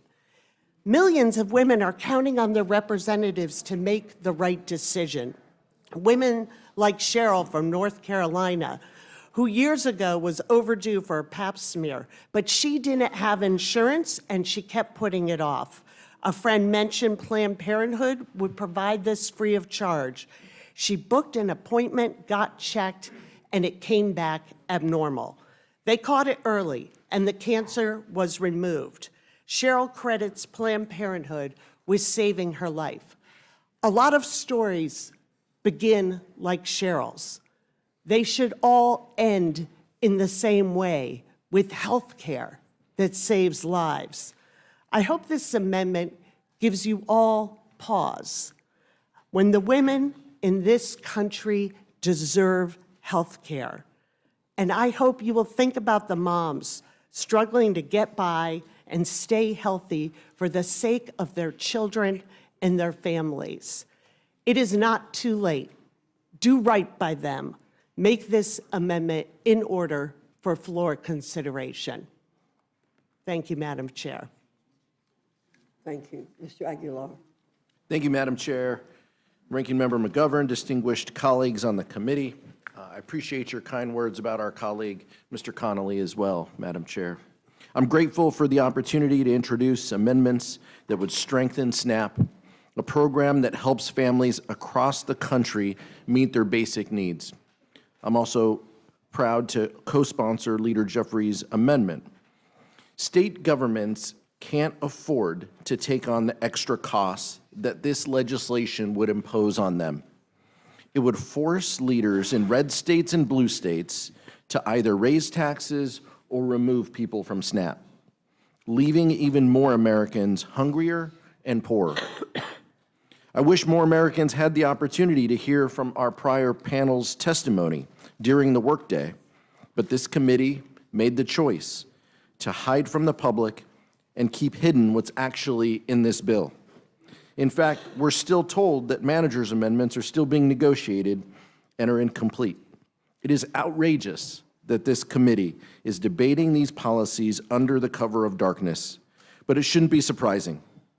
Legislation you intend to pass, started at some ungodly hour, kicks millions of Americans off their health insurance and takes away food assistance for families who need it most. As grocery prices rise, I cannot understand why my Republican colleagues want to take food out of the mouths of mothers, children, and veterans while making health care even more expensive.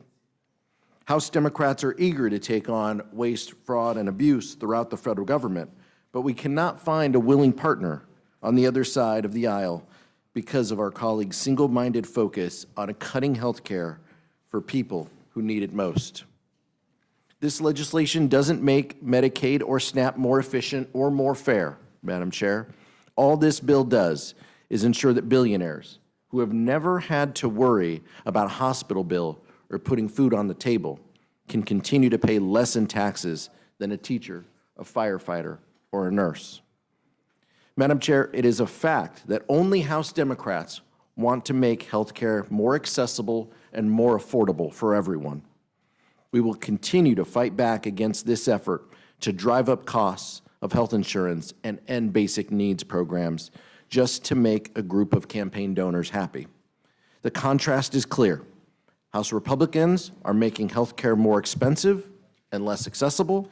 House Democrats want to ensure that every American can earn the peace of mind of a good-paying job with great benefits. I yield back, Madam Chair.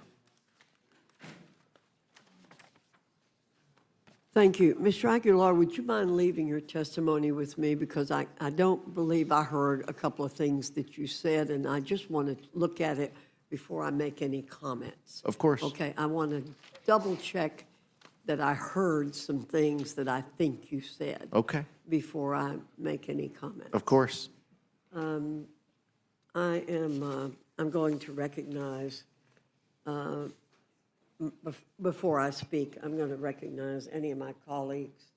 Ms. Houchin, Mr. Langworthy, Mr. Scott, you recognize. Madam Chair, I would just like to ask unanimous consent to submit for the record an article entitled Rich State Poor People. And if I might, without objection.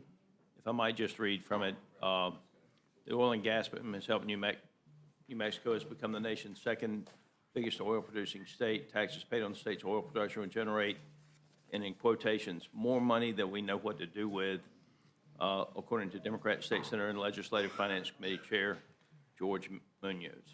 States are flush with cash that are well run. Thank you. Without objection. Mr. McGovern, you're recognized. Yeah.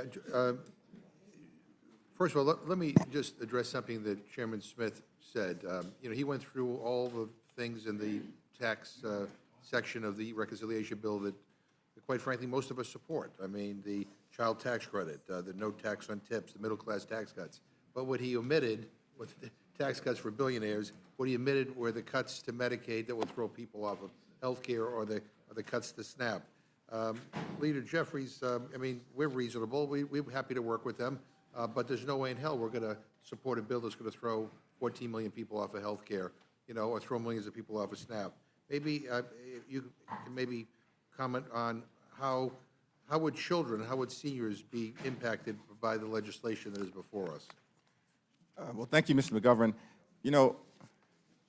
This legislation would rip health care away from approximately 14 million Americans, including millions of children who will be adversely impacted by the fact that Medicaid is being cut, in the greatest numbers in American history, children who would otherwise be able to see a doctor when they're sick but might not be able to as a result of Medicaid being ripped away. Children who will no longer have the ability to receive preventative care that could catch things early enough to avoid serious illness or death. They're impacted by the GOP tax scam.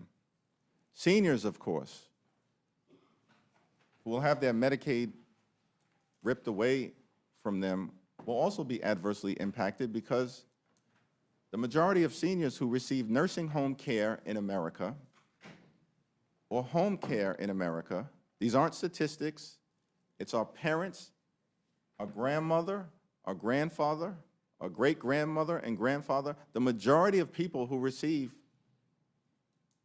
nursing home care in America or home care in America, which allows people to maintain dignity and respect in their amazing golden years, they rely on Medicaid to receive that assistance.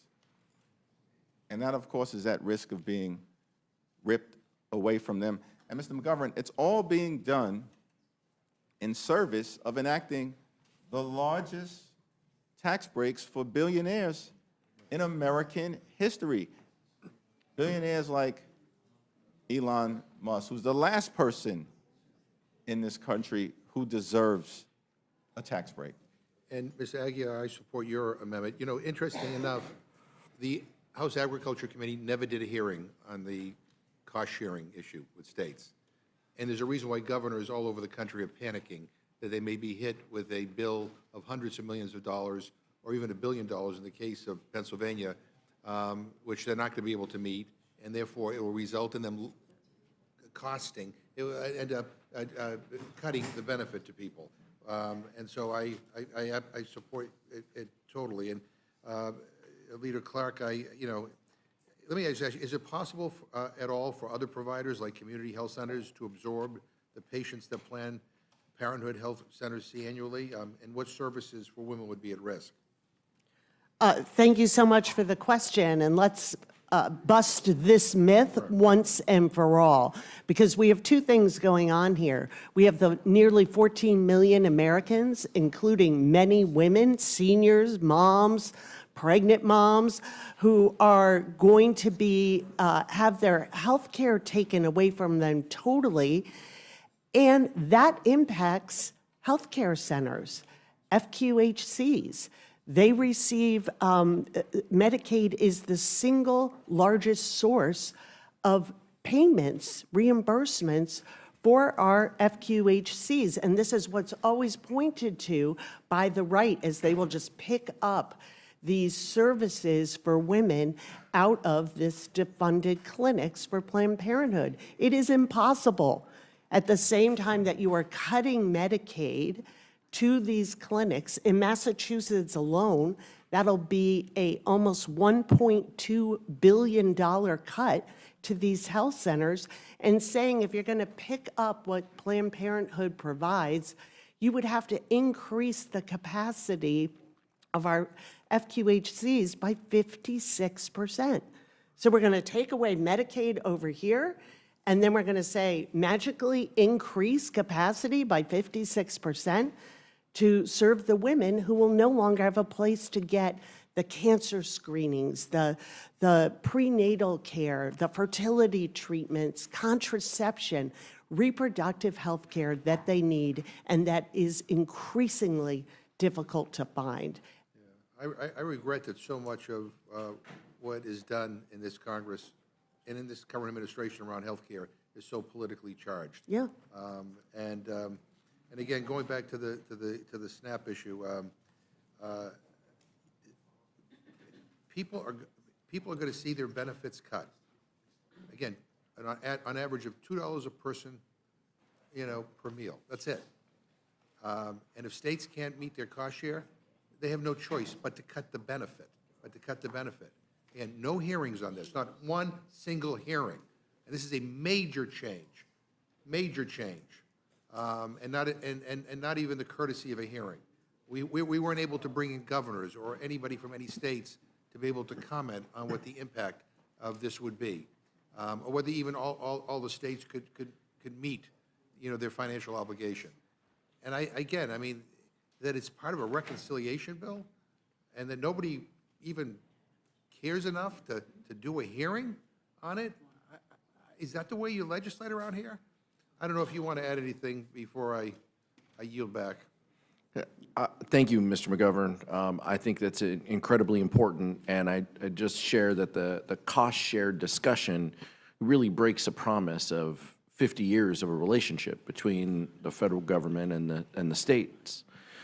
This is shifting more resources so they can be the bad guys, and so they can reduce benefits, kick people off of eligibility. It's just an existential threat and would result in significant reductions in benefits to the people who need it most. And I'll just say finally, all this does is it gives my Republican friends some cover to be able to dodge responsibility, and when benefits get cut, say, hey, it's not me, it's the states. And again, that to me is very cynical. I yield back my time. Thank you, Mr. McGovern. Ms. Fishbach. Thank you. Ms. Scanlon, you're recognized. Thank you. I think we just heard a little bit about myth busting. So, Leader Jeffries, I was wondering if you could address the myth which we have had thrown at us repeatedly throughout all the committee hearings on this bill, that somehow these proposals are going to be paid for by kicking undocumented immigrants off federally subsidized food and health care. Is that true? Are undocumented immigrants getting federal health care and federal food benefits? Yeah, it's a great question. Under current law, undocumented immigrants are already ineligible for Medicaid, the ACA exchanges, and for SNAP benefits. Not a single undocumented immigrant in this country gets a dime in federal taxpayer dollars for any part of comprehensive Medicaid coverage. Not one. And so when we're talking about nearly 14 million people who are going to be thrown off their health insurance, millions of others who are going to be jammed up by this aggressive cut to SNAP, the largest cut to food assistance in American history, we're talking about American children. We're talking about everyday Americans. We're talking about Americans with disabilities. And when it comes to nutritional assistance, we're talking about veterans who have served this country, sacrificed, risked it all, and they're going to lose access to the food assistance they need to live a life of dignity and respect. Those are the facts. That's why we're fighting hard to stop this GOP tax scam that will hurt everyday Americans dead in its tracks.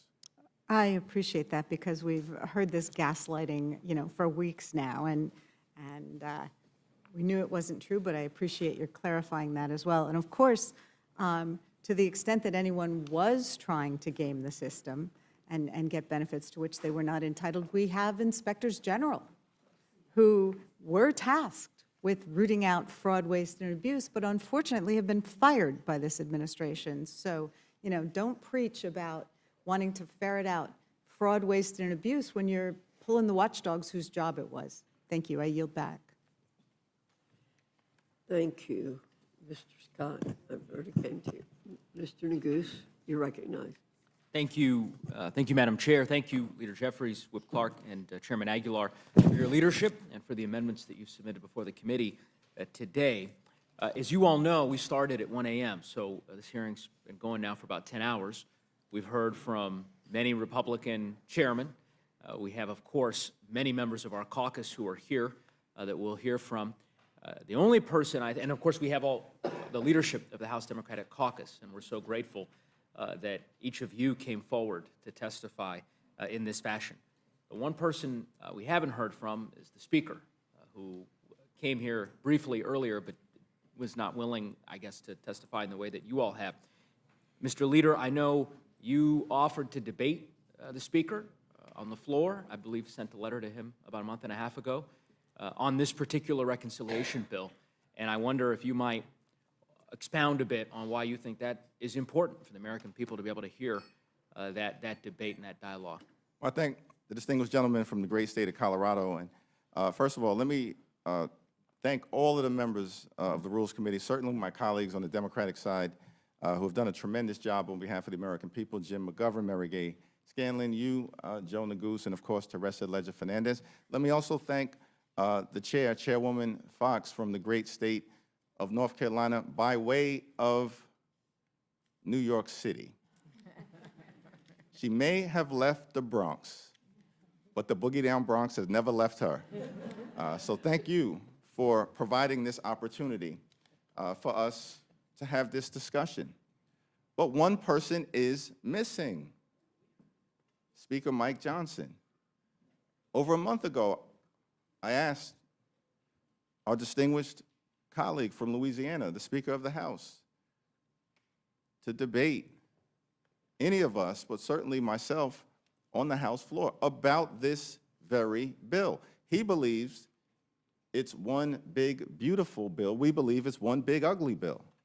That's going to hurt the American people, hurt children, hurt families, hurt veterans, hurt seniors, cut health care, cut nutritional assistance, explode the debt by a minimum of $3.8 trillion.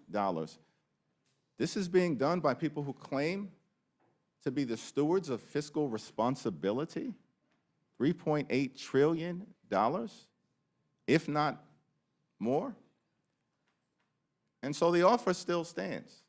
I'd love to have the opportunity to debate Speaker Johnson anytime, any place, right here at the Rules Committee, or certainly on the floor of the House of Representatives. Not a duel, a debate of ideas. I couldn't agree more, and I thank the leader, the whip, the chairman, and I yield back the balance of my time. Thank you, Mr. Neguse. Ms. Leger Fernandez, you're recognized. Thank you, Madam Chair, and thank you to each of you for coming and testifying. Rep. Clark, as you described the impact that the abortion bans have had on states across this country, the lack of reproductive health care in states around this country, and then that this bill would then add to that difficulty. I am reminded, and I've been sharing lately, a story that I didn't used to talk about because it was so hard, about how when I was pregnant, I almost bled to death. And I remember lying on that hospital surgery piece of metal. And they didn't put me to sleep because we were trying to save the baby. And they were screaming, we're going to lose her, we're going to lose her, we're going to lose her.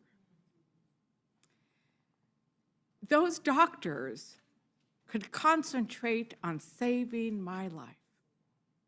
They did not have to worry about whether they were going to be criminally charged or whether they were going to have to shut down their practice because they were working on a complicated pregnancy. And now we know across the country, in rural areas especially, we are losing our OBGYN care. So I want you to talk a little bit more about what happens in those rural areas, what happens in those areas where doctors are fleeing, and how what they're doing in this bill by going after Planned Parenthood, does that make it worse?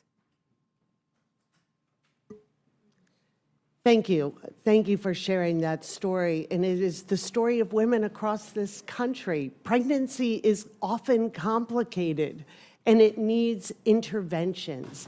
And we want safe outcomes. The way we get that is good prenatal care and being able to find that within a 50-mile drive from your home. And with the abortion bans, that is becoming out of reach for so many people. And it compounds the cruelty in this bill that is already there in all that they are taking away from women and children and families, from their health care, from food programs, public schools, the list goes on, for this cynical exercise of giving tax cuts to people who are too wealthy to need them or maybe even notice them. So we have to keep our eye focused on what is happening. And with this amendment, it may seem like a sort of insignificant or a very detailed part of this overall package, but the themes are the same.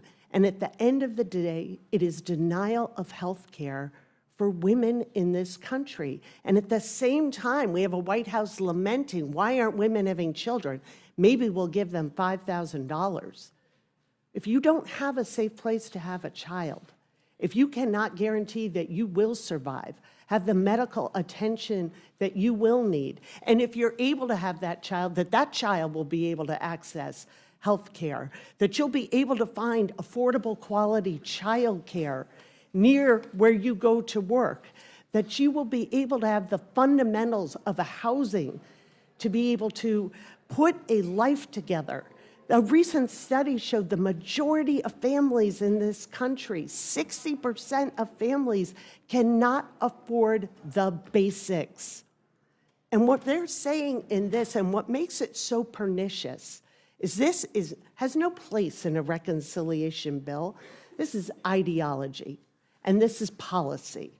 And this is saying, we don't like abortion providers, and it's not enough to outlaw them in our own states, to deny that care in those states. If there is an affiliate or a subsidiary in any state, then we will shut down the clinic that is not providing abortion care, but is providing this critical primary care for women. That doesn't belong in this bill either, and it is part of the pattern and the theme of this bill, that the American family is put last, and we are making the winner's circle so very small. And it doesn't include women in this country, it doesn't include working families, it doesn't include seniors and veterans, and the 99.9% of people who get up and work hard every single day and want to have a future for their children, a place in this economy, want their small business to survive this tariff regime, want to be able to put a life together that has hope. And instead, we're offering them ideology wrapped up as health care. It is a cruelty and it is a shame. And that is why we have seen the Democratic caucus and the American people united against this bill. Thank you, Whip Clark. Chairman Aguilar, your amendment, I think, touches on a very important fact, and that is that people are working. They're working really hard, and they're often not getting paid enough. And when Democrats were in charge, we increased jobs. But right now, there is a recession looming. And what they're going to do is kick people out of Medicaid, and they're not going to be able to get nutrition programs. And they're saying it's because people are lazy. Is that right, Chairman Aguilar? I mean, what is really happening with regards to American families who are working hard and just maybe not making enough money to afford health care? Thank you, Congresswoman, for sharing your story, first of all, and for the question. My amendment prevents what I hope is something we can all agree on. No child in our country should go hungry.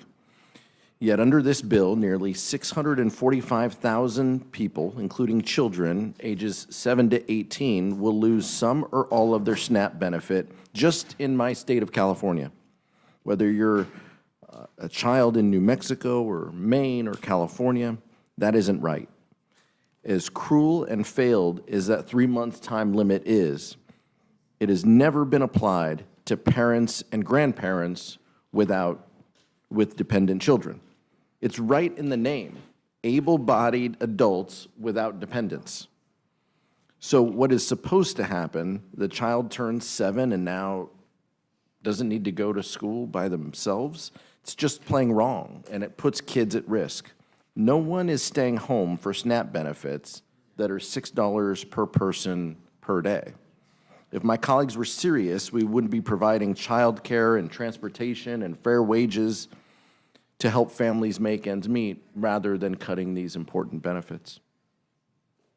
Thank you, Chair Aguilar. And Leader Jeffries, thank you for painting the picture of what hunger looked like in America and what poverty looked like in America when we decided that that was not an acceptable picture for us. And I think it's a policy choice, but I think you also touched on a sense that it's also a moral choice. And I entered into the record earlier today a letter from 31 faith organizations who were opposing these kinds of cuts because they noted that it was against a principle, a moral principle, that government should provide for those who are in need. And I just wanted to give you the last word. I'm the last Democrat who gets to ask a question on these issues of how you see the values and the choices that are being made in this bill. Well, thank you again for sharing your powerful story in such a compelling way, and it really does illustrate the challenges that we confront here. When we make policy decisions, we are impacting the American people in ways that, in certain cases, could be questions of life and death. It's often been said, Dr. King made this observation, that budgets are moral documents. And I don't question anyone's faith in this room. There are people of faith on both sides of the aisle. But we do have to ask the question, can't simply be enough to go to synagogue, or go to the mosque, or go to church and pray on Sunday,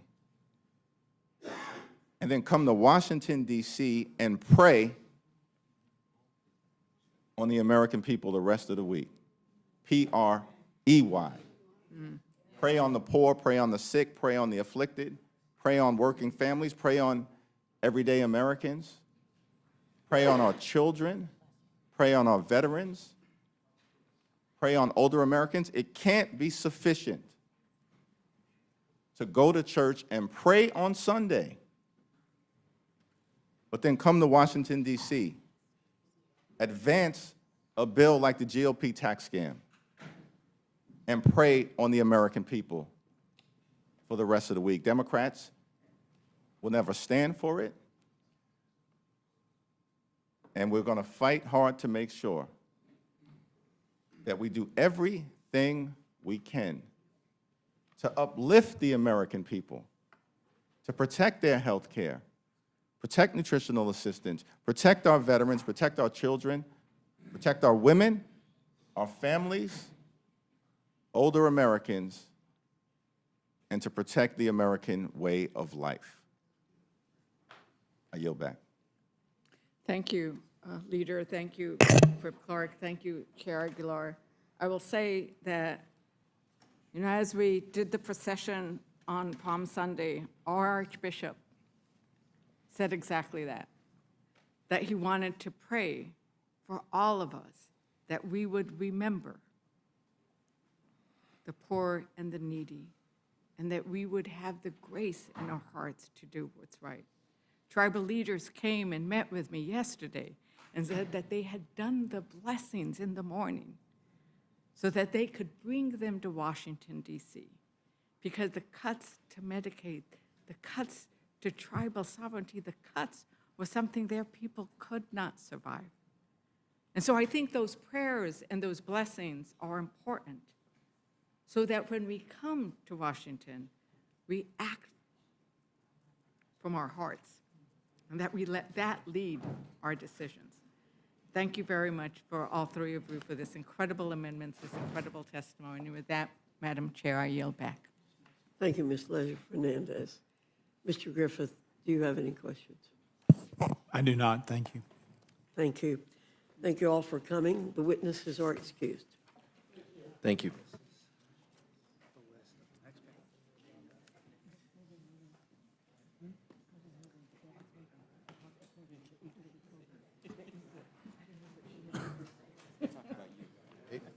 Madam Chair? Yeah. Yeah, while, I'm going to announce the names. yeah, but before you do, can I make one statement? Please. I want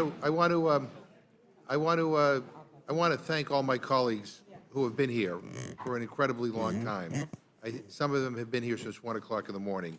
And I feel very proud to be part of this caucus, and I feel very proud of all the members who are here who want to make their voices and their views heard. And I especially want to also thank Speaker Emerita Nancy Pelosi for being here for hours as well.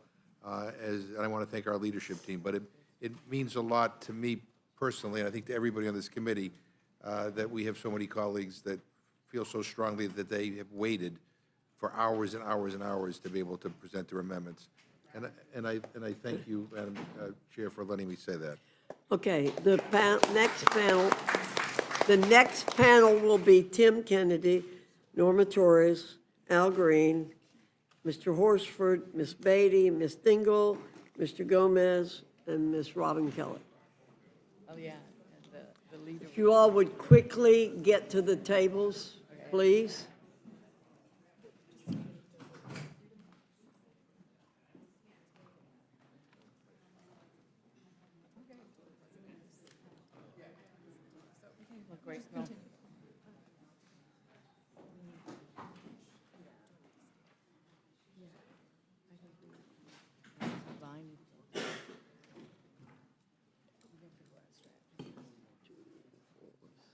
We can fit in one more.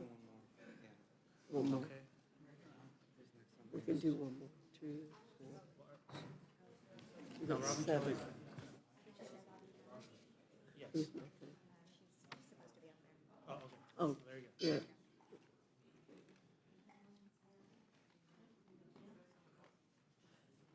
May I suggest, if you're here for the next panel, start down here and move up here. It makes it a lot easier to get people seated. Okay.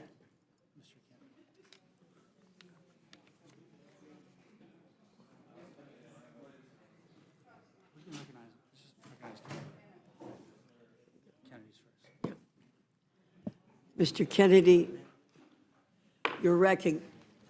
Thank you, Chairwoman Fox. For 5 minutes. Thank you, Chairwoman Fox, Ranking Member McGovern, and members of the committee. I'm here today to offer 2 critical amendments. First, to strike Section 44-111 and preserve the current 10% state cost share for Medicaid expansion, preventing the financial burden that will otherwise fall on states and safety net hospitals.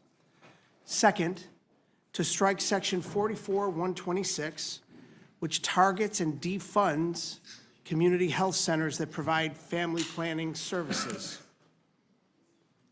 Taken together, these provisions in the underlying bill, in addition to the massive cuts to Medicaid that this bill ensures, would decimate access to care for millions of Americans, particularly low-income women, children, and seniors.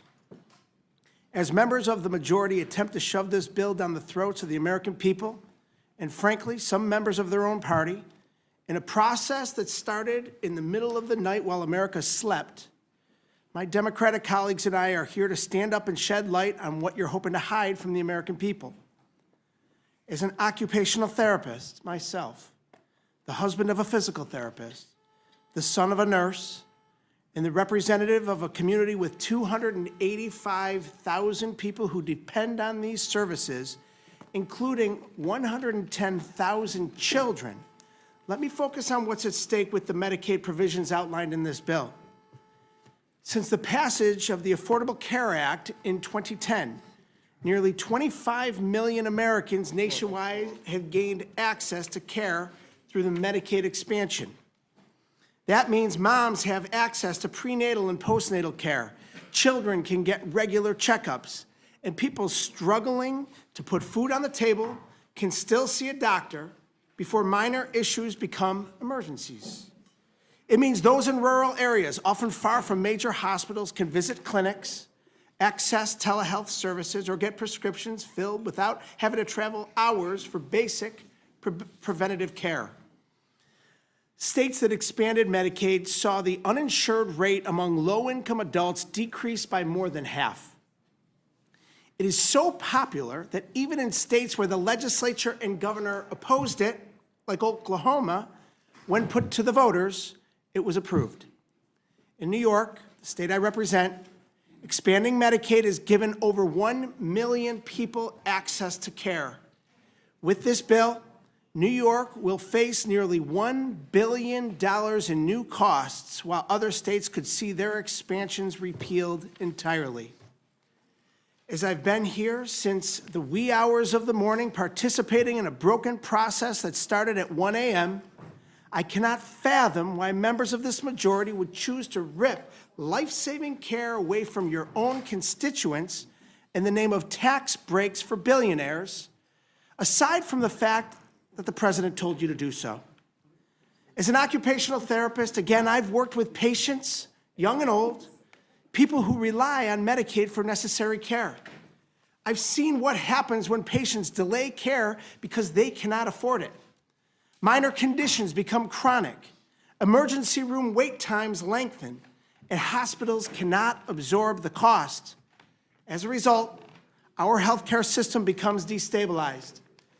In cutting Medicaid, we don't eliminate the need for care, we just eliminate access to care. And for those who aren't on Medicaid, we only make care more expensive and harder to get. We force families to choose between medicine and groceries. We push more patients into overcrowded ERs, and we risk lives. This Republican bill does not save money, and it sure doesn't help the people who sent us here to represent them. It shifts the burden to states, to hospitals, and to the people who can least afford it. Simply put, it's cruelty. My amendments protect Medicaid expansion programs and ensure that millions of Americans don't lose the care that they need, and that our public hospitals and safety net systems can continue to function. Without our Democratic amendments, this bill will make all Americans less safe and healthcare less accessible, particularly for our most vulnerable citizens. I urge my colleagues to support these amendments. Healthcare, we know, is not a luxury reserved for the few, and it shouldn't be. It is a right, and it is our responsibility to protect it. I yield back. Thank you. Ms. Torres, you're recognized. You're a former member of the committee. We're glad to have you back. Thank you. Good morning, Chairwoman, Ranking Member McGovern. It's great to be back with all of you here, although under difficult circumstances. I know how difficult it is to have to work through the night, but the work that we're doing here today is really important. It's important for members to be able to share how this bill will impact our constituents. The bill before the committee, it is truly a disaster for the American people. It would throw almost 14 million people off Medicaid. It would cause our hospitals to close in areas that need them the most. It would cut food assistance for more than 3 million Americans, and all to help the multi-billionaires that pay much less in taxes. I fully support many of the amendments proposed by Democrats to fix these cruel actions, and I hope that they'll be made in order. I have 3 amendments that would address problems in the bill and in the current policies of the Trump administration. First, I have submitted an amendment number 507, which would protect the health care of nearly 340,000 of my constituents by striking the hundreds of billions of Medicaid cuts contained in this bill. It's a common sense at this time when families are struggling with higher prices of food and good due to the self-inflicted wound of tariffs caused by our president. Second, I have an amendment to prevent the $300 billion in cuts to food assistance, programs like SNAP. The Republican reconciliation bill would kick more than 3 million people off of food stamp assistance, again, while we are getting imported eggs from Turkey and other countries that are willing to help us in a time of need when our food prices are so high. Third, I have submitted an amendment to lift the SALT deduction cap imposed by the 2017 tax scam bill. The reality is that this simply shifts more federal taxes to Californians when California already contributes much more than many of your states. For example, California is a donor state. We send $692 billion to the federal government, and we receive back 609. That means we send $83 billion to many of your states to help fund the quality of life that all of you enjoy. Representative Griffin, Virginia they pay $107 billion. They receive more than in federal government that they give.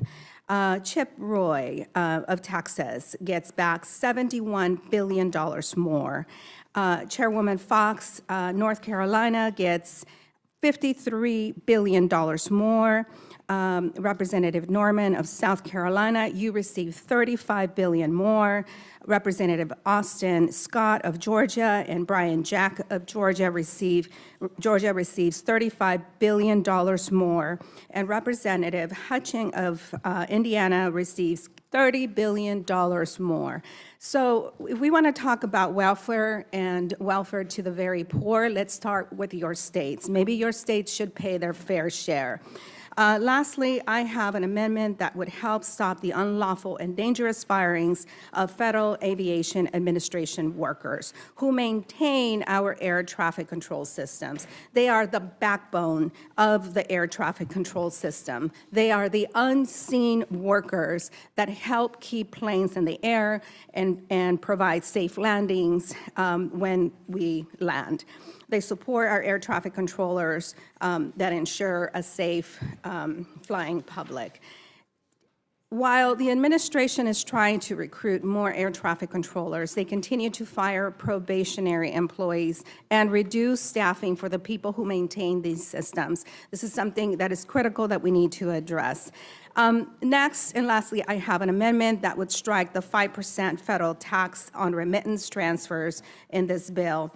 The tax proposal in this bill would disproportionately impact immigrant workers who already pay into a system that they cannot reclaim any of the Social Security or taxes, state, local taxes that they pay into. Lastly, I have an amendment that would disapprove of the U.S. Army Corps of Engineers work plan for fiscal year 2025. This plan isn't just flawed, it blatantly politicizes the project selection process in attempts to leave, once again, California, the state that all of you depend for welfare for your constituents, to have zero projects allocated by them. I think the American people should know what is in this bill. It's a tax giveaway to the filthy rich. Thank you, Chairwoman, for your patience, and I yield back to you. Thank you, Ms. Torres. Mr. Green, you're recognized for 5 minutes. Thank you, Madam Chair. Mr. Ranking Member, members all, I am here today because of SNAP and a concern. But first, I'd like to thank Ms. Mang, Grace Mang, for introducing the Fairness for Victims of SNAP Skimming Act. It has been reduced to Amendment number 30. I had a similar piece of legislation, and this whole issue was called to my attention by a news reporter from Channel 2 KPRC in Houston, Texas. And as a result of his engagement, we produced a piece of legislation. I do not want to see block grants to Texas for health care. Madam Chair, Texas refused $100 billion to expand Medicaid. This is one of the reasons why Texas has the highest percentage of uninsured persons and the highest number of uninsured persons in the United States of America. I don't know that Texas is going to be responsible enough to accept the grants. What will you do and what will we do when Texas does what it does quite regularly, and that is decline federal dollars? So I'm here today to talk about a program that has benefited not only Texans, but persons across the length and breadth of the country. And this has been a bipartisan effort in the past. It was in existence until December of last year, right around Christmas. And it has to do with reimbursing persons who have their SNAP monies skimmed away with electronic devices such that they have to sometimes go without food. They are victims. We should not allow the criminals. Al, would you suspend for just a minute? There's a knocking noise going on somewhere. Do you all hear that? And it's bothering everybody out there because I can see it on your faces. I don't know where it's coming from. It stopped.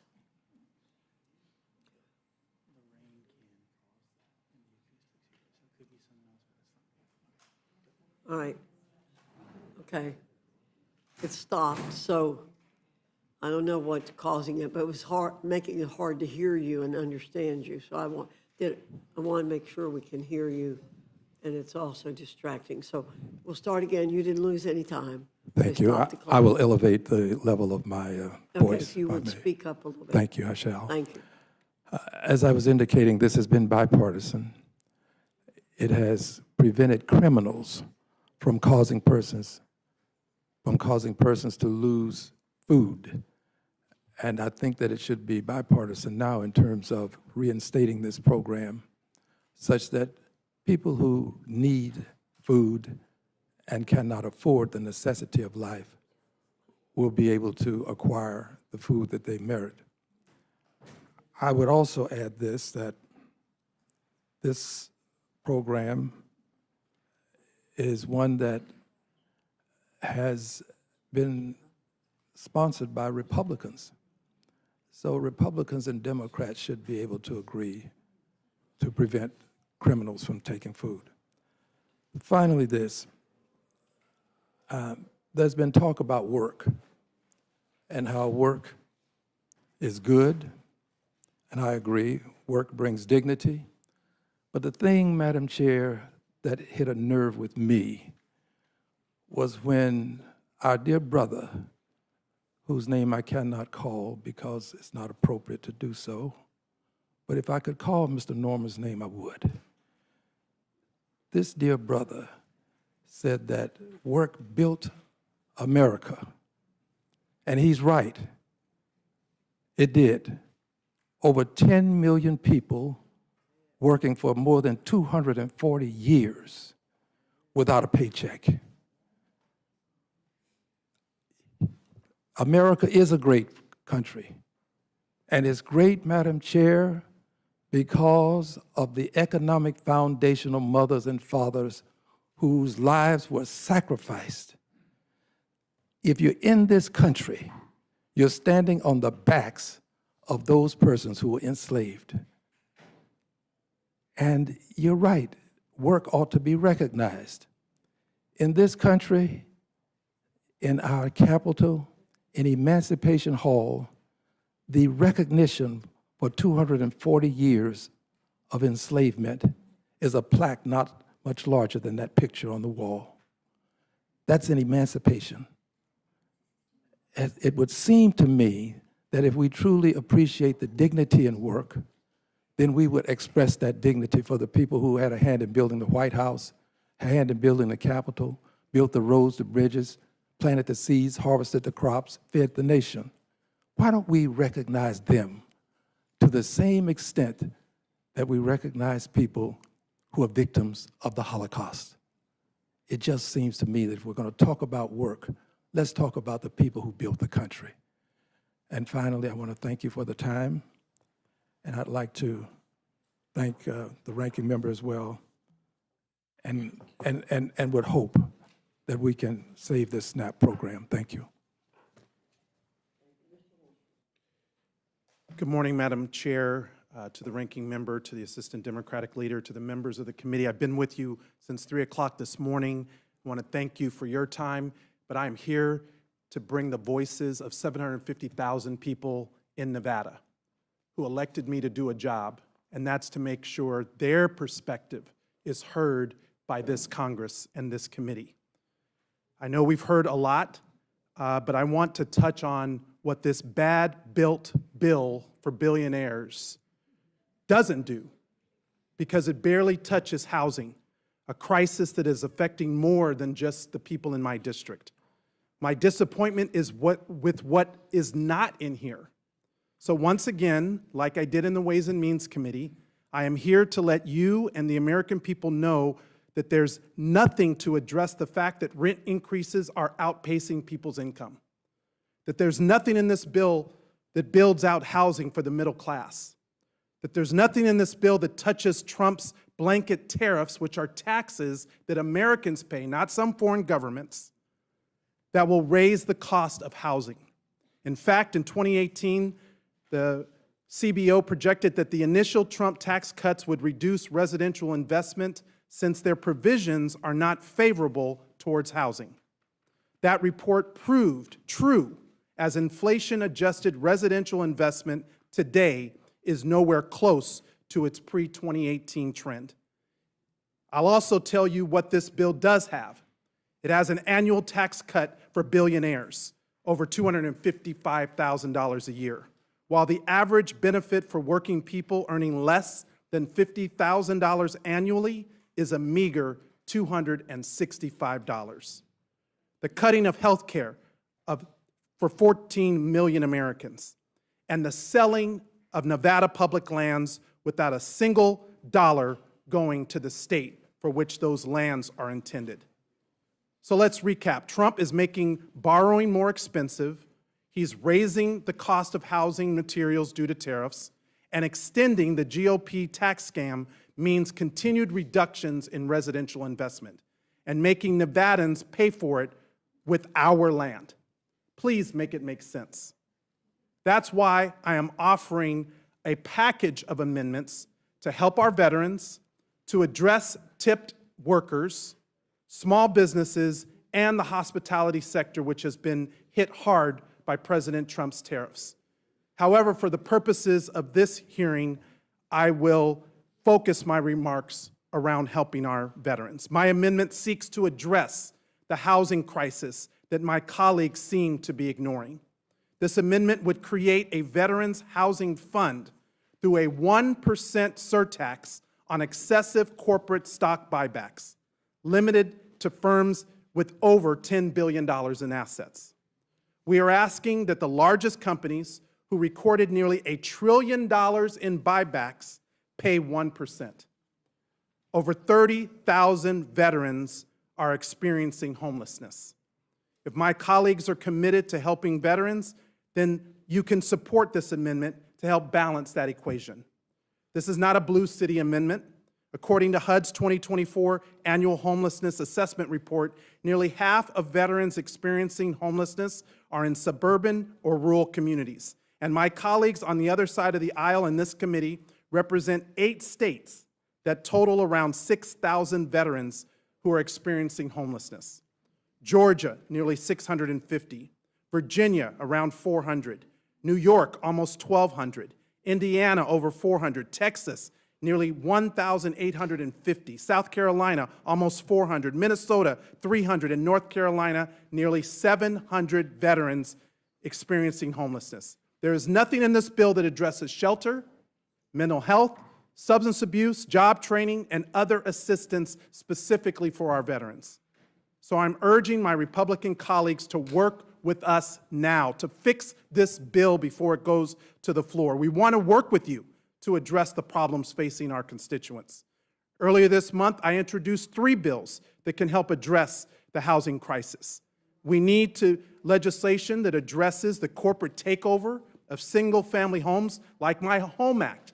Not one Republican joined when I brought that bill forward. I introduced my Unlock Housing Act to address affordable housing by allowing the Bureau of Land Management to be able to lease the land to local governments and tribes specifically for affordable housing. This is a smart method to use the laws that already exist to build out more housing. Why?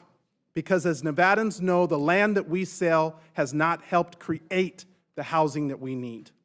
But we are seeing the same story over and over, that this bill does not have working people in mind. Instead, we have people like Representative Mark Amodei pushing to sell off more than 500,000 acres of land in Nevada under the guise of creating more affordable housing. He didn't even give a second thought to selling out our community. And for what? To use Nevada as a cash grab for the nation's debt? Don't believe me? Look at Section 8315 of the bill.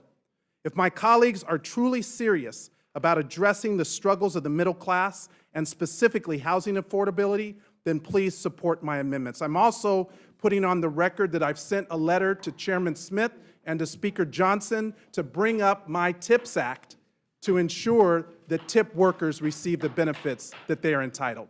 Thank you, Madam Chair.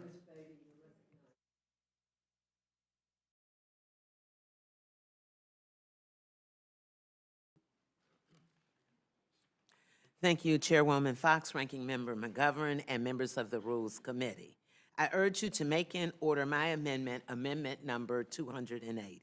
This amendment is simple. It would stop the implementation of the Reconciliations Bill's massive cuts for the wealthy if the bill's other provisions result in reduction in funding of Medicaid, Social Security, or SNAP.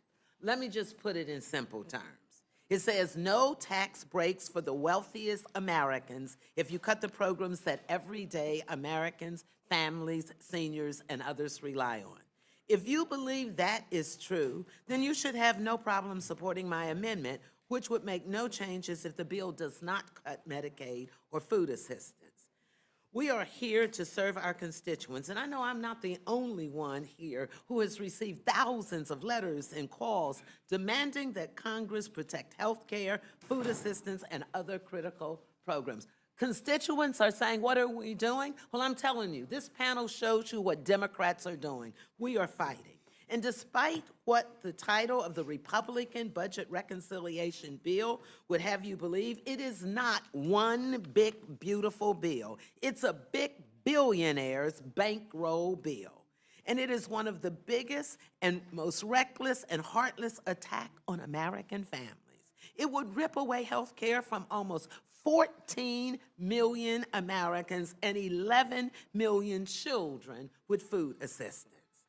And the worst part of it is none of this is necessary. It is only being done to bankroll a billionaire's tax cut.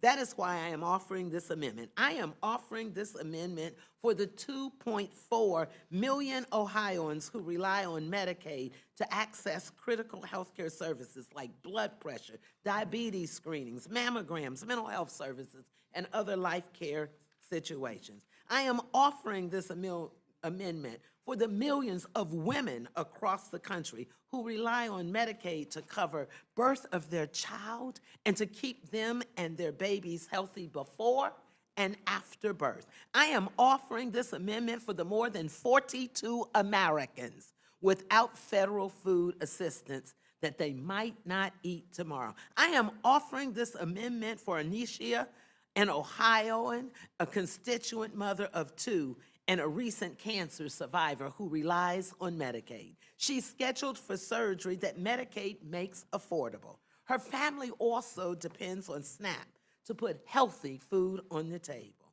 Losing these benefits would be devastating. In short, I'm offering this amendment for Americans who are struggling to get by, who are counting on us, Democrats and Republicans, to lower their costs and to improve their lives, not enrich billionaires. Unfortunately, families I'm fighting for will not benefit from the tax cuts in this package. The top 0.1% of earners, billionaires, will see a tax break of some $278,000 per year. And that is a tax break of $762 per day, almost twice the weekly salary of someone making minimum wage in Ohio. It is clear that this bill is an attempt to sell out hardworking American families who are just trying to make ends meet to benefit the few.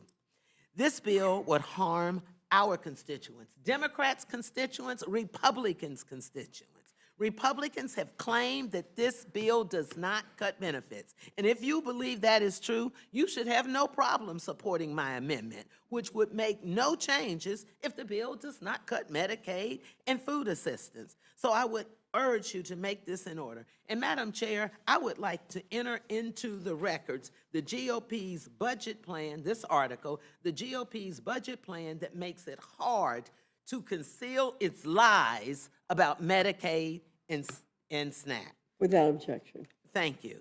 Lastly, let me just say to the American people, we have been here all night, and we're here because of you. They planned this hearing at 1 a.m. in the morning to 5, and here we are now in the first panel at 11:45. Is this the way our country should run? Is this what you expect from our leaders? Let me answer it for you. The answer is no. And that's why we are here today. Thank you, Madam Chair, and I yield back. You're recognized for 5 minutes. Thank you, Madam Chair and Ranking Member McGovern, for letting us testify today about issues that matter to all of us and to the American people. Over the past several weeks, I've been very concerned about what this Republican reconciliation bill will do. Not only does this bill, the bill, if it's enacted, the House bill, would be the biggest loss of health care coverage in American history that will strip health care from almost 14 million Americans. But as my colleague just said, how many of the pieces of this legislation have been considered in the dark of night when the American people are not able to watch what is happening? It's been too many pieces of this legislation. I have offered several amendments. Medicaid is the largest payer of long-term care in America, which is why I filed an amendment to ensure Medicaid home and community-based services, or HCBS, are not cut or reduced as a result of this reconciliation bill. We know that the majority of seniors and individuals with disabilities would prefer to receive care in the comfort of their homes, in the communities that they've known, where they can maintain an independent life, remain engaged in their communities, and aged with dignity. And in fact, it is less expensive than in nursing homes, which is where most long-term care in America is paid for by Medicaid. Yet hundreds of thousands of Americans are already sitting on state wait lists to access home-based care, and this bill will exacerbate this issue. No one should have to sit for years on a waiting list to get the care that they deserve, and caregivers shouldn't live in poverty to do this critical work. Let's be honest. The long-term care health system in this country is broken. And until someone you've loved or you yourself are in it, you don't know how bad it is. And this system, this bill is going to break the system even more. I pray, I'm asking that my Republican colleagues change course on this misguided bill that would harm seniors and individuals living with disabilities. I'm also strongly supportive and am a co-sponsor of Representative Riley's amendment regarding President Trump's most favored nation executive order that was issued May 12th. In fact, I offered this exact amendment during the Energy and Commerce Committee markup last week. This amendment supports President Trump's executive order that aims to lower medication costs for Americans by preventing pharmaceutical manufacturers from charging Americans higher prices while giving discounts to other nations, when we, in fact, pay 2, 3, 4, 10 times as much as other countries do and spend more on the research for these drugs than any other country in the world. No one in America should have to pay higher prices for medications than patients in other countries, which I have to admit to you, was shocked that every single Republican on the Energy and Commerce Committee voted against this amendment that supports their own president's prescription drug pricing plan. And I have to say, I was very surprised after being up for all night when I watched President Trump Wednesday night say this provision was going to be in this bill.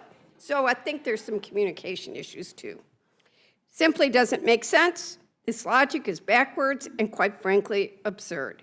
And on top of this, we had a bipartisan deal that opened the door for a solution to lower drug costs for Americans last Congress. But thanks to Elon Musk, Republicans tanked that agreement and are now trying to pass a bill with no meaningful change that would not only fail to lower drug costs, but would also rip coverage away from 14 million Americans. I'm going to end by expressing my concerns with this legislation's impact on our environment and natural resources, which is why I filed 3 amendments that I offered during the natural resources markup 2 weeks ago. Taken together, these amendments would preserve judicial review. I think too many people forget we are a system of checks and balances in this democracy.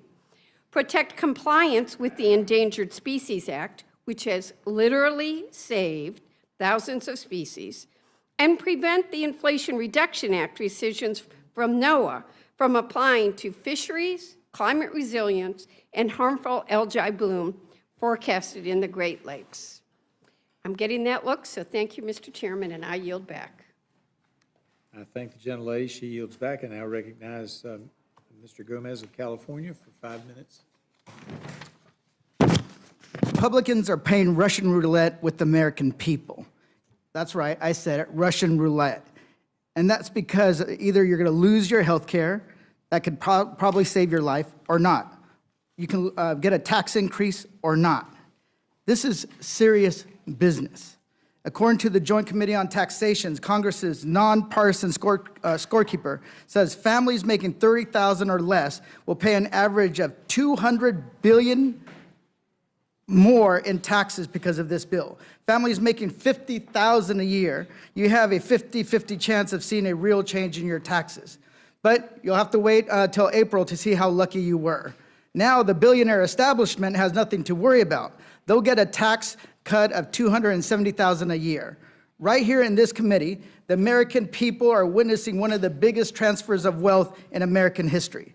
But Republicans are advancing legislation that will slash billions of dollars from Medicaid, health care for the working class, so that they can give trillions in tax breaks to the billionaires, ultra-wealthy, and the largest corporations in this country.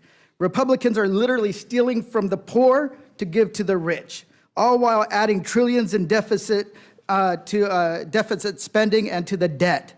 They should be ashamed about this legislation. Because look at not what's happening in my district, look at what's happening in their districts. In North Carolina, 400,000 people will lose Medicaid coverage.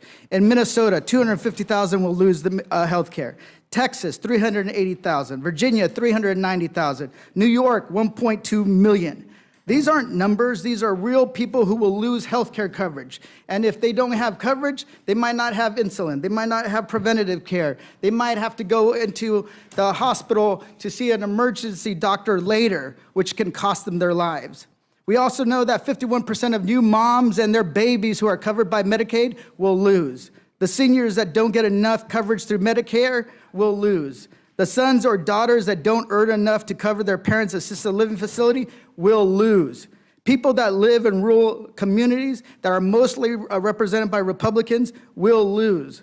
Republicans are making it harder for working people to get by, harder for families to welcome a new child, get postpartum care, or cover basic medical needs during one of the most vulnerable times in their lives.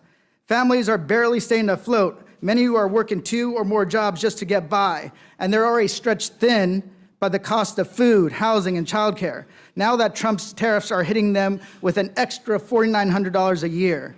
And Republicans always say that they're the pro-family party, but they never do actually anything that actually values the American family. And Republicans say they're the balanced budget party, but this bill balloons the deficit and saddles future generations with more debt that they have to pay off. Voters sent us here to lower costs and create real opportunities, and that's what we should be delivering on.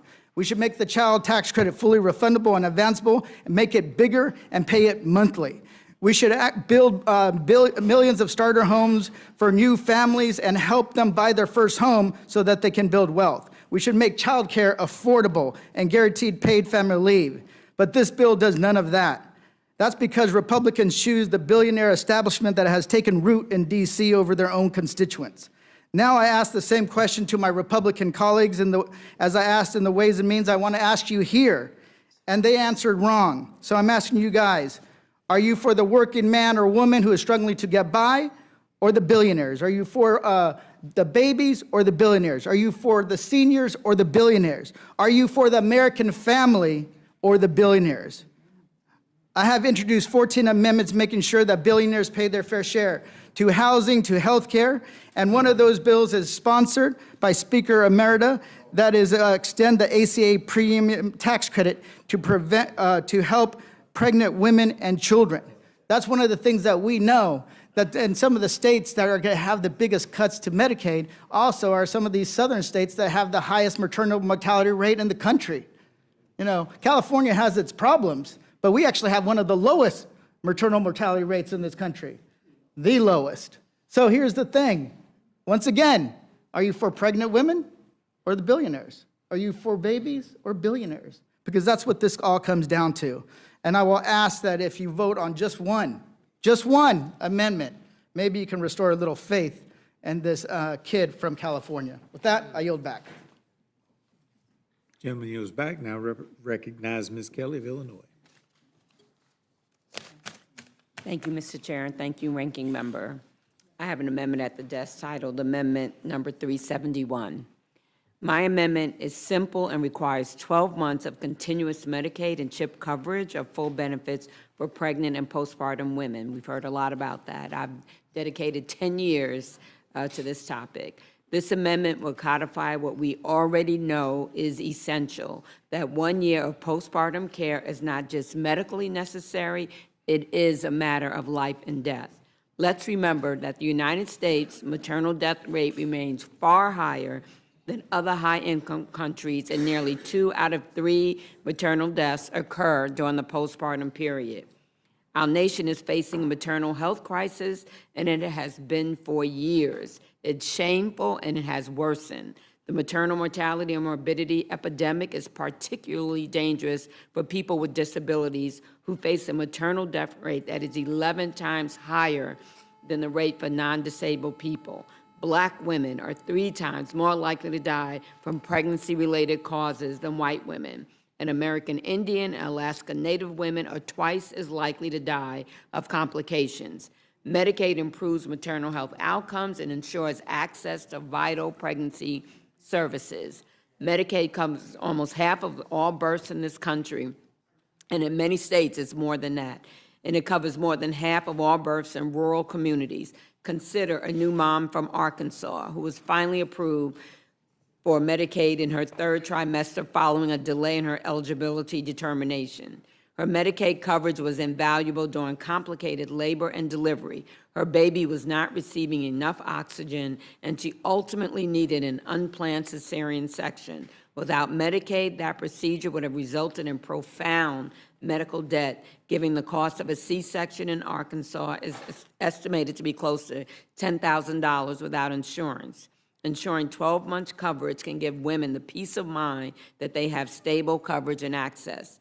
Cutting funding means cutting care for moms and babies during their most vulnerable time. That means fewer prenatal checkups, more life-saving deliveries, and forcing states to choose between vital programs. Waivers aren't enough, especially during major budget cuts like those in this bill.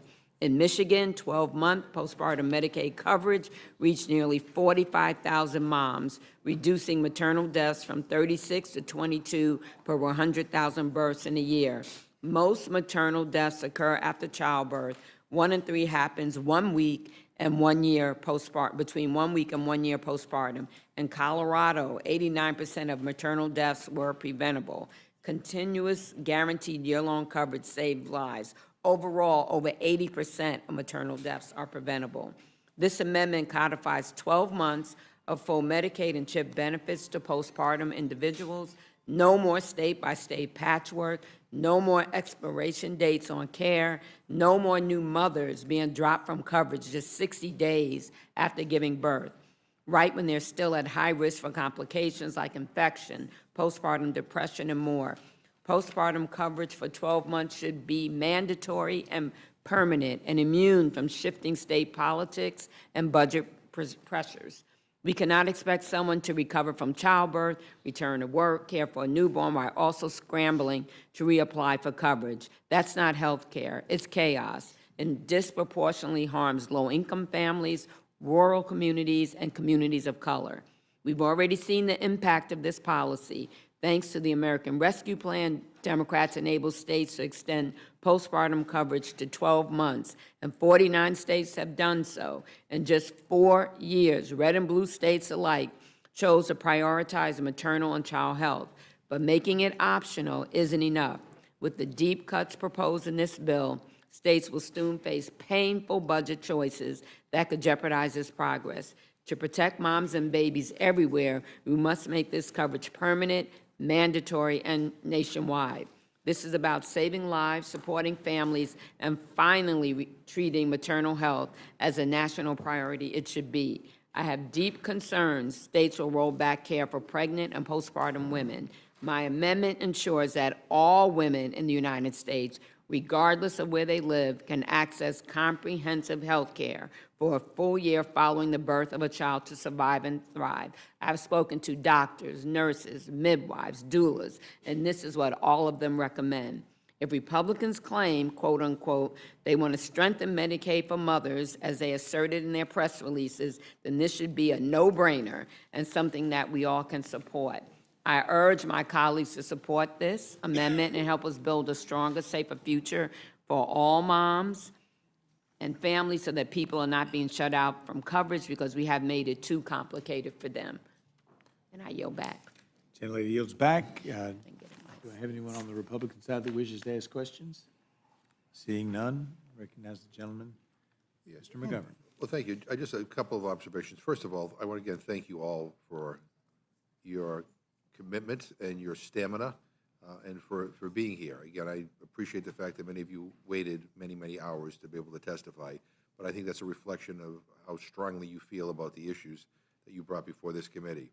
And I think I speak for all the Democrats here. We all support your amendments, and we'll do our best to try to see what we can do to make them in order. But I also, when I was listening to everybody here, I couldn't help but think about what could have been.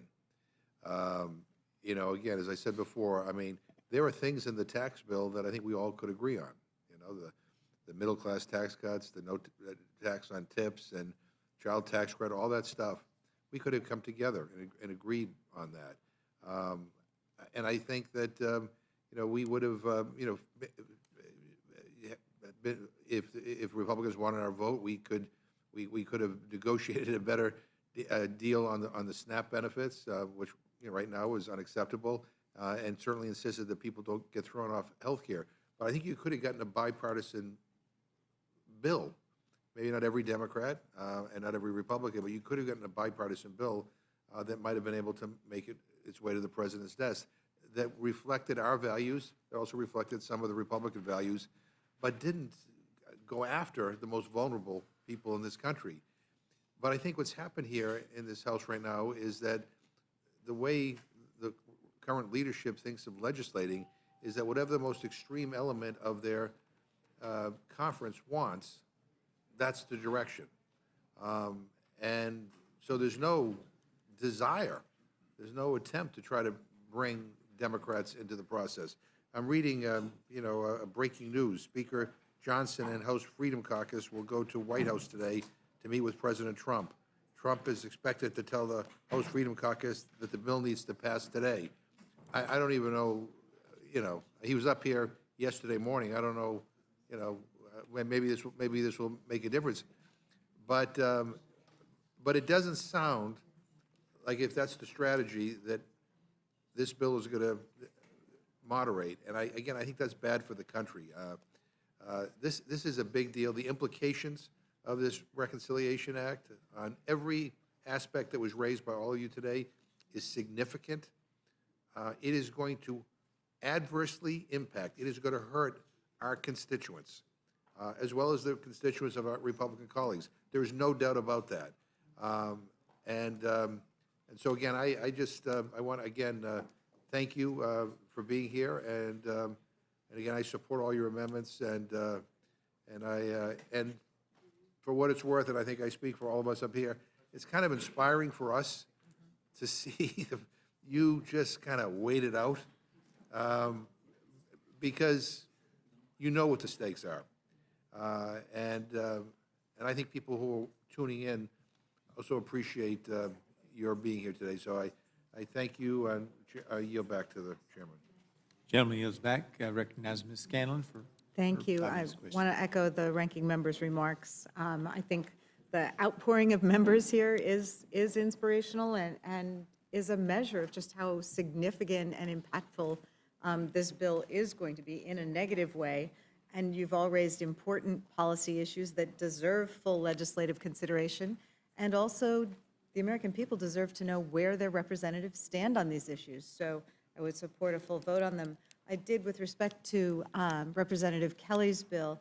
This has been a major issue in my district, and I just wanted, in support of that bill, to seek unanimous consent to enter a Philadelphia Inquirer article from September 21st, 2022, entitled 80% of pregnancy-related deaths are preventable, CDC says, highlighting a problem in Philadelphia.